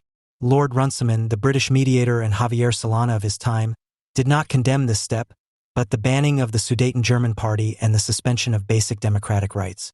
Beneš's policy was tactless, uncomprehending, intolerant, and discriminatory. The Lord announced and recommended the cession of the territories to the German Reich. Beneš called the betrayal by its name, but after the CSR was completely isolated, he agreed to the cession of the territories on condition that Great Britain and France intervene if German troops were to march in. Hitler announced the invasion for October 1, 1938. The Munich Agreement was signed on September 29 after Hitler promised that he would make no further territorial claims. The immediate result was the expulsion of the Czech and Jewish populations. As always in Germany, there was no discernible difference between celebrations and pogroms. Beneš had already gone into exile in London with the majority of his cabinet at the beginning of October 1938. 5 months later, Czechoslovakia was finally crushed. The Reich Protectorate of Bohemia and Moravia was created, and a regime of terror was installed to break the resistance of the Czech population. Now finally happened what the Sudeten Germans had always dreamed of, the complete Germanization, which the Nazi occupiers wanted to achieve by replacing the racially unsuitable Czechs, the resettlement of the racially indigestible Czechs and the anti-Reich intelligentsia, or the special treatment of these and all destructive elements, and by repopulating the space thus vacated with fresh German blood. 250,000 Czechoslovak citizens were murdered for this purpose. The fact that the resettlement of the Sudeten Germans, as agreed in the Potsdam Agreement, developed a momentum of its own, which some Germans paid for with their lives, is still reason enough for so-called anti-fascists to condemn the Beneš decrees. In the current referendum of the FP against the Czech nuclear power plant Temelin, for example, a flyer from Vienna informs us that Hayter and company are not at all concerned with a serious anti-nuclear policy. What a surprise! Rather, the child actually has a completely different name. namely the 10 decrees bearing the name Benes that affect the Germans and were used after the exile to rebuild the state. Under the pretext of Temelin, the FP is serving not only a malicious revanchism of the Sudeten German fraternities, but also one of the diehards of the old and new right-wingers in general. Instead of denouncing the Austrian love of the landscape and the resentment inherent in it, which is reflected in the FP's referendum, and a population that finally sees the hour of paying back the Czechs, the FPO-VP government is threatening to prevent the Czech Republic from joining the EU. This is what follows. Those who cannot forget that they were expelled from Czechoslovakia in 1945, dispossessed and chased out. No, we do not approve of this, especially not of the assaults and the human suffering. End of quote. With very warm regards to the Nazi grandpa. Signed, Green Alternative Youth Vienna, Infoladen 10, Infoladen Grazone, Infoladen Wells, Sagefish Cultural Association, Mayday 2000, Ecological Left, Akoli, Rosa Antifa Vienna, Raw. In the style of the Kronenzeitung, staccato sentences, hollow pathos, genuine sympathy is shown. After all, they are addressing a population that once again wants to prove its peoplehood through this referendum. And there is nothing wrong with that, on the contrary. Taking part is everything, and the price for it, the disapproval of the Benes decrees and the collective expulsion of the Sudeten Germans from the former Czechoslovakia is gladly paid. Of course, it can't be done without a few ifs and buts. But 1945 cannot be understood without 1938. The flyer says after kowtowing to the Volksgemeinschaft, but by then it is already too late. The Austrians should apologize for the Nazi crimes, not pay for them, and keep their mouths shut.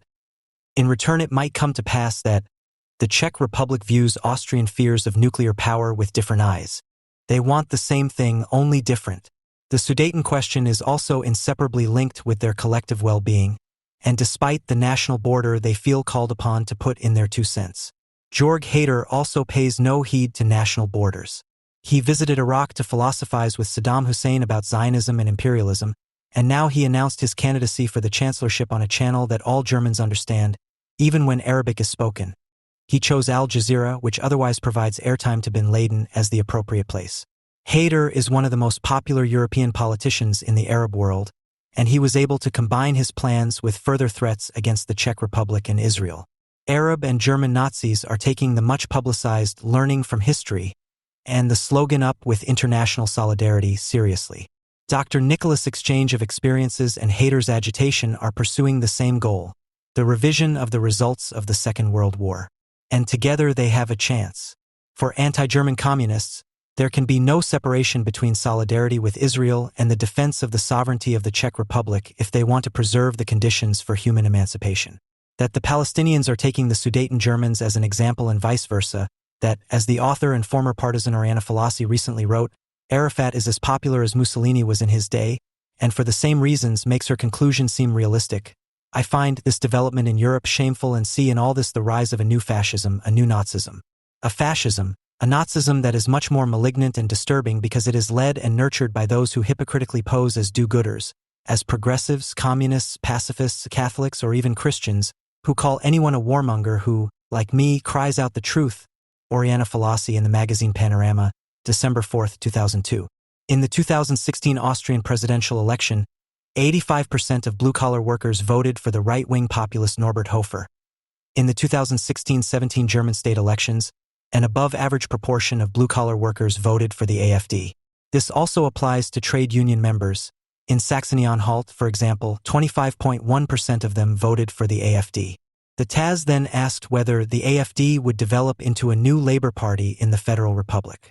Mika Brumlik, an educationalist and former director of the Fritz Bauer Institute, answered this question in the affirmative in an article tellingly titled, From Proletariat to Rabble. The new reactionary subject in the January issue of Blatter für Deutsche und Internationale Politik. Everywhere, right-wing populists are now the real Workers' Party. What is being sold here as a new scandal is not a phenomenon of today. As early as the 1960s, the social group of workers in most surveys tended to vote more strongly for the right-wing radical NPD than for the right-wing populist party. More strongly than, for example, white-collar workers and civil servants. And in the early 1990s, blue-collar workers and people with low incomes and little education made up the majority of the voters for the Republicans and the DVU. Contrary to the myth of the NSDAP as a party of the middle class, The electoral successes of the National Socialists as a veritable people's party in the early 1930s were also based to a large extent on the votes of workers. The question of how it could come about that not only the proletariat fell prey to the supposedly ongoing reactionary regression, Brumlik, is the subject of an anthology that was announced with a great deal of fanfare and published by Suhrkamp in April 2017 in 13 languages simultaneously, entitled The Great Regression, an international debate on the intellectual situation of the times. The internationally renowned intellectuals, blurb, set out to examine the causes of the global relapse and to identify strategies against the international of nationalists, including intellectual giants such as Zygmunt Bauman, Oliver Nactwey, Wolfgang Streeck, and Slavoj Zizek. The initial findings are as follows. The world seems to be falling apart.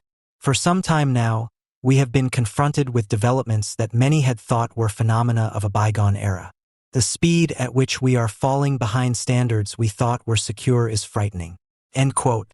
Donald Trump, Narendra Modi and the Identitarian Movement, Recep Tayyip Erdogan, Rodrigo Duterte and Islamophobia, Israel's right-wing government, the AfD and splinter groups of our time, from the Islamic State, IS, to Brexit.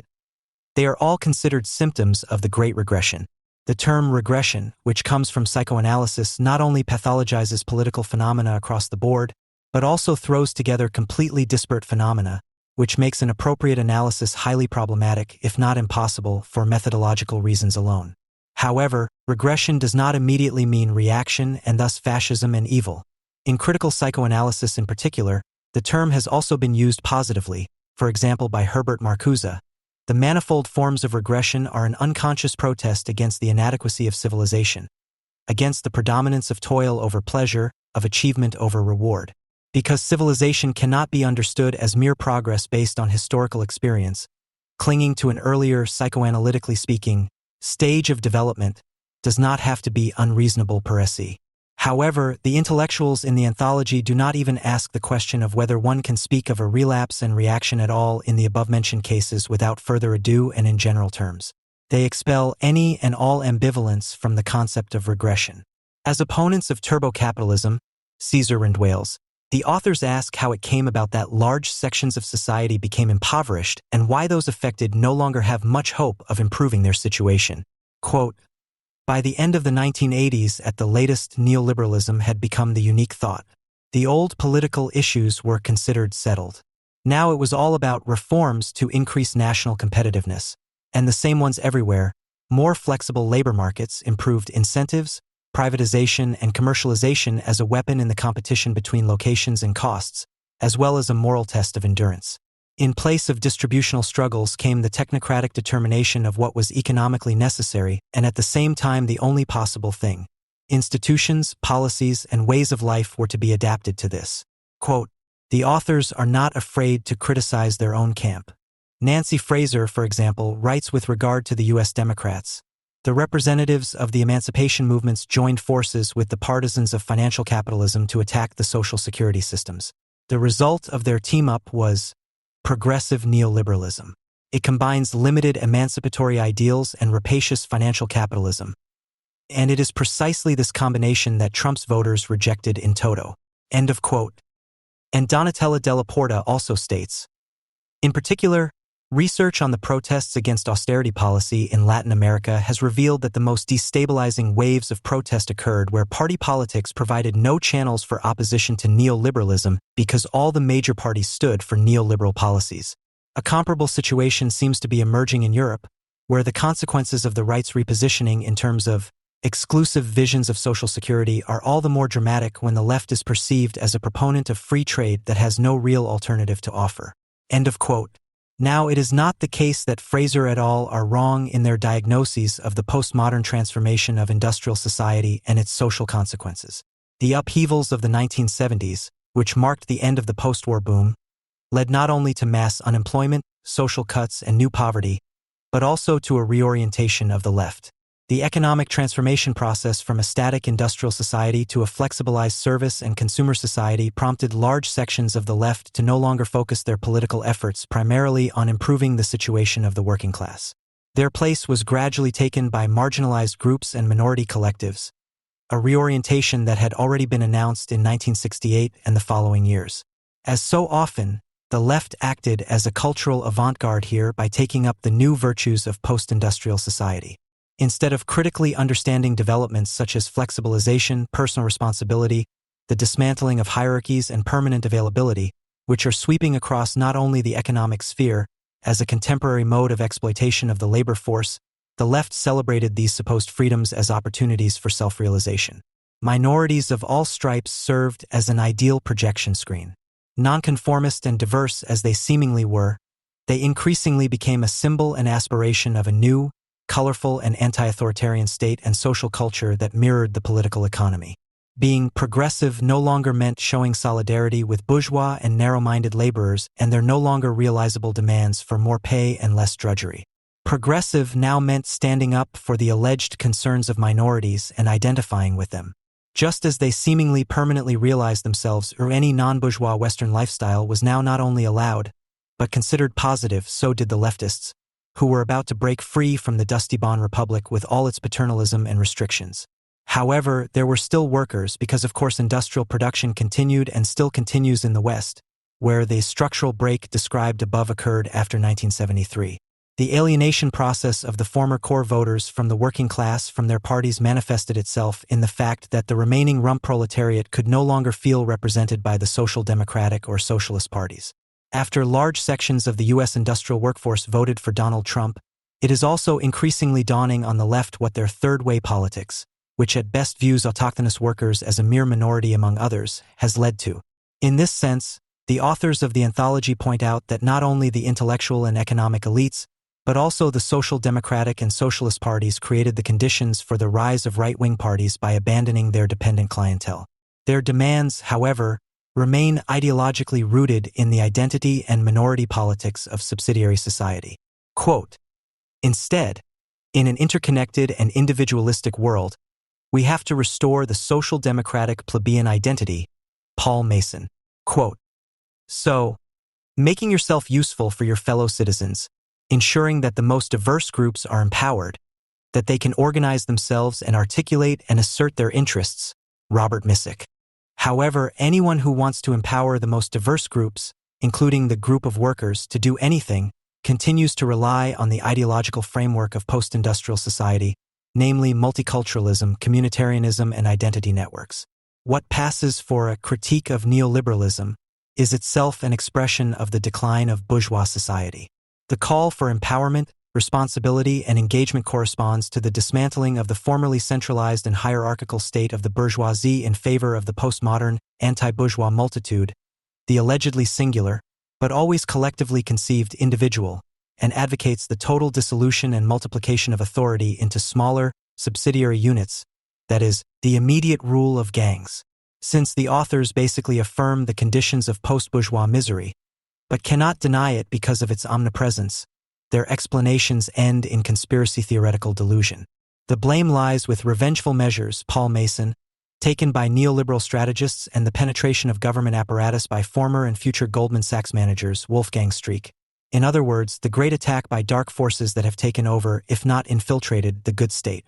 The regressive right-wing voters, who have allegedly been betrayed in cold blood, Bruno Latour, then logically function as victims of the manipulated system, who can and must be recruited for the anti-neoliberal project of a rejuvenated left, Nancy Fraser. Since the voters of right-wing parties are thus consistently understood as passive victims whose political positions are a mere expression of economic disadvantage, it is not surprising that, in the entire volume, none of the authors even addresses the elephant in the room. Of course, what is meant is Islam. Slavoj Zizek even uses the term Islamofascism, but only to juxtapose it with neoconservatism and discredit the latter as religious fundamentalism. Quote, "This is where the symptomatic contradiction of the U.S. neoconservatives lies. While domestically they advocate the fight against liberal secularism, abortion, same-sex marriage, etc., that is, their fight is one of the so-called culture of life against the culture of death. In foreign policy, they represent the very values of this culture of death." End quote. That is, the culture of death is not discussed when it comes to Israel. Of course, a compendium like this one about the Great Regression cannot do without a critical contribution on the Jewish state. Israeli sociologist Eva Illes analyzes the shift to the right in Israel, which has adopted a backward-looking populist policy at least a decade before the global slide into fundamentalism. Quote, "In all seriousness, she speaks of an Israelization of the world, since the Likud party, after the 2009 elections, has already shifted to an Israeli alt-right policy with the blunt goal of establishing Jewish supremacy, territorial and legal, over Arab Israelis." End quote. The Jerusalem professor describes the election of Menachem Begin in 1977 as the Big Bang of Israeli politics, the key event that marked the irrevocable decline of the left and the transition to an identitarian, ethnically and racially based politics. There is not a single word in the entire essay about the Arab threats of annihilation, nor about Islam or Islamism. It is no wonder that Illaz was chosen by Time as one of 12 intellectuals who are likely to change the way we think in the future. When 16 intellectuals set out to discuss worldwide fascistization in over 300 pages, the volume includes essays on India and, as mentioned, Israel among other things, and leave Islam out of it, let alone devote an article to the topic, then this is nothing less than an intellectual and political declaration of bankruptcy. In their fixation on the Western right-wing parties, they basically ignore, in a very Eurocentric way, the Islamization that has been going on for decades, not only in the Arab world but also in countries in sub-Saharan Africa and Southeast Asia. And yet the Islamic movement is the main factor in the worldwide fascist, or better, Nazi rollback, which has all the ingredients of such a movement: collectivism, contempt for all that is weak, repression of the drives, fanaticism, hatred of social mediation, antisemitism. Since the authors of the volume are unacknowledged ideologues who reproach others for being ideological, they do not notice the imbalance of their monocausal, dogmatically anti-neoliberal argumentation. The rise of so-called right-wing populism was a democratic one, that is, the respective parties were elected. But if the neoliberalism that is always understood in economic terms was the cause of the decision to vote for the right, the question arises as to why those who were supposedly left behind and betrayed did not, for example, vote for the left party, whose program is far more clearly, aggressively, and credibly oriented towards the welfare state than that of the AfD, at least on paper. For AfD voters, social justice is the second most important motive for voting, after the influx of refugees. Similarly, the two population groups in which the party finds the greatest support are workers and the unemployed. Here it achieved election results between 24% in Rhineland-Palatinate and 38% in Saxony-Anhalt. Nevertheless, it would be wrong to classify the AfD as a workers' party or a non-voters' party. Its voters have an average level of education and earn more than the population average. In terms of income, education, and age, the AfD is a middle-of-the-road party. This also applies to its program. The AfD's basic program states, "The more competition and the lower the state quota, the better for everyone." This is supported by demands for more deregulation and less bureaucracy. Tax policy is also anything but employee-friendly. The party wants to introduce tax breaks for companies and high earners and abolish wealth and inheritance tax. At the same time, the so-called neoliberal reforms took place much longer ago than one would assume after reading the anthology. In the case of Great Britain and the USA, and thus at the world market level, they were already implemented in the 1980s.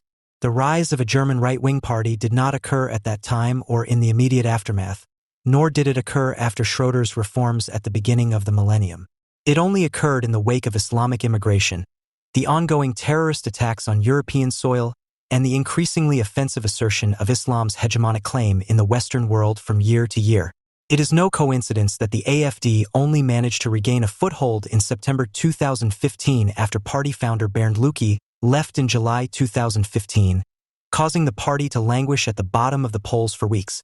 It is not very likely that the party would have made significant gains in such a short time without mass immigration, primarily of Muslim men, 80% of immigrants in the fall of 2015. At the same time, Pegida, with which the AfD has no official contact, has also seen its numbers swell. Contrary to what one might think, the right-wing populist voting behavior of workers and others is about more than just being left behind socially and having too little income. It can be assumed that a high percentage, if not the majority, of AfD voters vote for the party because all other German parties, except, with a few exceptions, the CSU, almost blindly embrace the motto of this year's Christopher Street Day parade in Frankfurt: colorful diversity instead of brown unity. As much as the latter is needed to declare diversity, all the more vehemently as a monocratic principle, such and similar slogans are used to authoritarian effect to make clear the ruling maxim, which Bernd Steegmann so lucidly sums up. Anything that is not postmodernly duplicated has one foot in fascism, tertium non datur. The impossibility of speaking clearly and uniformly about real problems, unreasonable demands and threats without being excluded as unworthy of discussion or, in jargon, as unworthy of discourse, can only lead to those who do speak out being elected.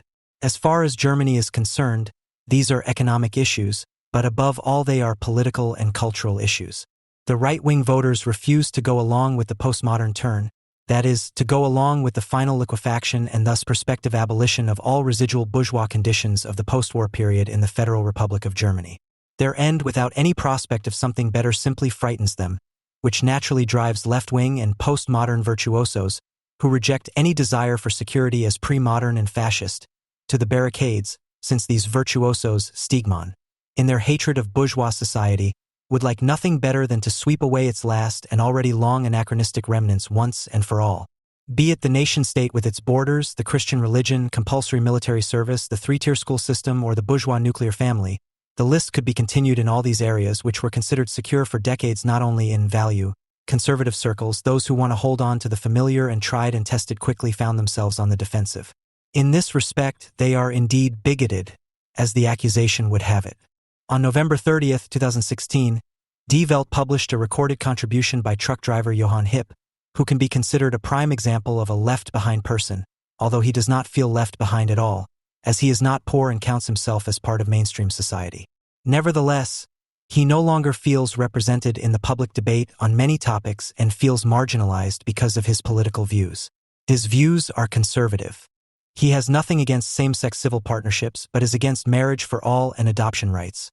He supports the right to asylum but differentiates between economic and war refugees, the classic German middle-class citizen, then who notoriously triggers Nazi comparisons from the left, although he himself says, "But nothing would be further from the truth than to put myself in the right-wing corner. I have nothing to do with that, and in my city almost no one has anything to do with that." Even if I occasionally hear sentences like, "We need a little Adolf again. These idiots have always existed, but there are very few of them. I am happy to tell these people how stupid such a sentence is." Quote end. Since he lives in Bavaria, he votes for the CSU, the only party he can vote for. Quote, "But otherwise? The AfD has reasonable views on refugee policy. But otherwise they have nothing to offer. For me, it's a protest party that always focuses on the same issue. If they ever come to power, nothing will happen. Apart from the AfD, only the FDP has argued reasonably in the refugee crisis.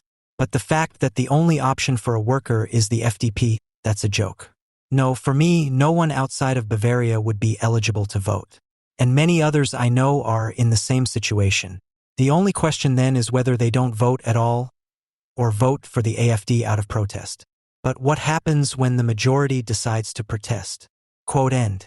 Johann Hipp is a prime example of the many unreconstructed and narrow-minded people who don't want to go along when future-oriented adventurers tell them what to do without argument or a willingness to compromise. Quote, "For the latter, the future is obviously a value concept. What will be tomorrow is worth more than what was yesterday. This is how it is with a natural sense of time." End quote. The way Islam is dealt with is symptomatic of the new, i.e. post-material and culturally sensitive German values. The German culture of welcome is inconceivable without the preceding years of practice in self-hatred, enthusiasm for foreigners and apologetic for Islam. With regard to Islam, it is clear what the multicultural deconstruction, not suspension of the categories of civil society, is supposed to lead to: total self-abandonment, the critique of one's own, and submission to the proliferating postmodern and seemingly unchallenged diversity, which means the destruction of the possibility of rational judgment and the associated decision for the better in each case. In this sense, the Integration Commissioner of the Federal State Government, Aiden Ozogas, stated, "Living together must be renegotiated every day. Our society will continue to become more diverse, which will also be exhausting and sometimes painful." End of quote.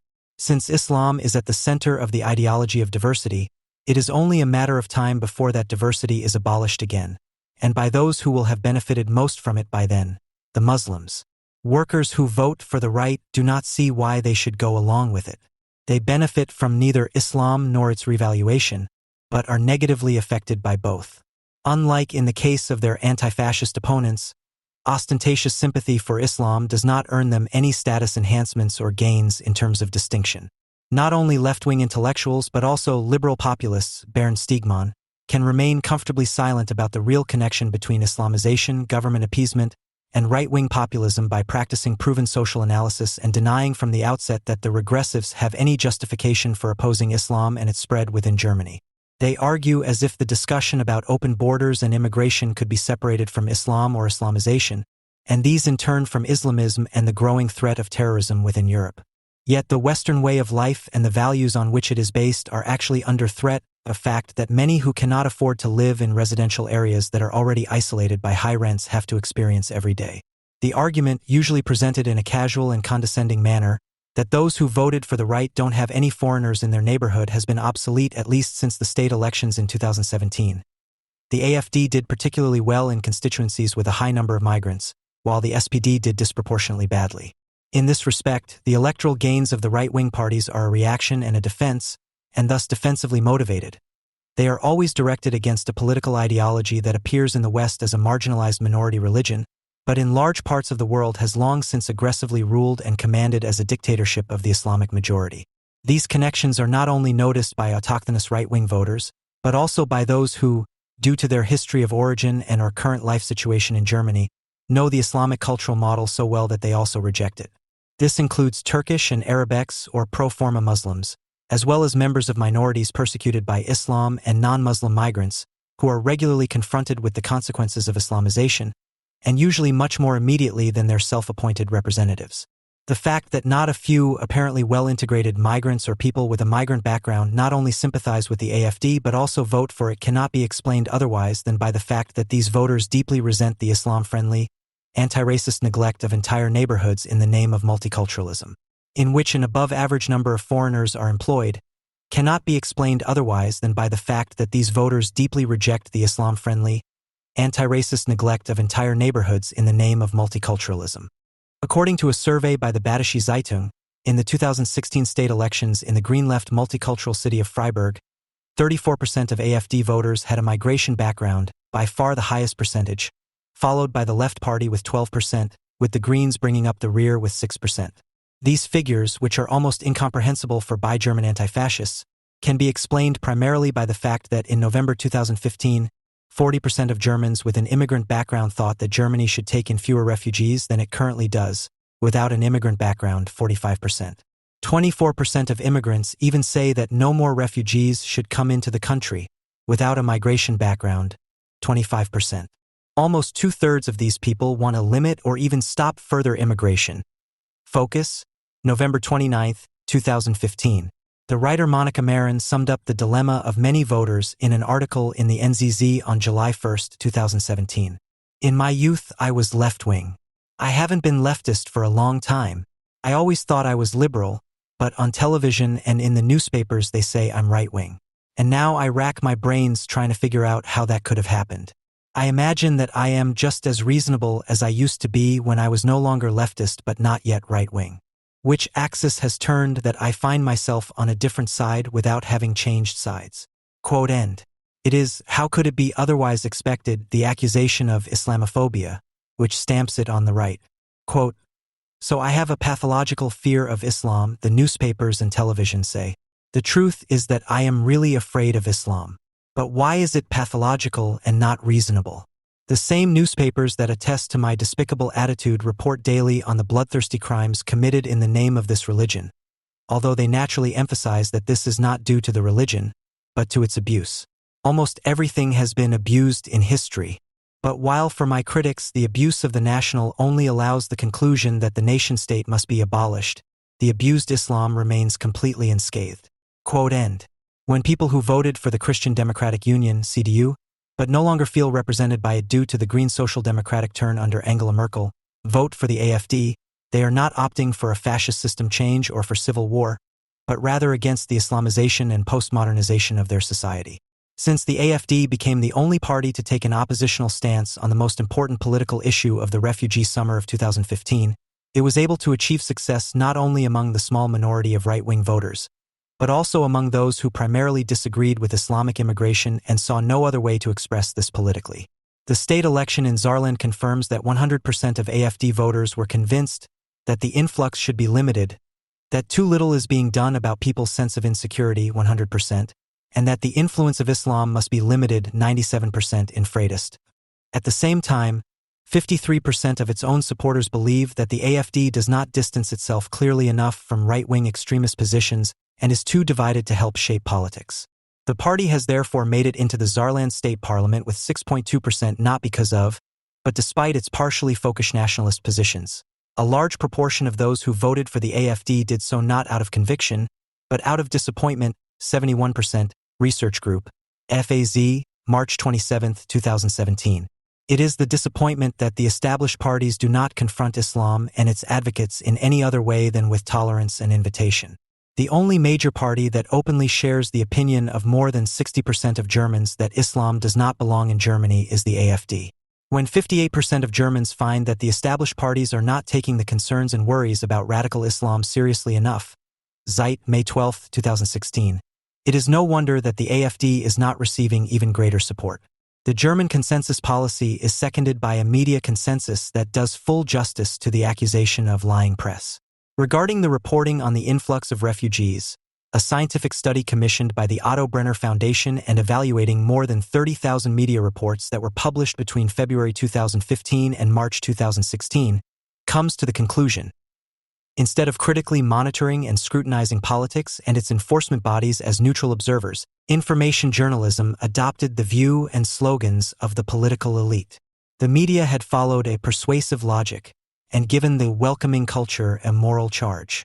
The concerns and fears of the population were hardly discussed, and dissenters were excluded from the discourse. Journalists acted more as political actors than as neutral observers. FAZ, July 21, 2017. The results correspond to the findings of a study by Harvard University, according to which the ARD, which sees itself as committed to balance, reported most negatively on Donald Trump of all the media examined. 98% of its reporting was negative. Focus Online, May 22, 2017. The accusation of lying press is too simplistic, because German journalism is much more a case of inveterate innocence in moralistic mendacity, Nietzsche, in which liars themselves believe. The actual lie, the genuine resolute, honest lie would be something far too strict and strong for them. It would demand what must not be demanded of them. That they open their eyes to themselves, that they know how to distinguish between true and false in themselves. Those who falsify, conceal, exclude, suggestively moralize and withhold facts as much as the mainstream media do should not be surprised if they are no longer taken seriously by many. In Germany today, 42% of the population are convinced that there is at least something to the accusation of the lying press, which was initially propagated here by Pegida, FAZ, February 22, 2017. In contrast to this, the AFD appears as the party that clearly and unashamedly opposes the Islamic claim to power in its party program. Quote, Islam does not belong to Germany. In its spread and in the presence of a constantly growing number of Muslims, the AFD sees a great danger for our state, our society, and our values. An Islam that does not respect or even fights against our legal system and claims supremacy as the only valid religion is incompatible with our legal system and culture. Many Muslims live law-abiding and integrated lives and are accepted and valued members of our society. However, the AFD demands that the formation of Islamic parallel societies with Sharia judges and their increasing isolation be prevented. It wants to prevent Muslims from becoming radicalized in their religion to the point of violent Salafism and terror. End of quote. In view of the de facto ban on criticism, she states, criticism of religion, including criticism of Islam, is lawful within the framework of general laws as part of the fundamental right of freedom of expression. Religious satire and caricatures are also protected by freedom of expression and artistic freedom. The AFD opposes the defamation of criticism of Islam as Islamophobia or racism. Furthermore, the party wants to push for the banning of Islamist associations, to prevent the foreign financing of mosques, and to prohibit minarets, the muezzin call, and the headscarf in public service, following the French model. The revaluation of Islamic organizations to public corporations is rejected by the AFD due to the ideological positions of these organizations. Despite this Western bourgeois program with regard to Islam, The AFD is hardly electable for liberals, conservatives, and members of minorities threatened by Islam. Apart from problematic political ideas which have been around since its foundation as a right-wing or national liberal party, the pandering to Russia, the anti-Americanism and the offended Isonal German, the creeping takeover of the party, which is not particularly likable anyway by folkish and right-wing radical circles, makes it increasingly impossible to speak of the AFD as a bourgeois party. The AFD is a party with two camps. According to a study of AFD members of parliament in 10 state parliaments, almost half of all AFD members of parliament were previously in the CDU, 12% in the FDP and 10% in the SPD. In contrast to this, 21% were previously members of a right-wing extremist or right-wing populist party, FAZ, June 13, 2017.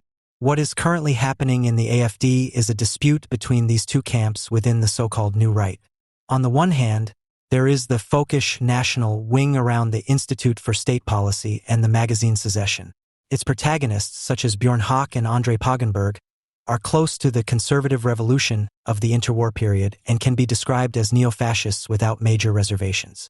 Representatives of this tendency are now strongly present in the AFD, especially in the new federal states.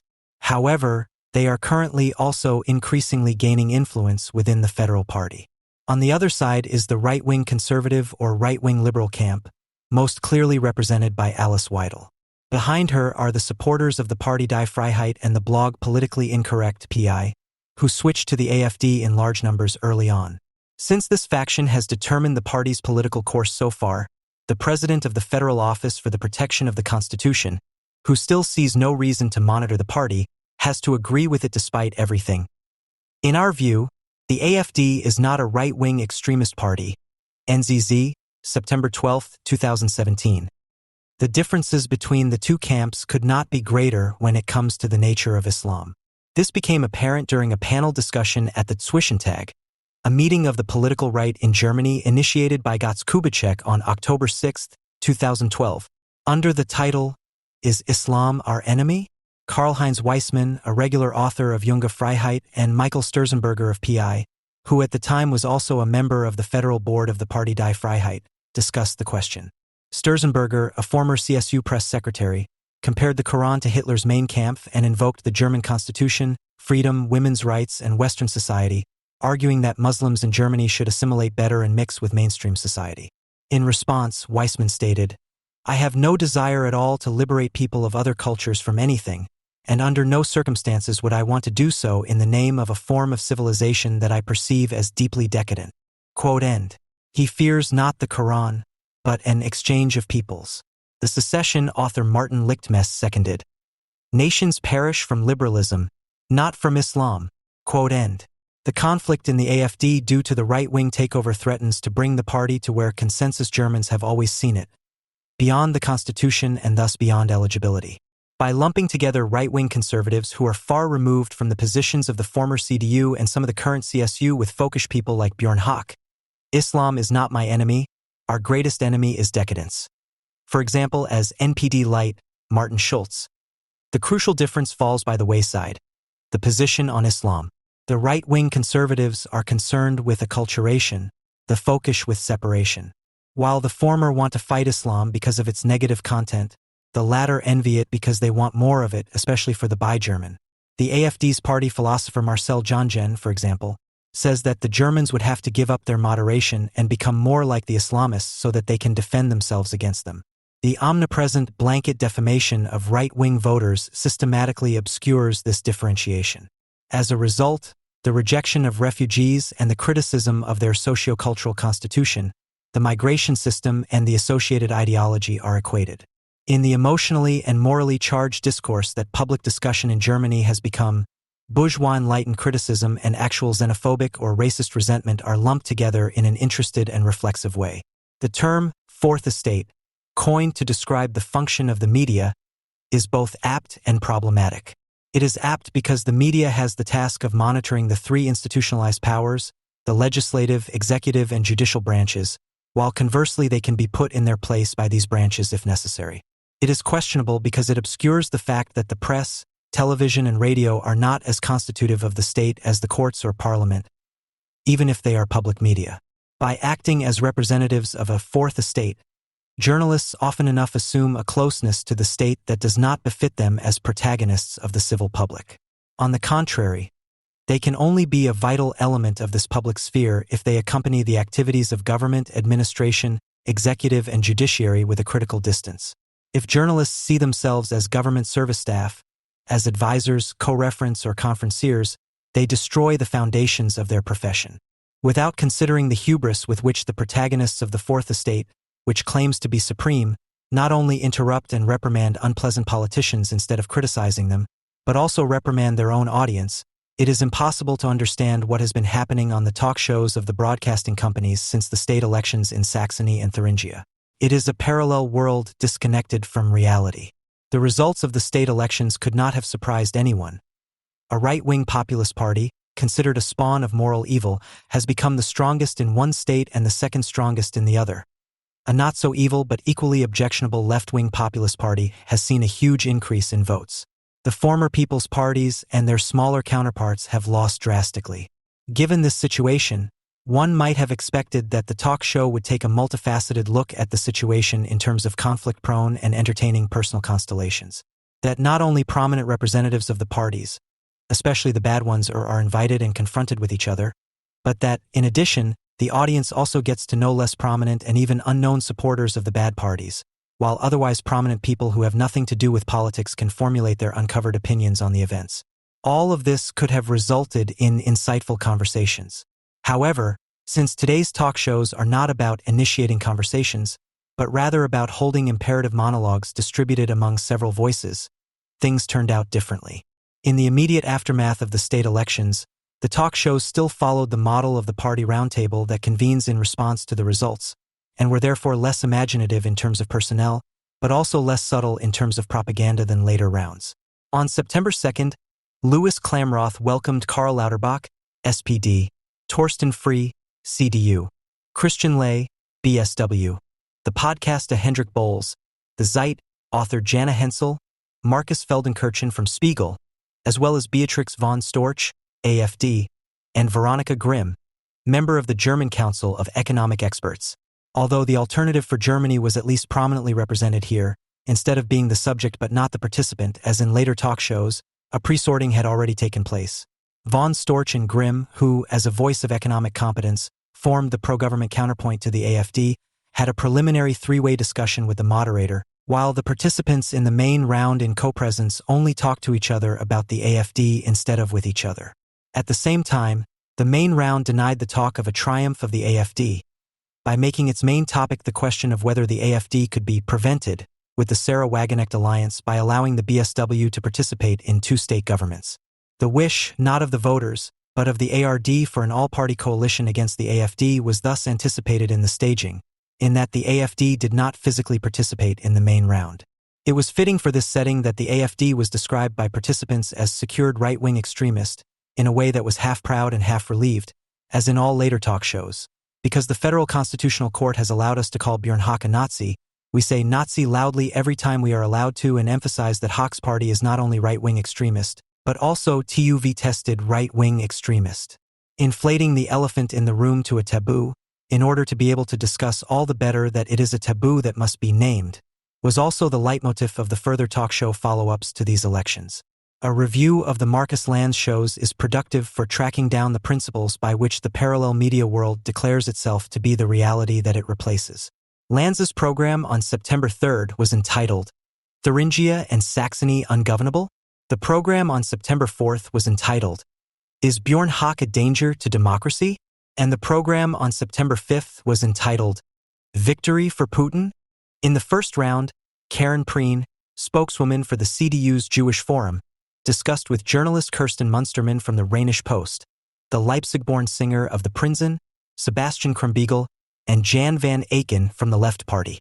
In the second, not Björn Höck, but Tino Kruppala, chairman of the AFD, Fabio De Masi, MEP for the BSW, the writer Ines Giepel, and Zeit journalist Martin Makowicz.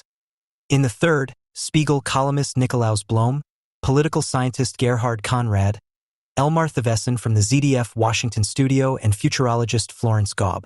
In a sense, the personnel of such events is interchangeable but not entirely, because the invited individuals are important at least because they stand for something. In these cases, not only was the absence of representatives of the normal voter conspicuous, i.e. unemployed people in the East, economically marginalized small business owners or farmers, but also the extensive absence of those who were talked about almost exclusively. AFD politicians were only mentioned as unpersons to be treated with caution, BSW politicians only insofar as they could be considered as contact persons for possible anti-AFD coalitions. The conversations that resulted were constrained, awkward, dominated by desires for silence, avoidance, and denunciation, and overall difficult to bear. 5 communicative tactics dominated them. The most obvious was the principle of focusing as denial. Instead of talking about the failure of the parties in power to control migration, the Islamist violence in Germany, and the politically induced energy crisis as the main causes of the economic crisis, which were named by voters of the right and left-wing populist parties as decisive for their choice, they painted a crisis of democracy on the wall. Yet democracy had just proven itself in practice. The high voter turnout and the persistence with which voters asserted their decision against attempts by the governing parties to delegitimize the opposition could have been seen as an indication of the resilience of parliamentary democracy, at least without any sympathy for the AFD. The fact that Putin was not elected in Thuringia and Saxony despite the undeniable closeness of Wagenknecht and parts of the AFD to Russia, but that the Chancellor was punished, could also have been discussed. Instead, the opposite was whispered. Putin was almost at Berlin's gates. Democracy was in danger. This whispering was seconded, secondly, by the self-staging of an imagined center as the social whole. In this center, party and especially opposition politicians do not play as big a role as they used to. They are only invited when they fit into the framing. This explains the surprising absence of the otherwise omnipresent Green Party in the post-election talk shows, which corresponds with the AFD being largely excluded from the discussion panels. With the Greens, the real reasons for the election debacle would have been discussed.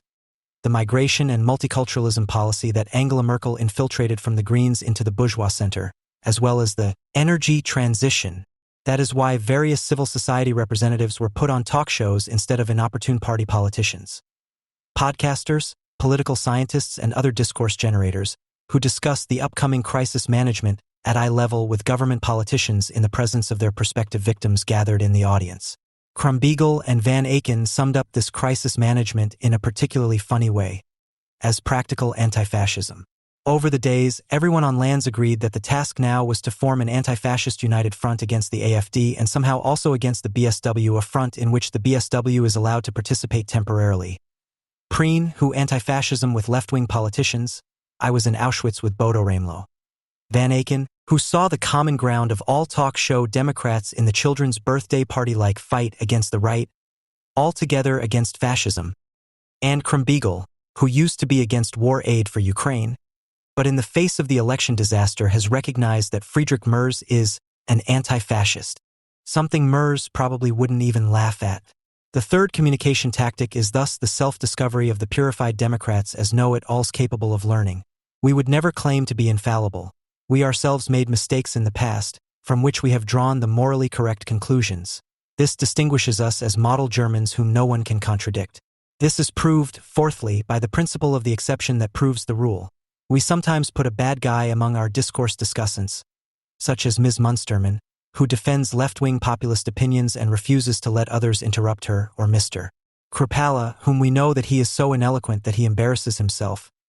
But we make sure that the individual does not get through to the many, whom he might possibly encourage to doubt, but always remains the clown that he is supposed to be. The means to this end is, fifthly and most importantly, the principle of talking over each other, which the participants in Lanza's discussions have already carefully practiced with unpleasant but possibly useful BSW politicians against the AFD. With AFD politicians, whether it is von Storch, Krupala, or Alice Weidel, one only talks about them, even if they are physically present. You don't answer them, you never agree with them, not even to refute them. You don't let yourself be affected or enraged by them, at best you interrupt them, talk over them, and act as if they don't exist even in their presence. If this mixture of denial of reality, wishful thinking, and blind authoritarianism, which belongs more in a closed institution than in a parliament, is supposed to be anti-fascist, then anti-fascism is more of a threat than a promise. One result is that, especially when it comes to Islam, you can't contradict without jeopardizing your social existence, and for reasons of self-preservation you are forced to sanction the slightest deviation of your own opinion. The other is the revaluation of actually radical right-wing positions, since former bourgeois conservative positions and arguments are suddenly being appropriated by them, and it then supposedly no longer makes any difference whether one advocates compliance with European law and the protection of state borders or approves of arson attacks against refugee shelters and calls the Berlin Holocaust Memorial a monument of shame. Not just any old Nazi backlash, but the intentional and negligent blurring of the discursive boundaries between bourgeois reason and resentment has led to the much-lamented historic removal of taboos, that is, to the new acceptability of right-wing radical positions. It is only seemingly paradoxical. The stronger the right-wing parties become, the more doggedly the left-wing majority society clings to its sanctioned denial of reality, and vice versa. The refusal to recognize migratory movements as forces of nature, Umberto Eco, to which one has to submit, is neither xenophobic nor racist, but primarily driven by the idea of being able to control, initiate, and, if necessary, interrupt social processes. The belief in still being able to change something is genuinely bourgeois in that it is optimistic, practical, and world-embracing, and carries the hope that what is man-made, that is, society, can be shaped by people according to reasonable standards. This Western common sense of feasibility is opposed by a post- and anti-bourgeois, deeply realistic and thus seemingly ideology-free fatalism of left-wing intellectuals who affirm, the Third World is knocking at Europe's door, and it will come in even if Europe does not want to let it in. The problem is no longer to decide, as politicians claim to believe, whether schoolgirls in Paris are allowed to walk around with the chatter or how many mosques are to be built in Rome. The problem is that Europe will be a multiracial or, if you prefer, a colored continent. Whether we like it or not, it doesn't matter. If we like it, so much the better. If not, it will happen anyway. End of quote. In his contribution to The Great Regression, Zygmunt Bauman confirms Umberto Eco's view that it should not matter whether the citizens of a society like something or not. Whether we like it or not, life in the city demands that we develop the ability to deal with cultural differences every day anew, and in all likelihood forever. Now that the centuries-old dream of one-sided assimilation or mutual convergence and the practices that resulted from it are over, we are gradually, albeit often hesitantly or with undisguised reluctance, we are gradually confronted with the prospect that there will be a constant interplay between interaction and friction between the numerous irreducibly diverse identities in neighboring and/or mixed cultural diasporas. Cultural heterogeneity is increasingly becoming an indelible, even endemic feature of urban life. It is just not easy to be aware of this fact, especially since the first reflex is often denial or emphatic, resolute, militant rejection. Quote end. The dystopias proclaimed by Eco and Bauman, which supposedly have no alternative and which integration commissioners like Aiden Ozogas are preparing to enforce, turn the Western city into an anti-urban cultural jungle and its inhabitants into tribes sorted according to their respective identities. In this respect, emphatic, resolute, and militant rejection is exactly the reaction that one should be able to take for granted in reasonable people for whom the preservation of the liberal features of the bourgeois order still plays a role. When Mika Brumlik and other intellectuals are so surprised that not only workers react in this way and vote for right-wing parties like the AfD, thereby becoming fascists, this points to their deeply ideological view of elections as an articulation of interests. This is precisely not fascist, when it is entirely selfish and only about one's own good life without further impositions.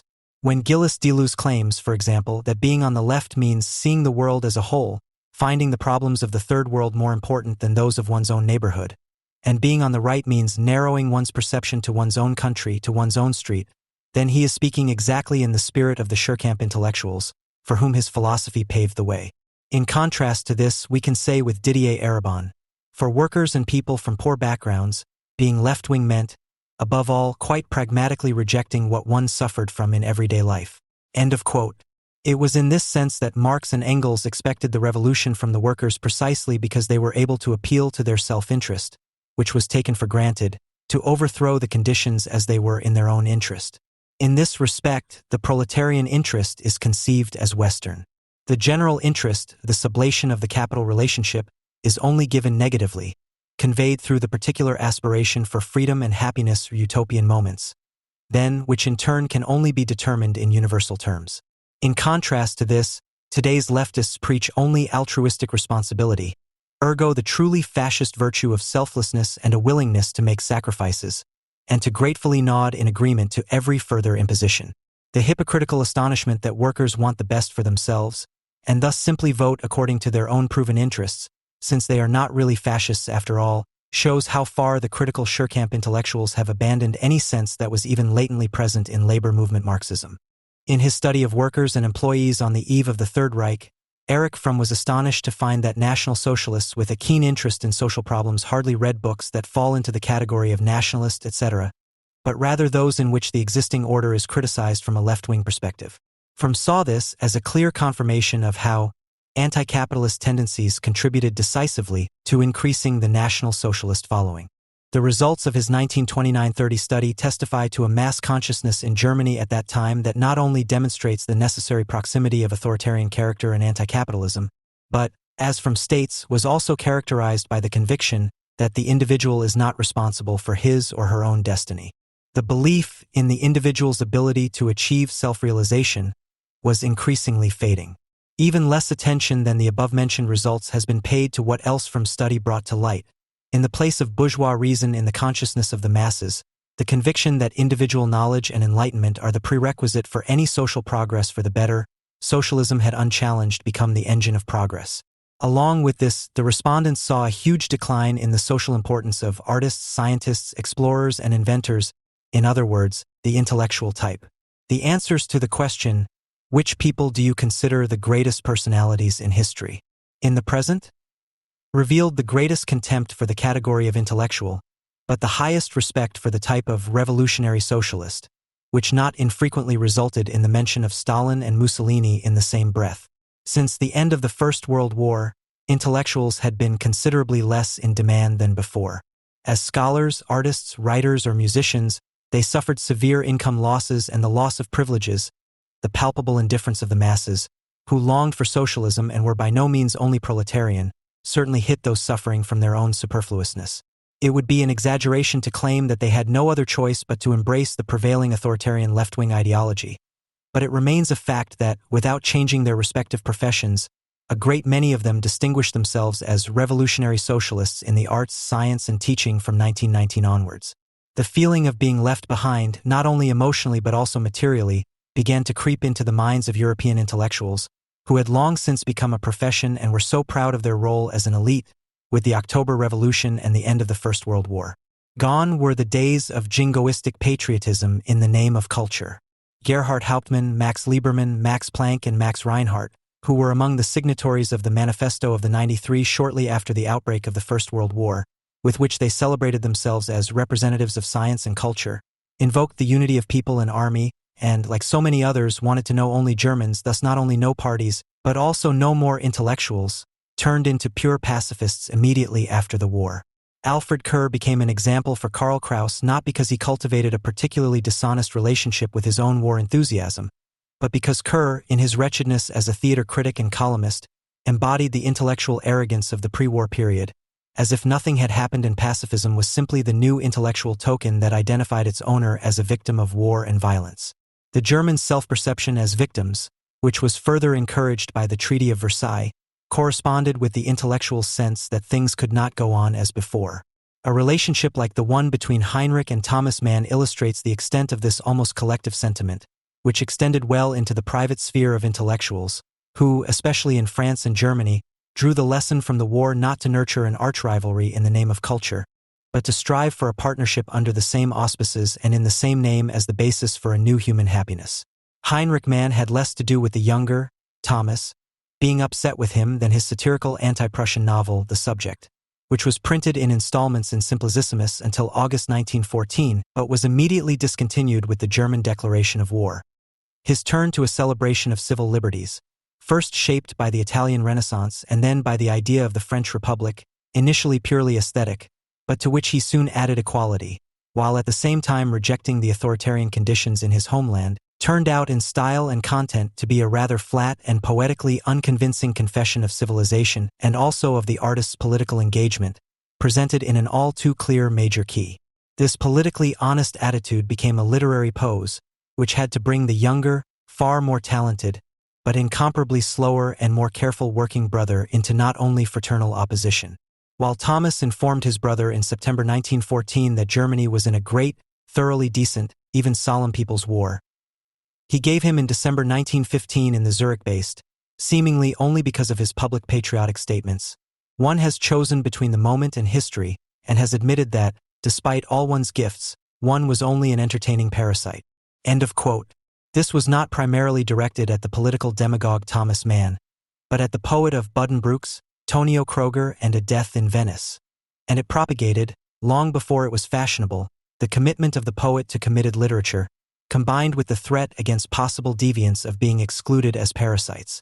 Thomas Mann experienced these and other attacks as such a painful insult that he was incapable of producing poetry for almost a whole world war, and wrote a defense that grew into a monstrous 600-page essay, which, bizarrely, was only published as Reflections of an Unpolitical Man 5 weeks before the German surrender. In it, he had made a reactionary distinction between culture and civilization, although the book contains more clever and forward-looking observations than can be granted today, when no one reads it but everyone disparages it. He had written disparagingly about the type of literati of civilization, meaning his brother. The reconciliation of the two brothers in 1922, which received a great deal of public attention, was one of the few great moments of the Weimar Republic. The staunch Republican and opponent of war and the apolitical brother had each become representatives of the new, still fragile order in their own way. Thomas's renunciation of the apolitical, who misunderstood him as one of their own because of his great essay, occurred in disgust at the anti-Semitic and revanchist statements of his Munich allies. They had backed the Bavarian military dictatorship with increasingly violent language, and its protagonists had prevented the introduction of the Republic in Bavaria from the victory over the Bavarian Soviet Republic on May 1, 1919 until the Nazis came to power. In doing so, he contributed to a rift that gave rise to hopes in the years following 1922 that the larger part of the conservative bourgeoisie would follow his example and break away from the rioters. Thomas seemed to turn his abusive word for the literati of civilization into something positive and, with his brother's thinking and work as an intellectual achievement, accepted much of what he had strictly rejected in his Reflections of an Unpolitical Man to Save Civilization, which promised stability and connection before the dissolution of promising civilization. His sometimes embarrassing constant presence in the feuilleton during the 1920s and early 1930s, as a kind of cultural emissary traveling to France and a prize-winning speaker on all kinds of occasions, was intended to conceal the fact that he never followed his brother on one point. Public presence and work, which also includes the great essays in contrast to the daily work, always remained absolutely separate spheres for him. Thomas Mann had always seen the Reflections as part of his work and remained true to himself when he strictly rejected the interpenetration of literature and politics, the politicization of the mind, throughout his life.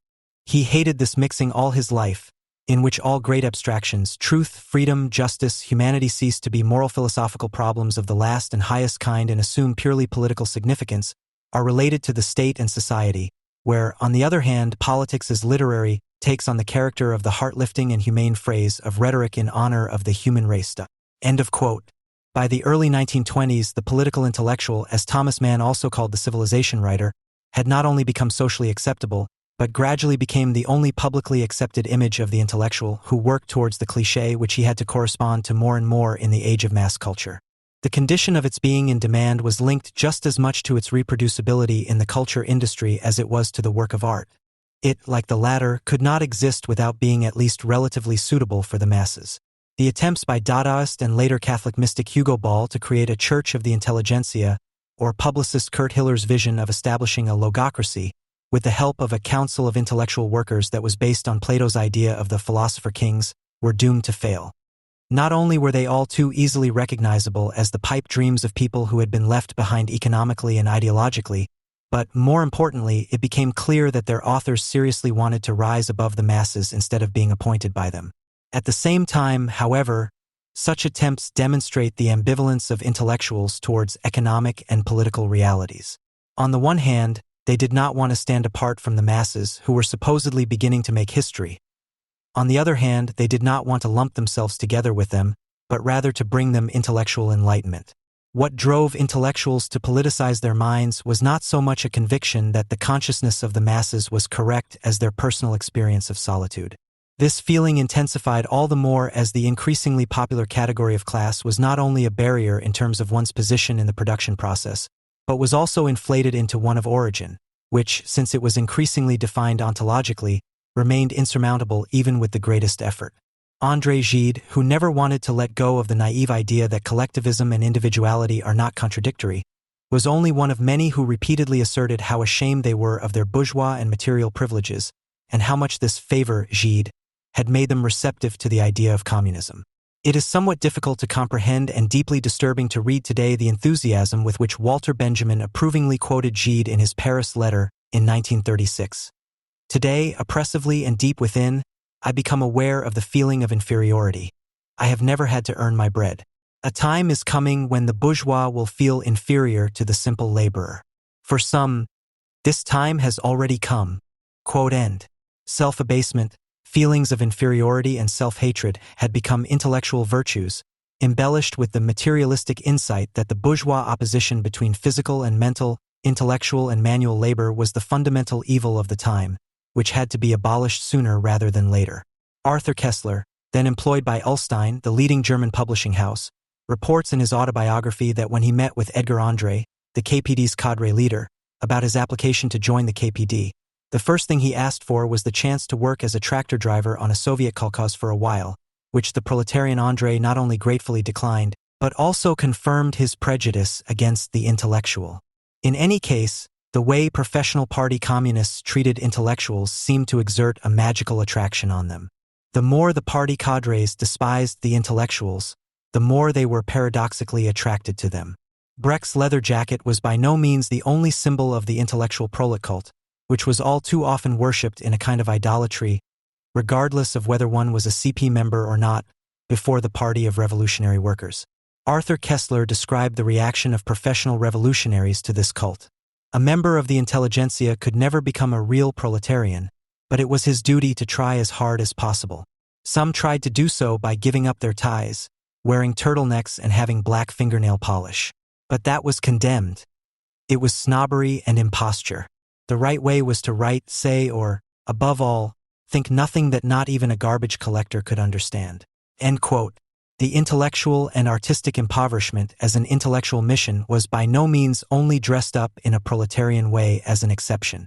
Margaret Buber-Newman, a member of the KPD at the time, worked for the Comintern newspaper in Preker in Berlin.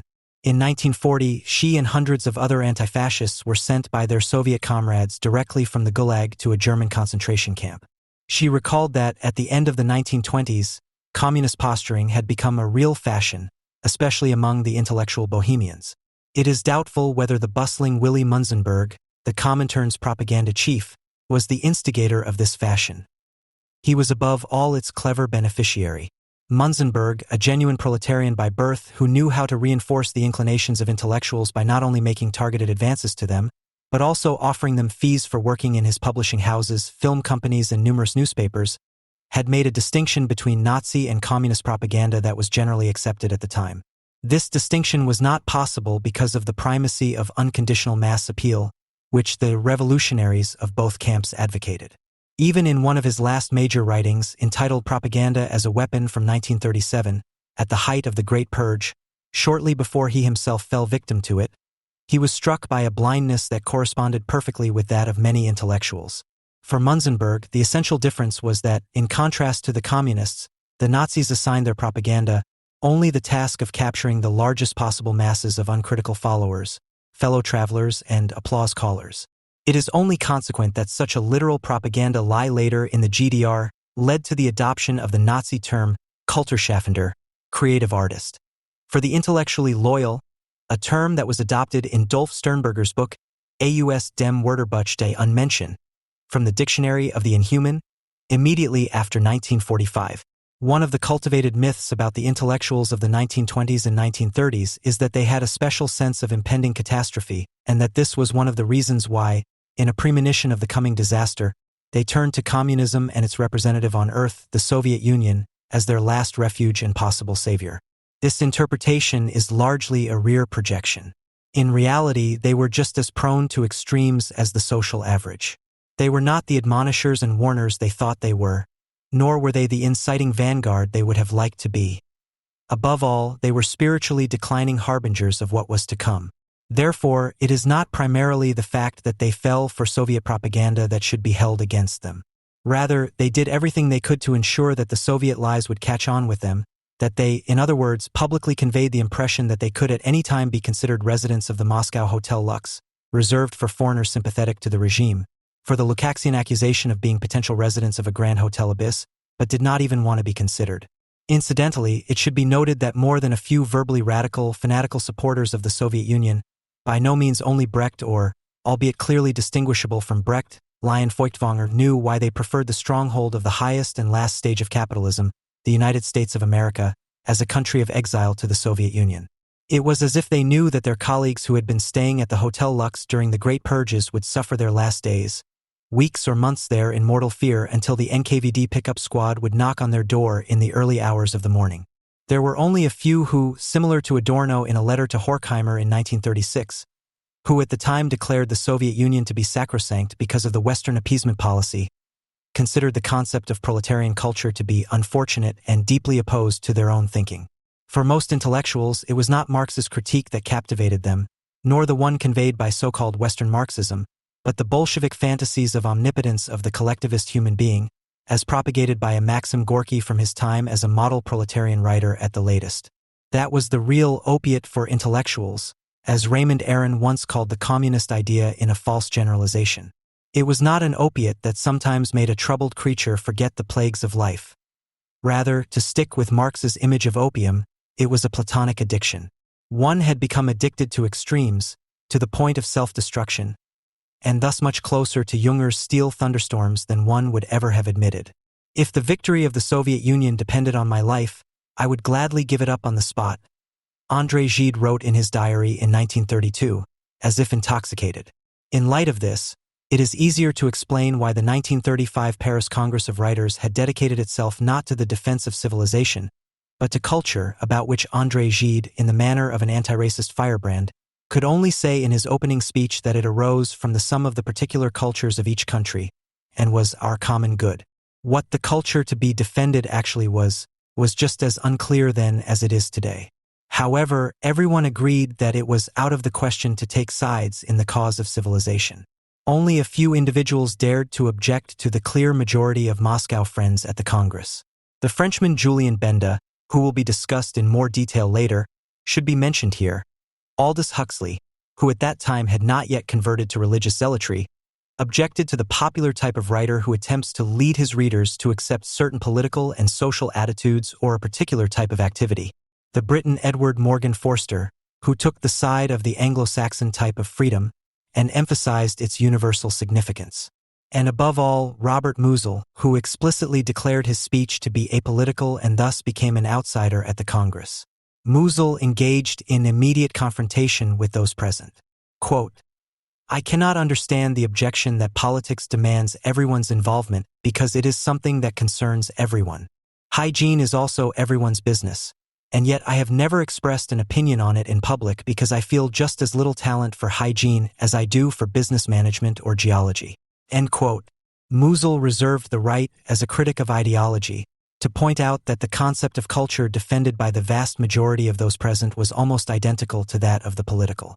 It was therefore impossible to speak of an attempt to rescue culture, because the predominant conceptualization of the term at the Congress knew nothing independent or outside of the political. One can elaborate on the idea of a multipath development of history in a collectivist direction, but sometimes the simpler and narrower view imposes itself, that the whole is nothing but an encroachment and transgression of politics. Everything feels threatened today and mobilizes all means. Today, politics does not pick up its targets from culture, but brings them with it and deals out. End of quote. During the Congress, no one raised the issue of a real counterspeech. The tribunal that the writer Bodo Uz, who remained a Nazi at least secretly throughout his life, wanted to hold against Musil did not take place at that time because it was only in the GDR, as chairman of the East German Writers Association, that Uz was to gain the power necessary to fulfill the threat he had already issued against Musil in 1935. Quote, "In the coming times, when historical works will speak only briefly about the sick, depressing, unaesthetic figure of our days, your works, Robert Musil, will be read as aesthetic documentations of this time of bourgeois decay. They will have an effect and be valued as an element of this decay." End of quote. Those who invoked the collective spirit against individualism were clearly dominant at the Congress, and even André Gide's attempts at reconciliation, who emphasized several times, as he did in other places, how little individuality and communism are in contradiction to one another, made them seem marginal. The exclamation of the Danish proletarian writer Martin Andersen Nexø at the end of his speech can be seen as largely representative of the mood of the vast majority, not only at the Congress but also among intellectuals in general. Quote, Ibsen called writing holding court over himself. How much better off we are, who are not obliged to see ourselves as the center of the whole world, but to belong to a large community and to know no other specters than literary individualism. We, who may forget the morbid self-study in order to become, in Stalin's expression, engineers of the human soul. In this great community, today's poet must be absorbed, not as a democratizer, but as a radicalizer. Quote end. Aldous Huxley stated in retrospect a few weeks later that the Congress had been a series of public rallies, organized by the French Communist Party for its own glorification and by the Russians as part of Soviet propaganda. He stated bitterly, everywhere complete indifference to the truth and the common destinies of the civilized intelligentsia. Quote end. At the Congress, someone also spoke out who had already lamented the betrayal of intellectuals in a book of the same title in 1927. Julian Benda was the first to raise the question of what the communist claim actually was, whether it was a break or a continuation, enrichment, full development of the Western concept of intelligence. Benda defended the Western concept as being outside and above the economy and beyond popular culture, while the communist view did not recognize anything outside the economic sphere and was thus something completely different and a negation of the Western concept. At the Congress, Benda presented the same critique of the new self-image of intellectuals that he had already formulated in his 1927 book. The clerk, originally a clerical man of the spirit, betrays the abstract values of justice, truth, and reason when he submits to the primacy of political action. On such premises, Clerk could no longer maintain his view of values as being identical with themselves. Benda's sense of what he himself calls the transformation of clerks is an attempt to prevent the rapidly changing relationship between intellectuals and society, their socialization at the expense of bourgeois independence. The more Benda realized how much intellectuals voluntarily surrendered their autonomy, the more he hypostasized the non-politicized, practice-averse individual.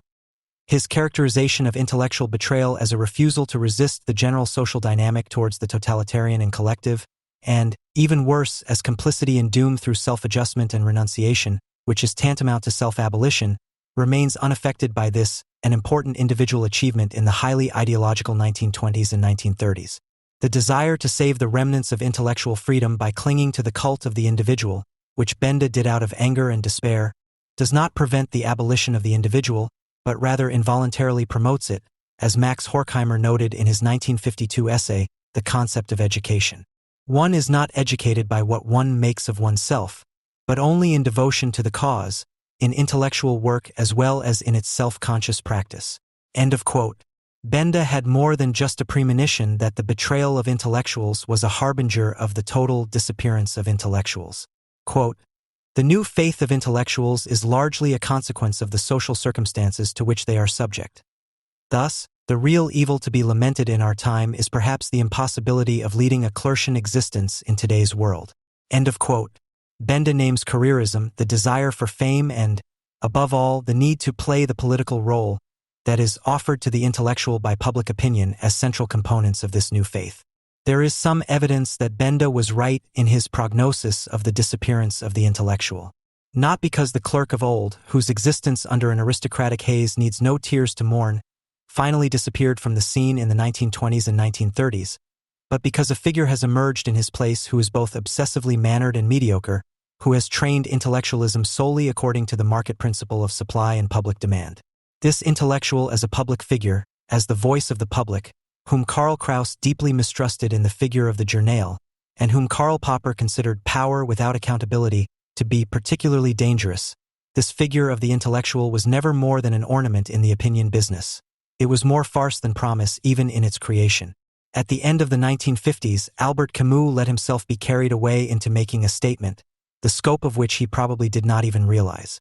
He said, "Today, the place of conformity is on the left."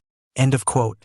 Since the 1920s and 1930s, when the authoritarian left and the intellectuals finally joined forces, a union that was not revised even after 1945, and since then the one became synonymous with the other, then following Camus we can say that if the left has become the place of conformity, then the intellectual has become the conformist par excellence.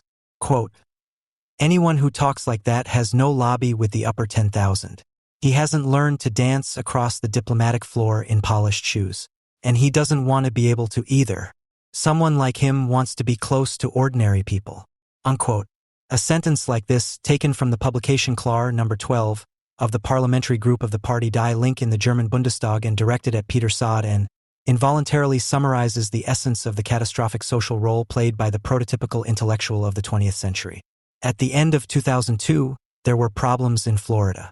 A cartoon had appeared in the online edition of the Tallahassee Democrat showing a delivery van from a well-known U.S. rental company loaded with a nuclear missile. The vehicle was being driven by someone who was easily recognizable as an avowed Arab. The drawing was captioned with the question, "What would Mohammed drive?"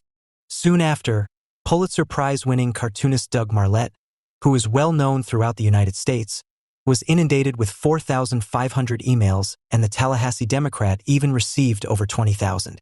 All of them came from Muslims who were incensed, many of them threatened Marlette, and all of them, including the majority who refrained from making threats, issued an ultimatum demanding that both he and the Tallahassee Democrat publicly apologize for insulting the religious feelings of all Muslims, defiling the Prophet, and denigrating the peace-loving Islamic religion. Various Muslim organizations in the U.S. had called for this campaign, which was intended to contribute to the paralysis of the newspaper's communications network through mass spam, as well as through the crippling of the communications network of the newspaper. The Tallahassee Democrat did not apologize, but gave the remarkable reason that it was not necessary, since the cartoon did not appear in the print edition and was taken off the internet after only a few days. Doug Marlette used the incident as an opportunity for some very American, and possibly therefore even left-wing considerations that go far beyond the specific Islamic impertinences. Quote, "The cyber protest of CARE Council and American Islamic Relations, one of the recognized Islamic umbrella organizations in the USA, showed a finely developed understanding of what drives the editorial managers, who only think in terms of profit categories, namely, the desire for the machine to run smoothly and for the staff to be careful not to offend anywhere. Many of those who wrote me emails seem to be well-educated, recently arrived immigrants.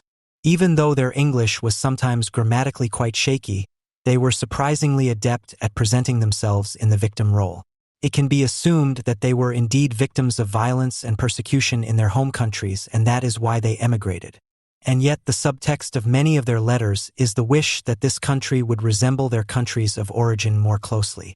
With their state-of-the-art media campaign, they have demonstrated that they have acquired American know-how, but not the know-why. In the name of tolerance, in the name of their peace-loving God, they threaten violence against someone they accuse of falsely accusing them of violence.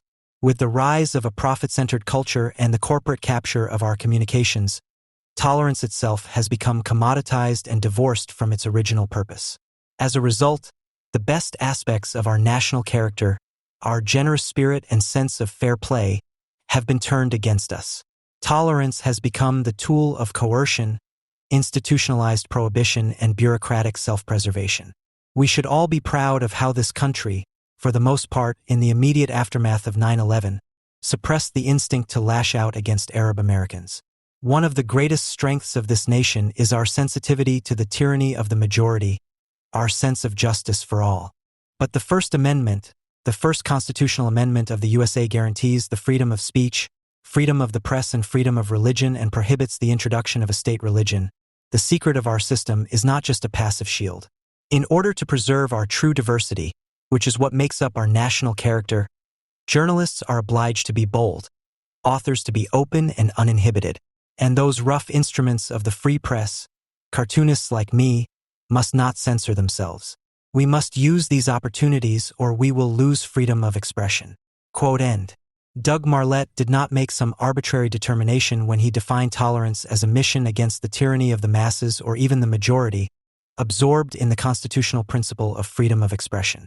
As an American patriot, he said what is to be said on the subject, probably as someone who is rather foreign to the theory. Nevertheless, it is worthwhile to briefly trace the history of his concept, which is also quite hostile to minorities.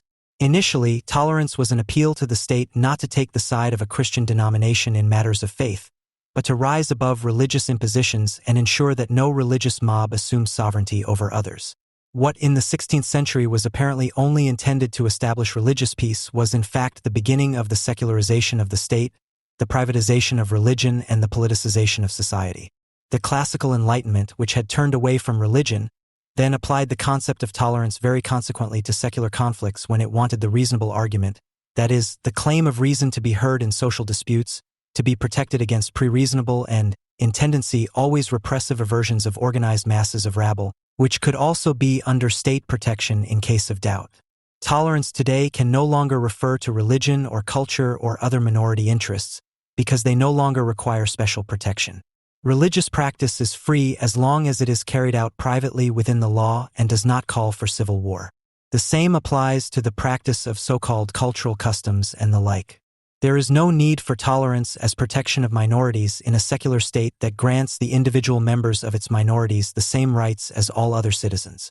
In the late 18th century, still against the background of religiously motivated social repression, whose advocates wanted to enlist the state in the name of the majority against dissidents, but also in view of the looming new danger that political pressure groups in the assumed full possession of the general will could suppress dissenters, the precept of tolerance had been subsumed in the right to freedom of expression.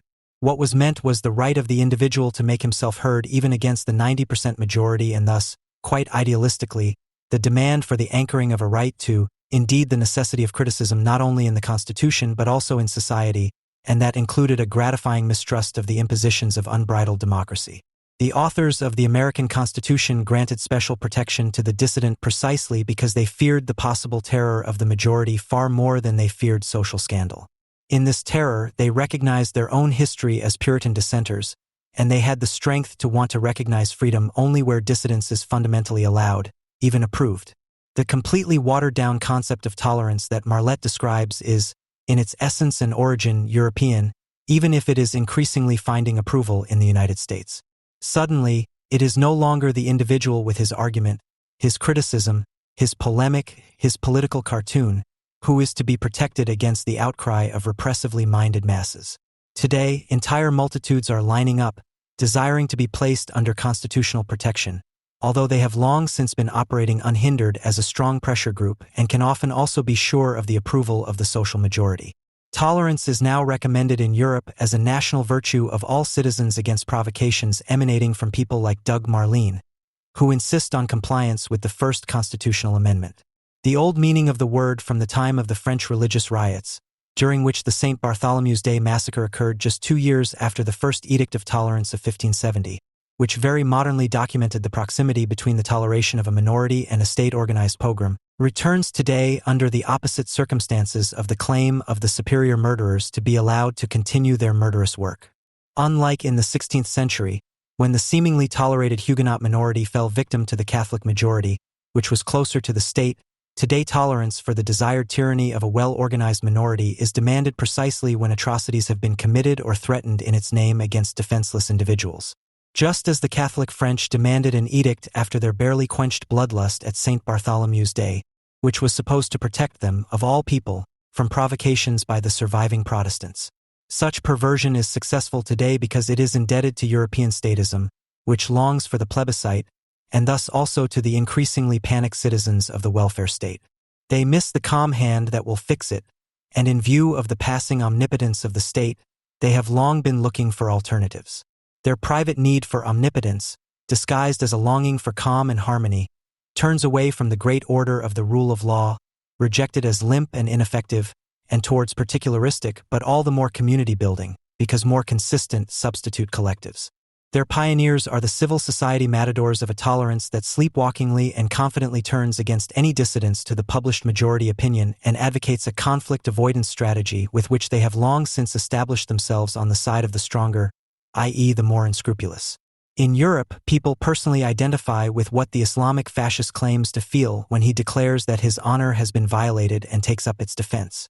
We empathize with him because we do not feel sufficiently tolerated ourselves, but rather see ourselves as victims who finally want to stand up with the vast majority of their fellow victims against an intolerance that we know curtails personal development, denies due success, and allows the potential slumbering within us to wither. The call for tolerance is a complaint bundled up in resentment against politics about the social unnaturalness, the indirectness of human relationships. Denounced as the enemy are those social conditions that are decried as artificial, which repeatedly throw the individual back on himself, extorting decisions and responsibility for his own actions and opinions from him, forcing him to be an individual. People desire tolerance for themselves, tolerance that does not need to be loudly proclaimed by an opinion-making minority, because it has always been at home in the very private sphere, especially in this country. The embarrassing silence and the subsequent urgent advice not to talk about politics is not heard among dear relatives because the conversations there would only revolve around private matters. Conversations in Germany after September 11th, which could take place at any time between complete strangers on the subway, have shown that politics, in its ultimate consequence as the voluntary self-organization of followers, takes place in the most private of spaces, the living room.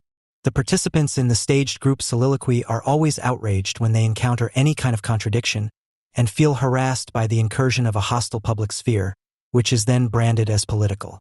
They demand tolerance for their contradiction-free actions and turn threateningly against any disruptor.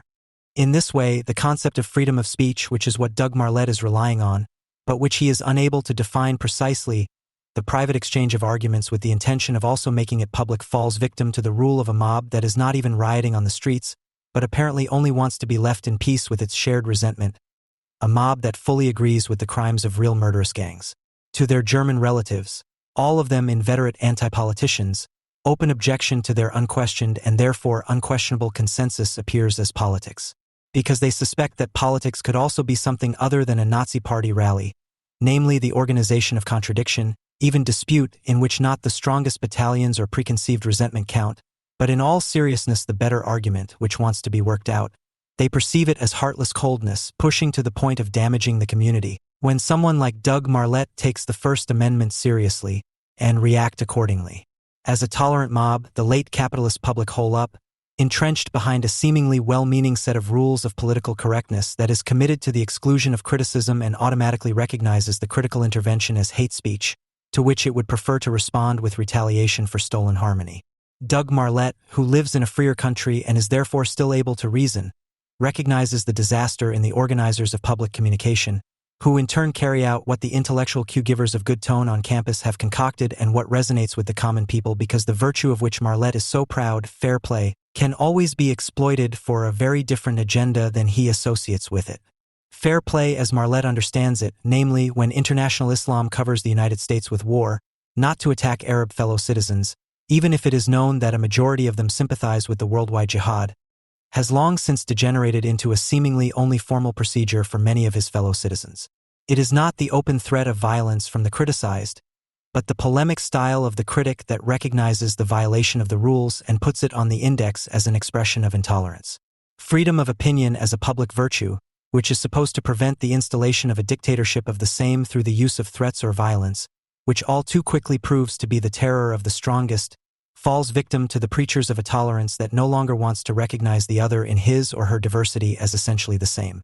Tolerance then becomes an instrument of struggle against freedom of expression when its advocates use it to claim a collective right to identity that is not committed to either the individual or equality in difference, but rather to an unquestionable right to articulate and practice isolation in the name of one's own superiority along the lines of natural group characteristics, especially culture, race, and religion. Its heralds all too often declare this right to be a right of self-defense and urge action, because they are not, as is the case with Orthodox Jews, sufficient in their oddity, but rather are endowed with a higher mission, and confront others more and more aggressively with the just life and its prohibitions. In the United States, where the melting pot is increasingly failing and integration into a liberal majority society that is committed to the advancement of the individual is succeeding less and less often due to economic barriers and cultural self-organization, a seemingly entirely liberal discourse has begun to erode the foundations of tolerance beyond recognition. Instead of continuing to build on the premise that the general public should be a majority society that was originally white and Protestant but is increasingly diverse and multi-religious, and still adheres to the original dream of a liberal association of free citizens committed to freedom of expression and the primacy of the individual, a dispute is being carried out along ethnic lines. And not because blacks or Hispanics obviously do not have equal access to the majority society, but increasingly for the sake of asserting ethnic, basically racial peculiarities, which are brought into play against a white male-dominant culture. The enforcement of such ethnic segregation, which is not only economically conditioned but at the same time highly ideologized, takes its course because in the perpetual crisis automatic integration no longer succeeds, and consequently the broad middle class that guarantees it is melting away. Against this background, American values can no longer be formulated in any way other than as equally romantic and unworldly, and to a certain extent even contrary to reality. The claim that all Americans would also vouch for them becomes questionable. The quixotic nature of insisting that it should be so and that it is worth fighting for is nevertheless encouraging, if only because it insists on something that never did and now no longer harmonizes with social and economic conditions. The utopian content of the First Amendment, which can only be presented against the economic and social reality in an almost rebellious gesture, is it not what would be considered leftist? Such an emphasis on free speech as a prerequisite for a nonviolent association of individuals insisting on their particularity, which at some point was alien to the system, is far more realistically contrasted with the patchwork of minorities, as it is fashionably called. These are minorities whose diversity is based on their internal organization as equals in an ethno-cartel that demands total access to those subject to it. Isn't the patchwork ideology, whose ideologues initially discredit even the dissident opinion as an unacceptable attack on peaceful coexistence, and then, when those admonished do not want to remain silent, hand over the execution of the required tolerance to the responsible honor killer, according to the motto to each his own, isn't that authoritarian people's state openly terrorist, and therefore right-wing? What is looming in the USA, and is far from being resolved, because no binding ideology and no central state actively promoting it has made the disintegration of society into identitarian gangs a program, has already come much further in Europe. Where Doug Marlette is fighting alone against an impending disaster, in Europe people have already come to terms with it. In Europe, people think in terms of the big picture. They are happy to lend an ear to the oracle of the world and follow a historically proven path with the greatest conceivable alliance, that between all peace-loving people. For the sake of humanity, in 2001, 90% of all Germans lamented the 20,000 children who die every day from hunger and disease, but never did and never will do anything to justify the recent murder of 3,000 Americans. So because of the people, one turns against the last troublemakers, a unilateralist and a settler state, not least because both are expressions of political dissidence that has become state. Behind the people, who in reality do not matter, who are much more shifted as a randomly deployable mass in a game for world domination, history guarantees the infallibility of the chosen path. That history, which no one can stop in its course, with which one has to come to terms, whose laws one must divine, and to which ultimately the many individual victims of the people are sacrificed. People like Theo van Gogh, Hatton Suruku, and the many others. Not being at one with world history, this fervent dream of Adorno's seems most likely to be an American virtue, although it would suit all leftists well. World history as an idol to sacrifice to, an inexorable truth before which one must bow down hunched over because one would be broken by it if one resisted, is the bleak relic of a historical determinism that, in the name of progress, took particularly bloody earnest not in the United States or Great Britain, but on the old continent.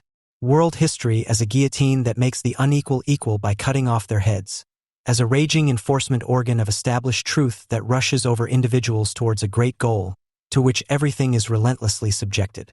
It may be paid tribute to in a terrorist manner, as the Stalinists did, or in a seemingly evolutionary manner, according to the social democratic motto, which was also that of the Italian fascists, the path is the goal. Or in a very modern way, in the name of tolerance towards historical subjects acting on behalf of the people, to whom one feels indebted. In reality, history holds no promise and no inevitable direction.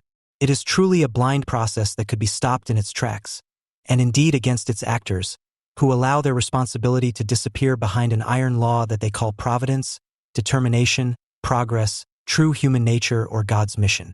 To describe it, even to describe it with foresight, would only be to describe the looming disaster that would have to be averted.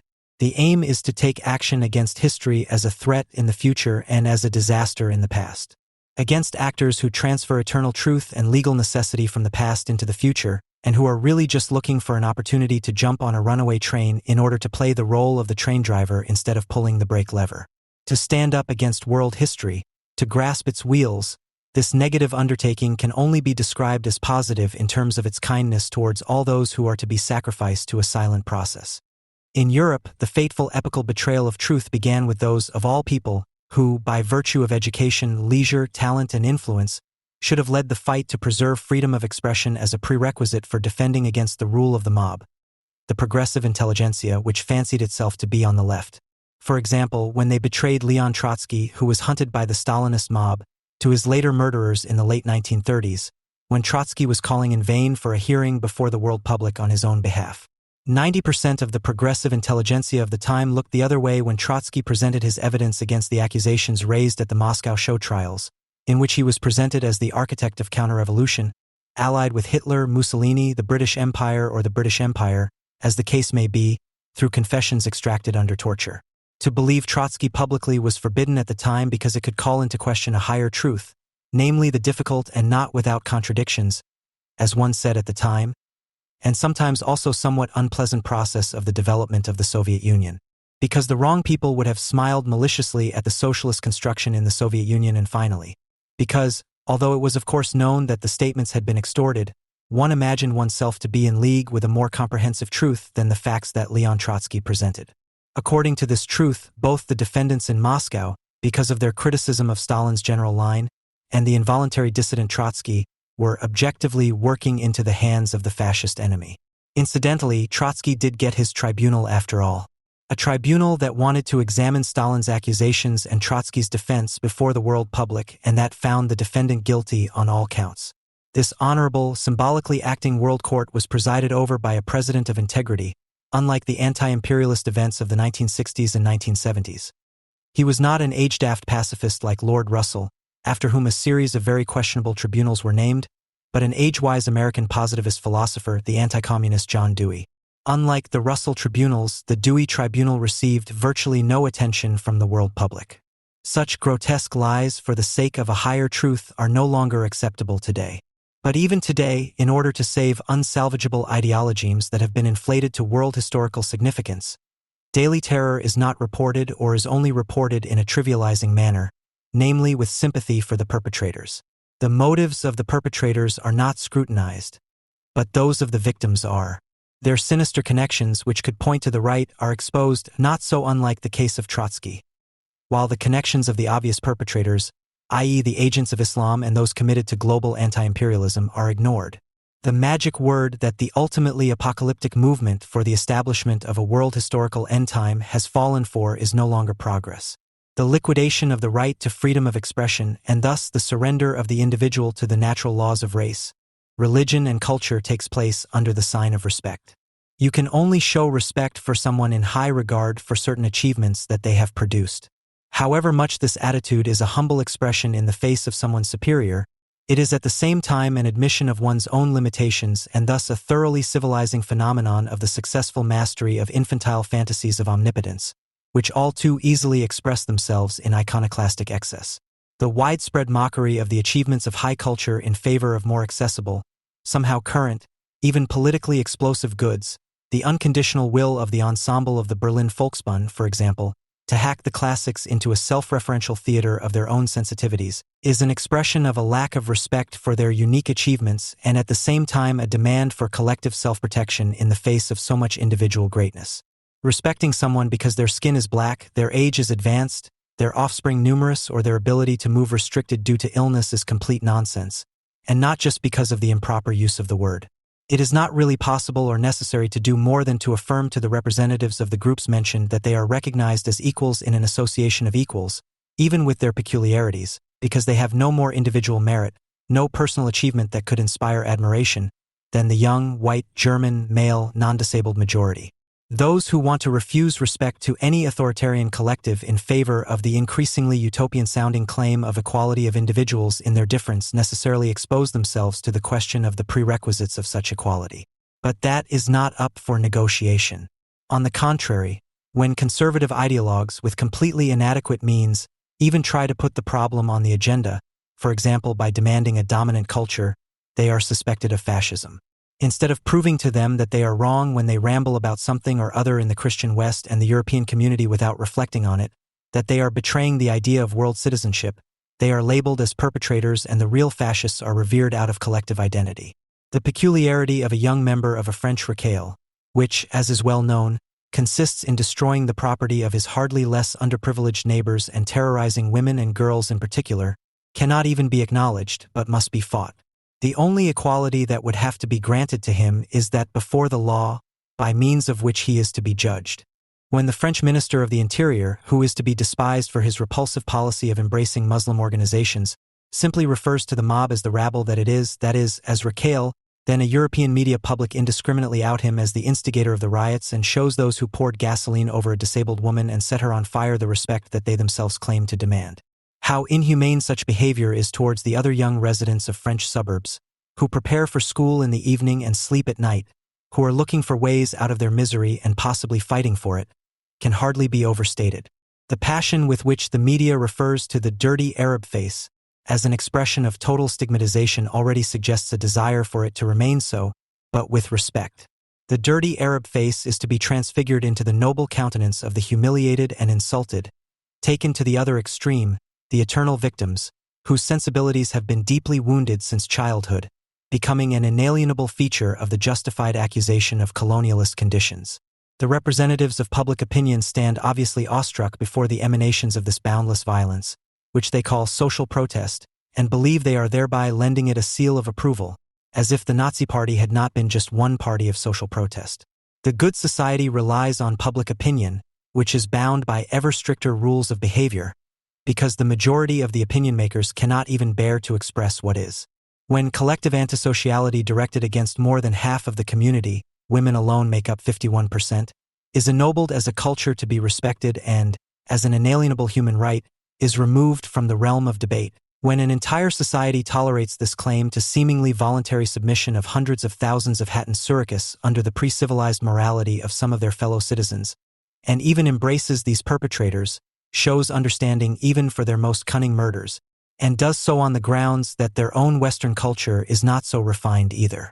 When people lament the decline of their own values, when they sue for social warmth, when they complain in all seriousness about the low birth rate as a lack of love for children, and when they talk up the woman reduced to a breeding machine of other cultures as a role model and the corresponding extended families as child-friendly, then it is possible to gauge the panic into which late capitalist societies fall, not only in the face of the crisis but also in the face of all the products of civilization, which, despite all their limitations compared to the expressions of so-called cultures, are so infinitely superior.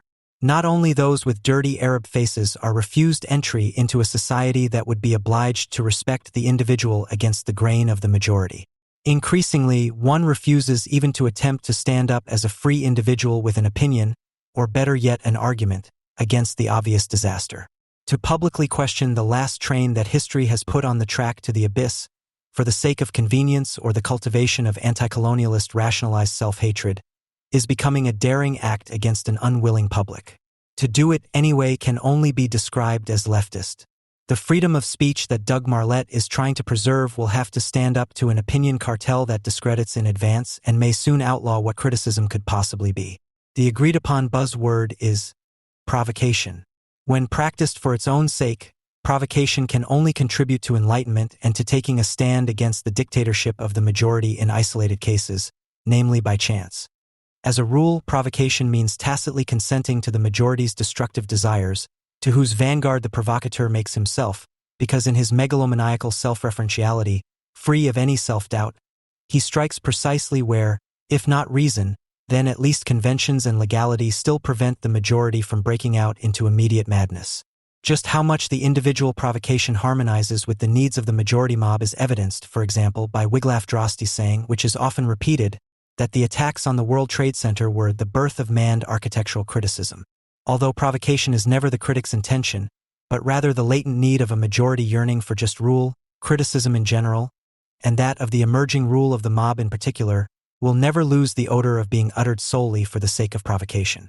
Every attempt to redeem itself from the suspicion of provocation by adding a few tokens of respectability will fail as long as the endeavor remains a stylistic one and is not undertaken for the sake of softening the critical content. The accusation of provocation is the declaration of war by the majority collectives, be they German and multicultural or Islamic and totally cultural, demanding respect against any criticism, regardless of the form in which it is presented. The danger they pose for the many Haytons and Theos of this world, their collective provocation against reason and humanity, is the most important subject of criticism and demands unconditional partiality from the critic.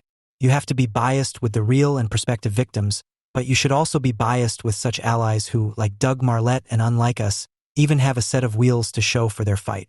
Marlene not only conclusively answered the question of what kind of car the prophet would drive, but she also knows a type of car that he himself prefers, a vehicle whose replica Europa can only be highly recommended.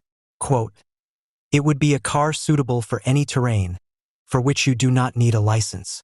Not a foreign import, but American-made. It would be built with the same savvy and courage that my grandmother displayed when she stood up to the National Guard in the fights for economic justice, and with the bravery that my father showed as a 20-year-old when he waded up the beaches of Salerno and Anzio at dawn during World War II. The fuel for my car would be the spirit of freedom that our Constitution both produces and protects, fiercer than any fatwa, harder than any army tank, and stronger than any bunker-busting bomb." End of quote. The hatred of Europe's liberal intellectuals has followed Ayaan Hirsi Ali to the United States. No sooner had she arrived than English historian Timothy Garton Ash was invited to offer her a welcome in the New York Review of Books that, not coincidentally, resembles the derisive farewell cries that could be read everywhere on the occasion of her emigration from Europe. In a double review of Ali's autobiography, which was also published in the United States, and Murder in Amsterdam by the prolific publicist Ian Baruma, Ash undertook to warn American liberals about the beautiful black lady. A picture of Ali with Condoleezza Rice, in which the two women are standing opposite each other and smiling as if they wanted to invite each other to dance, is supposed to support the message. While Ash hardly has a good word to say about the autobiography in his appeal, he praises all the more Baruma's work about the murder of Theo Van Gogh, in which we learn that, of course, Van Gogh was to blame for his own murder. Ali, he writes, is a zealot, a perpetual convert who was once an Islamic fundamentalist and has now become an Enlightenment fundamentalist. Ash plays the popular European game of equidistance, and hardly any of his readers in the United States will realize that he is one of the most ardent advocates of Islam in Great Britain. Even the fact that he praises the Islamist Tariq Ramadan in his article is unlikely to raise any reservations, because the idol of young men from the banlieues is virtually unknown in the United States. All this would hardly be worth mentioning if there were not currently a great deal of interest in Europe among liberal intellectuals in the United States, and if the eternally young historian Ash had not already had some success in influencing the opinions of these intellectuals. Ash's assessments are so well received because he endorsed German reunification and the dismemberment of Yugoslavia in good time and seems to have been proven right. He is a past master of the game of changing perspectives. He shifts between the big historical movements and his own context as it suits him, depending on which view is useful to him for affirming what is or is coming. The enormous arbitrariness of his theses, however, does not make him a postmodernist, but shows him to be the embodiment of the misery of liberalism. As if it were not already a contradiction in terms to be a historian and a liberal. After all, liberals are by definition anti-historical. The liberal Ash, for example, defends the Islamic compulsion to cover up. Because British society is more permissive and women are reduced to sex objects, the reaction of young Islamic women to cover themselves is a kind of conservative feminism. He explained in his column in The Guardian on the occasion of the recent debate on the headscarf. However, the controversial Quisling is not quite so open-hearted in the USA, because such statements would be met with disbelief there. But the warning about Ayaan Hirsi Ali as a fanatic is effective. American liberals value nothing more than their freedom and nothing less than the necessity to defend it if necessary. So they let people explain the world to them who talk them out of this necessity. In an interview with the web magazine Open Democracy, the leading liberal internationalist Ash says, "In my ideal world, the American president would talk a little less about freedom, and the French president would talk a little more about liberty." Quote end. Freedom and liberty are not identical in English. Freedom describes the objective conditions for freedom, i.e. the fundamental rights of every individual, while liberty refers to the subjective feeling of being able to do whatever one wants. Liberty is reminiscent of the content of the French word, just as the Statue of Liberty was a gift from France. It seems strange that the very French president, who in his declining republic is only called La Momie, the mummy, should speak of a fight for freedom, when day after day in France freedom is surrendered without a fight to its opponents. The enemies of freedom are allowed their liberty to reject and fight the foundations of freedom. In the ideal world of Timothy Garton Ash, it is part of liberalism not to mock the slogan "Freedom Go to Hell," shown by massed people at the recent Lebanon demonstrations, and the insistence on liberty decorates the actual collaboration with barbarism. In his essay in the NYRB, which is poorly disguised as a review of two books, Ash's aim is to rebuff radical criticism of Islam. Ash is an advocate of a Euro-Islam, not because he finds Islam so appealing, but simply because Islam has already won. That was already the gist of his argument on German reunification. It can no longer be stopped, so let's say yes. Ash acts as a tour guide through Eurabia and begins at the great cathedral of Saint Denis near Paris, where Charles Martel, who defeated the Muslims at Poitiers in 732, is buried. Quote, "Coming out of the cathedral, I walked the few steps across Place Victor Hugo to the main shopping street, which was crammed with shops run by people of Arab and African origin, including many women wearing the hijab. I found myself thinking, have the Muslims finally won the Battle of Poitiers after all? Not through military strength, but through peaceful immigration and fertility." End of quote. Isn't this reference to the fertility of Islamic populations inherently racist, even when it comes across as praise as it does here? In any case, it was precisely this figure that plunged an Islamophile public into hysterical convulsions when Oriana Fallaci used it to the contrary. His tour of St. Denis leads Ash to a young Muslim named Abdelaziz El-Juhari, an eloquent Muslim activist, whom Ash has recite the whole sermon of disadvantage and discrimination. Moi, je suis la France. The young man exclaims at the end, after Ash has allowed him to trample on the values of the Republic to the accompaniment of applause. Ash does tell his readers that he met his interlocutor in a Tawhid center, but he does not tell them what kind of center it is. Tawhid means the unity of the faithful. Tawhid is the central battle cry of the ideology of Tariq Ramadan, who held his infamous events here, introduced by El-Juhari, who read Quranic verses at the beginning. At these events, Ramadan is said to have justified violence against women and called on them to wear the hijab, the veil, to demonstrate their collective identity. Ash presents this functionary as a young militant who is actually a victim of a fundamental alienation of many Muslims in Europe. But even Ash has to admit that much of what young Muslims perceive as anti-Islamic discrimination is nothing more than plain, old-fashioned racism or xenophobia. He is unconcerned by the fact that this amounts to a denial that there is such a thing as a specific Islamophobia. The reference to completely normal racism serves him as an argument against the prognosis that a Eurabia is emerging on the European continent, which Ash considers a conspiracy theory. He continues in this vein, for example, when he cites Pim Fortuyn and Theo van Gogh in the same breath, mocking their demand that the emancipation of women and homosexuals must be defended against Islamization.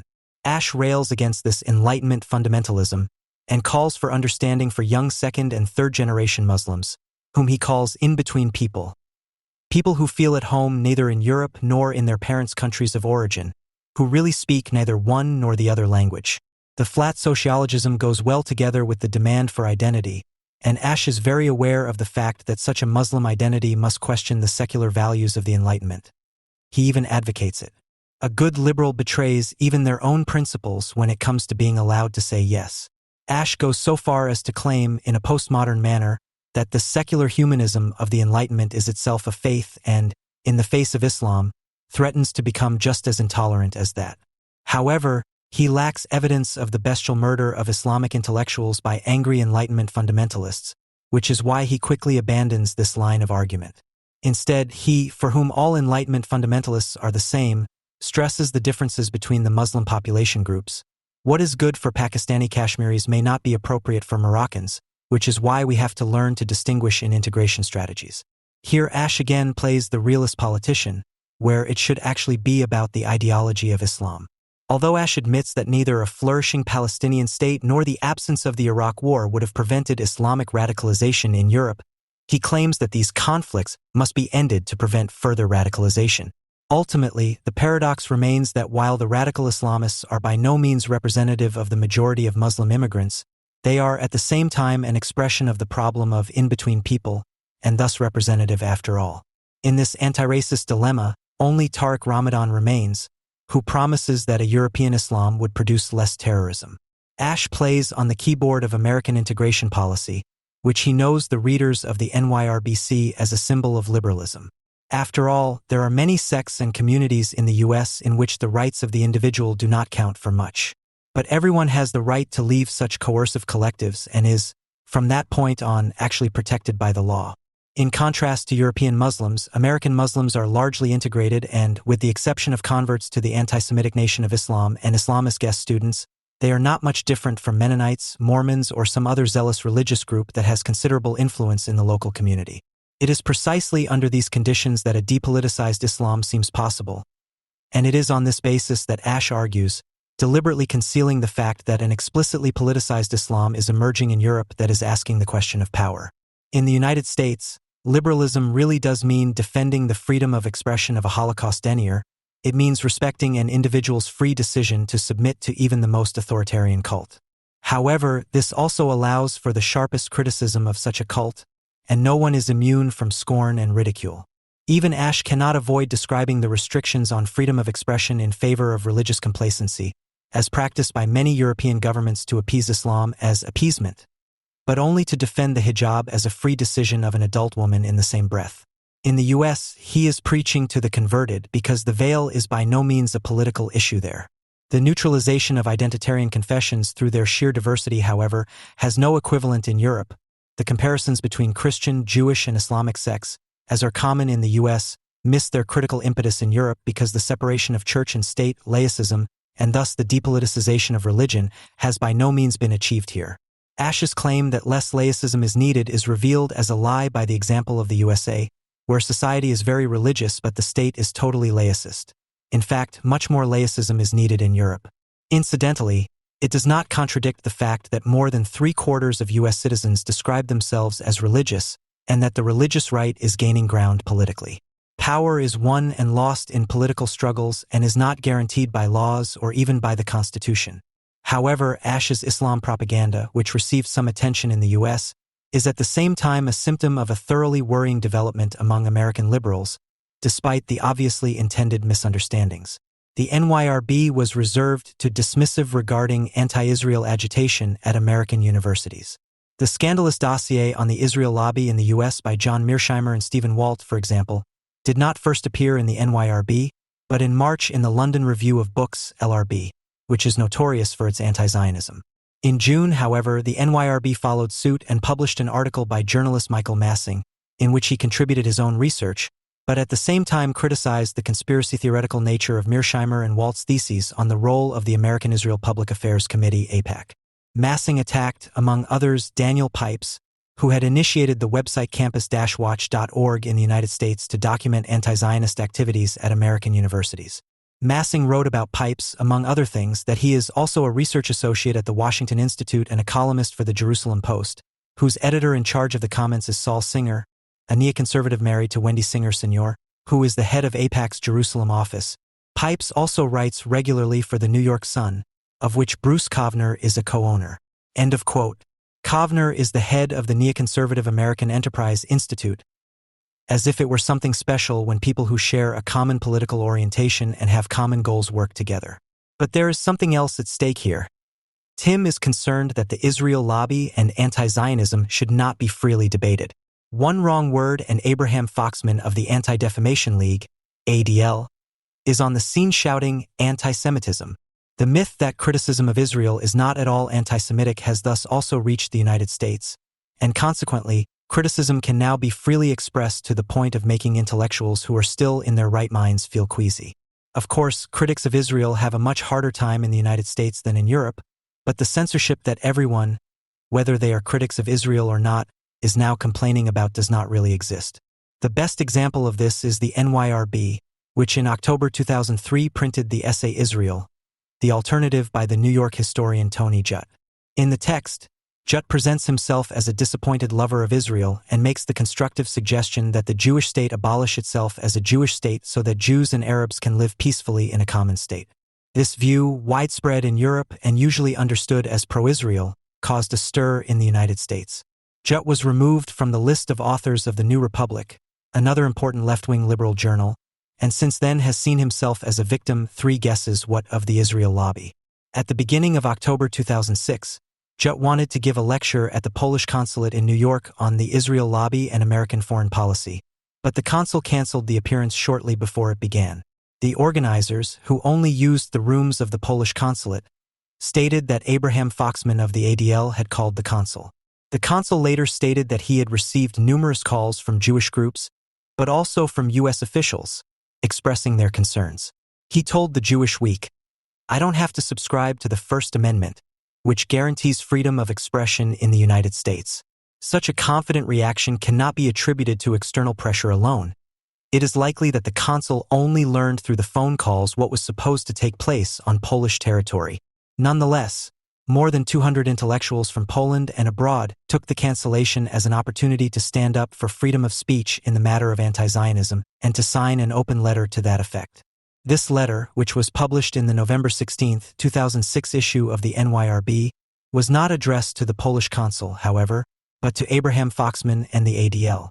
The letter claims that the consulate was pressured, threatened, and forced by the ADL to cancel the event. The ADL and other Jewish organizations denied such action, which, if one takes the consul at his word, does not appear to have been necessary. He emphasized to the Washington Post, October 9, 2006, that the calls were purely informative in nature and said, "The phone calls were very elegant but may be interpreted as exercising a delicate pressure. That's obvious. We are adults and our IQs are high enough to understand that." End of quote. But never mind, the Jews have to be taught.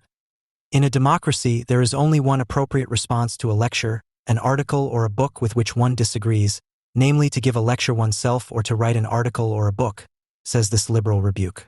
And then to issue a warning.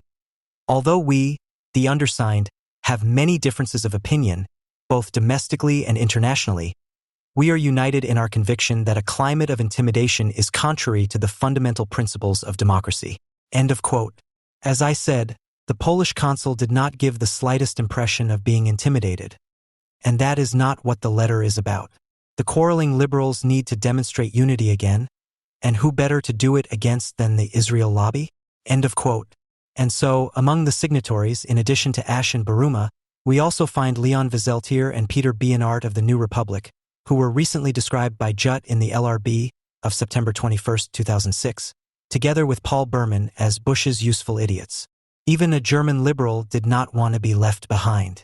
Georg Lau Die Zeit signed the public insinuation with the explanation that the complaint that critical tones regarding Israel are suppressed in the Western public belongs to the fixed components of right-wing radical and Islamic propaganda.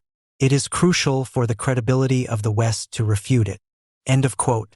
The uproar, which is out of all proportion to the cause, has nothing to do with the credibility of the West, but with the slow but noticeable backpedaling of these liberals, not a few of whom had leaned far out of the window after September 11th. In this respect, this letter is more an expression of reverence for the now notorious Israel hater Jutt, who, after being isolated in recent years, now seems to be on the side of the winners of the war on 10. Otherwise, the enthusiasm for Ian Baruma's new book and the offensive rejection of Ayaan Hirsi Ali cannot be explained. Baruma sums this up in the Taz of November 3, 2006, on the occasion of the second anniversary of the assassination of Theo van Gogh. She confirms the fears and prejudices that many people have against Islam. Not everything she says is wrong, a lot of it is right. But she is also an example of someone who has lost their faith and is now advocating the opposite with the same zeal. End of quote. The co-author of the apparently completely misunderstood book Occidentalism, about the similarities between anti-Western movements, is now also attacking those who sometimes have to live under constant guard because they would otherwise be in danger of being slaughtered, and defending people like Jutt, who at most miss out on an honorarium when an event is cancelled. It is no coincidence that this turning away from the victims goes hand in hand with the trivialization of Islam, as practiced by Ash and Baruma. When asked about a headscarf ban, the latter replied in the Taz, "All young children are forced into all sorts of things by their parents. I think the state should be very careful about what it interferes in.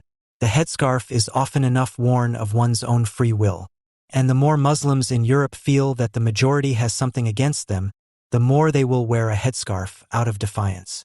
Quote end. So Muslims are like children who do something out of defiance. One wishes that Ayaan Hirsi Ali would slap his paternalism in Baruma's face. The smug behavior of medieval lords seems completely out of place in the face of reality, but in both the US and Europe they can rely on a public that wants to hear the reassuring message, albeit for completely different reasons. The enthusiasm for these leading liberal internationalists, which sometimes overflows in Israel-friendly circles, should not turn into contempt, but it should give way to a realistic assessment. Firstly, liberals are always with the winner, however anti-liberal that winner may be. This is a result of their trust in the invisible hand, i.e. their conscious decision not to understand that the crisis-ridden relationship between economy, state, and society tends towards barbarism. Secondly, they are, in the spirit of capital, always anti-historical and therefore always inclined to be the first to say, let's forget it. So there is little that is surprising about the incipient relativization of the historical caesura of 9/11, because those who are pursuing it are the ones from whom it was to be expected. Relativism and revisionism are, after all, genuine expressions of liberal ideology. Relativism serves the purpose of leaving a large part of the world population in an elementary absence of prosperity and freedom, which they claim for themselves as a matter of course. Revisionism, moreover, is the best basis for doing business with the most despicable regimes or companies. It was not for nothing that the FDP was the party of the integration of Nazi criminals. The open letter in the NYRB and the trivialization of Islamism now also being practiced in the US by liberals always raises the question of how far the anti-totalitarian immunity of these intellectuals still extends. Because, despite all attempts at appeasement, Islam will present them with further, decisive tests. Namely, to defend freedom of expression not grandiosely against the Polish consul and the Israel lobby, but actually against terrorist imams, stabbers and bombers. Lujukash, the hidden god. With this apt bon mot Gerhard Scheidt characterized a while ago the miserable attempts of liberal anthropology to derive and justify the false institution of society from certain supposedly all too human characteristics. These theories claim to be natural principles, when in fact they are the result of the laws of motion of production-based societies. The egoistic struggle for survival, or rather the capitalist competition of all against all, cushioned to a greater or lesser extent by the welfare state. In his essay Materialism and Metaphysics from 1933, Max Horkheimer already summarized what the liberal metaphysical belief of the unbelievers consists of as follows. It is not the idealistic systems as a whole that are attacked by materialism, but the assertion of an original meaning of events. This is not only the case with explicit interpretations of meaning, but wherever there is talk of an original and decisive structure of the world or of man, regardless of whether this structure is to be regarded as an object or as a network of acts that precede all objectivity. Positively turned, namely as a hopeful substructure of a now successful, not just halved enlightenment, such as Michael Schmidt-Salomon's pseudo-demarcation from the alleged hostility of critical theory to the Enlightenment. This anthropological nonsense is now also peeping out of texts that one would least have expected it of, from the foundational texts of so-called New Atheism. In recent years, this has been reflected in the publication of several books and has led, among other things, to the founding of various secular, humanistic organizations, such as the so-called Brights movement, in which renowned scientists from various disciplines have joined forces and profess a naturalistic worldview and the atheism that follows from it. The idea behind this is to set up a successful atheist lobby to counter the creationist activities of evangelical groups. According to the British zoologist and biologist Richard Dawkins, this atheist lobby should take as its model the notoriously fabulously influential Jewish lobby in the United States. We will return below to Dawkins's special relationship with Judaism. Although the spectrum of these new atheists is not completely uniform, Christopher Hitchens, for example, rejects the idea of a Brights lobby and does not argue on the naturalistic scientific basis of his fellow campaigners. It is above all the ideas of evolutionary humanism, as advocated by Richard Dawkins or Michael Schmidt-Salomon. The latter is known in Germany for his book about piglets, which was intended to be indexed by the German government but failed, have found popular distribution and, under the guise of criticizing religion, only offer bad metaphysics. For example, Schmidt-Salomon lists not only the numerous insults that have allegedly been inflicted on modern man by developing natural science, but also neurobiological insult. The so-called autonomous I is a product of unconscious neuronal processes.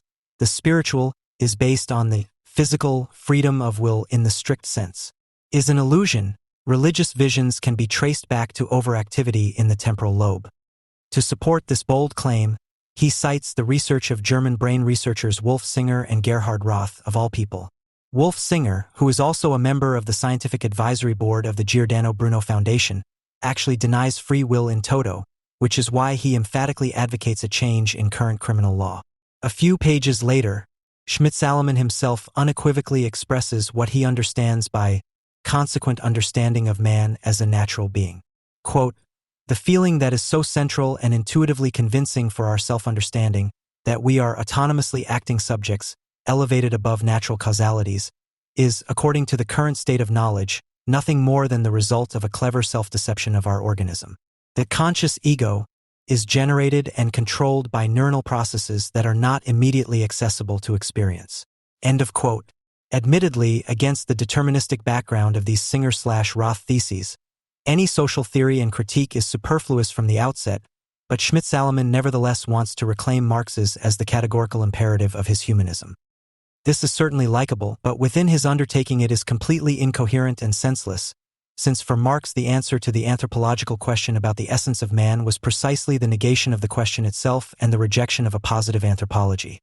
But the human essence is not an abstract entity inherent in the individual. In its reality, it is the ensemble of social conditions, as it is programmatically stated in his Feuerbach theses. But it is precisely this attempt, doomed to failure, to synthesize mutually exclusive theories in a patchwork manner that also causes the evolutionary humanism of Dawkins, Schmidt-Salomon, and company to collapse. Because in the face of this faith-based anthropology, which inverts Marx's concept of the ensemble of social conditions and veils society as an ensemble of human beings, one can only truly repeat, what man is cannot be stated. Adorno, however, the fact that the structure of thought and argumentation of the evolutionary humanists necessarily leads to the naturalization of social conditions and the corresponding anthropomorphization of nature has ideological, theory-immanent reasons. These operations are characteristic features of a positivist worldview based on a fetishization of facts. According to Michael Schmidt-Salomon, the scientific methods of logic, checking statements for consistency, and empiricism, systematic confrontation of factual claims with the reality of experience, are the best instruments that humanity has developed so far to gain valid knowledge about the world and to make human living conditions more humane. End of quote. This ideological view is in fact as reductionist and monist as that of the brain researchers, Singer/Roth, and evolutionary biologists referred to by the new atheists in their naturalistic expositions of the selfish gene, are Dawkins or self-interest as the engine of human history, Schmidt-Salomon. The positivist spirit is primarily characterized by the fact that it adheres to an empiricist ontology that ultimately goes back to Hume and his version of natural law, i.e. the view that the world consists of discrete, reified phenomena or facts and that knowledge is gained exclusively through the description of the coexistence and constant sequence or connection of these atomistic phenomena. Moreover, these phenomena are thought to exist only in human consciousness. In this way, positivism conceives of knowledge in completely unproblematic terms, i.e. in a pre-critical and objectivist way. As a purely individual attribute, the human being is behavioristically reduced to a passive stimulus, that is, to a bundle of perceptions that registers facts and phenomena. Added to this is a marked aversion to any form of metaphysics, a strict fact/value dichotomy, and a tendency towards a historicist reliance on the inevitability of scientifically mediated progress.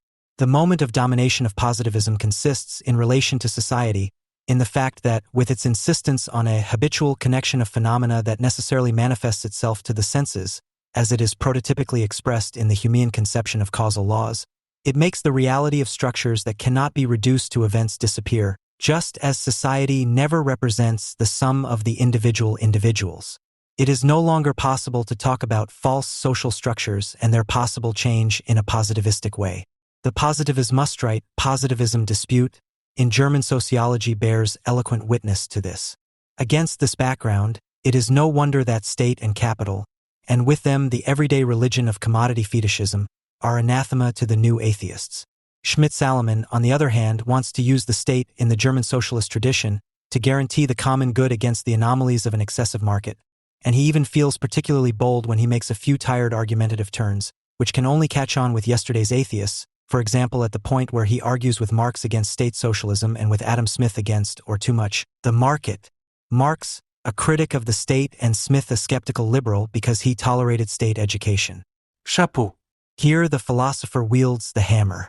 However, the general religion Christoph Turk, not understood by the new atheists, is the breeding ground on which the particular, now individually arbitrary forms of religiosity can survive all too well, despite their lazy existence, Hegel.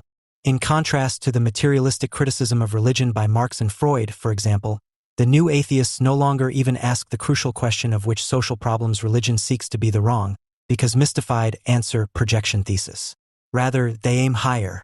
Their goal is to leave the poverty of agnosticism, Dawkins, behind and to prove scientifically the improbability of God's existence.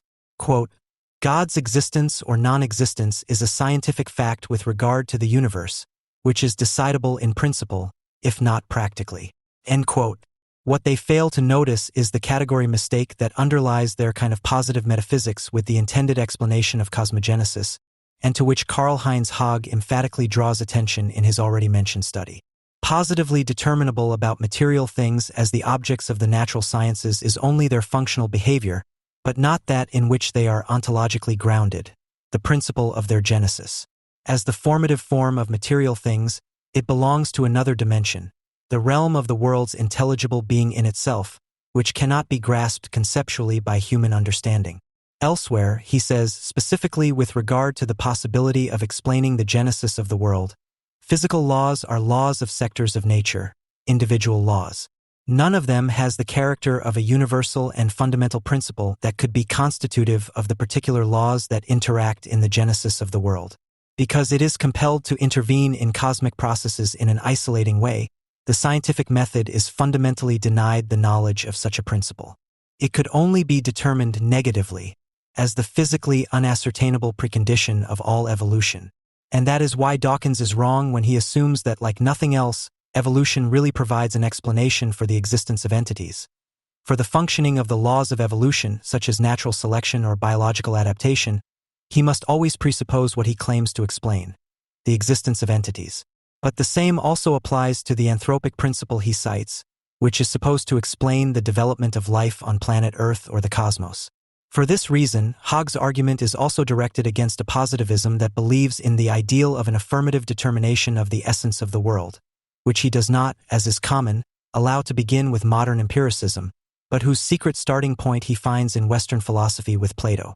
He believes that the cardinal error of this, which lies in the tautological determination of the essentia rerum as signa rerum, in which abstract images are substituted for the essence of things, is thus the result of a simple empirical process of abstraction, and that it is transmitted subliminally to the logical positivists. And this has led to the modern rejection of things in themselves, which are considered a fake problem and thus settled. In contrast, Haag rightly adheres to a negative metaphysics in connection with Kant and especially Adorno.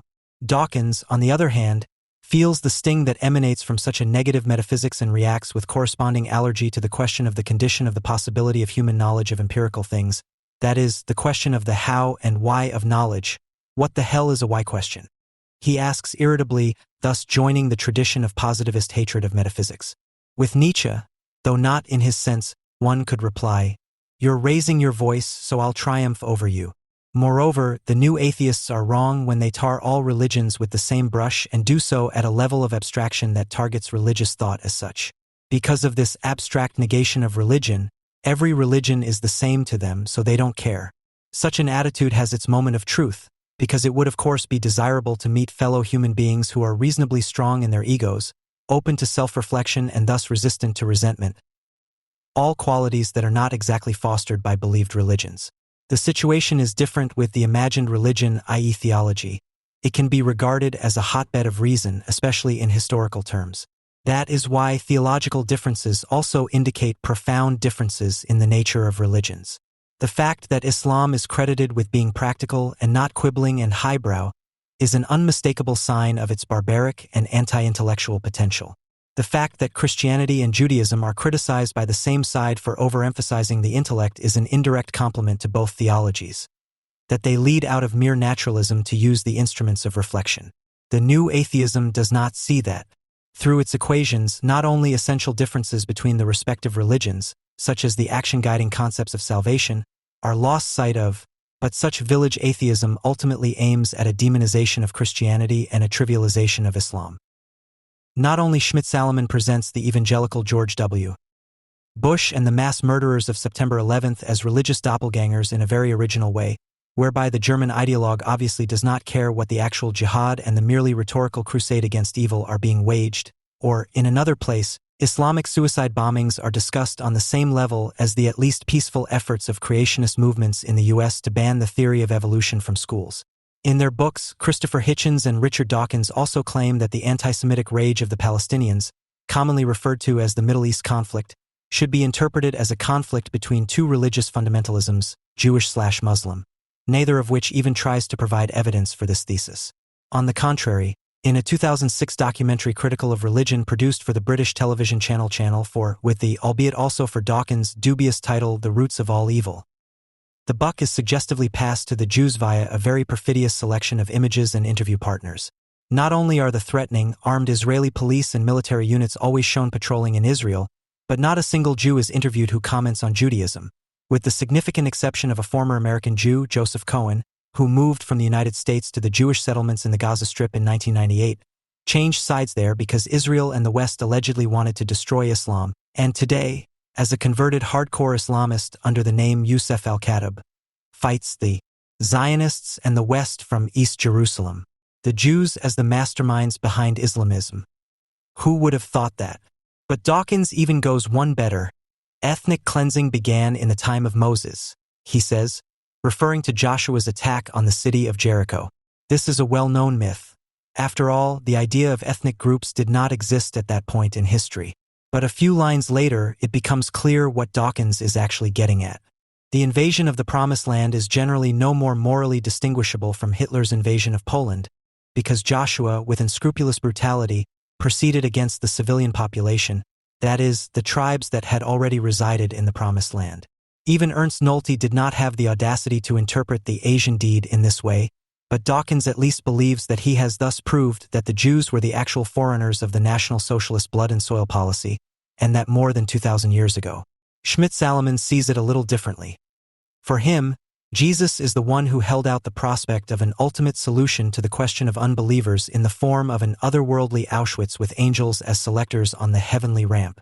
Because the new atheism is not concerned with differentiation, it also fails to mention that it makes a difference to the whole whether a religion like Islam, in its self-understanding and practice, a political system, strives for a global theocracy here on earth, which it demands of individual believers, once with the sword, today with passenger planes or headscarves, to be fought for globally, whereby the stated goal and common practice is to kill unbelievers themselves if necessary or to subjugate them as dhimmis.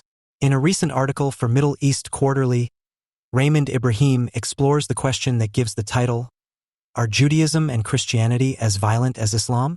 And comes to the negative conclusion that, to put it briefly, biblical, i.e. Jewish and Christian depictions of violence are descriptive, not prescriptive.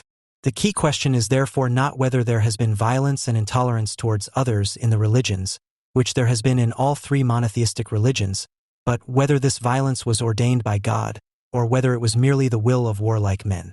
Quote, in contrast to Judaism, in which violence was never standardized or codified in Jewish law, this was very much the case in Islamic law. Quote, in contrast to the bellicose verses and anecdotes of the Old Testament, the sword verses of Islam were fundamental to the following relationship between Islam and the peoples of the book, i.e. Jews and Christians, and the idolaters, Hindus, Buddhists, animists, etc. And, indeed, these verses set in motion the Islamic conquests that forever changed the face based on the Quranic verse 9:5. For example, Islamic law commands that idolaters and polytheists either convert to Islam or be killed.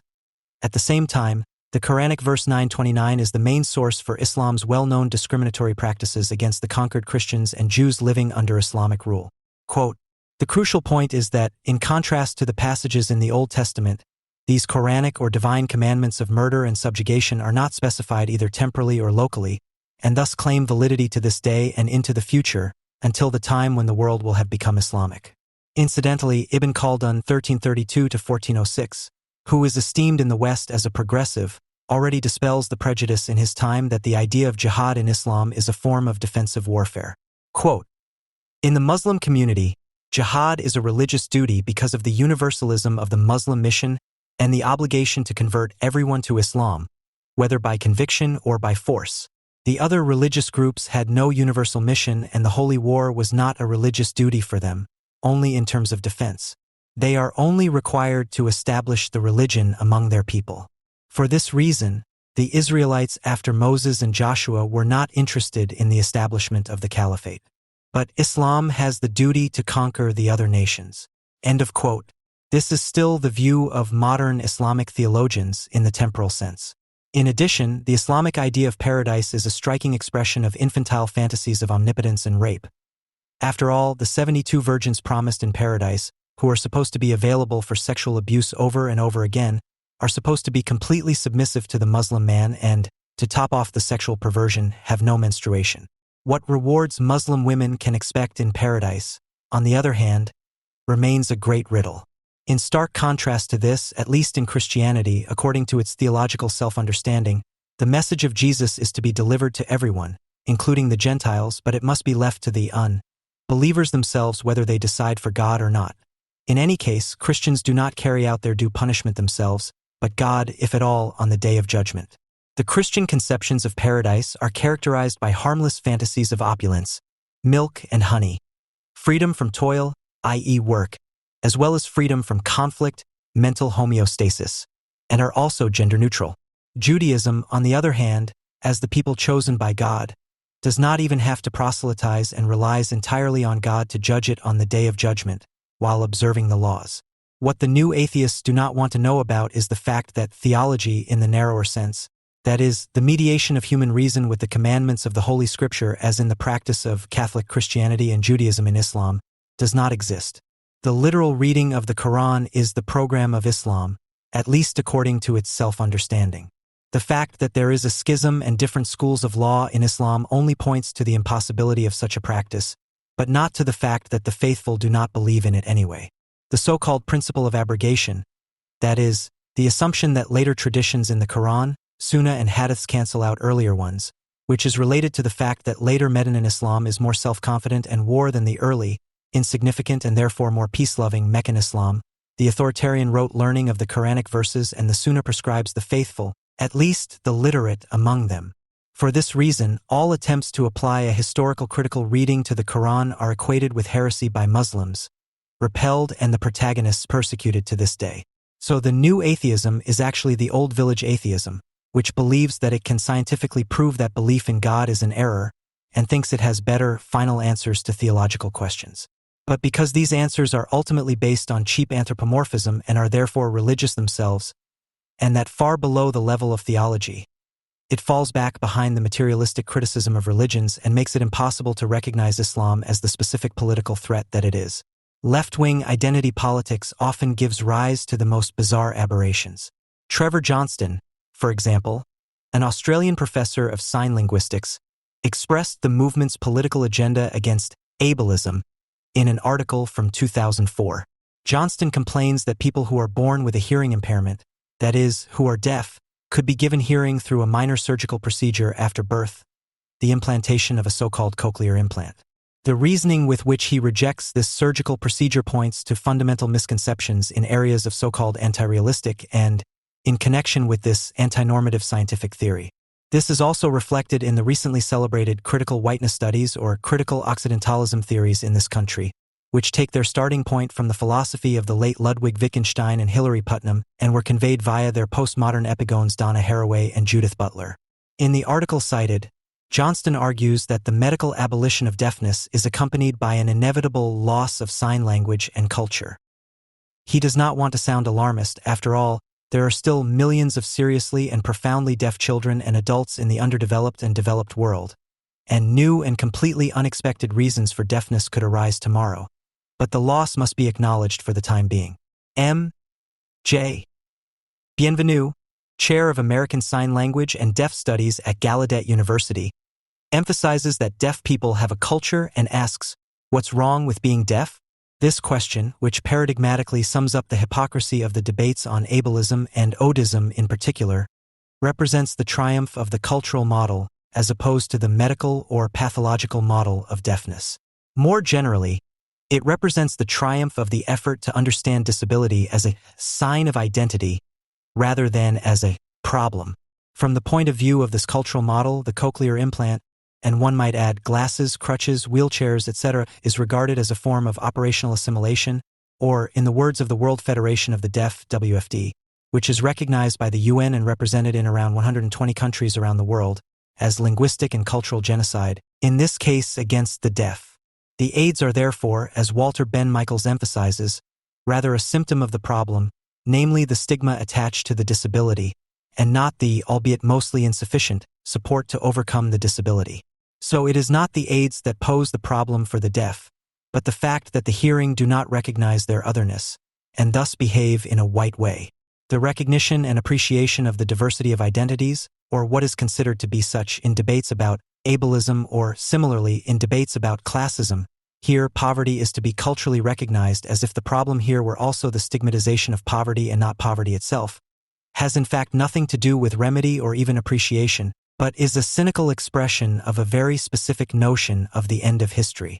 For anyone who demands respect for disability or, like Negri/Hart in Empire, promotes the apotheosis of poverty because they regard these circumstances either as a culture worth preserving or, like the latter regards misery, as an opportunity and blueprint for subversion, and who accordingly living conditions of a Francis of Assisi into the good fortune of being a communist.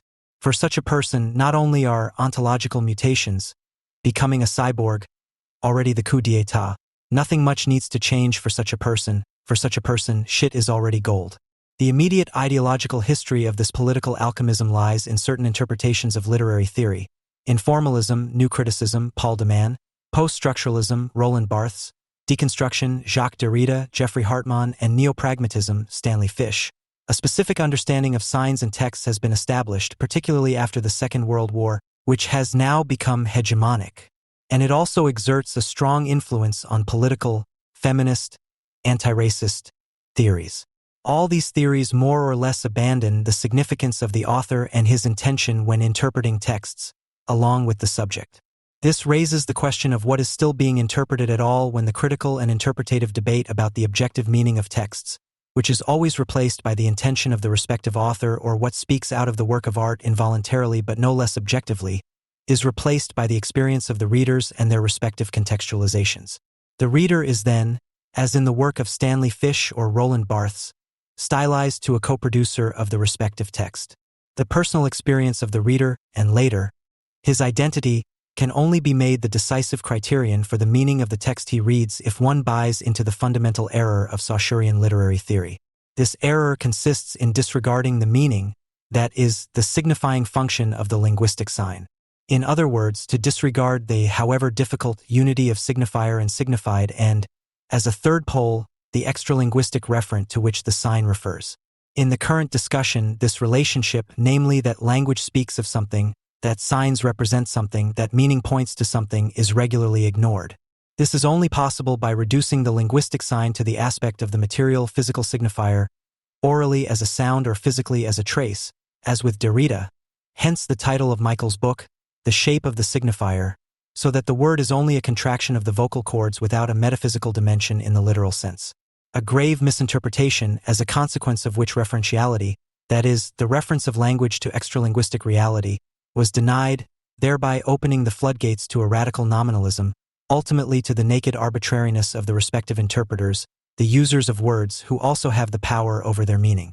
For if the whole sign is determined negatively and differentially, then so is what it refers to. The reference of language becomes nebulous to the point of complete dissolution, while speaking itself, the discourse, forms an infinite context of references, an endless chain of signifiers. For Roland Barthes, for example, the notion that a text is more than a galaxy of signifiers is bourgeois mentality. The bourgeois sign is even a metonymic confusion. Consequently, he also believes that no reading of a work is wrong. With the triumph of such a mythingos paradigm in literary theory in the 1960s, the identity of the recipients also acquired primary significance. As a substrate of experience, this identity, white, black, disabled, etc., serves as a reservoir of the respective contextualizations, or as a basis for the respective production of meaning.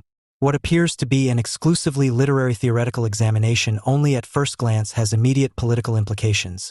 Nothing less than the end or irrelevance of, or in its purest form, the impossibility of disagreement, in the sense of ending the dispute over different social models, is at stake. Conflicts without contrary positions characterize the postmodern version of the end of history at the political level and thus the triumph of identity politics over universalist truth politics. It is therefore not the replacement of physical difference with cultural difference, as is regularly stated in unison in anti-racist texts with regard to ethnopluralist neo-racism, but the replacement of ideological, that is to say political. A neutral concept of ideology makes no sense, difference with cultural difference that marks the end of history. The tricky thing about this is that actual cultural otherness, which should be reflected upon in a critical way, becomes completely irrelevant. It is a priori excluded from critique because cultures are conceived according to a linguistic model. Just as one cannot hierarchize languages, it is also not possible for cultures. In the final analysis, hearing is no better than being deaf, so a hearing aid is at least a cultural presumption. This strategy of depoliticization through culturalization is also pursued by the whiteness researchers and Occidentalists, who are critical only in their self-understanding. The favorite topic of these people is therefore the ethnocentric process of othering, according to which the Western world discursively invents its Islamic or Arab or other in order to find itself in a positive self-image by distinguishing itself from its own projection. The actual other, with his ideological self-understanding and corresponding actions, no longer appears in the universe of gender research. In 2005, the left-wing Unras publishing house published an anthology on the topic of critical whiteness studies in Germany, which on the one hand claims to summarize what has already been done in this regard by Black Germans as preliminary work and on the other hand offers insights and perspectives. In addition to reports on experiences and poems, theoretical texts that focus on whiteness and white racism are also presented. Some of the authors come from the Berlin gender studies scene, on whose initiative the Whiteness Workshop was organized, the results of which are documented in the volume. The preface makes it clear what an existential matter, at least for minorities in the white West, for whom critical whiteness studies represents a necessary survival strategy, the next pages will deal with. In his article, Arnold Farr from the USA outlines the basic philosophical work that still needs to be done. Quote, "The possibility of introducing perspective into philosophies undermines their claim to the privileged view from nowhere. It is feared that once the perspectives of different social groups are introduced, philosophy will struggle to understand the meaning of inappropriate truth claims. A second problem of Western philosophy is the assumption that even if we cannot take an uninvolved stance, our interests nevertheless remain universal. The philosopher tends to assume that his interests are universal without examining the biological, geographical, racial, cultural, and class basis for this interest. The view from nowhere is an impossibility, since this view is motivated by an interest grounded in the philosopher's material world." End of quote. The seemingly necessary equation of truth or objectivity with neutrality or disinterestedness is apparently a persistent philosophical myth, especially among adherents of perspectivism. Jean Thana Herodowarn is a friend of racial treason. Quote, "The concept of treacherous identity seems particularly promising to me, proving one's loyalty to humanity by betraying one's own dominant group." End quote. And while she is upset about the shift to the right of white feminists in the service of the Islamophobic backlash, she simply denies Hatton Suruku her fight for emancipation, and that means westernization tout court. Quote, "The murder of Suruku on February 7, 2005, for which her brothers were suspected, is described in the press as a tragic honor killing of a westernized and therefore emancipated woman, in contrast to other female migrants of Turkish origin." End of quote. The barely contained malice against people who dare to make a crossover to the West and thus to a better life is articulated in the inconspicuous quotation marks. For Herodowarn as well as for the Suruku brothers apparently the wrong direction. Antje Hornscheidt, a professor of linguistics and gender studies, believes that her discipline wrongly assumes a universally valid concept of humanity, and, in her performative or pragmatic frenzy, even goes so far as to claim that names are never neutral or objective, but an expression of a perspective, or, to be more precise, categorizations with which extralinguistic phenomena are made perceptible and communicable or even produced as perception in the first place, whereby only traditional, everyday linguistic understanding leads to the assumption that the objects, people, actions, etc. would exist beyond linguistic naming. Here, we are obviously not only dealing with a severe case of language magic, but the division of the human race, as already hinted at, also gives rise to foreboding, because she assumes, following the sociologists of Knowledgeberger and Luckman, that the verbalization as an act of a perceived objectivation becomes independent to the extent that the objectivation gives the appearance that it is thus reality. The critique of whiteness must be all about finding out who has the sovereignty of interpretation. And of course the answer has long been at hand. It is the whites who possess the power to create meaning, and can declare their unacknowledged perspective/ideology to be the generally binding norm. Linguistics, however, is already critically involved here. Traditional sociolinguistic studies on white and black speech styles have recently been supplemented by studies on the partial reappropriation of black speech styles by white people, for example in hip-hop. This also explains Hornschildt's skepticism regarding the universally valid concept of humanity. Inspiration must apparently continue to be clearly distinguished from imitation in the future, and the race of the music must be precisely identifiable. In the book, Aretha Schwarzbach-Apathy, a co-founder of the Black Student Group and scholarship holder of the Friedrich Ebert Foundation, ensures that the white perspective, for example on the Holocaust, does not go unchallenged.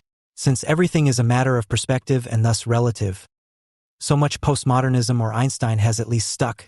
After all, Schwarzbach-Apathy prefers to ask critical questions. Quote, what self-image do white teachers have when, despite the German colonial era, racism, the Nazi era, current asylum deportations, and foreigner laws, they undoubtedly consider themselves qualified to teach black people something that they would not get from black lecturers/texts without a racist attitude. Quote end. According to Schwarzbach-Apathy, black students in the training and education sector cannot be sufficiently professionalized as long as white lecturers do not want to give up their claim to teaching hegemony. She therefore also wants to be taught by African, African-German, Turkish-German, Haitian, etc. lecturers. She also lets us glimpse at what, for example, one topic of the intercultural and multi-perspective approach she demands could be Black Holocaust. That this is in no way to be understood as relativization, but as an integral part of a black empowerment that is, of course, somehow critical of hegemony, is something that another subaltern perspective particularly emphasizes. In the introduction to her book Weiss Barbarei vom Colonial Rassismus zur Rassenpolitik der Nazis, White Barbarism, From Colonial Racism to Nazi Racial Politics, Rosa Emilia Plamel Uribe describes how she is repeatedly criticized by her discussion partners for using terms such as deportation or concentration camp in the context of the slave trade and slavery. As a fully fledged post-colonial, however, she is able to debunk this as a dangerous attempt by Eurocentric science to establish a monopoly on terms and definitions. White studies researchers and Occidentalists, in the sense of Buruma and Magalit, thus target the concept of universalism.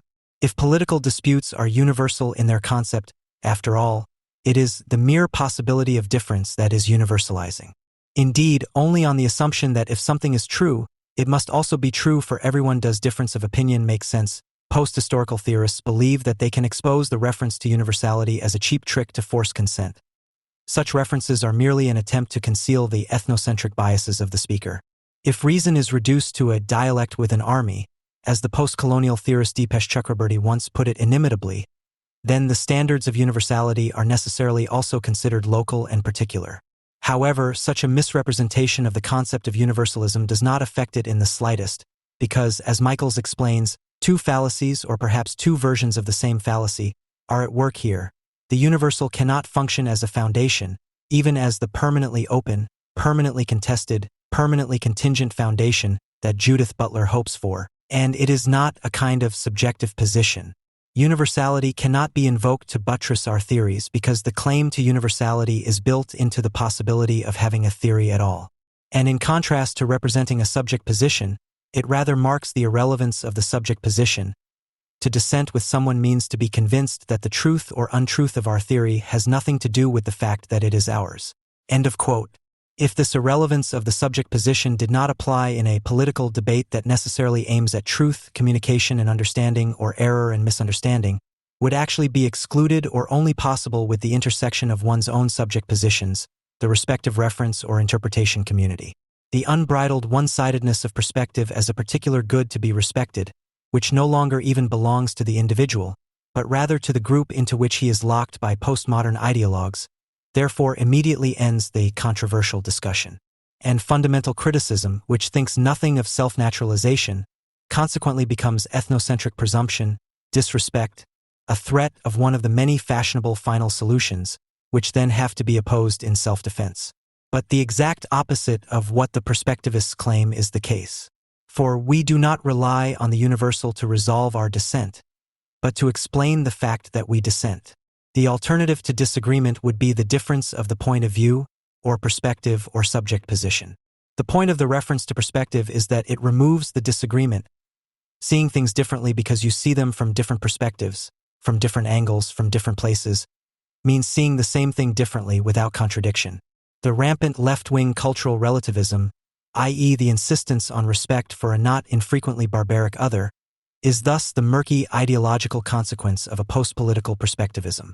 The underlying equation of universalism with a necessarily particular subject position, that of the white man, and the corresponding confusion or identification of truth/knowledge, epistemological authority, with power, social authority, stems from a misunderstanding of what representation means and, relatedly, a misconception of realism.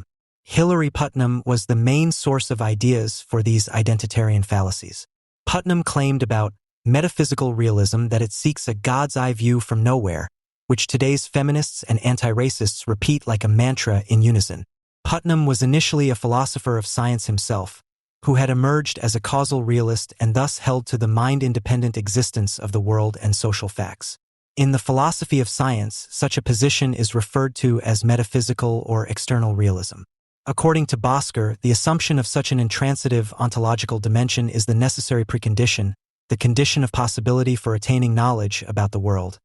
The transitive epistemic dimension, et al. In the early 1980s, however, with the publication of Reason, Truth and History, Putnam then turned to his so-called internal realism, which, similar to the late Wittgenstein, reduced the production of knowledge and, in connection with this truth about the world, to the language games within hence internal realism, the respective community. If truth is exclusively linked to or reduced to the rules, norms, conventions, perspectives, and conceptual schemata of the respective reference communities and no longer appears as a correspondence relationship between concept and external reality, then one also speaks of a coherence theory of truth. In this self-referential identity thinking, intertextuality takes the place of subject-object relationships. In connection with his turn to internal realism, Putnam directed his criticism primarily against what he called the God's-eye view from nowhere, which he attributed to metaphysical realism and which, as in the case of Arnold Farr's privileged view mentioned above, is regularly passed off as a stale criticism of science that is supposedly exclusively Western, male, heterosexual, white. This infamous divine perspective is understood to mean the immediate, that is, conceptually and theoretically independent, insight, the privileged and infallible direct access to reality that the sciences supposedly claim for themselves. Against such a naive objectivism, which in reality no one represents, the supposedly critical of domination, demand for the situating/localizing and perspectivization of the respective knowledge is regularly mobilized. The call for the subject position. This demand only makes sense, however, on the assumption that one cannot judge different theories in terms of their truth content or explanatory power, i.e. that one cannot distinguish between better or worse, or right or wrong theories, and must therefore assume that all theories produce equally valid truths for their respective reference communities. When the above-mentioned Farr, for example, claims that universality itself is a value, a perspective that can be questioned, then such a statement not only directly refutes itself, there is no truth except that which someone defines as such, and that is the aperspectival/universal truth. Moreover, Farr is in good company with such relativism, namely that of Hitler and Mussolini, which he probably does not even notice, although such a trivial insight really does not require a divine point of view. If the only criterion of truth is the coherence of the sentences that make up the theory, it is called an epistemic concept of truth. In fact, however, such an attitude has nothing to do with realism or truth, but rather, as can be seen from the quotations from the whiteness researchers cited above, it primarily amounts to outright truth and cultural relativism, trivialization of the Shoah and the denial that Westernization not only, for Hatton Suruku, actually means emancipation. Roy Bosker criticizes such positions as the epistemic concept of truth, or rather the perspectivism on which it is based, because of their relativism of judgment, that is, the inability to judge theories in terms of their closeness to reality. The fact that different people have different, local ideas about what is or should be universally true can only be seen as an objection to the universal validity of a truth if one makes the mistakes that Roy Bosker once described as the epistemic fallacy and Justin Cruikshank as the genetic fallacy. The epistemic fallacy is the reduction of questions concerning ontology to those of epistemology. That is, the equation of the intransitive with the transitive dimension. Quote, reality is reduced to knowledge because that which exists is ultimately defined in epistemological terms of reference, in terms of how we can understand the world. End quote. Knowledge and truth are thus conceived entirely in relation to the respective perspectives, conceptual schemas and theories. Truth consequently becomes a synonym for perspective, from which it follows that what is real is only that of which we know that it is real. Closely related to this, but not identical, the genetic fallacy refers to a reductionism in the sociology of knowledge in which ideas/concepts are traced back to their social origin. Since reality is defined in terms of perspective, it follows that the truth of a concept, a belief or norm, is determined not by its relation to an extra-discursive reality, but by its origin within a perspective or conceptual scheme of a particular community. Postmodern perspectivism, as a critique against a so-called naive truth objectivism, raising the specter of the God's eye view from nowhere, Hilary Putnam, turns out to be merely its flip side. Once the postmodern idealists have theoretically relieved themselves of any representational obligation and responsibility, the world can be constructed in a rather arbitrary way. In the past, this was called lying. What remains is a pathetic perspectivism that understands disability as cultural identity, rants about linguistic genocide or Black Holocaust because it can only conceive of universalism/truth in terms of identity politics as white presumption or conspiracy, or as common ground or consensus. If, however, political antagonism is replaced by culturalist appreciation of identitarian difference without contradiction, the end of socio-political debate and thus of history amounts to a colorful ethnotope in which everyone can blather on about their experiences and collective memories and even demand respect for doing so. The universal validity of truth, without which the term is meaningless, has nothing to do with whether it is recognized as such by those who refuse to accept reality or not. Humanity will continue to fight scientifically against deafness, and slavery will always be something other than the Holocaust. What is commonly called postmodernism is an attitude towards the world that sees only narratives in it. Science, culture, or politics consist entirely of linguistic operations that attempt to enforce political master narratives in configurations of power and counterpower. This applies to any corporeal racism that asserts higher and lower races, as well as to scientific models of the universe. Everything is endless relativity, in which every utterance stands alongside the other, and supposedly nothing exists outside of this continuum that could be used to judge the factual appropriateness, meaning, and significance of any utterance. There is no utterance, no sign, and no political form that does not appear in some way as a game centered around power, in which, seemingly paradoxically but in truth logically, absolutes nevertheless exist. Everything is politics and is under the sign of a power that produces oppressors and oppressed as subjects. The relativity of the self-descriptions of those who see themselves as oppressed or as subjectivized by colonialism and imperialism is the logical consequence of the basic assumptions, which are eliminated theoretically by decree and practically by mere power. In a document published by the University of California, Los Angeles, UCLA, as a guideline for diversity and faculty development, certain statements and phrases are identified as microaggressions that could disrupt campus life and should be marked as just utterances. Microaggressions include remarks, stupid questions, and statements that may not be intended as immediate aggression but serve to qualify someone as different or not belonging, alongside perfectly reasonable and understandable examples, which, in the right context, can be interpreted as racist and sexist sentences. There are a whole series of simply idiotic insinuations that betray a counter-enlightenment spirit that we thought had long been overcome. The statement, "There is only one, the human race," for example, is qualified as racist by this direction because it is considered denying the significance of a person of color's racial/ethnic experience and history, or denying the individual as a racial/cultural being. In U.S. campus cultures, a whole series of safe spaces and trigger warnings have emerged to put a stop to the microaggression that all humans are part of a common species. It may seem banal to mention this, but the difference between human race and race, in the sense of humans as racial/cultural beings, is a difference of the whole, in that the former represents the abstraction of those determinations that are affirmed with the concept of the racial/ethnic experience and history. The fact that this abstraction and the generality it creates remains deficient and particular itself, because it treats natural, biological determinations on the one hand and social determinations on the other without distinction as a natural foundation, from which it is abstracted, but which it itself leaves untouched, is the fundamental problem of bourgeois universalism and the starting point for subjecting the concrete form of economically, politically, legally, procedural abstraction to critique.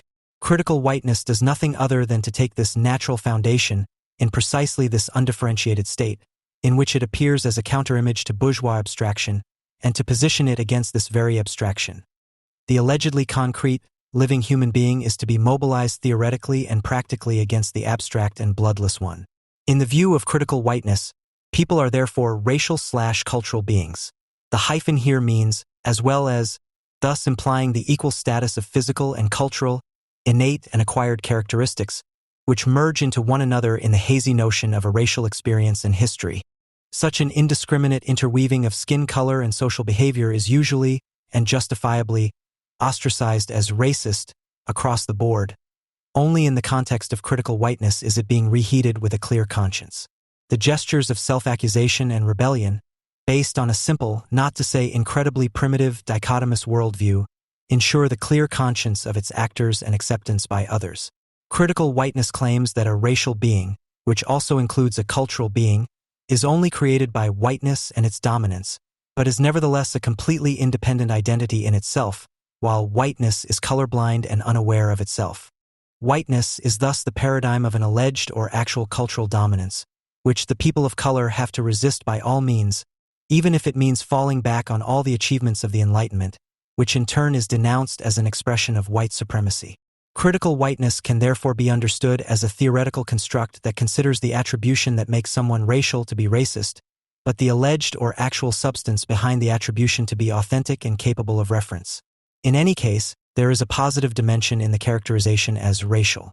From the perspective of critical whiteness and the associated currents of political correctness, anti-racism is nothing more than a battleground for a wide range of identity politics, whose common vanishing point is the consequent rejection of all forms of enlightened universalism. In this way, older anti-racism, which in the 1980s and 1990s was already less concerned with a critique of its subject than with the positive determination and political formation of countervailing power, comes into its own, and at the same time it is overcome, in that the equality of all human beings is already frowned upon as a thought and thus precisely that which must motivate all opposition to racism. The promise that sometimes still resonated in earlier anti-racism, even if it was never fulfilled in theory and in some cases was not even made explicit. The abolition of hierarchizing attributions, the overcoming of the compulsion to identify, be it white, black, Jewish, or German connotations, is completely abandoned by critical whiteness. The attributions are reified as power political discourses that are supposed to enable people of color to use their racial/ethnic experience as a weapon, and not liberation, but the reinforcement and spread of coercion becomes the actual task in critical whiteness, to produce an infinite number of identities that are not to be open to criticism, since they can only be described from the point of view of the person involved. The goal is no longer true universal equality, but rather the particular identity is universalized as difference. In the view of critical whiteness, racism thus consists in asserting that there are no differences between people that can be traced back to their identity and in failing to perceive someone in their racial/ethnic experience. The consequences of this political gamble are fatal. While earlier anti-racism, however distorted and unrecognizable, had questioned the notion of race and race as a contradiction to a human rights universalism, critical whiteness is concerned with denouncing precisely this human rights universalism as a white paradigm and to emphasize the perception of identitarian phenotypic features as a positive reality, in order to use them as simple counter-racism at every opportunity. Where the racist gaze of the past devalued blacks, reds, and yellows, critical whiteness simply reverses the gaze and, like the racists of the past, resorts to stereotypes and blind tirades, but now in reverse about the people it constructs as whites and drives itself into an unconscious Stalinist furor, in which some can only ever be victims and the others only ever perpetrators. In order to understand the project critical whiteness, or, as it is called in German, critical white studies, one must consider the madness hinted at in the UCLA guidelines as a starting point. The goal is to make the concept of race socially acceptable again as a category designating reality. That this is by no means a malicious insinuation can be seen in the texts of the most frequently cited author in the German-speaking world on the subject of critical whiteness research, the Protestant theologian S. Woolrad. I will use the word race. The cornerstone of the construct race is the binary opposition of blackness and whiteness. And further, whiteness as the norm is inseparable from white terror, the racist use of violence and the claiming of privileges. She elaborates on this. Post-colonial criticism forms the frame of reference on which this article is based. It starts from the absence of a continuous and, above all, critical reappraisal of German colonial rule, Nicola Lore al-Samurai, and reveals the extent to which German colonialism contributed to establishing race as a fundamental principle of social order. Post-colonialism as a discourse critical of domination thus presupposes that echoes of colonial racist violence are present and perceptible, thus deeply shaping everyday life, thought, politics, and culture. Woolrad makes it unmistakably clear that the function of the concept consists in the legitimization of the genocide, exploitation, and oppression of countless allegedly non-white people, and thus refers exclusively to colonialism and the exploitation of the African continent. It is remarkable that a German-speaking author wants to relate the context of the concept of race exclusively to German colonialism, but not to the eliminatory antisemitism and the mass murder of, in her diction, white people, namely Jews. What could be seen as an omission or repression is in fact the constitutive blank space of critical whiteness, and not only in the German adaptation of an originally US-American discourse, which for historical reasons refers particularly to a history of blacks and whites, but already in itself. The ideology of critical whiteness is unable to perceive the oppression, persecution, and extermination of the Jews in all its historical and social implications because it is incompatible with its basic assumptions. A definition by the Portuguese author Gradz Calamba makes it clear how antisemitism is at best addressed. And in this sense racism is white supremacy. Other racial groups can neither be racist nor perform racism, as they do not possess this power. The conflicts between them and the white dominant group have to be organized under other definitions, such as prejudice. End of quote. As in earlier theories of racism, antisemitism appears in a broad subsumption only as an inner white prejudice, which is of no constitutive concern for the theory itself. The fact that critical whiteness is extremely eloquent in its silence about antisemitism is no coincidence, but is simply due to the fact that in its basic theoretical assumptions it is itself structurally anti-Semitic and continues to cultivate antisemitism in a promising way. The so-called whiteness, which the whole theory revolves around combating, does not appear in it as a particular identity that became the dominant culture for historical reasons, but is the representation of the universal itself. Just as Jews appear in the anti-Semitic projection as transhistorical, rootless antagonists of any particular identity, whiteness is the purely negative, subversive, dominant principle badhin, a principle that itself has no substantial properties of its own, but can only be realized at all through the constructions of the other, i.e. through their oppression and exploitation as a universal. In other words, the construction of whiteness that the theory undertakes is structurally similar to the Jewish world conspiracy, even if the Jews are not mentioned by name. What is usually neatly left out in theory is made up for in practical agitation. Here, activists of critical whiteness show no inhibitions when it comes to drawing practical conclusions from the structurally anti-Semitic way of thinking of their approach. In the political correctness circles of U.S. campus culture, critical whiteness has long since combined with rabid anti-Zionism. Radical leftists and critical thinkers willingly join forces with Islamists, who in turn are only too happy to join the global left as the oppressed and subaltern.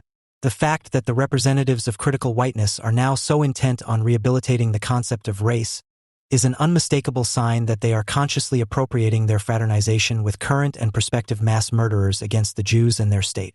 For the time being, it is said that the racial turn pursues critical intentions. In order to make the term race useful as a critical category of analysis without perpetuating biologistic race constructions, Susan Arendt, following Shankar Raman, proposes a deconstructive movement that she calls the racial turn.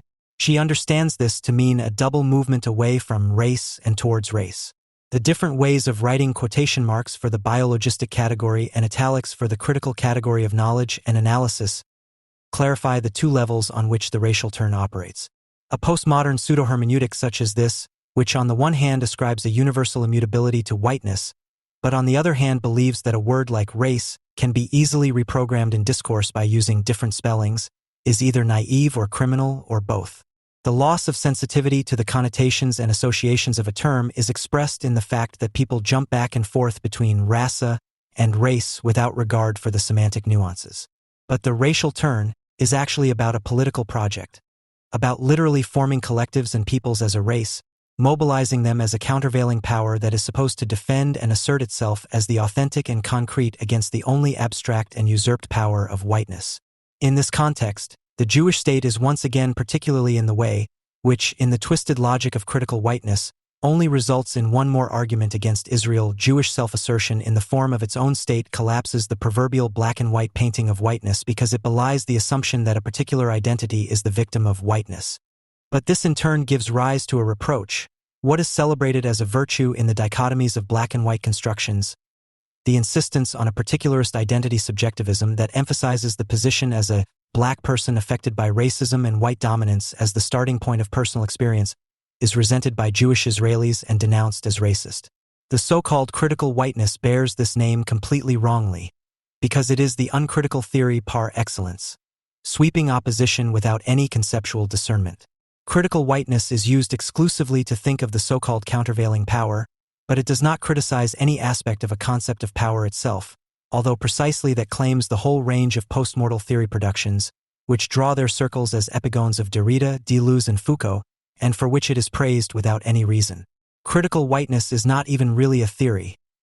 It is used to make politics, to set facts, and to exercise countervailing power by gaining sovereignty of definition.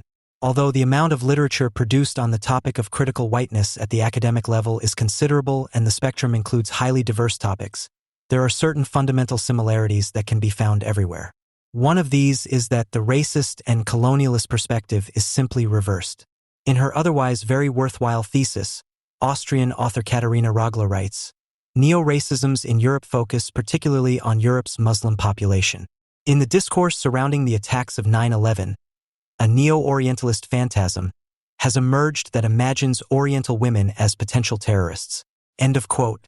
The fact that the terrorist threat is merely imagined and, what's more, is denounced as a neo-Orientalist phantasm, and as an expression of neo-racism, is a recurring rhetorical device that very aptly describes the fundamental philosophical problem of critical whiteness. You only see narratives where you should be analyzing realities, and you only see reality where you ascribe factual reality to your own narrative. What critical whiteness does, then, is to propagate the simple reversal of the racist gaze as the solution to the problem of racism. Because the inhabitants of the Western world, identified as whites, have a historical responsibility for colonialism and its consequences, they seem to have forfeited their right to have a say in the construction of reality.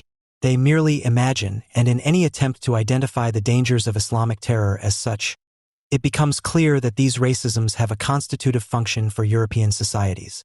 End of quote. The argument reveals that behind critical whiteness is an attack on the principle of equality itself, which necessarily results in this principle of equality being both generalized and thus overstretched. The equality of human beings and thus what connects them in general is abstractly denied, while at the same time the racial cultural communities are posited as having absolutely equal rights against each other, which is synonymous with equally insurmountable against each other in their respective difference.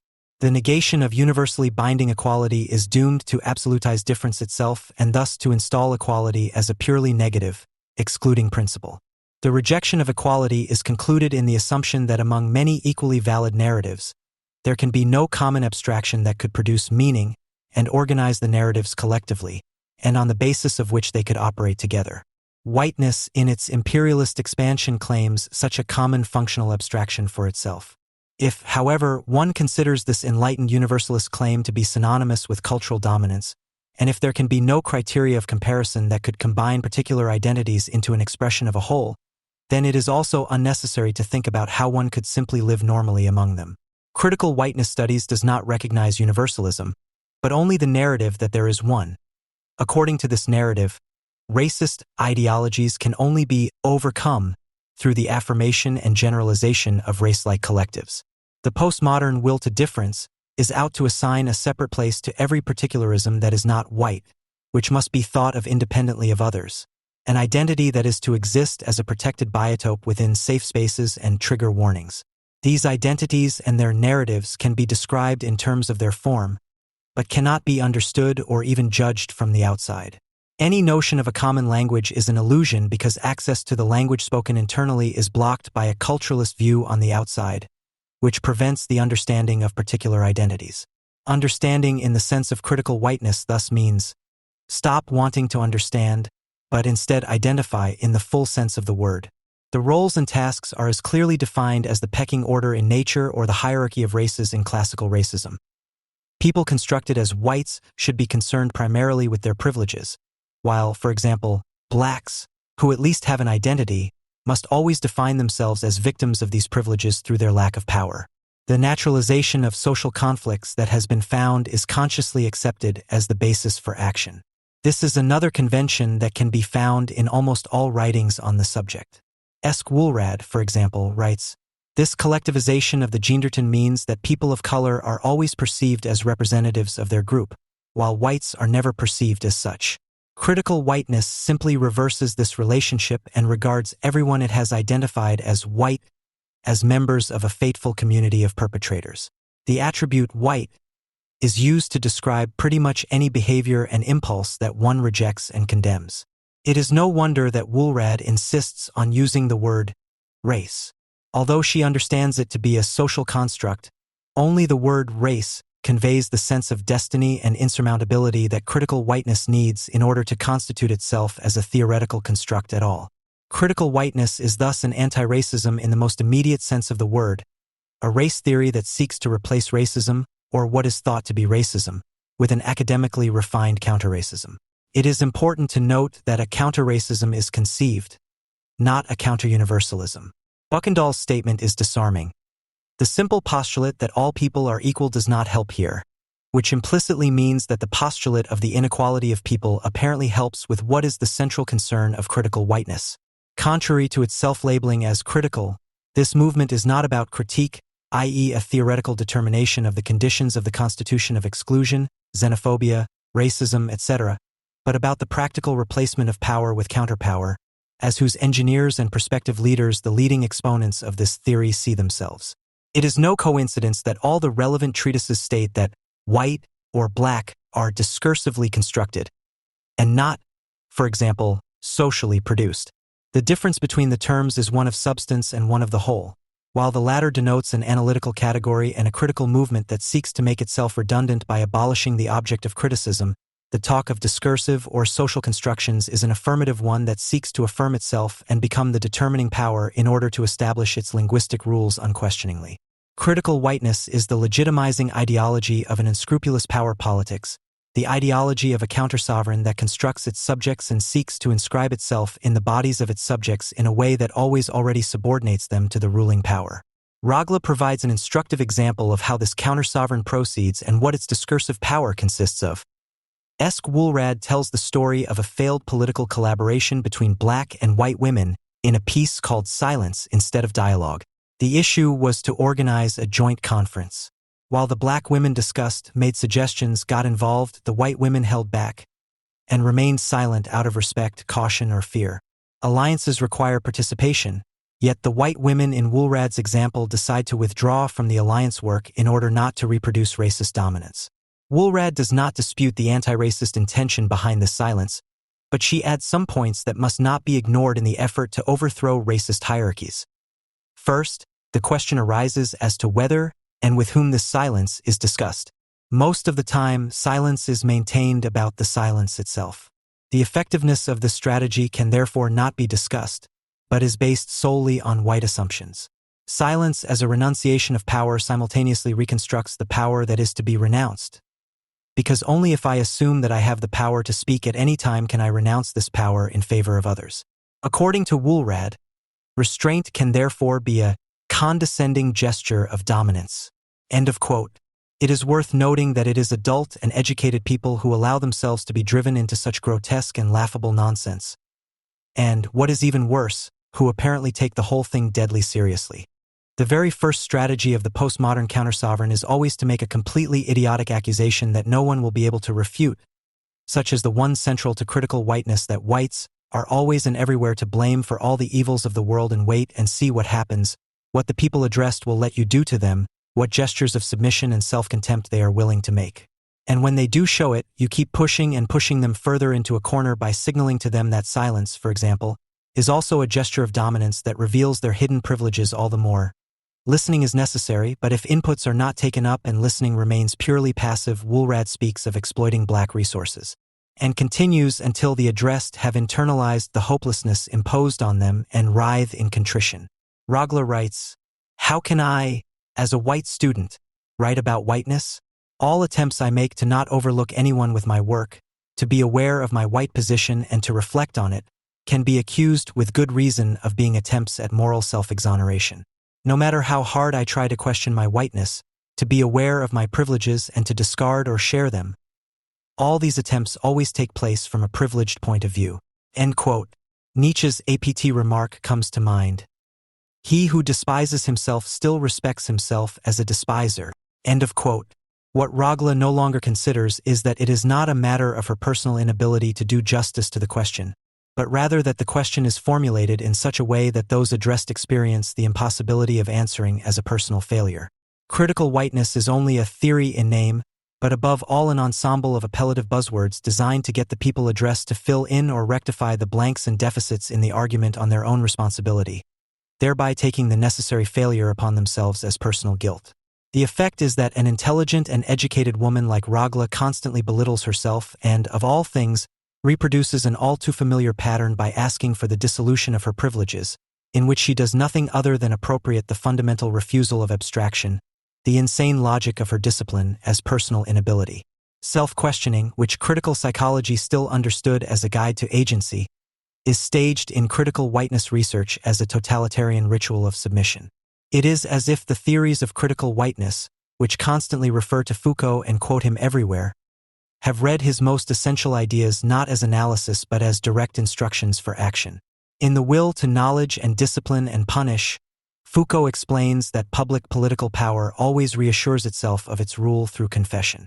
Subjects are constituted by confronting an authority to which they must report. This can be a torture chamber, a psychotherapeutic session, a court hearing, a job interview, or a police interrogation. The subjects must always make themselves recognizable as such through confession.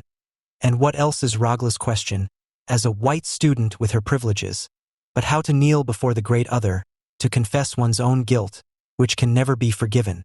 Critical whiteness expects its white followers to make the kind of confession that Foucault described as the elementary discourse of the reproduction of power, and that was demanded of the delinquents of the Stalinist waves of terror.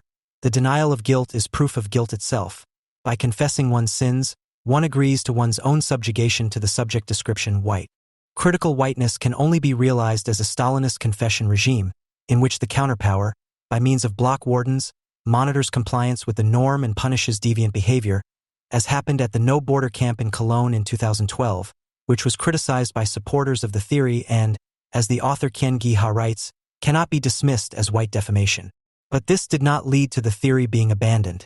Instead, the attacks were blamed on extremist elements, i.e. they were again privatized as personal failures. So that everything remains the same, whiteness is a social construct, i.e. one that the postmodern countervailing power has inscribed into those subjected to it, and which appears as an immediate, natural, physical, and psychologically insurmountable fact. Whites are not equals whose opinion is sought, but rather the privileged in a mode of eternal guilt. In a flyer from the now-defunct group Reclaim Society, it is therefore logically stated, it is impossible to stop being white. Whites internalize, subtly, mechanisms of exercising white supremacy. Consequently, whites cannot be anti-racist, but only critical of racism. End quote. Pascal Bruckner already pointed out in his 1984 book The White Man's Sobs that the anti-imperialist currents of the left in their political rhetoric rely deeply on a Christian sense of guilt, but because of their atheism have to renounce what the Christian religion sees as essential to the confession of guilt, forgiveness. The critical whites are therefore, no matter how hard they try, doomed to forever examine their privileges in the discourse hell, including a signed confession and a public self-criticism. Another common feature of all critical whiteness movements is to reduce the history of the West to a mere history of oppression and colonialism. As already shown, whiteness is a universal ahistorical principle that, as a master signifier, is always out to produce the other, because it can only see itself through the othered, Woolrad. This view goes back to Edward Said, who already believed he saw Orientalism at work in Herodotus and his reports of the Persian Wars. And again Woolrad. What whiteness means depends on how blackness is conceived as the opposite pole. Whiteness is in a relationship of dependency on blackness. Only through the fabrication of alleged black wildness can the myth of white civilization unfold. Only the invention of the tricon's lack of history makes possible the conception of Western narratives as universal history. Whiteness does not exist in itself, but is constituted in opposition to and dependent on constructions of blackness. End of quote. The fact that Woolrad unspokenly regards the history of European civilization as a history of the myth of white civilization already shows how contradictory this definition is. The myth of civilization is thus not a particular manifestation of empirical civilization, but is itself the transhistorical reality, which has no other meaning and purpose than to make the devaluation of black people constitutive of itself. Before the construction of whiteness, which has formed as a relationship of dependency on blackness, there seems to have been no independent European civilization but only the myth of it. This description can actually be found in the work of Gabriel Dietz, a German academic. Quote, according to Foucault, new discourses are produced through exclusion. In his writings on the microphysics of power, he asks, through which system of exclusion, through whose eradication, through the drawing of which dividing line, through which play of negativity and exclusion can a society begin to function?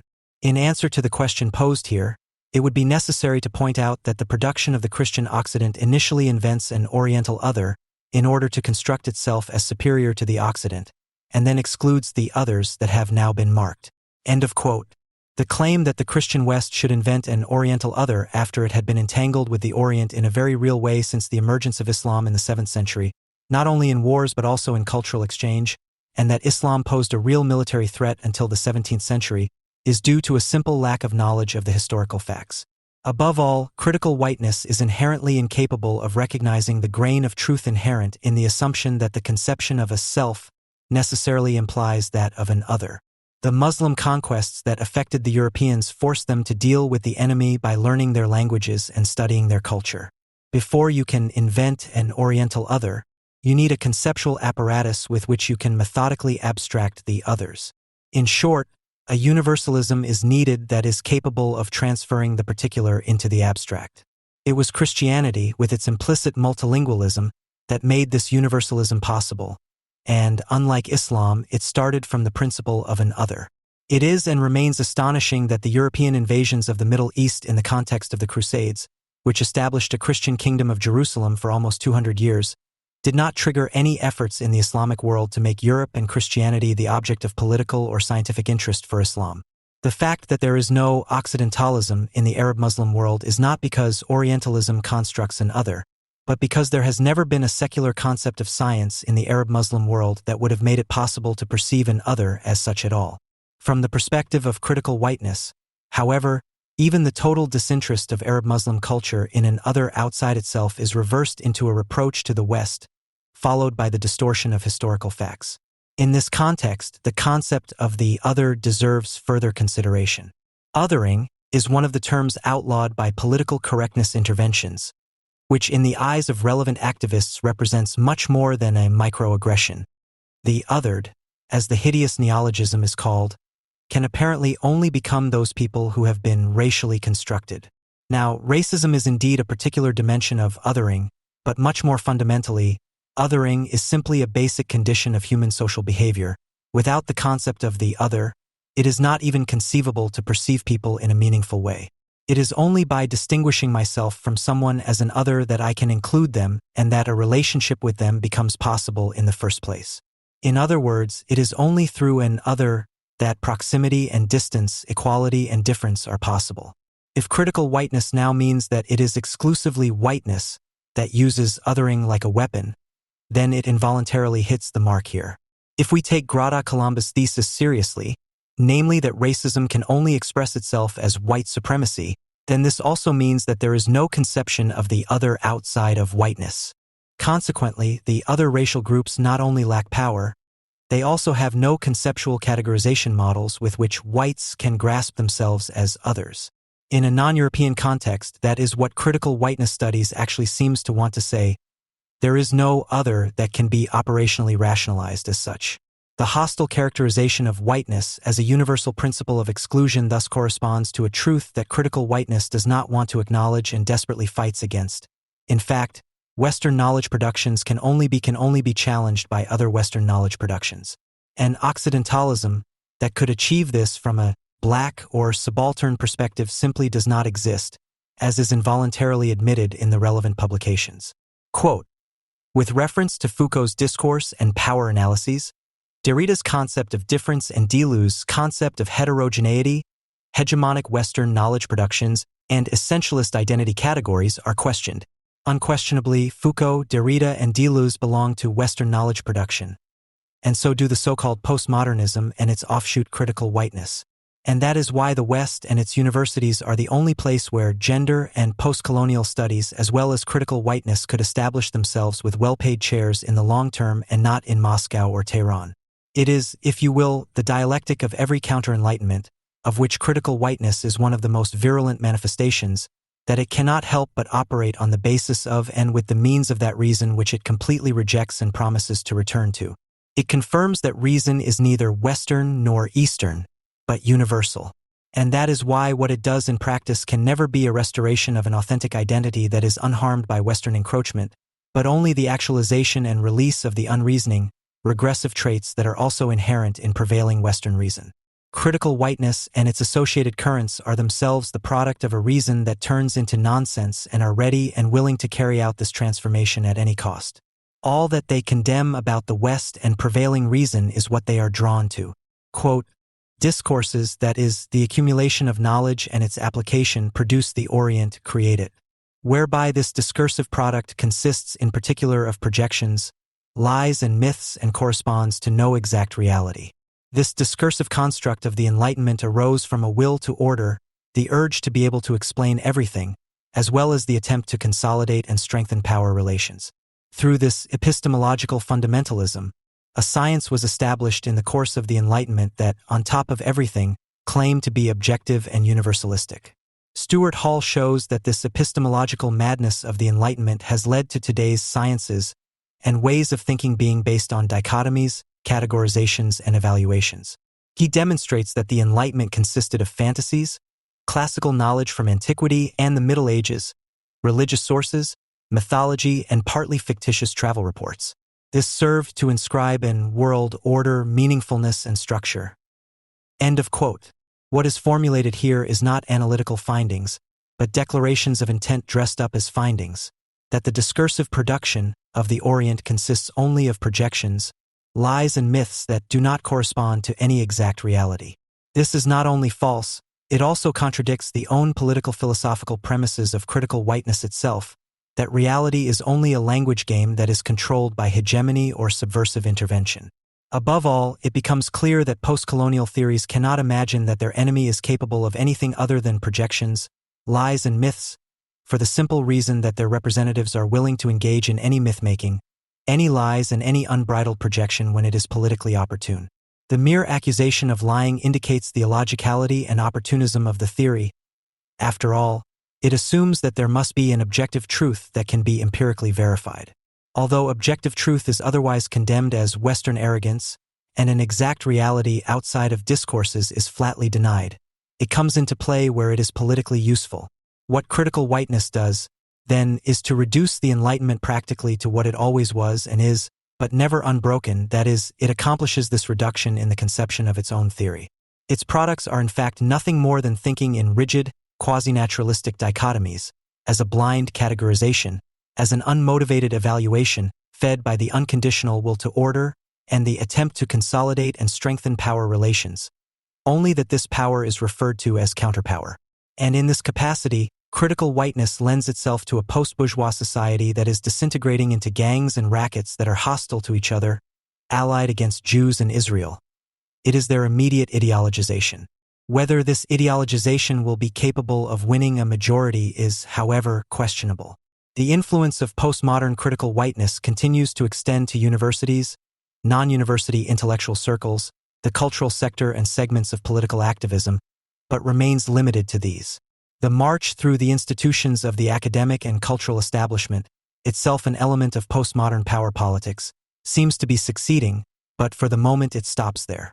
In view of this, we can only hope that the aforementioned basic assumption of postmodernism may be true, and that the theories of critical whiteness will become obsolete at the moment this long march is completed, as just another insignificant entry in the great arbitrariness of narratives.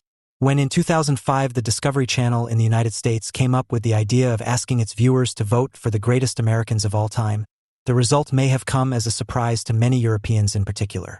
Even ahead of Abraham Lincoln, Martin Luther King Jr., and George Washington, the first place was taken by Ronald Reagan, who in this country is often ridiculed as an actor and cowboy.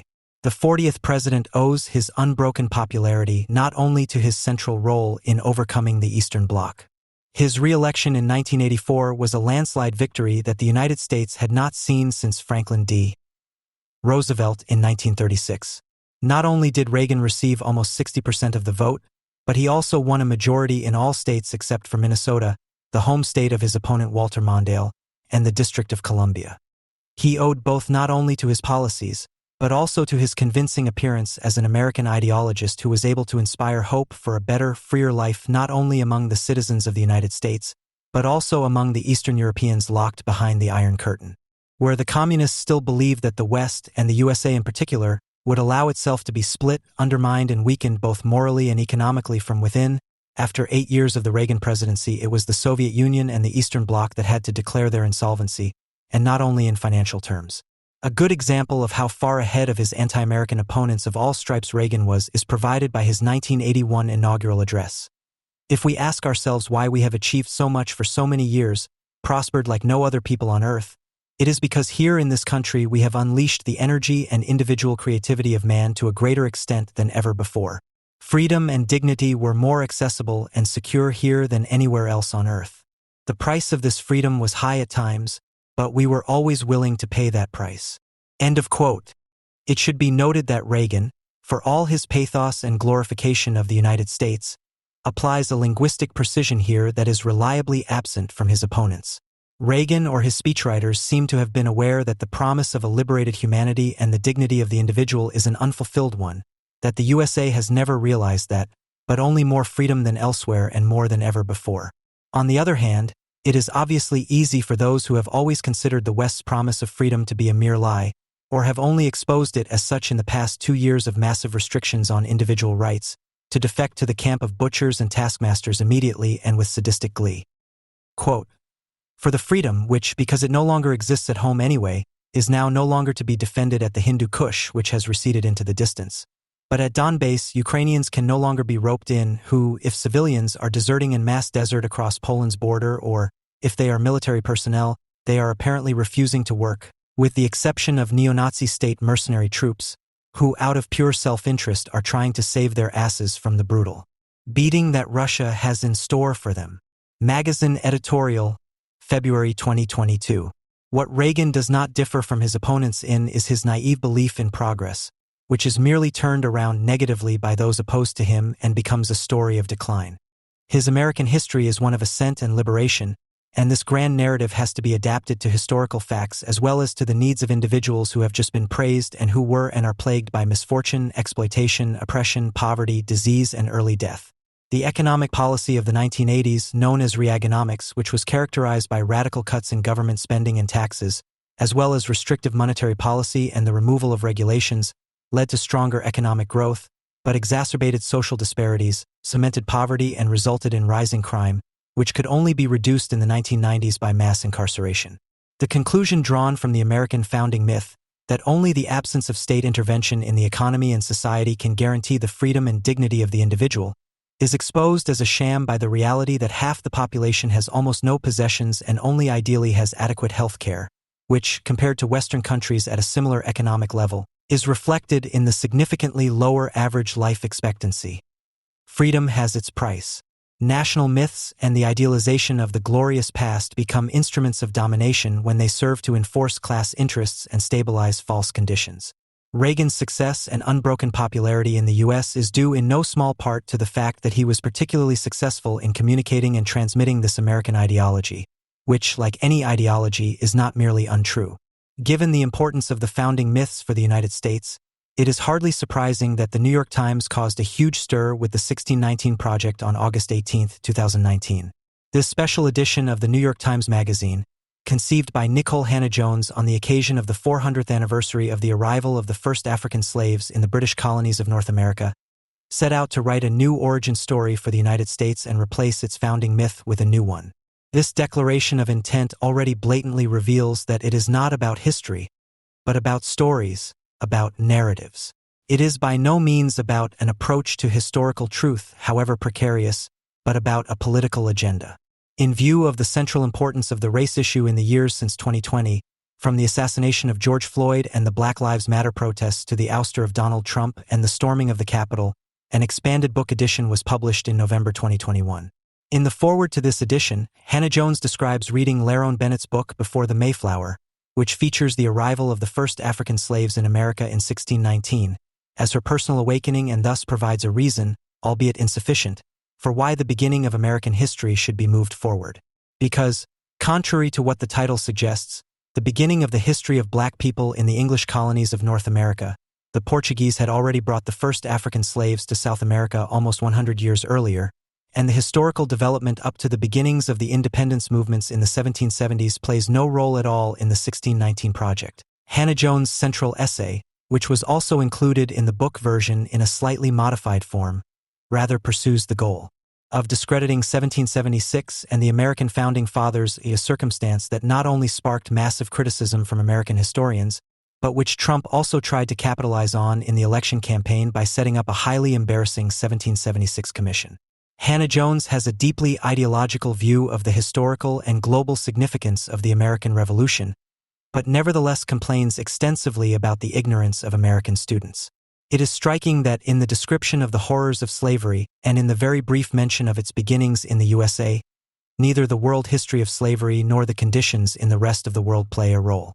If it is mentioned at all, then it is in terms of the cultures and civilizations that Africans built long before Europeans decided that millions of people could be shipped below deck across the Atlantic and defined as property.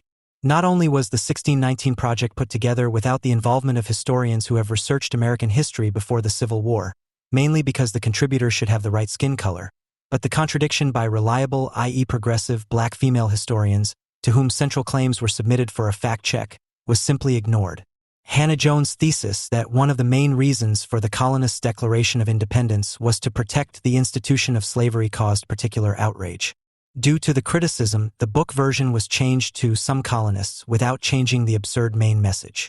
Contrary to the historical fact that abolitionism in the 1770s had its loudest advocates in America and not in Great Britain, and that no one in the mother country was considering ending the Atlantic slave trade, Hannah Jones claims that the central reason for the Declaration of Independence was the paranoia of Virginia slave owners, including George Washington and Thomas Jefferson, that the British might end the slave trade.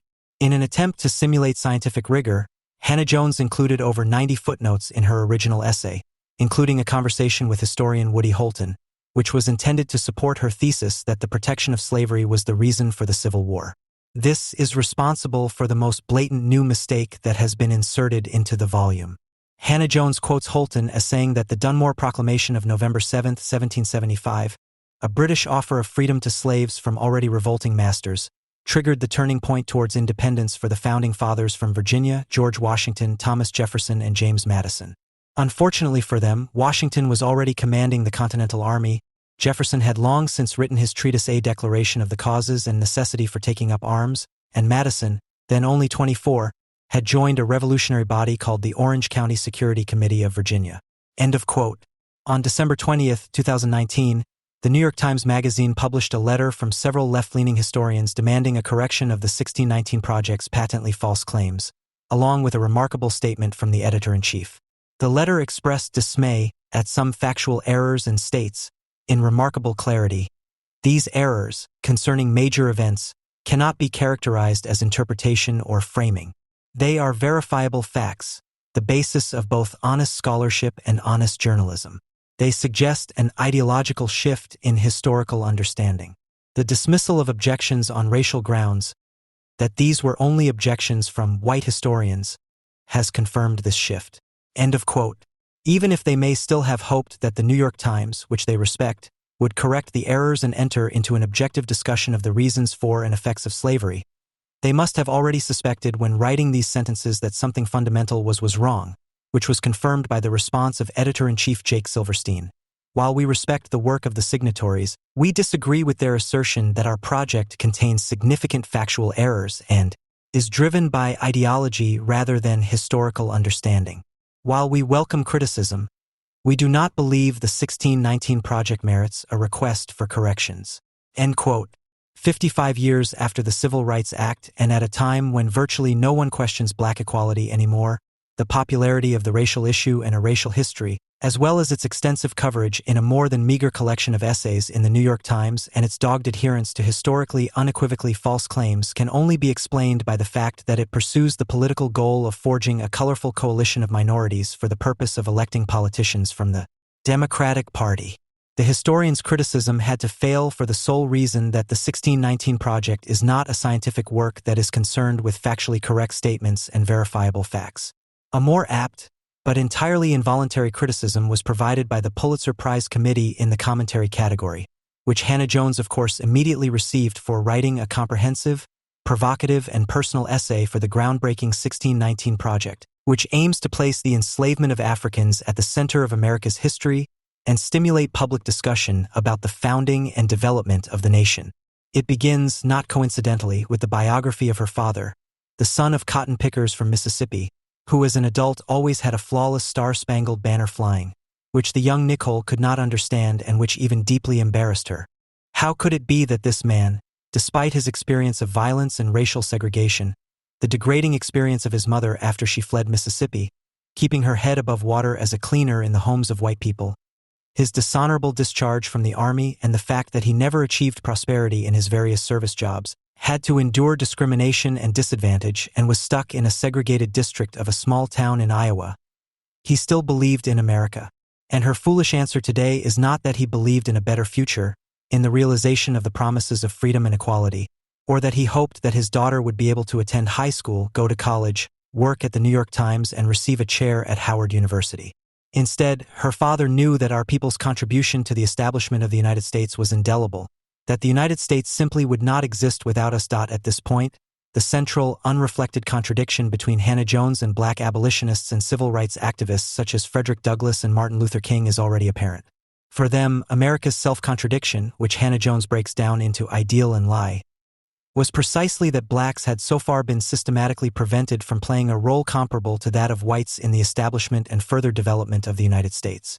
Their positive reference to the promises contained in the founding documents was based on the realization that these must apply to all people, regardless of the color of their skin, if they are to mean anything, thus reaching far beyond the founding fathers and their time.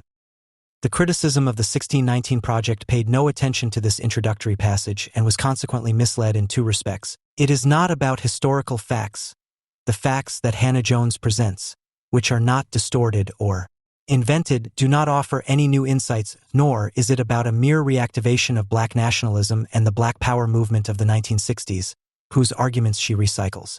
She does not want to knock significant historical figures such as the Founding Fathers or Abraham Lincoln off their pedestals in order to form a black movement against America, but, in the postmodern sense, to deconstruct the myths and claim America's heritage for blacks so that they can appropriate it positively. By greatly exaggerating the importance of slavery and blacks for the creation, development, and democratization of America, she wants to empower blacks today to see themselves in this tradition and as the true founding fathers of the nation, who were founded on an ideal and on a lie, namely that all people are created equal. It was only the tireless efforts of black people, their slave labor, their wage labor, their endless struggle for freedom and justice that defined America's greatness and helped the country live up to its ideals. This approach, which could be summed up as black empowerment rather than black power, is so important to Hannah Jones that she returns to it at the very beginning of her new final chapter. Founding myths are developed for the purpose of developing a shared understanding of a nation's history and goals. The American one is that freedom-loving people gained their independence from the British monarchy, founded an extraordinary nation on the principles of the self-determination of all people, and fought a civil war to preserve their unity and abolish slavery. This mythology has almost exclusively cast white Americans as the architects and champions of democracy, and that's why some believed that white people should benefit disproportionately from it. In contrast, he said, a more truthful founding myth demands that black Americans be cast prominently in the role of those who defended and perfected democracy. And it is precisely this task that will fall to black Americans again in the years 2020 and beyond, after the lynching of George Floyd and the Black Lives Matter protests, after Trump's ouster and the fight against voter ID laws. Solving the police question alone would save precious black lives and dismantle an instrument of social control that dates back to the days of slavery. It is therefore their openly proclaimed ahistorical and idealistic approach of exchanging one founding myth for another in order to use the new one for their political agenda that brings them into conflict with left-wing historians who may share some or all of these goals, but whose work, at least since the 1960s, is based on a more materialist conception of history. Similar to Marx and Engels, they consider simple explanations that question the motives of the actors for their actions and engage in unfounded speculation, divide historical figures into noble and ignoble ones, and establish as a rule that the noble ones are betrayed and the ignoble ones usually win, as secondary or irrelevant. The crucial question is what the driving forces behind their assumptions and motives are, what the historical reasons are that are transformed into these motives and actions. They have, and to their credit, have not spent their lives critically examining the American founding myth and writing careful and comprehensive works on Abraham Lincoln and the American Civil War only to have a charlatan like Hannah Jones present them with a new one. The book version of the 1619 Project does, however, respond to the criticism insofar as Hannah Jones qualifies the portrayal of Abraham Lincoln as a racist who, as a solution to the problem of slavery, had advocated the idea of colonization, i.e. the deportation of freed slaves to Africa, by ascribing to him a positive development under the influence of the black abolitionist Frederick Douglass. At the same time, she offers the language mystic Ibram X. Kendi, one of the craziest and therefore most successful representatives of critical whiteness studies, to deconstruct the myth of racial progress. He, for example, has already exposed the Enlightenment as racist by attributing the following double meaning to the English word enlightenment. Europeans had rediscovered the importance of learning after 1,000 years of religious darkness. Brightness then became a metaphor for the European and therefore the white, an idea that Benjamin Franklin and his Philosophical Society eagerly took up and imported into the colonies. The etymological absurdity of this argument is surpassed by the fact that the English translation of Kant's concept of enlightenment as enlightenment dates from 1865 and thus only entered into use 75 years after Benjamin Franklin's death. Kendi, for whom it is equally certain that Lincoln was an opponent of slavery but nevertheless a racist, warms up the thoroughly refuted claim that the Emancipation Proclamation of 1862, perhaps the most important revolutionary document in American history after the Declaration of Independence, was a mere military tactic in the Civil War. In Kendi's view, Lincoln's order made it the task of blacks to liberate themselves. He already fails here to grasp the significance of Lincoln's view that the promise of the Declaration of Independence meant both white and black people. He stands here side by side with the great black freedom fighter Frederick Douglass, for whom the United States Constitution was a glorious document of freedom. The serious problem that Hannah Jones, Kendi, and their fellow campaigners have with Lincoln and the American Civil War is that white Americans started a war through the institution of slavery that cost almost 1 million lives and wounded. The fact that Lincoln is still revered for this achievement today across party lines from the far left to quite a bit of the right, and celebrated as the great emancipator, runs counter to their narrative that it was blacks who had to free themselves. Talk of Lincoln's military tactics and the emphasis on black soldiers fighting on the Union side against the Confederates cannot diminish the significance of that Second American Revolution, James M. McPherson, which appeared to Karl Marx to be as important as the first. Just as the American War of Independence in the 18th century rang the storm bell for the European middle class, so did the American Civil War in the 19th century for the European working class. The attempt to rewrite American history to make it a black one, with the consequence that the significance of slavery for the development of the USA is drastically overstated and the class question can only be discussed as a race question, also obscures the real significance of the emancipation of black people for humanity. The 1619 Project suffers from the fundamental flaw of not being able or willing to explain the development of the United States from a slaveholding colony to a military and economic world power. What can be said about the significance of slavery for the colonization of the entire American continent? The extraction of mineral resources and the fertilization of the land applies no more to the North American colonies than to the others.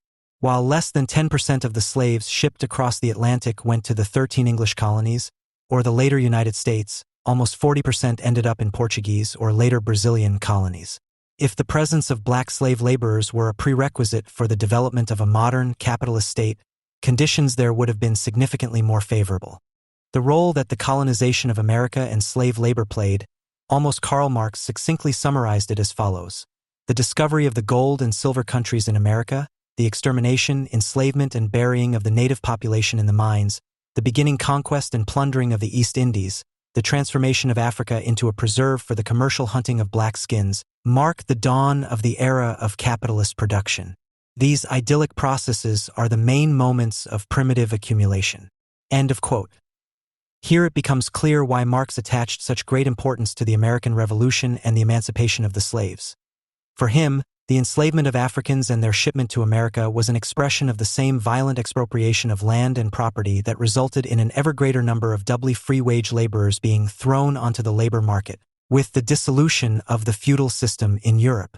Contrary to what is often claimed, Marx does not consider a strict separation of wage labor and slave labor to be crucial. One of the common fallacies in some Marxism is that only wage labor can create surplus value and increase capital, which results from confusing the categories of constant/variable and fixed/circulating capital. The fact that the purchase price of the slave is included in the capital realization as fixed capital does not contradict the value-producing function of slave labor as variable capital. Marx goes even further in equating wage and slave labor. In a footnote, he notes, using the example of child labor, that even the formality of self-sale disappears here. Marx makes it even more explicit that he makes no essential distinction between slave and wage labor in a comment on a report about the destruction of slaves in the American southern states. Mutato nomine de te fabula narrator. Under a different name, the story is told about you here. Read labor market instead of slave trade, Ireland and the agricultural districts of England, Scotland and Wales instead of Kentucky and Virginia, Germany instead of Africa.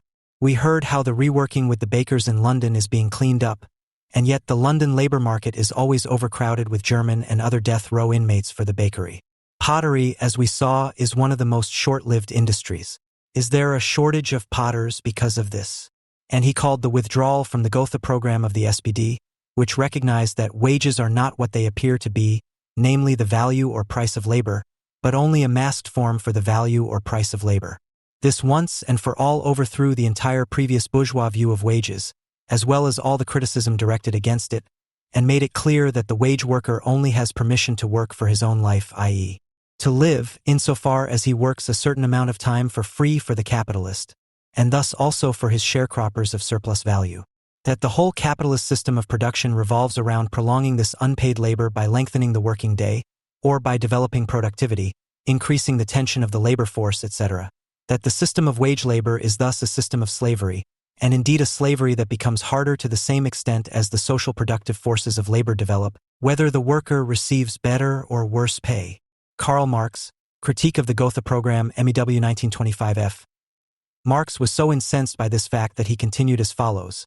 And now that this insight has become more and more widespread among our party, they return to Lassalle's dogmas, although they should now know that Lassalle did not know what the wage of labor was, but, following the bourgeois economists, took appearance for essence. It is as if, among slaves who have finally discovered the secret of slavery and broken out in rebellion, a slave trapped in outdated ideas were to write the program of the rebellion. Slavery must be abolished because the food provided to the slaves in the system of slavery may exceed a certain low maximum. The mere fact that the representatives of our party were capable of committing such an outrageous assassination attempt on the insight widespread in the party rank, does it not prove alone with what criminal carelessness, with what lack of conscience they went about the drafting of the compromise program? End of quote.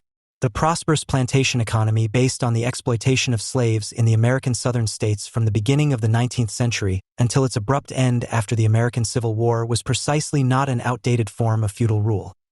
It was driven by the development of the British textile industry, in particular, which made cotton a sought-after export product, and by population growth and the increase in the number of industrial workers in the North, which drove the demand for other agricultural goods. For example, the volume of profits from corn cultivation was comparable to that from cotton cultivation. The key trigger for the cotton boom in the southern states was the invention of the cotton gin in the 1790s, which made it possible to separate the seeds from the cotton fibers and to cultivate ever more productive varieties. In the only chapter of the 1619 Project that explicitly addresses the question of political economy, Matthew Desmond, a professor of sociology at Princeton University, turns this relationship on its head. He argues that it was the slave economy of the South that supposedly promoted the capitalist development of the North. What is more correct is that two different models of capitalist production came into conflict here, whereby the model of the South, which relied almost exclusively on the supply of raw materials for industrial production elsewhere and the import of finished products, is still associated today in countries such as Russia with oligarchic structures, the enormous wealth of a few and the massive lack of freedom of many, but is incapable of developing a globally competitive industry. These models require different policies. While the industry of the North relied on protective tariffs against Europe and especially Great Britain, and needed a growing supply of doubly free laborers, and the tariff revenues were necessary for the provision of the required infrastructure such as the railroad, low tariffs and free trade were crucial for the business model of the South. Interestingly, Desmond here makes the same miscalculation that led the Southern states to secede. A gross overestimation of the importance of their slave economy for the global market and, in particular, for Britain's industry, which they hoped would join the war. He adopts this perspective from historians such as Walter Johnson, Edward Baptist, and Sven Beckert, who became known in the middle of the last decade under the buzzword New History of Capitalism, and whose assertions have since been widely refuted. Agreeing that slavery was historically significant and morally wrong does not mean that it was economically essential to the Industrial Revolution, to American prosperity, or even to cotton production in the United States. The new literature makes spectacular but not reliably substantiated claims, relies on flawed arguments, and cites many factual inaccuracies, which makes it a perfect source for the 1619 Project. Alan L. Olmsted and Paul W. wrote Cotton, Slavery, and the New History of Capitalism. Their conclusion about the new history of capitalism is devastating. The 3 books of literature on the new history of capitalism examined here all make serious scientific mistakes. Perhaps most importantly, all of them falsely claim that cotton and slavery played a significant role in the emergence of modern economic growth. There is little understanding of the fundamental technological and production realities of the plantation cotton economy. Regarding the latter, all 3 books fail to recognize and integrate the importance of biological innovations in transforming the American cotton slave economy and the global implications of those innovations. As the new history of capitalism matures, it could utilize the strengths of traditional historical scholarship, including properly citing sources, reading them in depth and accurately, drawing conclusions that are actually supported by evidence, and integrating the findings into the broader historiography. She should also stop inventing things. The simple fact that the riches of the slave owners were not essential for national development, and that the policies pursued by this elite at the level of local, state, and national governments impeded economic progress in the Southern states well beyond the Civil War, runs counter to the claimed importance of blacks for the development of the United States.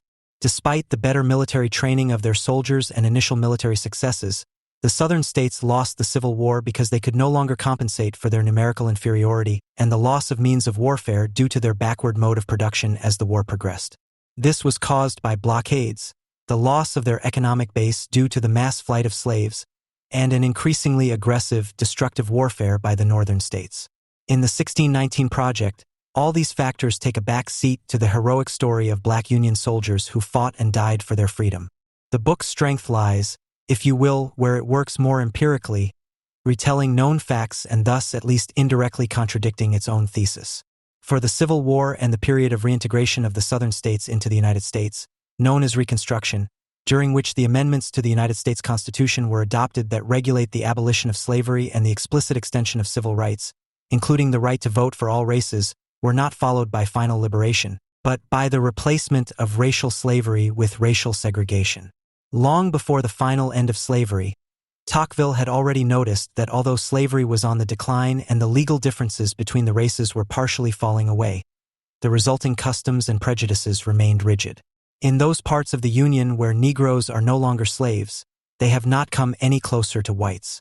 On the contrary, racial prejudice seems to be stronger in the states that have abolished slavery than in those where it still exists, and nowhere is it as pronounced as in those states where slavery never existed. End of quote. The response to the liberation of the slaves was not the glorious victory of the working class, and it did not bring about the breakthrough of the idea of the equality of all people. The fact that class can still be thought of as a racial issue today is not a direct consequence of slavery, but of the era of Jim Crow laws, the Ku Klux Klan, lynch law, and the systematic exclusion of blacks from better society, segregated neighborhoods, and schools. This period lasted not only 100 years, and thus longer than the time during which there were slaves in parts of the USA, but it also occurred much more recently.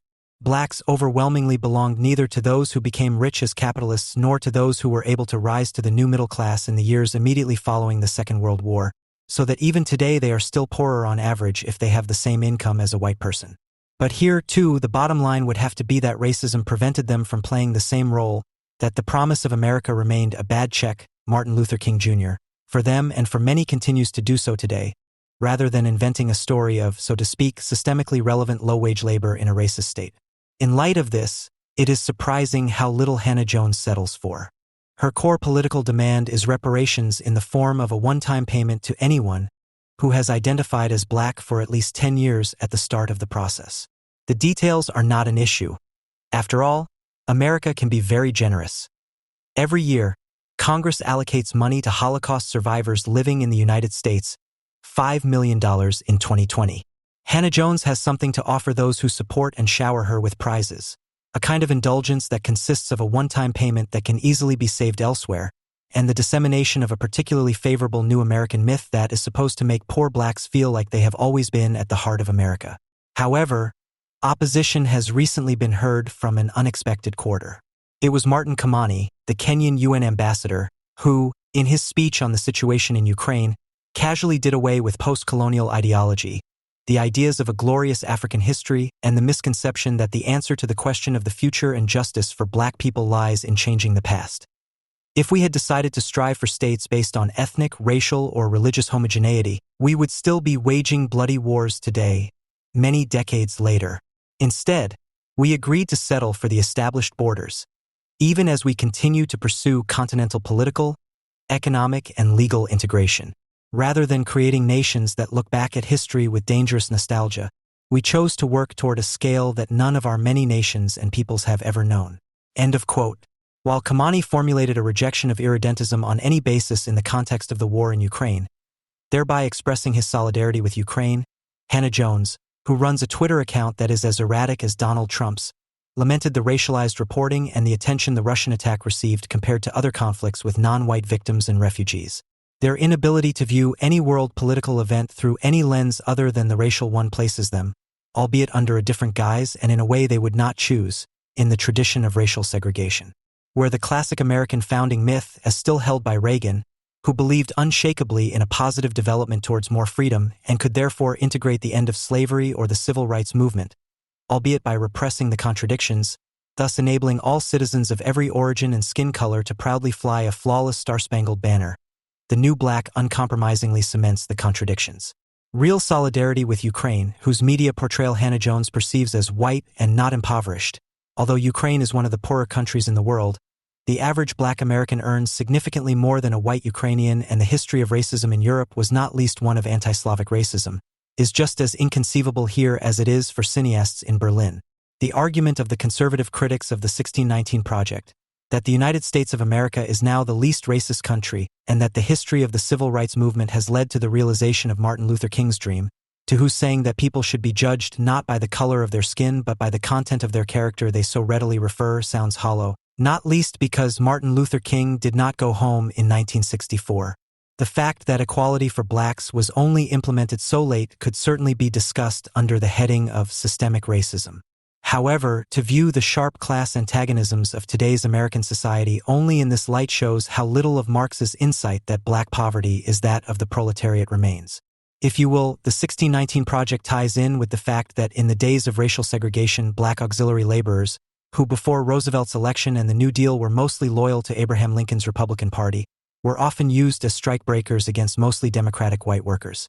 As bitter as it is that a ruling class and its ideological vanguard, such as the New York Times, are once again playing the race card to play off the approximately 12% of Blacks against the rest of the 50% completely and 70% almost completely dispossessed Americans in order to avoid the only correct answer to the question of the distribution of socially produced wealth.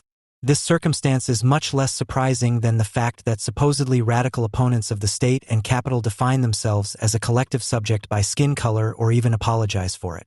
The only consolation is that the representatives of the ideology of the ruling class and their useful idiots are so foolish in their invention of new narratives and myths that Abraham Lincoln will be proven right against them. We cannot escape history. Music is a universal art, says the rich white man in James Weldon Johnson's Autobiography of an Ex-Colored Man. Music belongs to everyone. You can't limit it to race or country. The novel itself, however, is skeptical of the musical claim to universality, because while it agrees with the colored man's excursion into the deep heart of the South to mingle with his people and immerse himself in his unadulterated inspirations, It denies that white musicians go to Harlem to get their first-hand imitations from the black entertainers they see performing there. Music may belong to everyone, but there is still a difference between the imitations that whites make of blacks and the inspirations that blacks get from blacks. The logic of this position, however, suggests a more general conclusion. Black musicians who listen to spirituals lay claim to their heritage. White musicians who imitate spirituals or ragtime or hip-hop or blues deny, in the words of a contributor to Race Trader magazine, the right of black people to their own heritage. The staff of Race Trader, a journal dedicated to abolishing whiteness, is divided over whether white people can or should sing the blues. And, indeed, the way this disagreement is carried out is of crucial importance for the project of racial treason, the project of abolishing not white racism but the white race. So, do white people borrowing from black culture help white people stop being white, or, like the white musicians who went to Harlem, are they just ripping off black people? As soon as Johnson's man of color neglects his sources of inspiration, he becomes an ex-man of color, which means that he degenerates into an imitation. He now passes for white.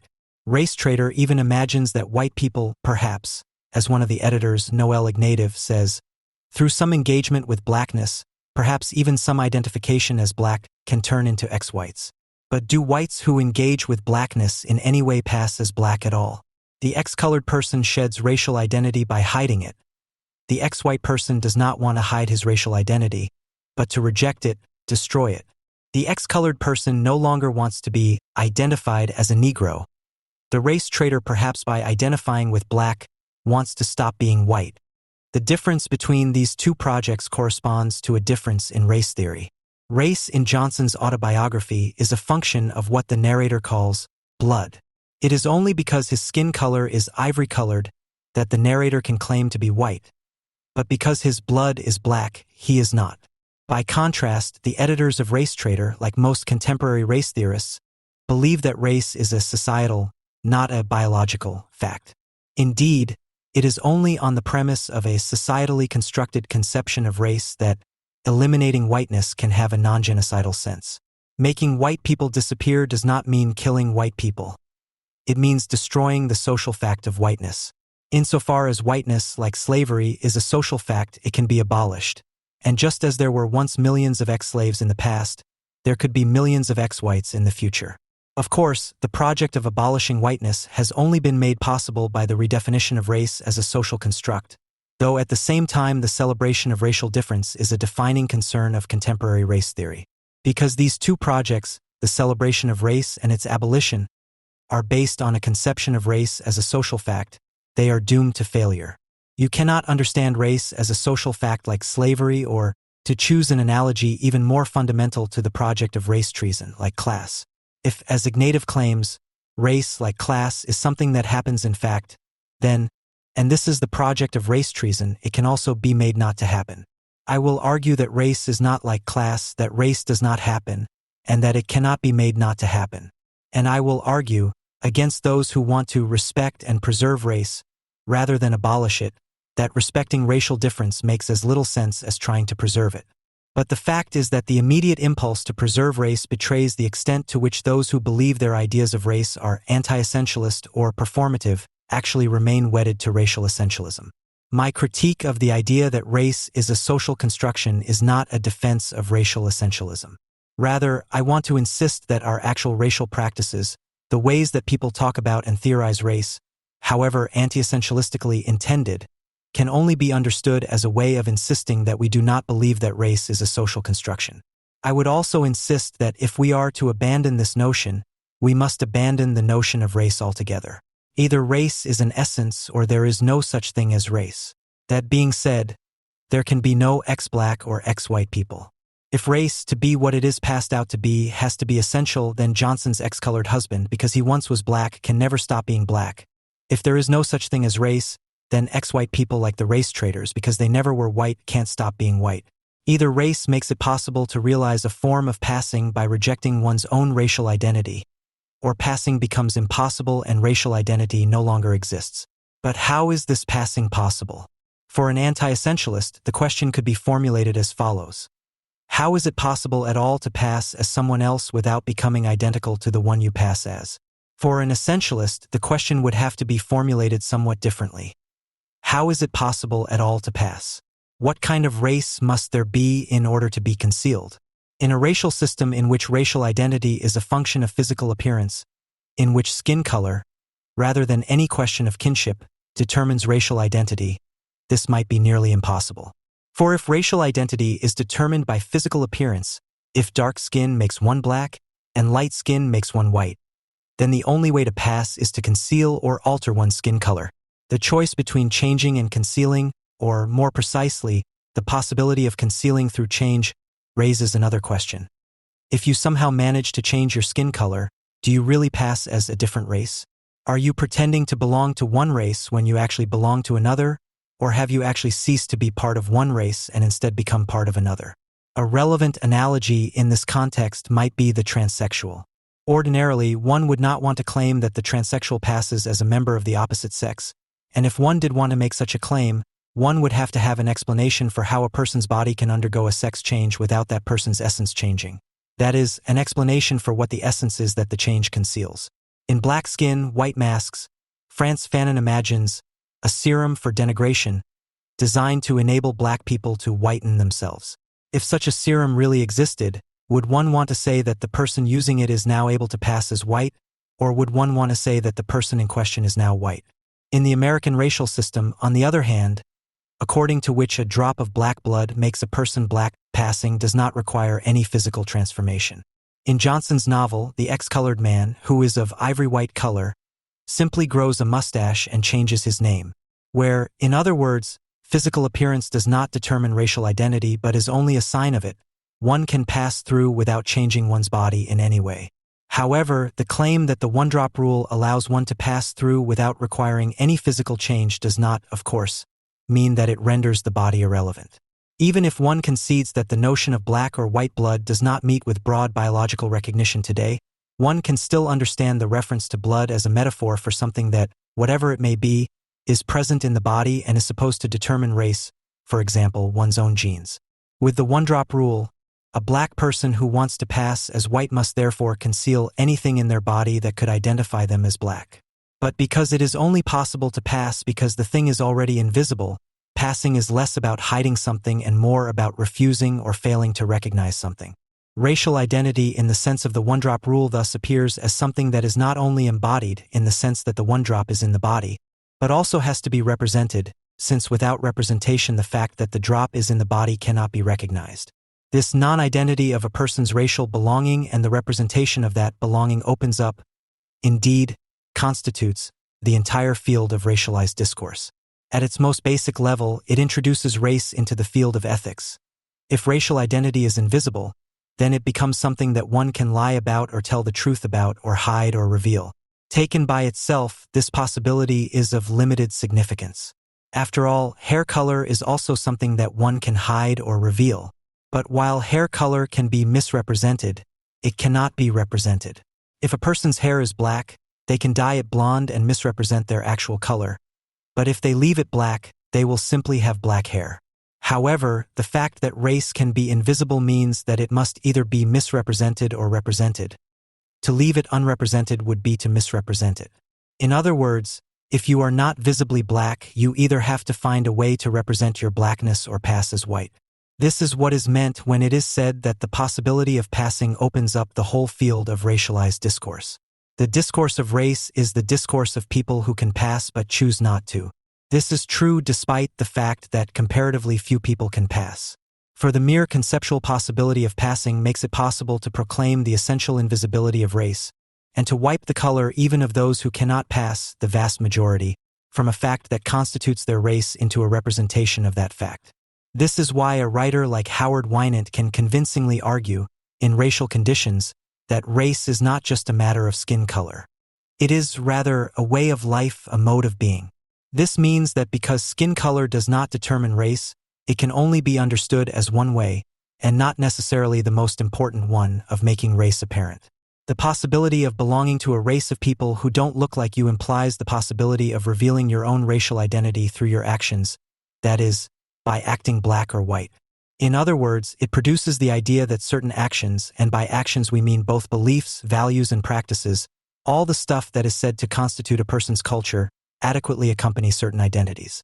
Regardless of skin color, there are always ways to act black or white. Once you realize that, you also realize that even if you can't pass, if you just happen to look like what you are, you can still fail to act like what you are. Thus, for those whose physical appearance allows them to pass, the conceptual possibility of passing represents the possibility of concealing or revealing their racial identity. It opens up the possibility for everyone of being loyal or disloyal to their race, of embracing or rejecting the lifestyle their race has in store for them. Precisely because race is invisible, any circumstances that make it visible are reduced to simple representations of a racial identity that is made out elsewhere. At the same time, precisely because race cannot be reduced to any of its representations, just about anything can qualify as its representation. Only because the thing itself is invisible can anything be imagined as a way of seeing it. The invisibility of race contributes much to its power. It is also why early American racial thinking was always tempted to locate a person's racial identity not in some part of the person that was hard to see, the blood, say, but in some part of the person that was not visible at all, the soul. Indeed, locating race in the soul rather than the body makes the body a single representation of racial essence. It makes race immune to a fantasized denigration serum, for what is not really in the body cannot be affected by the alteration of the body. Thus, in contemporary racial thinking that of the end of the 20th century, rather than the beginning, the rejection of the body as the site of racial identity makes the fantasy of biological denigration, as it were, irrelevant. However, contemporary racial thinking that is, the belief in race as a social construction, sees itself as anti-essentialist, and not as a form of essentialism. To claim that race is socially constructed is to assert that race is not a biological entity, that there is nothing in people's bodies, visible or invisible, that constitutes their racial identity. In other words, there is no such thing as black or white blood, nor is there a genetic equivalent.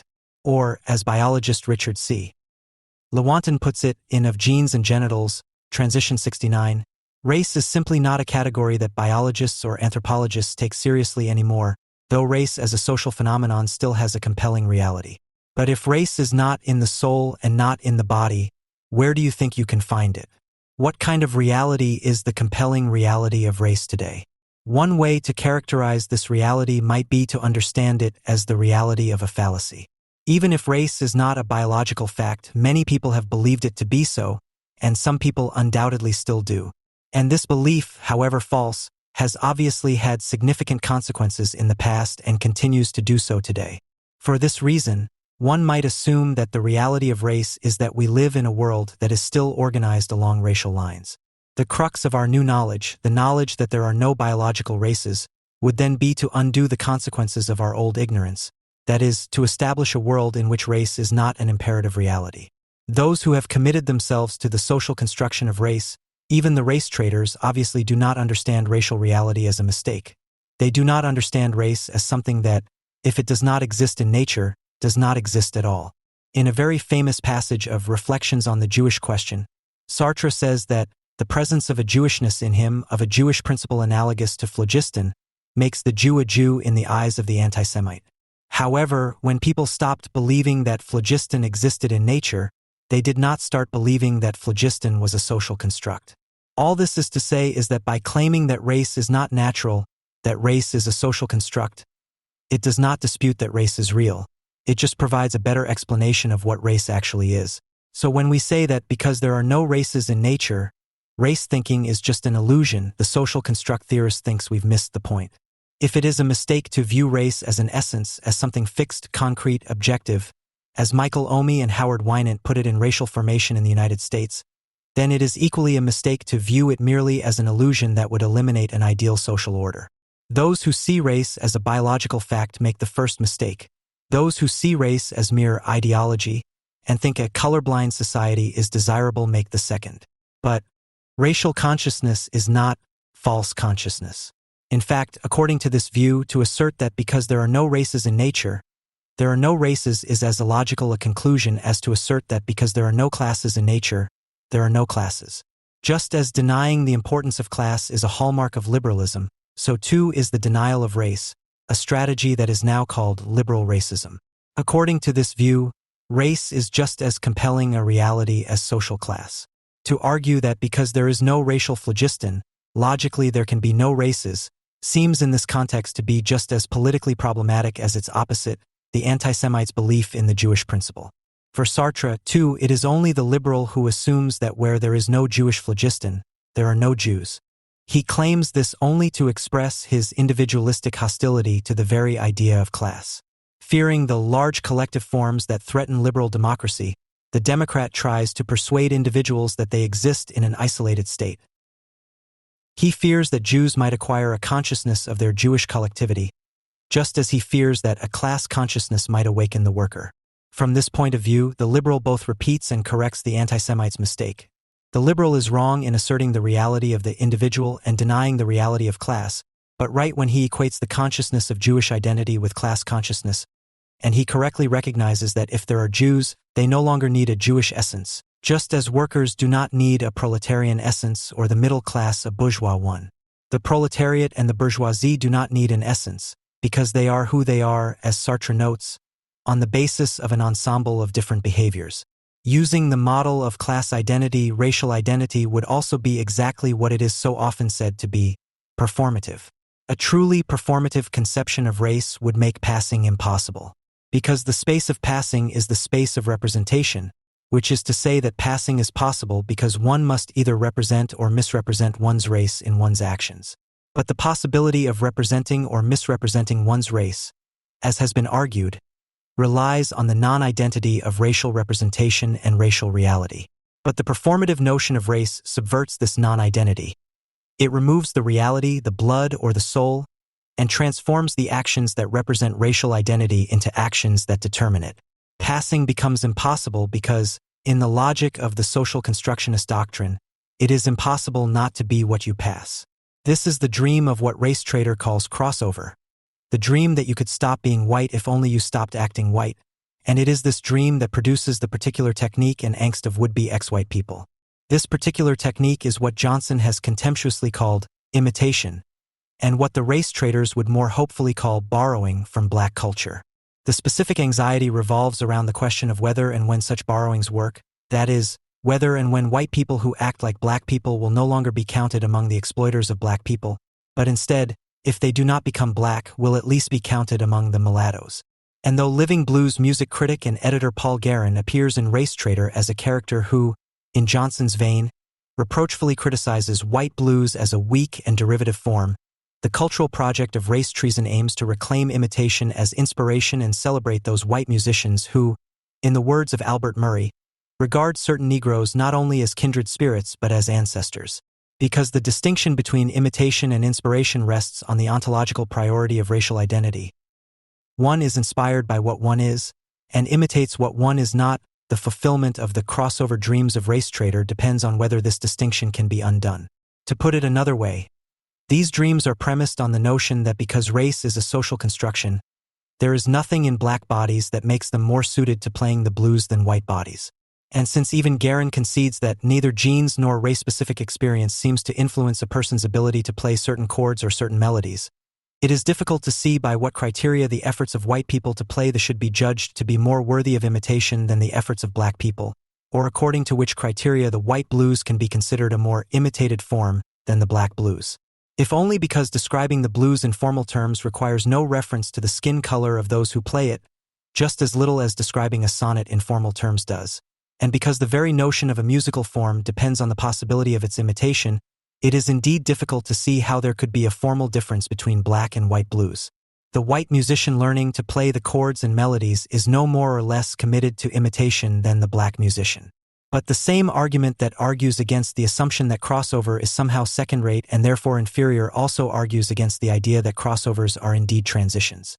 If you don't have to be black to play the blues, you don't turn black when you play the blues. Race is no more determined by music than music is determined by race, and playing the blues makes you a bluesman, not a black man. Thus, the distinction between white and black blues must be understood as one between two types of people, not two types of music. What makes the music black is the fact that the person playing it is black. What gives the music color is the skin color of the people playing it. So if it is only the anti-essentialist conception of race that makes the project of crossover possible, because only an anti-essentialist conception allows you to stop being white by abandoning white behavior, it is only an essentialist conception of race that makes this project seem desirable, because only an essentialist conception of race makes someone's behavior appear white, and thus explains it as something that can be discarded. Although the goal of the ex-white person crossing over is fundamentally opposed to the goal of the ex-person of color passing through, the fact that people want to cross over, just like the fact that people can pass through, can be read as a tribute to essentialism. In this sense, the anti-essentialist notion of transition, the performative, is merely a variant of the essentialist denigration theorem. For if race is a biological fact, then a change of skin color means a change of race, and if race is a behavior, then a change of lifestyle is tantamount to a change of race. But because, as Winant says, race is not exclusively a matter of skin color, one cannot change one's race by changing one's skin color. If race, precisely because it is not exclusively a matter of skin color, must nonetheless always also be a matter of skin color, one cannot change one's race by changing one's lifestyle. It must always remain a question of skin color, because without the reference to skin color, there can be nothing specifically racially related to lifestyle. The doctrine of the social construct, with its stubborn adherence to the idea of racial transitions, is as superficial as skin. It does not provide for the possibility of choosing a lifestyle against one's skin color, but instead demands that behavior be adapted to one's skin color. This is true even if we turn our attention not to racial but, as it is said today, cultural identity. In the preface to the latest edition of Reflections on the Jewish Question, Michael Walzer criticizes Sartre for asserting that there is an empty Jewishness without religious or cultural content. Yet for Sartre, Jewish religion is completely irrelevant because to the extent that Jewishness is understood as a form of religious belief or practice, a Jew is only a Jew to the extent that a Methodist is a Methodist or a member of the Elks Club is an Elk. We don't need an anti-essentialist understanding of moose. Their identities are entirely performative, which means that they are entirely constituted, and not represented, by their behavior. But a Jew does not become Jewish in the same way that a moose becomes a moose, and of course a Jew cannot resign from Judaism in the same way that a moose can resign from the Moose Club. To put it another way, Sartre sees that being Jewish is not a biological matter, nor does it have anything to do with a metaphysical essence, which is why he denies the existence of a Jewish phlogiston. On the other hand, he also sees that a Jewish principle cannot simply be replaced by a set of Jewish behaviors. The anti-Semite hates what the Jew does only to the extent that these actions represent what the Jew is. One can frame this point more generally and positively by pointing out that the celebration of difference in contemporary multiculturalism is entirely indebted to an understanding of the cultural identity of other peoples as being expressed, rather than manifested, in their actions. Why else would one not only tolerate but even appreciate actions and beliefs that seem wrong and misguided to oneself? If one is convinced, for example, that circumcision of boys is cruel and senseless, why should one allow it? If one is convinced that circumcisions of girls are even crueler and just as senseless, why should one allow that? These practices are honored not because they are valuable in themselves, but because they represent identities that are valuable. It is the same distinction between a person's identity and actions that makes celebration of multicultural difference seem reasonable in the first place. And if, as I have already explained, passing is a form of concession to essentialism, then the same applies to celebrating cultural difference, because only on the assumption that this difference is essential can it be celebrated.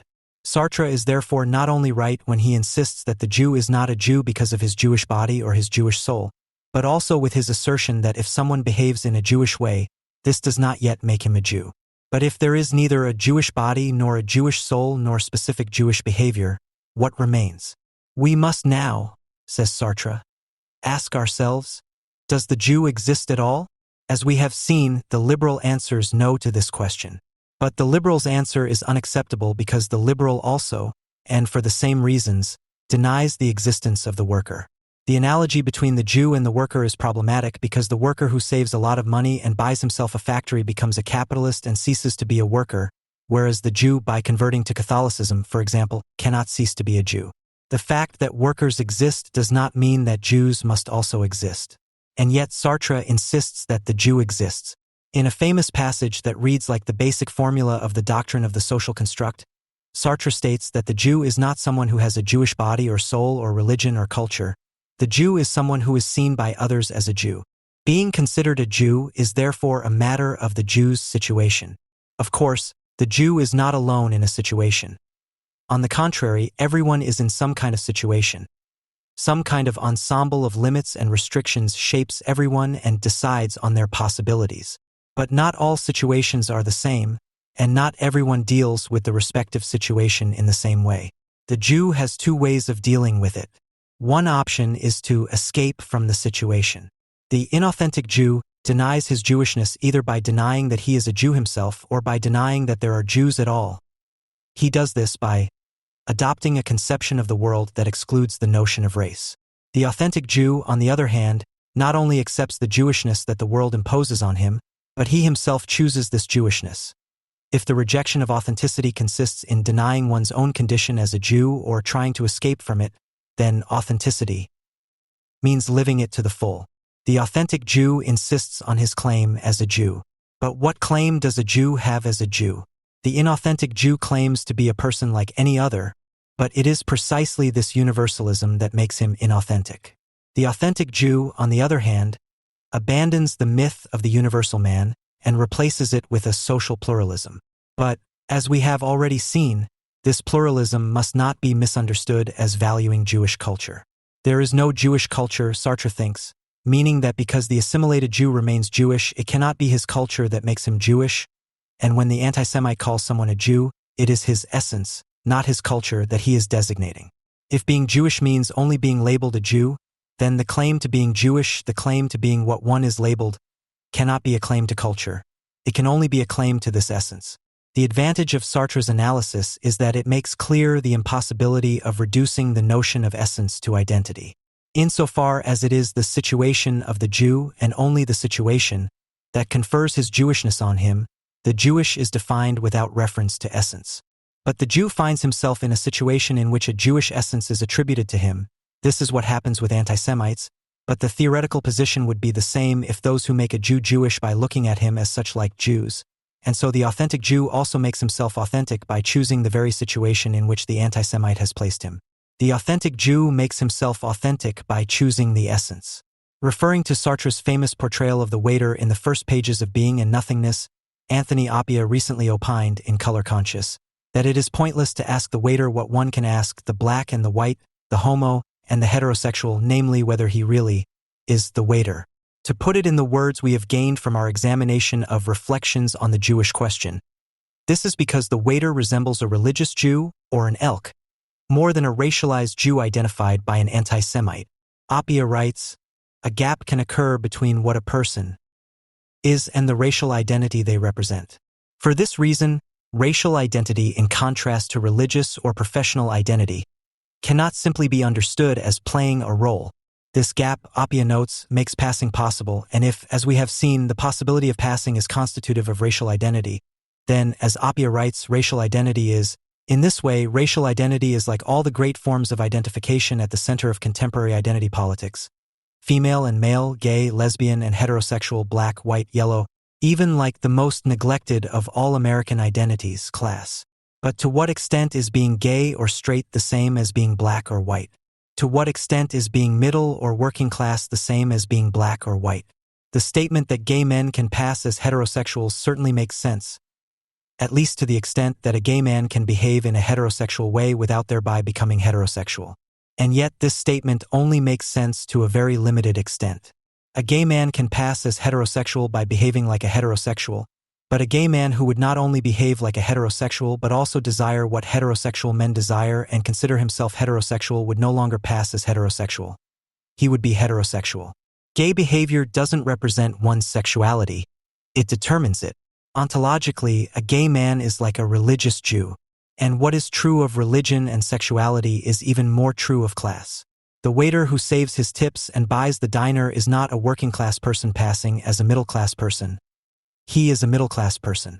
Although there are no ex-white people or ex-black people, there can certainly be ex-heterosexual people or ex-gay people, and there are definitely former waiters and formerly religious Jews.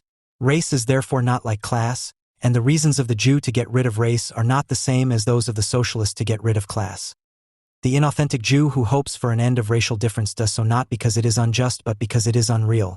What the inauthentic Jew and the socialist do in fact have in common is their hostility to the very idea of identity. Their hostility is directed against the idea that their bodies, beliefs, and behaviors would not determine, but rather represent, who they are. The inauthentic Jew expresses this repugnance by denying that he is Jewish, that his body is not Jewish, and that he does not believe in the Jewish religion. If there are no essences, there are no identities. The socialist expresses his repugnance in much the same way, not by dividing the world into Jews and Aryans and blacks and whites, but into workers and capitalists. Owning the means of production does not represent identity, it constitutes it. So it makes no sense to ask the capitalist or the worker what Sartre asks of the Jew, to affirm his claim to be a Jew and demand recognition for what he is. As a capitalist or a worker, you don't have such a claim. The worker's claim is based on what he does.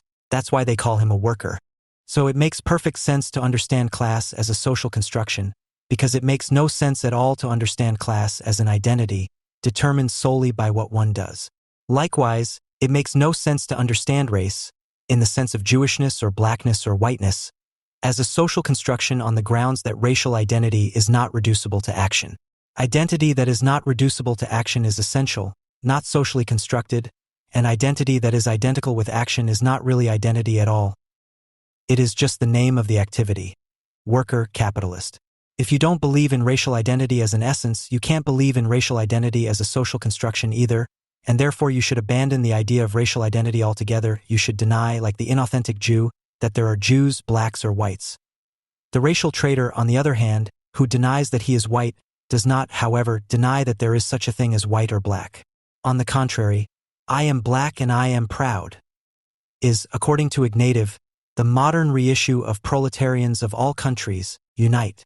The project of racial treason negotiates race, as class by transforming class into race, i.e., the relation to the means of production into an identity and the abolition of private property into the abolition of whiteness. If economic inequality is the problem, then socialism could be the solution. Where whiteness is the problem, blackness is the solution. That is why it is now asserted that America's many failures are due in large part to the unwillingness of so-called whites to welcome the presence of African Americans, and without any qualification. To the extent that identity theory replaces, the way to correct these failures is to recognize how much America's special character owes to the presence of African Americans.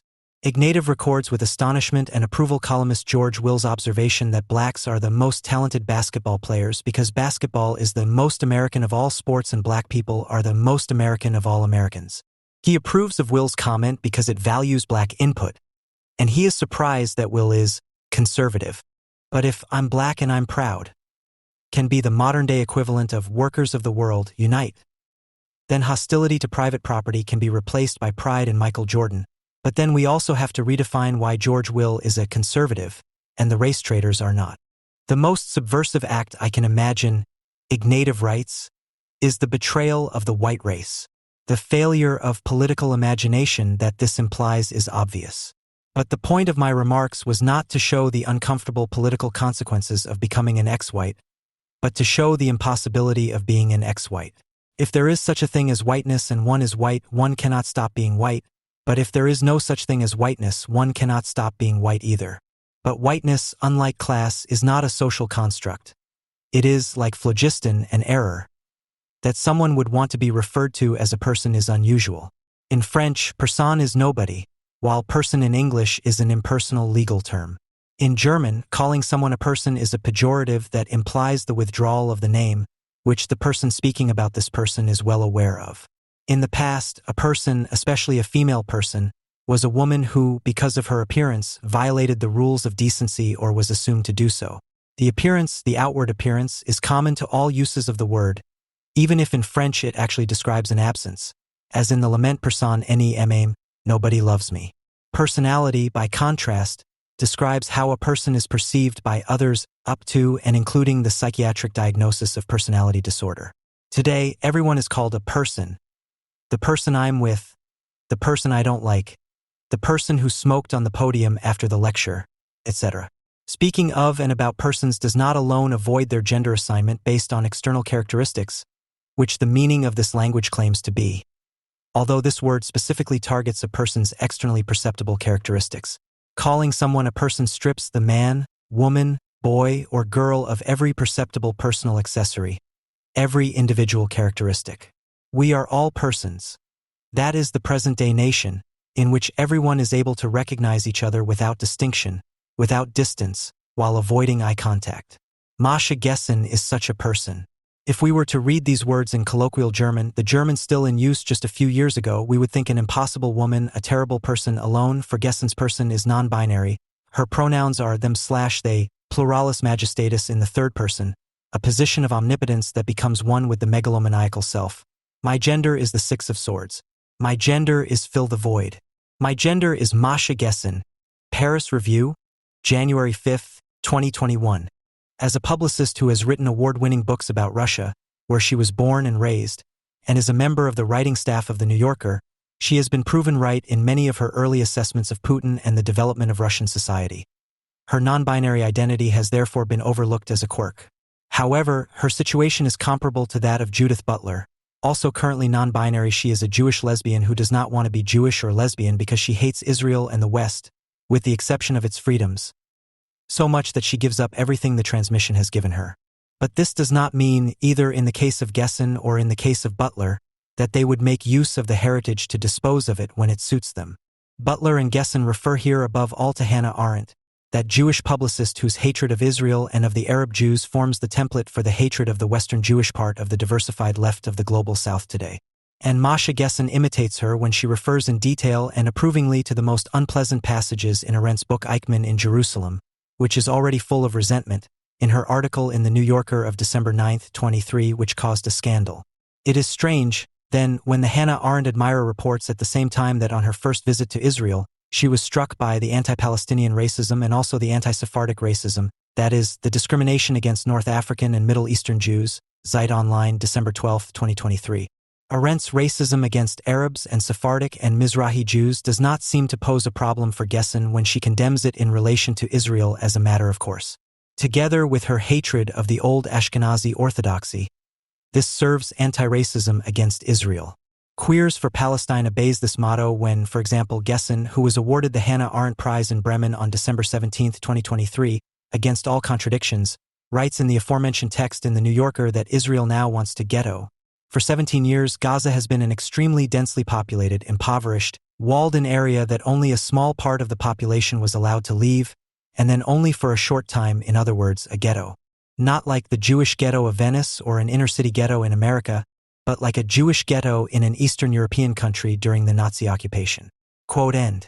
The return of Arendt's stereotypes of the brutal Oriental Jew who speaks only Hebrew, Arabic, and Ladino, and of the stupid shtetl Jew who doesn't speak any language at all, as she once wrote in a letter to Karl Jaspers during the Eichmann trial, in the hate language of Gessen actually makes the prize all the more deserving. The fact that the Green Heinrich Böll Foundation and the city of Bremen withdrew from the award ceremony at short notice and that it took place on a small scale and not in the Bremen Rathaushalle as originally planned is a great success for Gessen as a person. It attracts all the more attention to her. Shortly before, she had stated in an interview with Spiegel, "In Germany, there is a culture of silencing, of gagging, a narrowing of political discussion." The difference between the non-binary Gessen and Butler, however, is that Gessen argues more brutally and directly than Butler, without ever having distinguished herself as much as the latter in terms of the Israel boycott. Gessen was considered a figure who, because of her Russian Jewish background, which she always parades, had a particularly critical relationship with Russia. However, her solidarity with Ukraine did not go so far as to recognize that it might be inappropriate to invite authors from the attacking and the attacked country to the same PEN conference. Gessen wanted no part of a scandal and resigned from the PN America board in May 2023 with a theatrical gesture, after the invited Ukrainian authors, who were also fighting at the front against Russia, threatened not to attend the conference and were met with understanding by the PEN board. We know more about Gessen as a person than about her thinking, which, judging from her essay published in The New Yorker, is a rather pathetic collection of old prejudices about Ukraine, Poland, and the Jews, which she justifies biographically with reference to my grandmother, my grandfather's girlfriend, and similarly reliable sources, to conclude that it is precisely German Holocaust exceptionalism, by which she means the Bundestag resolution against the BDS campaign, that makes the ghetto of Gaza possible. In short, with her essay, Gessen has presented the Mao Bible for the Free Palestine from German Guilt faction, said Eugen L. in the Jüdische Allgemeine, December 16, 2023. In an interview in Zeit Online on December 12, 2023, Gessen said about the anti-Semitic pogrom atmosphere at American universities and their denial by their administrations. The problem is that criticism of Israel is often considered anti-Semitic, which I consider the real anti-Semitic scandal. This overlooks the actual anti-Semitism. It lies in a new McCarthyism. The job of university presidents in the United States is to collect money from their donors. There are newspaper reports almost every day about donors withdrawing money from these universities in response to what they perceive as a lack of solidarity with Israel. And that strengthens the anti-Semitic ideas of the right.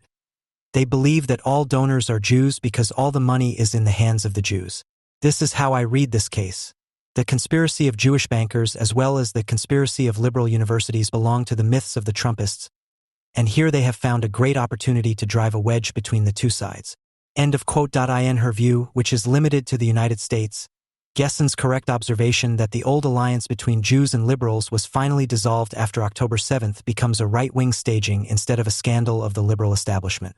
In doing so, Gessen denies the terror, which did not originate with students alone, against Jewish students, professors, and employees, who have had to hide from mobs in dormitories, lecture halls, and libraries since October 7th. It fits with Gessen's turn against Ukraine, which, like Poland, is incredibly anti-Semitic. As proof, she relies on history, not the present, and thus conceals the fact that Ukraine is the country with virtually no anti-Semitism, and Poland is a country that takes action against anti-Semitism more sharply than any other in Europe. A Norwegian medical student was initially even summarily expelled for showing a sign in Krakow showing the Star of David being thrown into a garbage can, a decision that was unfortunately reversed. An anti-Semitic member of parliament was expelled from parliament and stripped of his income and immunity after extinguishing the menorah in the foyer of the same with a fire extinguisher. Gessen, like many other intellectuals, transfers that negationism which refers to the Holocaust to October 7th. She wants, like Judith Butler, context but conceals it when it comes to the necessary defense of the Jewish state. Queer for Palestine, as Gessen embodies it, has, quite unlike many surprised observers believe, something very real. What unites these queers and Hamas is their hatred of homosexuality and femininity. Even if they know or could guess that the executors of Islam don't give a damn about this and that they could therefore be brutally tortured to death themselves sooner or later if they either enter the Islamic sphere of influence or it expands to extends to them, because then they would be judged by their person, that is, by their appearance. They would die in the name of a Western self-criticism that rejects the emancipation of desire and of the female sex as an expression of decadence. Homosexuality alone is no more a program than femininity, but the fact that women and gays have achieved civil equality as political movements and thus their own dissolution evokes hatred from those who want more than equality, namely a special position of omnipotence. These people call themselves non-binary and trans today. They are mostly heterosexual men and they terrorize their respective environment with the same means as Islam, which has become their role model. Because in Islam there is no sexual desire for the object, every person is non-binary in the sense that they have to submit to the will of the more powerful man. Islam promises salvation from the separation of sexual and gender identity. Everything falls into each other and the choice of the one sexual object is cancelled. One becomes a persona, but a persona non grata. The separation of the person into identitarian components as slaughter cattle, fillet, roast, boiled meat, as it comes into effect in the omnipotence of them/they, projects the inner division in the sense of Islam outwards. This totalitarian grip on a form of subjectivity whose vitality and suffering consists in the non-simultaneity of gender affiliation and sexual object choice, and thus has to do with ambivalence and frustration, reaches a new dimension in the shadow of the war of extermination against Israel. The confession of being queer has become an anti-Semitic one. In 2002, the State of Israel was targeted, which we saw as threatened in its existence in the face of Europe's appeasement of the Islamic will to destroy the Jewish state. Today, it is not only about Israel as a state, it is about Israel as the concept for Judaism, which is facing a renewed attempt at its destruction. As if Hamas had wanted to repeat the extermination actions of the Germans and their helpers in Ukraine to the extent possible for it, on October 7, 2023, at least 1,200 Jews were bestially tortured, mutilated, massacred, whereby it does not matter that a not inconsiderable number of those murdered were not Jewish, since in the eyes of their murderers they were. At the time of this writing, not all of the victims have been found or identified. The mutilations are beyond words. At least 249 Jews, the youngest a 9-month-old baby, 20 hostages are over 60 years old, are known to have fallen into the hands of Hamas or its affiliated gangs of murderers. The horrific spectacle of the hostage exchange, as the release of hostages in exchange for Arab prisoners was called in the German media in deliberate denial of reality, demonstrated the power of the murderers over their victims, while the biggest problem for Macron, Biden, Baerbock and others, who had previously assured Israel of their solidarity, was the fate of the so-called Palestinian civilian population. The same civilian population that had lent a hand on October 7th and accompanied the release of the hostages with murder chants. The hostages had different nationalities, but, as the member of the Hamas political bureau Abu Marzouk explained during a friendly visit to Moscow on October 27, 2023, they were all Israelis. He probably meant, in the eyes of Hamas, they are all Jews just like the murdered. Therefore, any appeal to Hamas to distinguish between civilians and soldiers is misguided. All Jews are combatants. Shortly after October 7th, an Israeli television station conducted an interview with a father who had assumed that his daughter had also been kidnapped. During the interview, he first learned that she was dead and said with relief, "Yes." A little later, it turned out that Emily Hand had indeed been kidnapped. After her release, the girl was a broken shell, only a shadow of her former self.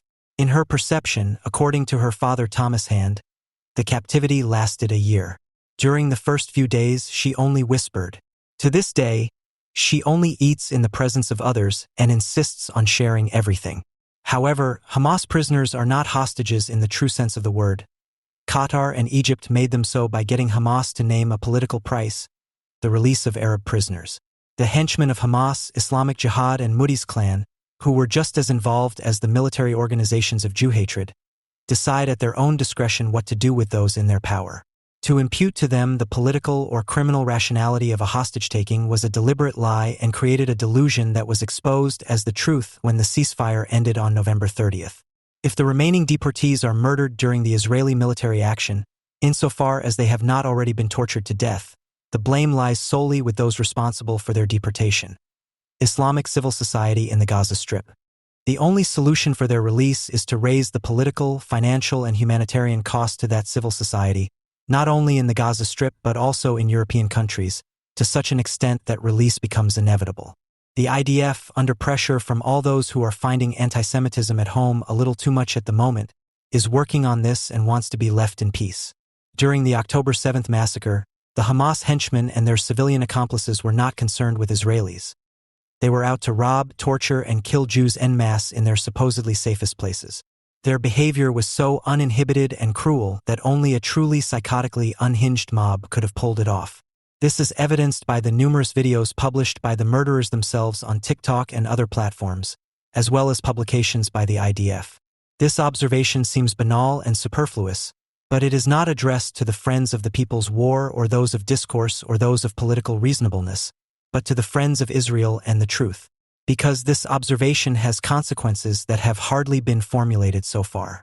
If what happened on October 7th was a mass murderous pogrom, then not only do rationalizations of what happened or its political appropriation for any solution become inadmissible, but so do repetitions of familiar slogans and "we always knew it" pronouncements. With all that we, and by that I mean what was once known as anti-German and pro-Israeli, have invoked in recent years, did we ever assume that the next attempt at the destruction of Israel would begin as a classic pogrom? That Jews in Israel were not safer for one day than their ancestors were during the pogroms in Russia at the beginning of the 20th century or after 1918 in Ukraine, where the anti-Semitic looters and murderers struck not only in the cities but also in the countryside? Most of us would have expected a military attack from Iran. We would have thought that pogroms were more likely in Europe, but not in the places where Jews had built their well-armed state. If anyone wants to ask the Israeli government critical questions, they should first answer whether they themselves could have in any way anticipated the unbridled violence of October 7th. What did we not see? What did we not want to see? Have the perpetrators changed in some way that we have not perceived? Or have we overlooked something because of our preconceptions? In any case, Hamas rhetoric has not changed. In Arabic, people do not talk about politics and Israel, emancipation and oppression, but about Allah, martyrdom, and the holy mission of killing Jews. They actually say the same thing to the international press, but they talk about the holy mission to liberate Al-Quds and the Israeli aggressors who must be expelled. In the West, on the other hand, people read the international press and write comments that reliably and repeatedly say only politics and Israel, emancipation and oppression. This well-known game is still successful, and there is nothing new in the current statements of Hamas. It is the trick of persecuted innocence. After October 7th, when something unheard of happened, everything in the West is proceeding according to the familiar pattern. albeit on a previously unknown scale. In order to steer the massacre into the usual channels of the so-called Middle East conflict, it was necessary to push the actual cause into the background. After all, it was this cause itself that made the entrenched patterns of reaction appear so questionable, if not crazy, at least for a few days. After their grandiose announcements of the first 3 days, Hamas quickly switched to the victim mode. Contrary to the claims of Hamas leaders that they were pleasantly surprised by the extent and success of their raid, they had perhaps hoped for more support from Iran and its lackeys, or they had overestimated Israel's weakness. The history of the Muslim Brotherhood and the Hamas that emerged from it leaves no doubt about the willingness to pogrom and the by no means only Israel-critical attitude of these groups, but in recent years they have succeeded in staging themselves as political with whom political solutions could be achieved, and they have not achieved this because they have hidden their anti-Semitic messages or pushed their goal of the destruction of Israel into the background. They have been able to do so because they are no longer perceived as part of a Palestinian national movement of any kind, but as part of the global South in the fight against the West. This applies not only to the post-colonial left, whose icon Judith Butler emphasized in Berkeley as early as 2006 how extremely important it is to understand Hamas and Hezbollah as social movements that are progressive and belong to the global left. The same applies to most European governments, the US government, and international public opinion. Since the 9/11 attacks, Islam has managed to become a recognized political force, whose supporters must be taken into consideration and whose honor must not be insulted. All the European ideologues put together are not worth as much as one dead teacher, as the recent assassination of Dominique Bernard in France on the anniversary of the assassination of Samuel Paty has shown. This murder was an attack on one of those teachers who, through their work, have maintained Republican values but would never have engaged in politics. It was only the universalist ideal that he represented and personified that made him a target. These crimes no longer need interpretation or mediation. The very process by which Hamas, Hezbollah, and Iran, or even the Taliban and IS, were increasingly understood as political movements has led to an underestimation of the religious cult of destruction that drives them, even though the perpetrators of the atrocities and the regularly recurring enthusiasm for them proved that these forces could not be contained politically. This rationalization is understandable at first, even appealing. Imputing predictability to the self-declared mortal enemy makes him an opponent and accordingly makes it possible to believe in the possibility of a reconciliation of interests. At the same time, however, it fails to recognize that for this enemy, wanting to negotiate is a sign of weakness.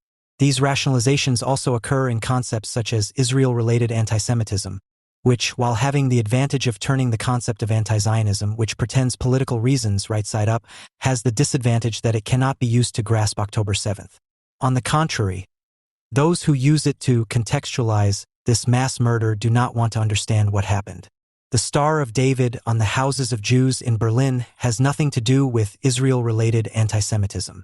In the worst cases, this labeling serves to obscure the fact that, as recently in Los Angeles, the media wrote indignantly about an anti-Semitic attack in which a man threatened to kill a Jewish family in their apartment, and then reported that this family did not come from Israel.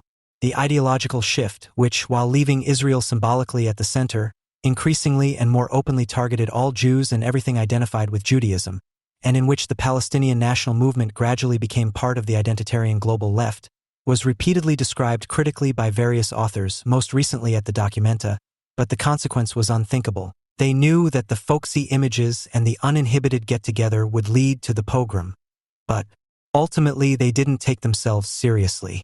In retrospect, October 7th seems like the preliminary climax of a staging that was as unconscious as it was perverse. The images look like a film that a horde of undead put into action after being given a script. As painful as it may be to emphasize the differences to previous atrocities, it is necessary in order to approach the reality of what is happening right now. The fact that the Arab victims in Gaza and elsewhere are not being discussed has to do with the fact that they are not dying as Jews. Being murdered as a Jew, whether you are one or not, is the quality at issue here, and it differs from the violent deaths of people in Gaza precisely because of that. They may or may not have wanted the Jews to die, but they are dying because they are in an area that murderers of Jews have chosen as their base. It is precisely this difference that Judith Butler addresses in her justification of October 7th by discussing the bereavability of the victims. The anonymous child in Gaza is less mourned and is therefore worth less in the West than the Jewish child. This is anti-Muslim racism, she argues, and should therefore be reversed. This is a simplification, but one that Butler herself applies in her essay by simply emphasizing the anti-Semitic quality, as many people currently do who no longer want to distinguish between Israel and Hamas. Butler does not choose the form of a statement because the essay allows for the ambiguity that makes her words seem unclear. However, there is more than just a difference between those murdered, who were killed because they were Jews, and those who died as a result of a military response to the massacre. Seen in this light, the distinction that Hamas itself draws is correct. All Jews are more or less soldiers, all of their people are somehow civilians. That was also the view of the Nazis and the reason why they were able to negotiate so well with the Arab Muslim leaders. The murder of Jews is a matter of self-defense. As ridiculous as it may seem that someone who does not want to murder Jews feels truly threatened by the chaotic state of Israel and its anarchic population or by Jews who are primarily concerned with themselves, it must logically be the deepest conviction of historical and contemporary anti-Semites that they are in resistance. The difference to the suicide bomber intifada of the early 2000s lies, on the one hand, in the significance of individual martyrdom. More important than the number of victims was the perpetrator who sacrificed themselves for Islam. Today, even the attackers killed in the massacre have not been put in the foreground by Hamas, on the contrary. Some of the atrocities have been denied with a wink. The October 7th attack was a collective, not an individual act. On the other hand, the targets in 2000 were all public places. On October 7th, with the exception of the hippie festival, where over 350 people died, private retreats were targeted, the most intimate and therefore most meaningful and valuable places in Judaism. The festival was also an intimate retreat, but not a private one. The suicide bombers of the 2000s did not know exactly who they would encounter. The attackers of October 7th, on the other hand, had prepared themselves. It was not just about Israel, it was about the kibbutz, the Jewish socialist idea of a collective life. The kibbutzim that were attacked were old and steeped in tradition. They were symbols of the balance between the Jewish and Arab populations, and had been attacked from the Gaza Strip for years for that very reason. In 2020, for example, balloons were sent over the security fence that set fire to the fields of the kibbutzim attacked on October 7th. From today's perspective, they were test balloons with which Hamas wanted to test the weak points and the ability of the residents to react, and to distract from the tunnel construction. What was then perceived by the Western public as a new, peaceful form of resistance seems in truth to have been part of the preparations for October 7th. But there was more. The mob knew who they would encounter. Long-standing Arab kibbutz employees apparently willingly provided information. The kibbutz Nahalat Shira, founded in 1951, was the scene of an anti-Semitic murder as early as 1956. Before October 7th, 470 people lived there. There are no current figures, but at least 2 families of several members were deported and more than 20 residents were killed. Even weeks later, the full extent was still unknown. On April 29, 1956, kibbutz security officer Roy Rothberg was attacked and murdered near Nahal Oz by infiltrators from the Gaza Strip. Beyond the furrow of the border, a sea of hatred and revenge swells, waiting for the day when serenity clouds our path, for the day when we listen to the ambassadors of vicious hypocrisy who urge us to lay down our arms, said Moshe Dayan, then the IDF chief of staff at Rothberg's funeral, adding, "Let us not be deterred from seeing the revulsion that ignites and fills the lives of hundreds of thousands of Arabs around us. Let us not turn our eyes away so that our arms will not weaken. This is the fate of our generation. This is the decision of our lives, to be prepared and armed, strong and determined, so that the sword will not be drawn from our fist and our lives extinguished." The young Roy, who left Tel Aviv to build his house at the gates of Gaza, to be a wall for us, was blinded by the light in his heart and did not see the flash of the sword. The yearning for peace made his ears deaf, and he did not hear the voice of the murderer lurking in ambush. End of quote. More than a few in Israel had hoped that such speech would be consigned to the past, and were awakened from their numbness, like Aaron Rolnick, a left-wing Freudian psychoanalyst from Tel Aviv, on October 7th.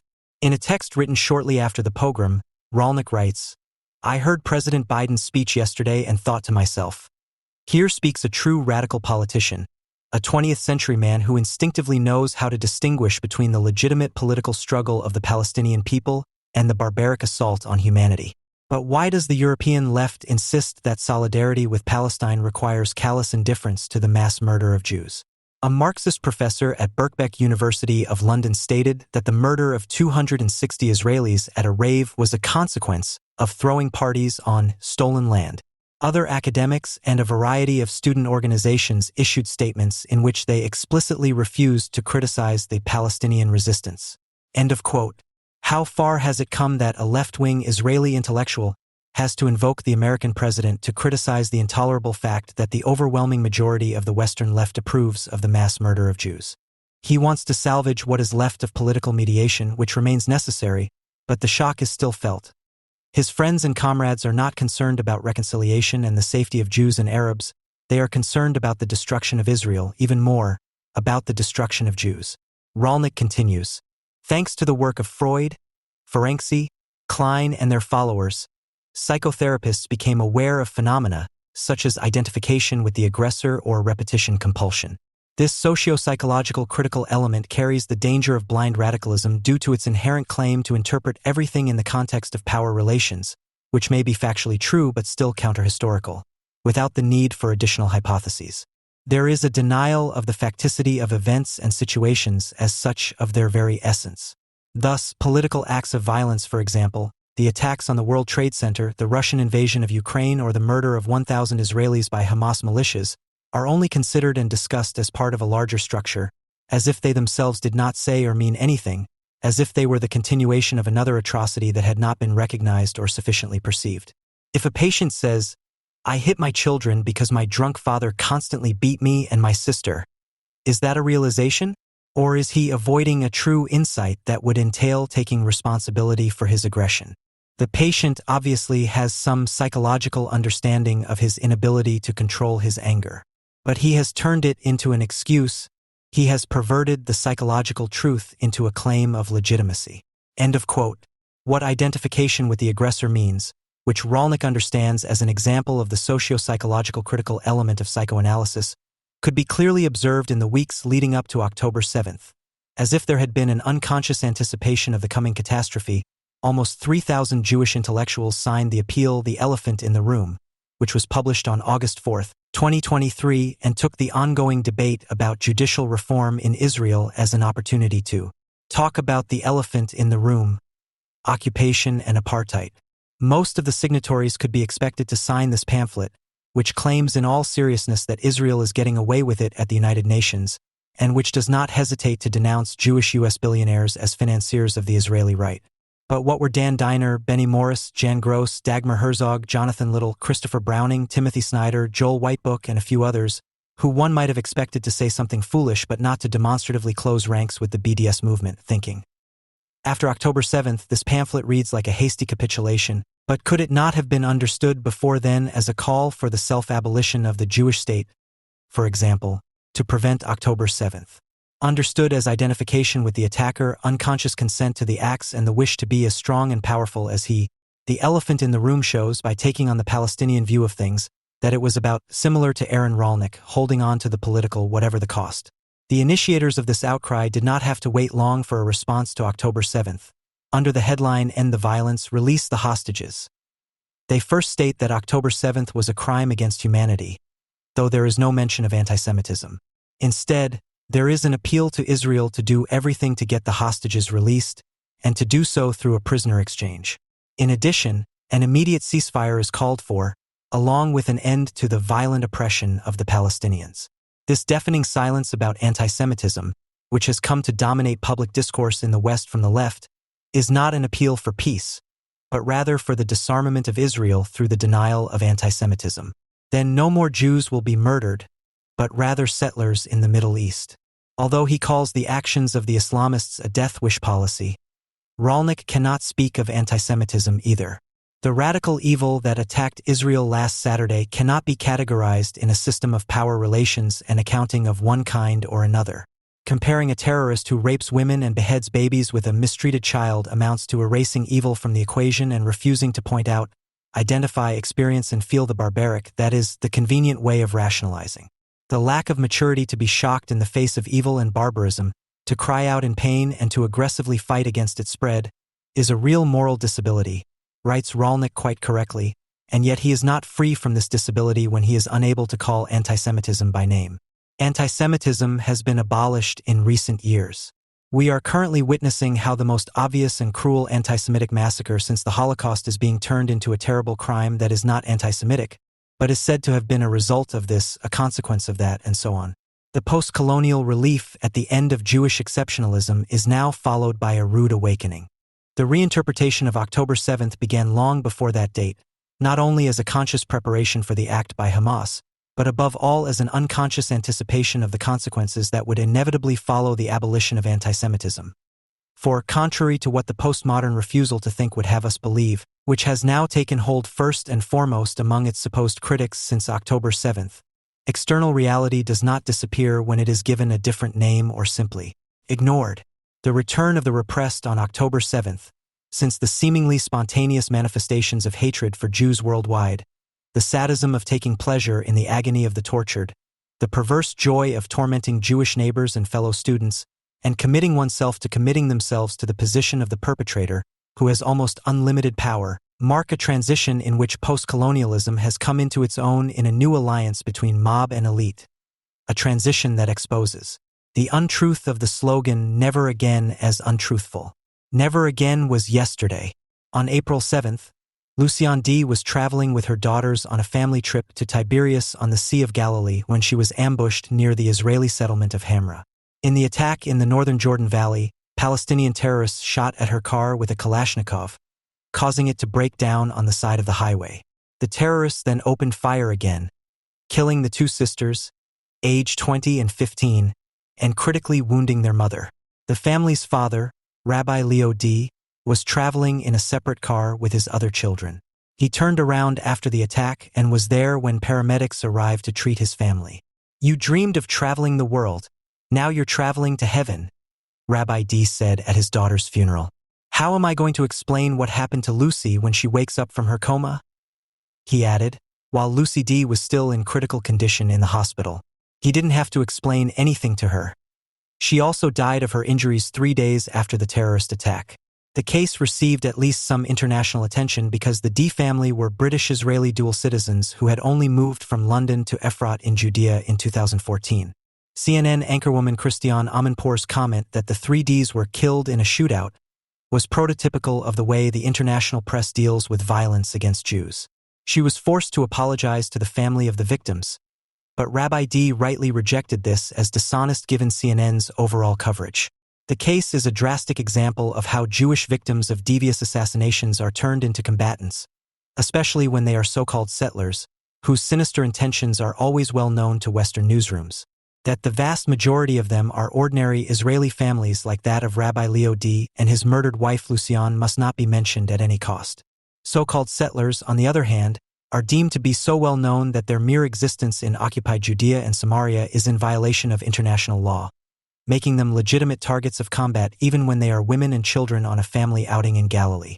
On May 4th, Israeli security forces killed the 3 members of the Harnas who had planned and carried out the assassination attempt during a raid in Nablus in the Palestinian territories. The Qassam Brigades, an armed group of Hamas, claimed responsibility for the attack. As of early October, a total of 34 Israelis have been murdered by terrorists in 2023 alone. On average, there were about 200 terrorist attacks per month in Judea and Samaria alone in the first months of the year, most of them with pipe bombs, Molotov cocktails, or knives and other small weapons. This violence has been part of everyday life for years. In addition, motorists are regularly pelted with stones, endangered by boulders rolled onto the road and burning tires, or attacked by deliberately reckless driving, forced off the road or into oncoming traffic. Since nothing has improved even after the murder of Luciane D. and her daughters, former soldiers are offering driver safety training in which survival in the event of a terrorist attack is specifically practiced. The danger is omnipresent, and it is to be expected that the approximately 20 terrorist organizations operating in the Palestinian-administered areas will continue to operate unmolested as long as they do not threaten Mahmoud Abbas and his headquarters in Ramallah. Until then, the president of the Palestinian Authority, who officially has about 30,000 security forces under his command, refuses to take action against the various armed groups. This was also evident on the open stage when the security plan drawn up by U.S. President Biden at the beginning of the year, which included a Jordan-trained Palestinian Special Forces unit to maintain order in the north of the autonomous territories, particularly in the cities of Jenin and Nablus terrorist strongholds, was completely rejected by Abbas. While the United States and the Europeans are adamantly clinging to the delusion that they can build Fatah and the Palestinian Authority as a law and order factor and the scaffolding of a future Palestinian state, Abbas makes it clear at every opportunity that he is not only unwilling but also unable to do so. Not only does he himself fuel, finance, and support hatred of Jews and terror against Israel, his influence on the gangs of murderers in Jenin and Nablus is, to put it mildly, limited. Even if he wanted to, which is not the case, he could not do anything against Hamas and other terrorist groups that have the full backing of the population in the West Bank. A survey published on November 14 by the Arab World for Research and Development Institute, which is affiliated with the Palestinian Birzeit University, showed that 75% of the Palestinians surveyed support the massacre of October 7, almost 60% of them fully and completely. Another 11% were unable to decide, and only 13% expressed their opposition. No matter how reliable such figures may be and however strictly the interviewers may have adhered to the methods of empirical social research, these results are consistent with the finding that there is nothing in the Palestinian population that could even remotely be compared to the opposition in Iran, for example. Significantly, approval of the massacre in Gaza, where many people had already felt the consequences by mid-November, is lower than in the West Bank, where more than 80% approved of the massacre. The same applies to the way various Palestinian organizations are viewed. While the Qassam Brigades, the Islamic Jihad, the Al-Aqsa Brigades, and Hamas are viewed very or mostly positively by an overwhelming majority, each more positively by Palestinians in the West Bank than by Palestinians in Gaza, Fatah and the Palestinian Authority are completely rejected, with over 70% and over 80% negative ratings respectively. What at least remotely resembles statehood in the Palestinian territories, such as a president who regularly talks nonsense in the presence of international dignitaries, corrupt authorities, and security prisoners who could at least theoretically ensure a little security and order, is hated by the Palestinians, while the Jew-murdering terrorist gangs can hardly save themselves from approval. It is almost superfluous to mention that all those interviewed reject Israel. The statements of all representatives and supporters of the Palestinian cause prove every day anew that the conflict has been going on not only since the Hamas attack on the settlement and occupation of the entire area, from the river to the sea. For Israel, giving up control of Judea and Samaria and thus allowing terrorists to spread and arm in areas that are in close proximity not only to a music festival and a few villages and kibbutzim, but also to Israel's population centers, would therefore pose an existential threat. This circumstance could easily lead to 10 or even 100 times the number of deaths in a terrorist attack along the lines of the one on October 7th. In any case, there is no lack of murderousness and sadism, as illustrated by an incident on November 24th in Tulkarm, a city under Palestinian Autonomy Administration in the immediate vicinity of the Israeli border, only about 20 kilometers from the coastal town of Netanya. Unable to get their hands on any Jews, members of an armed Palestinian group murdered 2 men accused of collaborating with Israel. The townspeople beat and trampled the bodies after the 2 were shot in the street. Video footage shows hundreds of Palestinians flocking to the scene, gawking and filming with their cell phones, as men try to hang the mutilated corpses from a utility pole. Apparently finding this too difficult, the bodies were thrown over the walls of an UNRWA school, with their feet tied to a chain-link fence. When you consider the barbaric collective murder that is perpetrated by the Palestinian Society in the West Bank, the number of 34 terrorist deaths from January to September 2023 seems almost low. This is solely due to the fact that Israel has never completely withdrawn from the West Bank. The Oslo Agreement provided for a division into 3 categories, areas A, B, and C. The A areas, almost 20% of the area, are controlled by the Palestinian Authority, at least on paper, and consist of the larger cities where most Palestinians live. The B areas, a good 20% of the area, are mainly rural communities and villages. Palestinians have administrative control here and Israelis have security control. The C area, about 60% of the area, is completely under Israeli rule and consists of sparsely populated areas, a few Palestinian villages and all Israeli settlements. Since the C areas in particular include the security-relevant Jordan Valley and separate the Palestinian autonomous areas from each other, the terrorists cannot move around undisturbed. Although the smuggling of weapons, as in Gaza, cannot be completely prevented, it can at least be made considerably more difficult. In addition, the Israeli army stationed in the C areas can react quickly and also carry out operations in the A areas, such as the one to eliminate the murderers of Lucy D. and her daughters. It is clear that it is only thanks to this occupation that a second Gaza Strip has not emerged in the West Bank. The Israel critics of various stripes differ from the exterminationist antisemites who shout from the river to the sea in that they are supporters of the theory that there is such a thing as a moderate Fatah and a peace partner called Palestinian Authority, with whom one must work towards a two-state solution within the 1967 borders. What the armistice lines of 1949 mean, where the attempt by the Arab armies to exterminate the Jews was fortunately stopped. Since most of them are not interested in the Palestinians who really exist and the collective of extermination they have trained, but deliberately ignore them in the name of peace, compromise, and understanding, they are always forced to blame the Jews for the failure of their pipe dreams. A popular plot is to lie about general and security politician Rabin, who only shook hands with the terrorist Arafat with visible reluctance, as a naive peace politician who also murdered the peace process. However, the reason why many Israelis supported the controversial Oslo Accords at the time was mainly because they would have liked to get rid of the Palestinians. If they had succeeded in turning the terrorists Arafat and Abbas into military dictators like those in Egypt or monarchs like those in Jordan, with the result that they would have suppressed the terrorists in their own ranks as brutally as the military does in those two countries, then an independent Palestinian state, which could have existed in this way at least relatively peacefully on the surface, would have been a massive relief for Israel. But since the Oslo process failed and the Palestinians are not interested in state building, but only in state destruction and the annihilation of Jews, to this day there is not only nothing to be seen of a state, but the Palestinian Authority's pseudostructures would have been destroyed long ago, as in the Gaza Strip, had it not been for Israeli support. The two-state solution, which was never a solution but only a compromise that was always rejected by the Arabs, can no longer play a role simply because the Palestinians have proven themselves to be completely incapable of nation building over the past 30 years. So even if the country were divided and further sovereign rights were transferred to the Palestinians, this would not change the fact that there is only one state in the entire area. If we look at the so-called criticism of Israel that is commonly encountered in Western countries, we can distinguish two basic approaches. The first assumes that Zionism itself, the idea of a return to Eretz Israel, the flight from antisemitism and National Socialism from Europe, and the immigration of Holocaust survivors and Arab Jews until the founding of the state was wrong. For them, the land from the river to the sea belongs to the supposedly indigenous Arabs, who were displaced by malicious Jewish colonists and robbed of their homeland in the course of the Nakba. This current is particularly prevalent at North American universities, where groups like Black Lives Matter openly express their solidarity with Hamas and view its actions as legitimate resistance against the Jewish colonists and oppressors.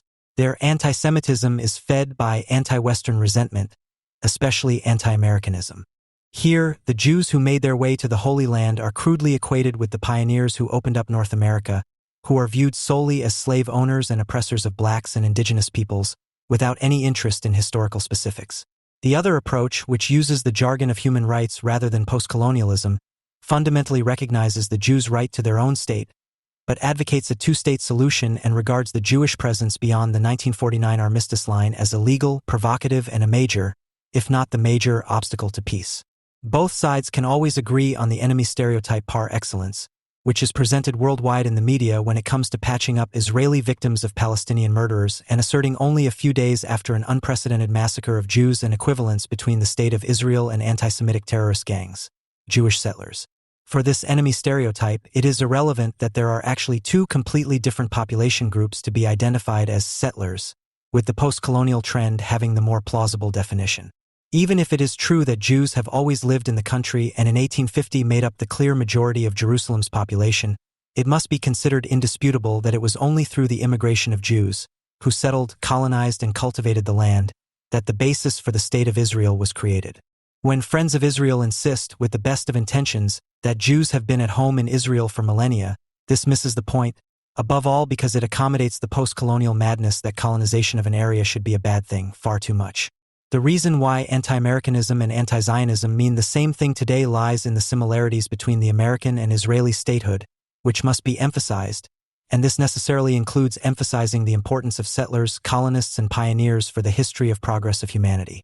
Propaganda pieces like the 1619 Project and movements like Black Lives Matter, whose local Chicago chapter proudly spread a paraglider with a Palestinian flag across social networks after October 7th, make the unity of anti-Americanism and anti-Zionism particularly clear. For them, people who, despite all the adversity associated with it, went to America to live more freely according to their ideas and their religion, to build new, more democratic, better human communities, from which the United States then emerged, are only relevant because they exploited others, kept slaves, and displaced the indigenous population. Considering the enormous progress that the United States has meant, one can only be glad that the pioneers and founding fathers were not progressives in today's sense, but were committed to progress. The special relationship between the United States and Israel is the reason why anti-Americans in the United States celebrate Hamas as a liberation movement. This is not, however, due to the geostrategic considerations that are so popular with armchair geopoliticians. Rather, Americans quite rightly recognize in the efforts of the first Zionists to return to the Promised Land and create new communities there in which they could live according to their own religious beliefs and from which an independent state emerged in emancipation from the British colonial power, their own history. Even though the Jews' relationship with the country has always existed and small Jewish communities and a few somewhat larger ones such as in Jerusalem existed there before the beginning of Zionist immigration, this is irrelevant in the face of the impressive achievement of often bitterly poor Jewish refugees, survivors of the Holocaust and pogroms in Eastern Europe and targeted expulsion from the Arab world, who arrived there with little more than the clothes on their backs. They went to work despite poverty and sometimes miserable, difficult conditions, despite heat, drought, war, and terror, and created a better life and a future for themselves and their children, grandchildren, and great-grandchildren for the Jews, who had almost been exterminated shortly before. It is this almost miraculous achievement that impresses an American from the outset, at least if they have not been fed the writings of Edward Said, Judith Butler, Frantz Fanon, or similar intellectual arsonists in the humanities at an elite university. The original settlement, the immigration of Jews from all over the world, and the creation of the State of Israel in the sense of the motto E pluribus unum in the Great Seal of the United States characterizes the country today, and not the fact that Jews have always lived in Jerusalem without interruption. The radical enemies of Israel, for whom the injustice already exists in the original settlement, are more honest in that they apply to Israel what is generally considered progressive today. Anti-racism and anti-colonialism are based on the strange notion that there is such a thing as an indigenous population that is always in the right, whereas external forces embody evil, especially when they introduce such impositions as trade, progress, modernity, capitalism, and social change in general into supposedly harmonious indigenous communities. This assumption only appears to be in stark contrast to the otherwise much-preached cosmopolitanism. For in the case of Israel, it means only what anti-colonialist, left-wing intellectuals imagine it to mean: an Arab state cleansed of Jews and a state no longer Jewish, flooded with Arab refugees, in which women, homosexuals, and freethinkers of all kinds are oppressed and murdered. Being open to the world means that everyone is allowed to live in the West and that the less Western someone is, the more their life there enriches it. However, any Jew, North American or European who sets foot anywhere else is an occupier and colonizer who mistreats the peaceful, authentic peoples. The less compatible these peoples are with modern civilization and the demands of the global economy, the more their peculiarities must be respected and preserved. In this, the cosmopolitan are in complete agreement with the militant Arab anti-Semites, whose hatred of Jews was not imported from Europe, Nazi Germany, etc., but must be understood as an irrational resistance to the establishment of something like a modern, civilized, secularized society. Among the assertions that are so wrong that not even the opposite is right is the one that poverty and misery in the Palestinian and Arab world are to blame for anti-Semitism and fuel the conflict. With the beginning of Zionist immigration to what was then Turkish Palestine, more anachronistically administered than governed, what might be called a Western capitalist way of thinking found its way there. In this respect, Arab anti-Semitism was not exported from Europe to the Arab world or even to Palestine, but was fed by the inferiority complex that resulted from the experience that the Zionists living there at the end of the 19th and beginning of the 20th century became wealthier due to their education, culture, and attitude to life because they were better prepared for the demands of modernity. The driving force behind anti-Semitism has always been envy, which insinuated that the Jews' success was based on dishonest means, on their secret domination of institutions, governments, and, of course, of money and interest. This was drastically intensified by the defeat of the Turks in the First World War, during which the Jewish population of the Holy Land was severely harassed and only escaped the fate of the Armenians thanks to fortunate circumstances, and of course by the British occupation that followed the Ottoman occupation. This period is crucial for understanding the emergence of the conflict and its intractability, not least because it was the combination of Zionism and a modern British administration that enabled the country's development, which had been stifled under the Turks. Jewish immigration increased, people began to build something there in the confidence of a certain legal security, which in turn attracted more people who therefore found work or wanted to do business. Many of those who are often erroneously regarded as a kind of Palestinian indigenous people today have ancestors who settled in the British Mandate during that very period. For many Arabs, the British Mandate and Jewish immigration were associated with considerable advantages.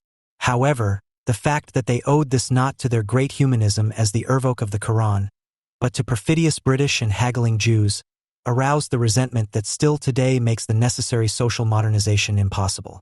In this respect, anti-colonialism is merely the contemporary expression of Arab antisemitism. What they have in common is the refusal to grow up and to accept any responsibility for one's own actions, as expressed, for example, in the works of the pro-Palestinian street art producer Banksy. These satisfy the need for childhood, for smearing walls, painting banners, leaving traces, and, above all, destroying things that mean something to others. Shifting all the blame onto Israel, the United States, and the West, and the indeed bad, hardened, but always only external circumstances, not only legitimizes bottomless meanness and sadistic violence, but also inaction, passivity, and stagnation, a regression that, to make matters worse, also results in the insistently presented demand for permanent financial support. Like precocious children, they constantly want to tell everyone what a world is like that they neither know nor understand. The deeper reason for the unbreakable love of the radical left for Palestinian terrorism and for Islam as a whole is to be found in the resentment against prosperity acquired through work, which is only covered up with difficulty by revolutionary phraseology, and in the will to destroy when they do not even speak bluntly of intifada until victory. This was already inherent in the blind belief that it would be the revolutions that miraculously and in one fell swoop improved life. The left's love for the French and Russian revolutions exists not despite, but because they quickly devolved into terror and mass murder. The decisive contrast to American and Israeli independence, which are dismissed as colonial projects, is that they were based on progressive communities that were already established and had to be defended against external powers as a state. The second settlement, which is denounced by those who speak the jargon of human rights, which, through the affirmation of slogans such as Black Lives Matter, can no longer claim universal validity, has a different character in this respect and is based on precisely this defense of the state that has already been established. If only those who live in the territories conquered in the Six-Day War of 1967 on the Golan Heights, in East Jerusalem, and in the West Bank are to be considered settlers, then talk of settler colonialism no longer makes sense. At that time, these territories were larger than Israel within the 1949 borders and had to be controlled because the Arab states rejected the land for peace solution proposed by Israel, and in September 1967 in Khartoum decided on their three no's. No to recognition, to peace, and to negotiations with Israel. While the military objective initially was to make possible attacks by Egypt, Jordan, or Syria more difficult by using the Suez Canal, the Golan Heights, and the Jordan Valley as barriers, the strategic objective has changed significantly as a result of the peace agreement with Egypt and the return of the Sinai. Giving up land in return for peace was also the idea behind the Oslo process, which at least made the 1994 peace treaty between Jordan and Israel possible. However, the terror of the Al-Aqsa Intifada made it clear once, and for all, that the danger no longer came from an Egyptian or Jordanian tank attack, but that it was increasingly asymmetrical terrorism that threatened Israel's existence. The construction of the fence and the abandonment of the policy of full sovereignty in the areas, into which the Israeli army has repeatedly invaded since the 2000s to eliminate terrorists like the murderers of Lucien D., ensured that the regular suicide bombings in Israel's heartland came to an end. The high-tech and party metropolis of Tel Aviv, which has flourished in the last 20 years, is thus defended not least in the West Bank and by the settlers, who are often little respected by liberal Jews and who, moreover, serve in the IDF and the combat units far more often than average, thus ensuring that the same potential for murder does not arise in the West Bank as in Gaza. Israel, which was one of the poorest countries in the world when it was founded, is in urgent need of protection for its economic centers. The fact that life in Tel Aviv is now relatively safe again, and that Ben Gurion Airport is no longer under constant rocket fire, is crucial for the economic survival of the state. The daily Palestinian terror is directed primarily against the approximately 500,000 Israelis who have been branded illegal settlers by the international community and thus given the green light to shoot. The overwhelming majority of these Jews have chosen to settle in Judea and Samaria out of convenience or for economic reasons. Contrary to what is often claimed in the media, they are mostly neither radical nor violent. Their crime is that they believe they have as much right to live in this area as they do in West Jerusalem or Tel Aviv. Like the various Israeli governments since 1967, They refute the invention of international law according to which Israel is not allowed to build cities, towns, and houses in Judea and Samaria. Many believe that the disputed territories are the heart of the Jewish homeland and have no moral qualms about living on land that they believe is part of their historic homeland. They do not believe that a Jew should be denied the opportunity to live anywhere just because he is Jewish. Many are convinced that the United Nations Partition Plan of 1947, which provided for the establishment of an independent Arab state on historic Jewish land, was as much a mistake as the Oslo process, and that the Arabs' rejection of the partition negated their claim to the region. Nevertheless, some Israelis are willing to give up parts of Judea and Samaria in return for a peace agreement. Contrary to anti-Zionist propaganda, the mere existence of many Israelis, who overwhelmingly live in cities and villages in Judea and Samaria that have nothing in common with what is commonly understood as a settlement, is by no means an obstacle to peace. Rather, the Israeli presence in the territories and its sprawl and fragmentation, as presented by Israel haters, is a guarantee that no more Jews will be killed. To give the claim even the slightest semblance of plausibility, the simple fact that there are also violent criminals among the 500,000 Jews in Judea and Samaria must be blown up into the settler violence, and thus used as a reason to discredit an entire population group. What may have dawned on some people only on October 7th, namely that the IDF alone cannot protect the Jews from a collective intent on their destruction, was long since clear to many Israelis. When the terrorists tried to enter kibbutz near Am, the community's security officer, 25-year-old Inbel Rabin Lieberman, had already assessed the situation and distributed weapons to 12 residents. 3 of the terrorists were shot and the rest were prevented from entering the kibbutz until the Israeli army arrived hours later. Unlike in almost all other communities in the area, there were no Israeli deaths in Nir Am. Since Inbel Rabin Lieberman, who of course acquired her skills in an IDF combat unit and is participating in a program for women in leadership positions, does not live in the West Bank, there were even favorable reports in the German press. But when Jews in Judea believe that they must remain vigilant in the face of potential killers outside their communities, when they recognize mobs of young men or seemingly aimless Palestinians roaming around, who have already scouted out who live where, as the threat they objectively pose, and do so before they have to scrape the remains of their children out of the nearest cave or off the street, then they come under the heading of settler violence for the international community. As everywhere, there are those among the Israeli residents of the West Bank who are willing to take the law into their own hands or even to commit violent crimes, threatening, attacking, or chasing away Palestinians. Those who commit such acts place themselves outside the rule of law and are prosecuted by the state authorities, as Prime Minister Netanyahu has also made clear. However, he did not do so without rejecting the unproven accusations against the settlers as a whole, as they are regularly made. For example, B'Tselem, one of the largest internationally sponsored NGOs, openly proclaims what it is about settler violence equals state violence. Since the occupation is already unjust and the root of all evil, every Palestinian who is harmed in the West Bank, whether by the military or a criminal, regardless of whether it can be proven at all that Jews were the perpetrators, is a victim of settler violence. This total suspension of any meaningful distinction between the defense of a residential area by threatened citizens, military operations such as the one in Nablus against the murderers of Luciane D. and her daughters, and the rare cases of arbitrary violence by Jewish settlers is insofar consequent. When it is only a matter of presenting the world with an equivalent of the uninhibited barbarism of October 7th and Jews who are to blame for their own murder.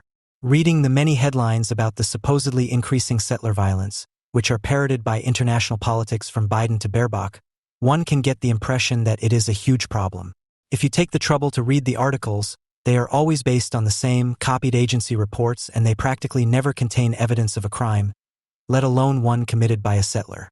They are usually based either on the report of a Palestinian who has observed something from a distance or who claims to have heard about it. This suggests that he was able to observe the events closely and identify the criminal as a member of a particular community, although everyone knows that such eyewitness accounts, and especially those based on hearsay, are highly unreliable. Or the reports of violence come, enriched with misleading statistics, from one of the relevant internationally sponsored NGOs. These activists often travel to the occupied territories together with Western journalists, who get terribly worked up when they are not allowed to move freely within a security zone. The probability that their representatives will happen to be standing near a Palestinian when he is randomly attacked is almost exactly zero. Therefore, Such incidents must be regularly provoked by groups of international activists and Palestinians approaching military posts or residential areas and harassing the soldiers and residents until arrests are made or a stone comes flying that can then be presented as evidence. An example of how successfully propaganda is conducted in this way is a report by the NGO Yesh Din Volunteers for Human Rights. The stated aim of this group is to oppose the ongoing violation of Palestinian human rights in the occupied Palestinian territories, to document and disseminate accurate and timely information about the systematic violation of human rights in the occupied Palestinian territories, to make the public aware of such violations, and to exert public and legal pressure on government authorities to end them. The specialty of this European-funded organization is referred to in the English-speaking world as lawfare, from law and warfare. Petitions to the Israeli Supreme Court and submissions to the International Criminal Court alleging Israeli war crimes are the main areas of activity of an organization that sees the law as a tool in the fight against the Israeli occupation. On November 18th, the Washington-based magazine Politico reported, citing a document from government circles, that the Biden administration is preparing concrete steps such as visa bans and further sanctions against radical settlers. According to Politica, the paper defines the forces to be sanctioned in broad terms. They include individuals or organizations that directly or indirectly engage in acts or policies that threaten the security or stability of the West Bank, that commit acts that intimidate civilians in the West Bank with the aim or effect of forcing displacement in the West Bank, or those who commit human rights violations or abuses, as well as acts that significantly impede, disrupt, or prevent efforts to achieve a two-state solution. The U.S. government's decision came in response to internal pressure triggered by two reports. The first, by Yesh Din, claims that 197 Palestinians have been killed in the West Bank by settlers or Israeli forces since October 7th. The second, from the United Nations, states that during the same period, at least 121 Palestinian households, about 1,150 people, including 452 children, have been displaced by settler violence and access restrictions. Both reports, and the Biden administration addresses them in its memo, make no effort to document actual violence by extremist settlers. Instead, they try to list as many cases as possible by presenting the Israeli army's perfectly legitimate action against terrorists as settler violence. The fact that the army has to act in accordance with the significant threat situation since October 7th, which can of course make it necessary to issue instructions to leave a certain area, is ignored. The Biden administration's planned sanctions, which European countries such as France and Germany naturally want to join, could include legal parties and Israeli government and opposition politicians who speak out against further negotiations with the Palestinians, against the two-state solution or in favor of the annexation of at least the sea areas in Judea and Samaria. This shows what the myth of settler violence is really about, undermining a viable and livable state of Israel, which simply cannot exist for the foreseeable future without control over the terrorists in the so-called Palestinian territories. An internal Israeli army report, leaked to the Yedioth Ahronoth newspaper and published on December 5th, paints a very different picture from the one on the basis of which the Biden administration felt it had to act. In fact, there has been no increase in so-called settler violence since October 7th. In the first week of October, the military recorded 32 incidents of nationalist crime, including 4 serious attacks and 19 minor offenses.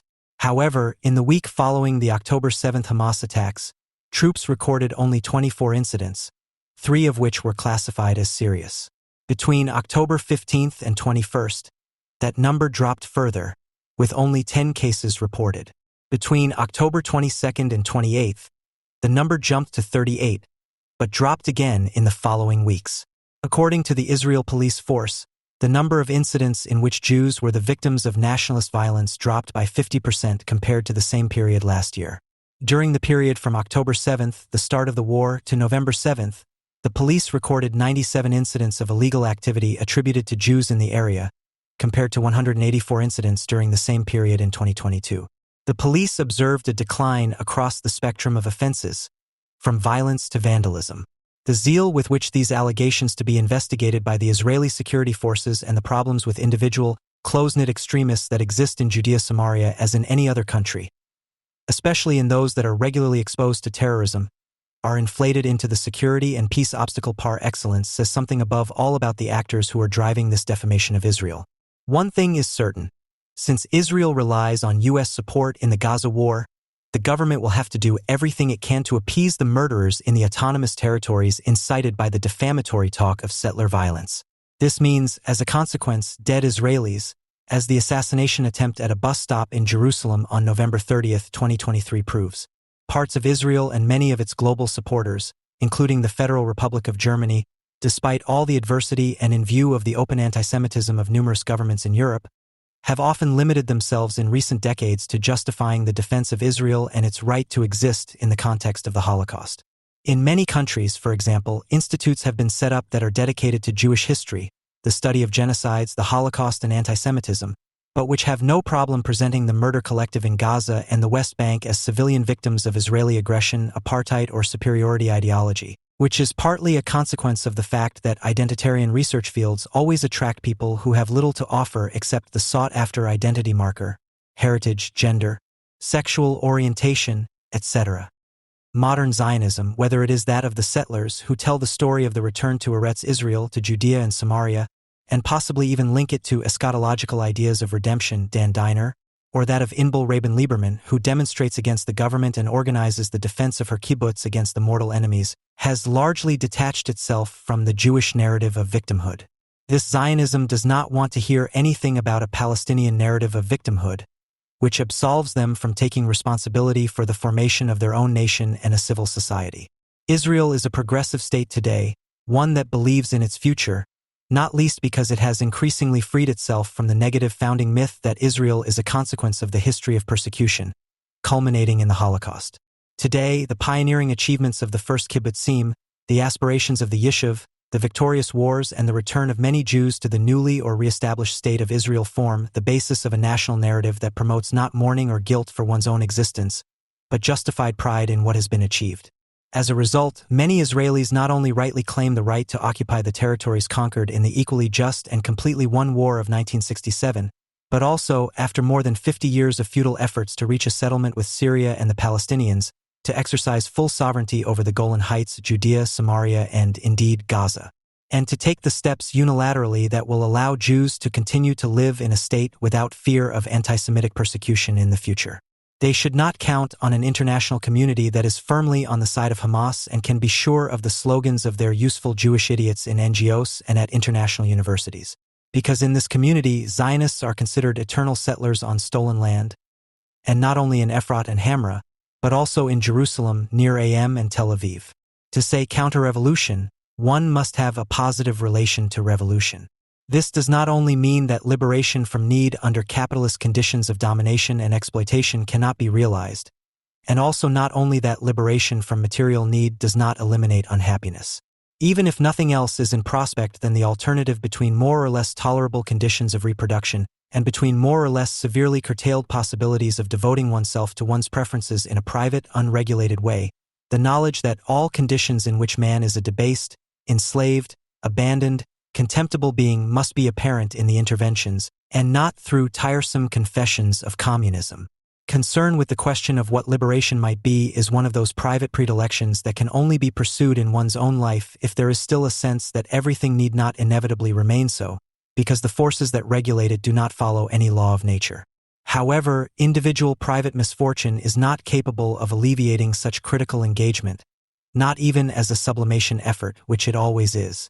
The wish repeatedly expressed to the editorial team that they should name the revolutionary goal and not lose sight of the respective personal damage that its absence means does not lead to anything good. At the end of such questioning, only a reform of life remains, or, alternatively, a Jacobin-like misanthropy that is inspired by phrases in which Prince's blood flows thick as a hailstorm, as it says in the Heckerlied of 1848. I am therefore talking about an anti-colonial counter-revolution against the Jews and their state. Only what Jews have achieved, starting with the emergence of the Zionist movement and continuing up to the Second Lebanon War, can be considered a revolution. In this founding of a state and its self-assertion as a state, everything that one believes to know and has learned to reject seems to reappear in an alienated form: nation, borders, and an exclusive nation. What is supposed to be revolutionary about that? Just the small detail that this state emerged as a reaction to the betrayal of the Enlightenment and the World Revolution, which is not only an attempt at self-defense against Nazi fascism and asylum, but also proves to be peculiarly critical of the state in the relationship between state authority and society. Because Jewish nationalism is the egoism of people who can no longer believe in the invisible hand that would translate egoism into the common good.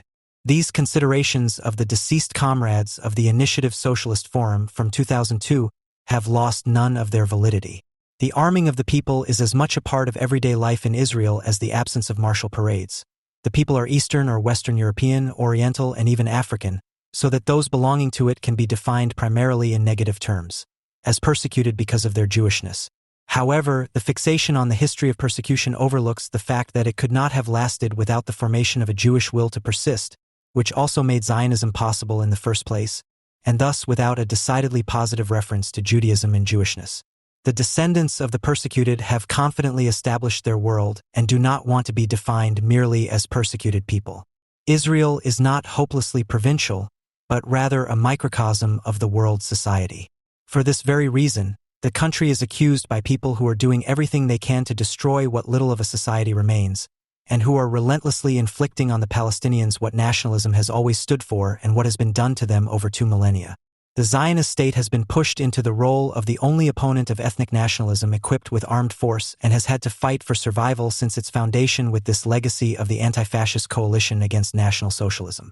Almost simultaneously with the victory over Germany, decolonization became an ideology that has since unceasingly called for the National Socialist final victory of peoples, ethnic groups, and communities.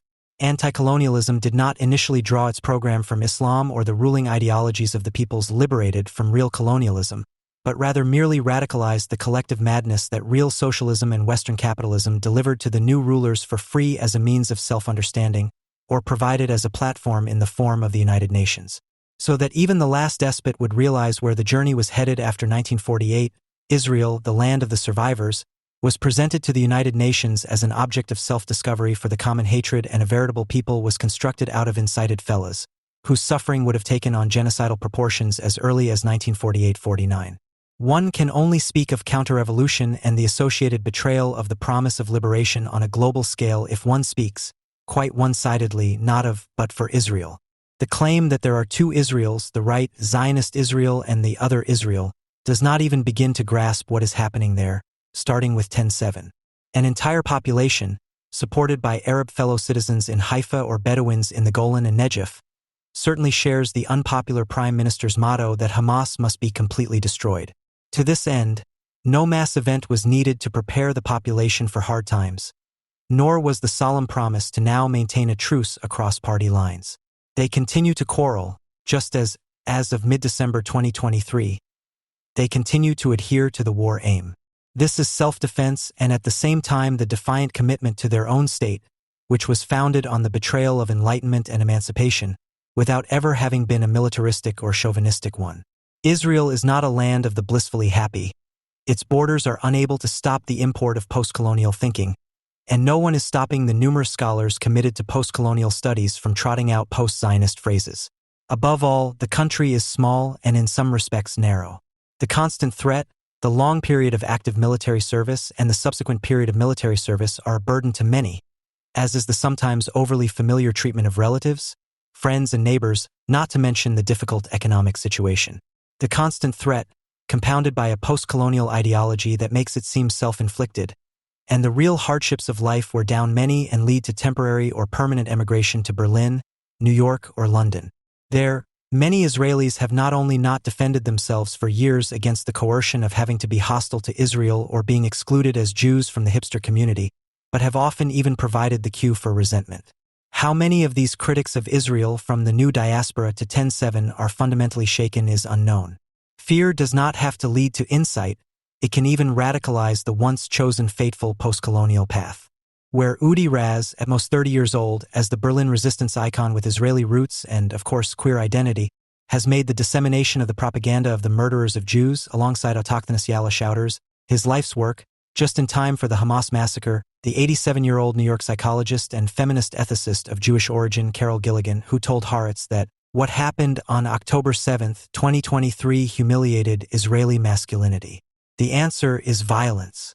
Even after more than 2 months of war, the majority of Israelis apparently still support violence against the murderers and side with the members of the government, generals and other critics of post-Zionism who were scolded as hardliners, without promising them unconditional loyalty. In the early summer of 2001, under the impression of the so-called Al-Aqsa Intifada, the editorial board of Bahamas still identified Israel's opponent as the Palestinian counter-revolution. That was 2 months before the attack on the Twin Towers, which changed everything.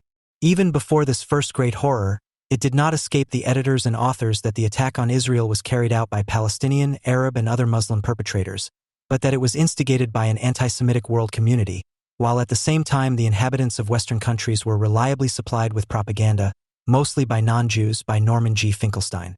But neither the extent of the violence was measurable 2 months before the attack on America, which was at least as much an attack on the Jews, nor the worldwide approval that set in with a slight time lag.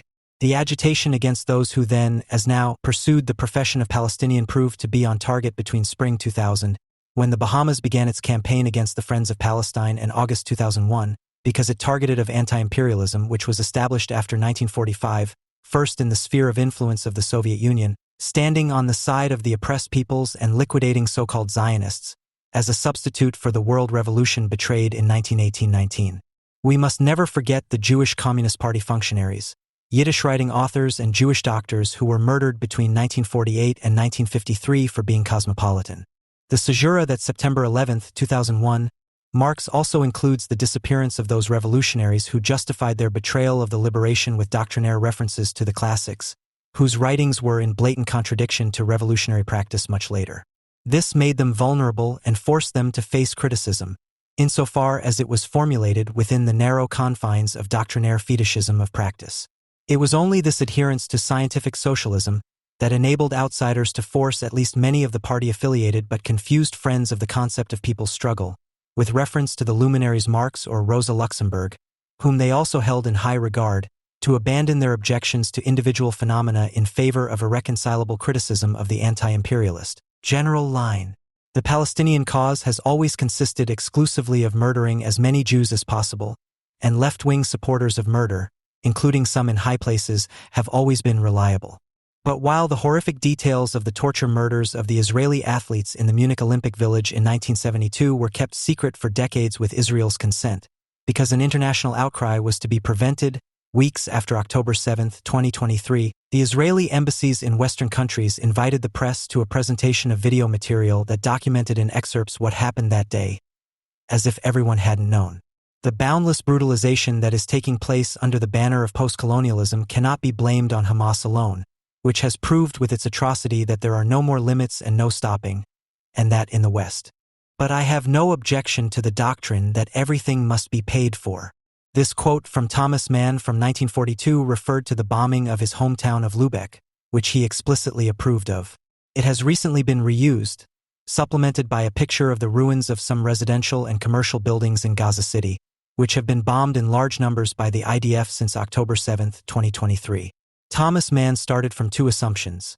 It cannot be that a population submissive to the regime is spared what it has acknowledged in the cases of Guernica, Rotterdam and Coventry, etc., sometimes jubilantly, sometimes with a shrug of the shoulders. And there is a more civilized world than the German one that will, in a joint effort, bring about total regime change in Germany, in the confident belief that the German horrors can be averted for the future. In the years following 1945, the Germans were left to themselves to discuss the British-American aerial terror, as Joseph Goebbels put it, over and over again without the world listening to them. During the war years and in the first decades after, no one believed the legend of the innocent German population, but they did believe that the destroyed cities and the 600,000 people who died in them, as well as those who starved and froze to death in the first post-war winters, were the result of speculation on the final victory that the country of the perpetrators had to bear. The fact that, beginning with the capitulation, an ever-increasing amount of aid, especially from the USA, was sent to Germany was an expression of humanity and not a guilty conscience.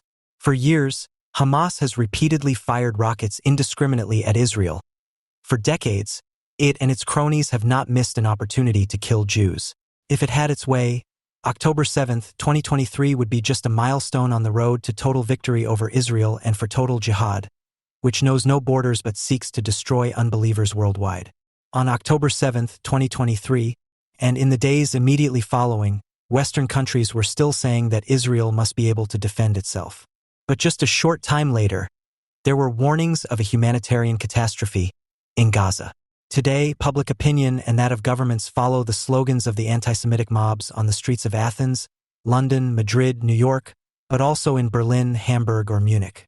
While settlement after settlement has been evacuated along the Gaza Strip border, insofar as there was anything left to evacuate, and thousands of people had to be evacuated along the Lebanese border, while a part of Israel, albeit still a very small one, was temporarily abandoned as an area for human settlement and tent cities were built for evacuees, the free world worries about the apartment buildings in Gaza.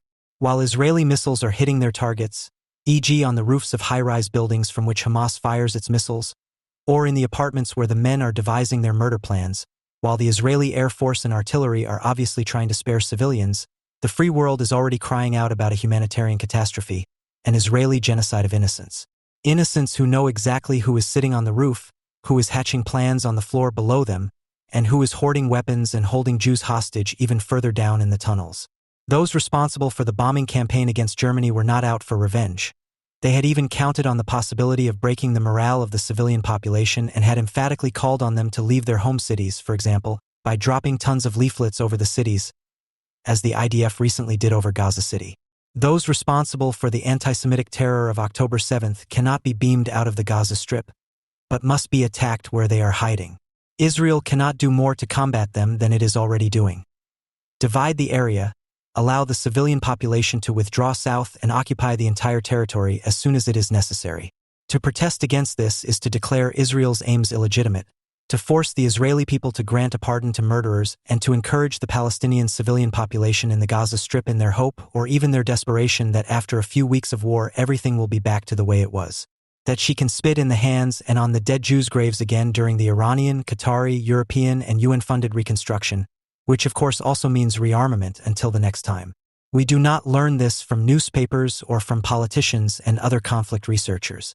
Instead, they give lessons about indivisible humanity, about the fact that in need and death everyone is equal, that everyone, regardless of origin, is touched purely humanely and laments without calculation over their dead relatives, and that all unarmed people on both sides are innocent. But some were murdered because they were classified as belonging to the enemy race. They were tracked down in their shelters and shot, burned or stabbed to death, hunted through the desert and shot down as if the perpetrators had been playing paintball. The others died despite the greatest care taken by the IDF in a just war in which they were on the wrong side, that of the aggressor.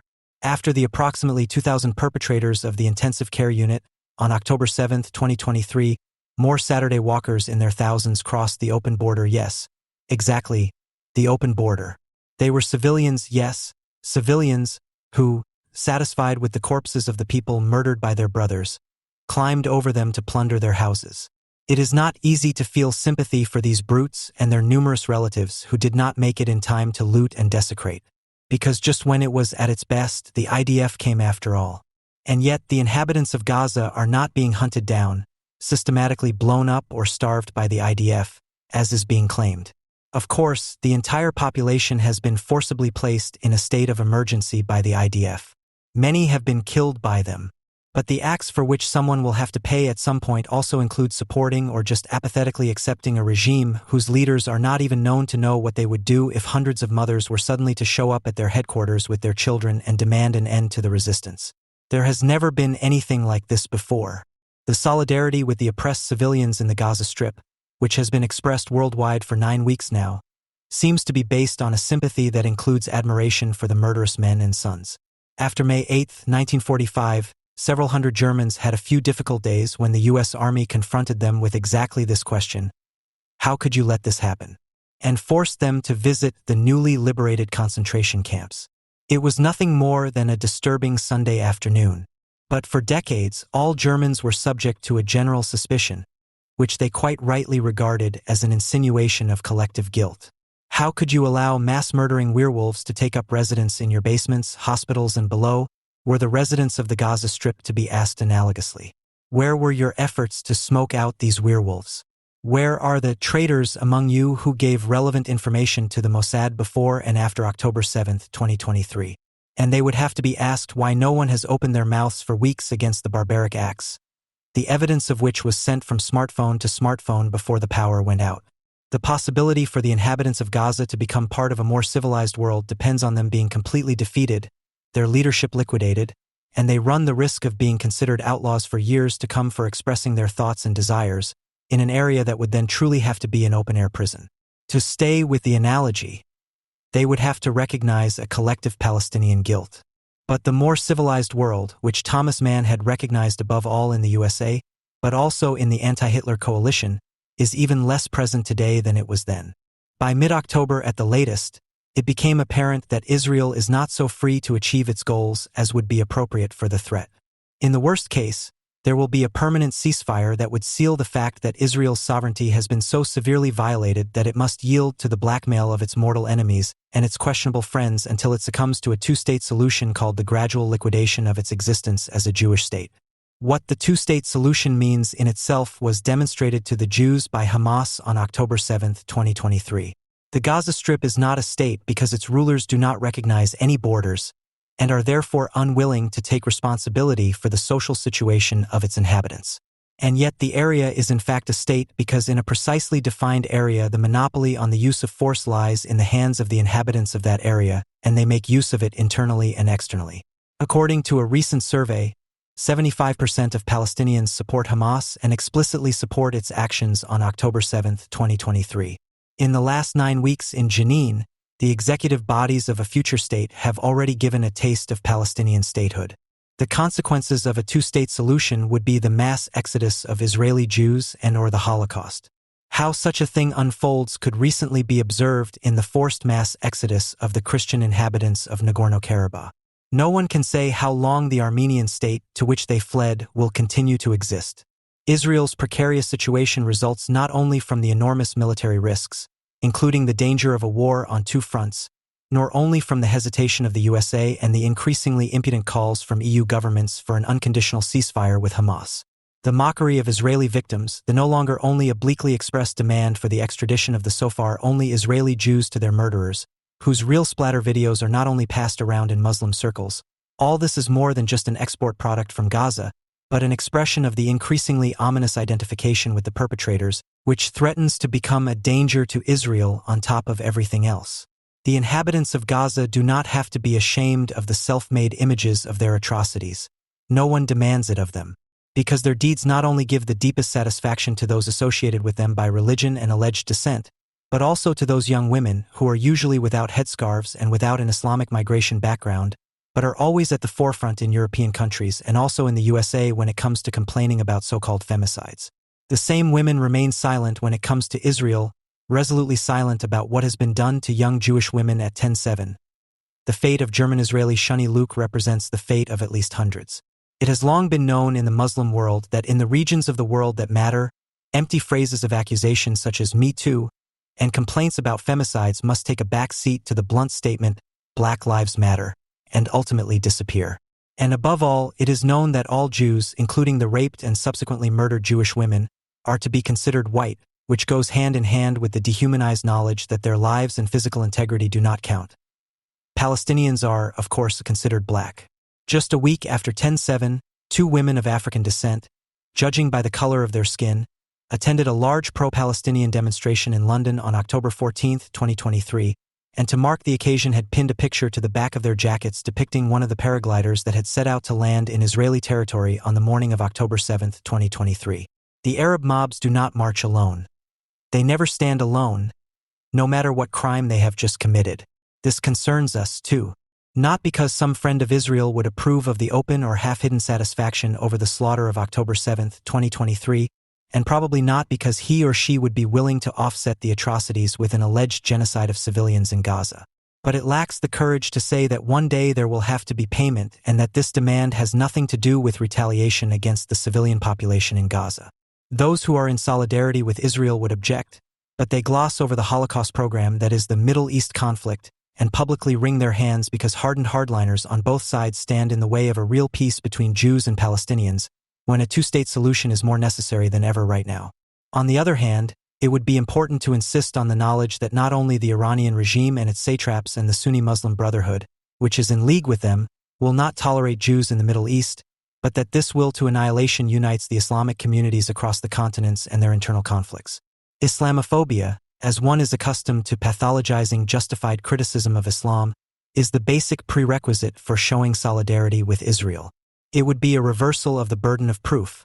All those who want to distinguish between the religion of Islam and Islamists would have to be confronted with the fact that no one who identifies themselves as a true Muslim has yet seen fit to speak out uncompromisingly against the slaughter of October 7th. For this reason alone, Islam, its leaders, and the members of the Ummah would be rightfully pointed out as collaborators with the mass murder of October 7, 2023. The murderers had the party order to kill as many Jews as possible, to take hostages for later use, and to deport them to the Gaza Strip. They have fulfilled it brilliantly, only were there not also blemishes in the liberation struggle in the eyes of their fans and the understanding supporters? In the West, no one accuses Israel and the Israeli media of spreading atrocity propaganda when they report on the atrocities in factual terms. Everyone knows that the Israeli reports pale in comparison to the images and videos taken by the murderers, which they have made en masse and posted immediately on the internet, and everyone also knows that this material can only document in part what several thousand young men have done on behalf of their leadership and with the approval of their relatives, friends, and neighbors. This also has a history. When in October 2000, a Palestinian lynch mob in Ramallah had slaughtered 2 Israeli reservists and then torn to pieces with their bare hands those still alive. Not only those who were directly involved in the crime dipped their hands in the blood of the victims, but also the bystanders and cheerleaders rushed to imitate the murderers and proudly hold their blood-smeared hands up to the eager cameras. 2 things come together here. The atavistic ritual of murder and desecration of the dead, which forges a collective of self-confessed perpetrators who are no longer supposed to be able to escape, and the speculation on the power of images. Of the perpetrators and accomplices of the year 2000, the image that has remained most vivid in our minds is that of a 19-year-old man whose face, radiant with joy and rapture, does not differ from that of a 15-year-old from a different cultural sphere who has just been kissed for the first time by the one they love. While some enjoy their luck, which they cannot and hopefully do not want to share, exclusively for themselves, others are given sticky sweets instead of a kiss from their beloved as compensation for their denied immediate participation in a collectively committed bloodbath. In the 23 years that have passed since that October of 2000, any consideration for an international public, which no longer needs to be courted, has vanished among the perpetrators.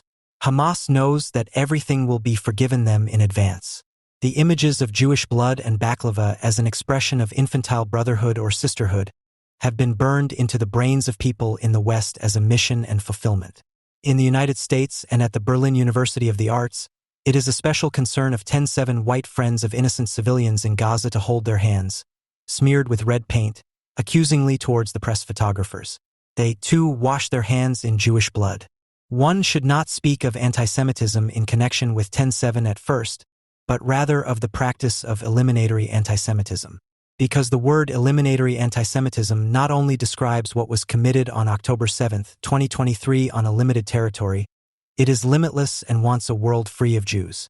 The difference between resentment against Jews as agents of finance capital who want to secure advantages through illegitimate means, as it festers in the minds of millions of residents of Western countries, and what has been led by the Islamic world and willingly adopted with gradations by the global South, is not a question of the correct term. Some mumble and grumble, knowing full well what is going on, while others do it or call for it. Practiced antisemitism after 1945 presupposes the Shoah. Where it takes action, it leaves no doubt that it refers precisely to that and wants to complete the work of the Germans worldwide. In post-war Germany, it was the actions of right-wing extremists, such as those of the Hoffman Military Training Group, that led to the 1980 murder of Shlomo Lewin and his partner Frieda Poschka, who was not Jewish, in their house in Erlangen, and a decade before that, the fringe radicals of a crazed APO, who did not even shy away from a fortunately unsuccessful bombing of the fully occupied Jewish Community Center in Berlin on November 9, 1969. Decades later, Dieter Kunzelmann, a member of the Communards and later a politician of the West Berlin Alternative List, was exposed as the mastermind behind the attack, who carried out the arson attack on the Jewish retirement home in Munich in 1970, which killed 7 people. Left-wing or right-wing radicals will probably remain unsolved. What connected both Karl-Heinz Hoffmann and his cronies on the one hand and the military sports groups RAF and Movement June 2nd on the other were not least the good friends from the Palestinian resistance in Lebanon, from whom they received military training. Since the AfD irrevocably surpassed them, the openly anti-Semitic right-wing extremists have almost completely disappeared, except for tiny splinter groups, and the AfD leadership repeatedly unsettles left-wing critics of antisemitism by at least partially pro-Israeli statements. The radical left seemingly emancipated itself from this many years ago, which Dieter Kunzelmann and other criminals still wanted to use in the sense of the worldwide uprising of the Global South, which was still called the Trikont at the time. Apparently means that a new, unorganized, ad hoc generation of leftists has not even heard of what some former members of the RAF and the June 2, 1969 movement in Berlin self-critically admitted in front of over 500 people in the Pact So 36 Scene Club in 2000, and have been unwilling to accept since then. That their pact with Fatah and PFLP in the 1970s was a pact between anti-Semites and eliminatory anti-Semites. Since 2000, at the latest, eliminatory antisemitism is no longer radical right-wing or neo-Nazi, and it is no longer the domain of anti-imperialists of the old kind, who no longer exist, but the confession of a coalition of urban identity seekers and Islamic executors. It owes its tremendous success to gentle monsters from Western countries who have no connection with Muslims in their private lives. Gentle monsters with academic degrees and a language code that extends from London to Madrid, Paris, Athens, New York, and, of course, Berlin, which, quoted in excerpts, sounds like this: mass protest, decolonize, against oppression worldwide. 21:10. Demonstrations 1600 hours ORANANPLATZ. Enough is enough. Decolonize our minds, our bodies, and our lives. // We demand a world without apartheid, borders, and fascism. The policies and interests of the EU repeatedly disrupt the Middle East and force millions of people to leave their homes. Although Europe is responsible for political unrest, wars, and climate change in the Global South, the EU borders remain the biggest obstacle for people fleeing death and poverty. Frontex, the brutal Coast Guard, pushbacks, deportations, and the constant criminalization of migrant communities in Europe put millions of women, children, and LGBTQI communities in serious danger.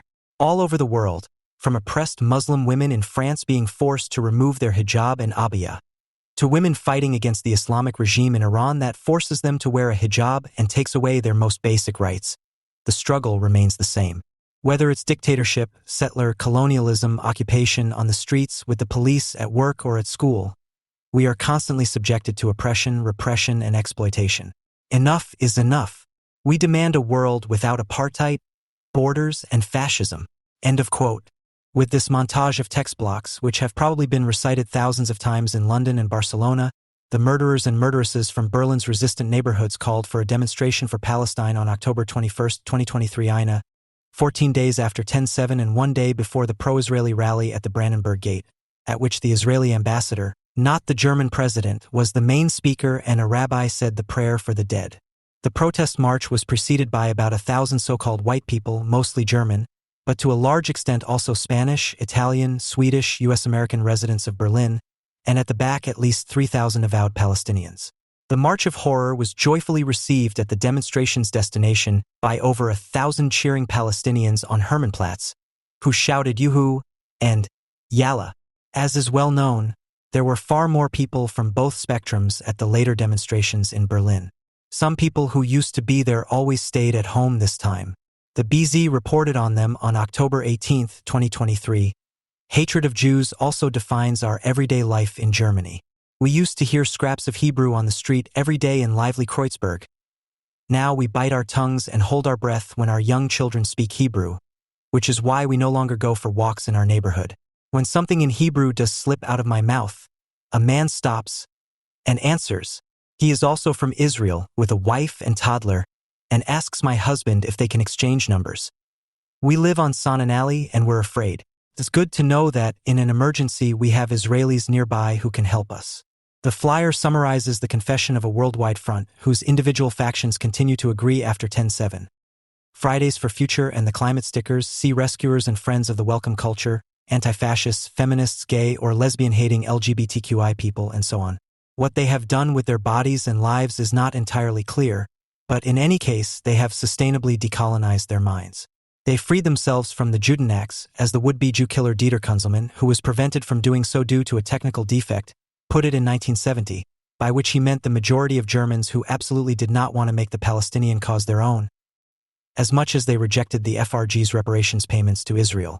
Today, Dieter Kunzelmann, who died in 2018, could rejoice because at least in the currently active German left, the relative restraint towards Israel, as it was still prevalent in the years 2002 at most 2020, is over. Today the slogan is, "Free Palestine from German guilt." Decolonization is the code for the expulsion of a rotten authority that, in the name of humanity and with the means of Western thought, first tried to talk not only the Germans but also the whole of humanity out of their barely disguised desire for a new Holocaust. Decolonize yourselves means the completely anti-authoritarian desire to expel everything that was once associated with the Christian West, the Enlightenment and criticism with communist intentions.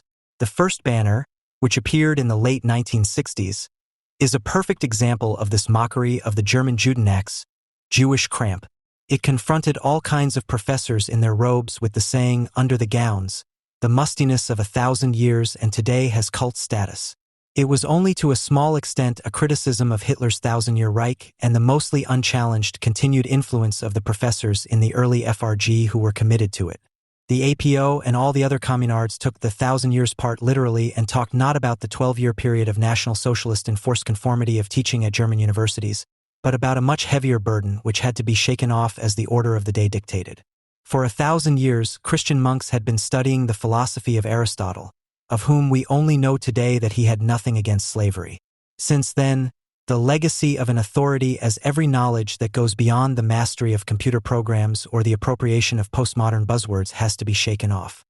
The knowledge that enables self-reflection, which explicitly rejects opinion and authoritatively reminds the individual that participation in the exchange of arguments is tied to prerequisites that one must first work for, supposedly suffocates spontaneous thought. We have believed this since 1969 and rejected it in favor of the freedom to simply express how we feel. After Auschwitz, however, it is well known that spontaneity, precisely because it rejects the authority of knowledge in the pursuit of truth, is genuinely authoritarian and merely mobilizes what the conditioning of the subject for the purposes of domination has left and continues to leave behind in the unconscious over the centuries in retrievable deposits. While the oceanic feeling experienced in sexual union with the object of one's passion promises liberation precisely in relation to these particular moments, when transferred to collective experiences it is an expression of regression and violence.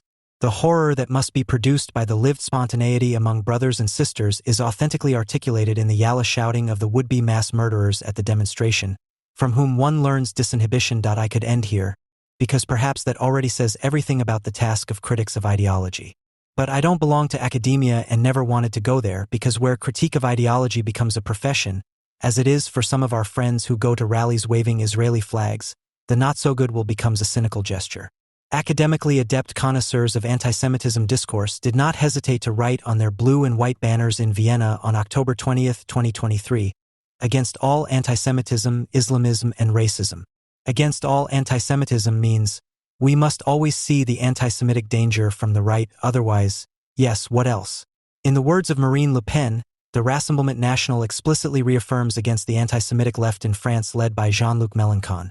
Israel must be allowed to wipe out Hamas, and Prime Minister Meloni speaks out far more convincingly in favor of Israel's right to self-defense than her left-wing competitors. No, anyone who has stood up for Israel since October 2023 would have to declare the anti-Semitism an opponent, and that is truly not a domain of Marine Le Pen, who, as is well known, chased her father, who was known for his anti-Semitism, away from the court but Islamic and left. Speaking out against racism in the same breath is only consequent, but extremely cynical. Which one do they mean? Not the anti-Semitism of Jewish supporters of apartheid in Israel, as the left-wing competition expresses itself, but rather not. However, it remains possible to connect to the anti-fascist mainstream and to speak out in favor of Israel and against the deportation of Islamic anti-Semites and against the demand to limit and at some point put a stop to Islamic immigration. Dominique Bernard was murdered by a Chechen Islamist in Arras on October 13, 6 days after 10/7. On October 16, 2 Swedish football fans were murdered in Brussels by a self-proclaimed fan of the Islamic State, 9 days after 7/10. The perpetrator is Tunisian and wanted in his home country for terrorism. On November 5, 69-year-old Jewish counterprotester Paul Kessler was attacked with a megaphone by an IT professor named Loai al-Naji at a pro-Palestinian demonstration in Thousand Oaks in the Los Angeles area. He was knocked to the ground and died. Also on November 5, 2023, a Jewish woman was stabbed at her apartment door in Lyon. A swastika had been carved on her door with the same knife. The victim was recognizable as Jewish by a mezuzah affixed to the doorframe. Is that still anyone's business who is anti-racist for Israel?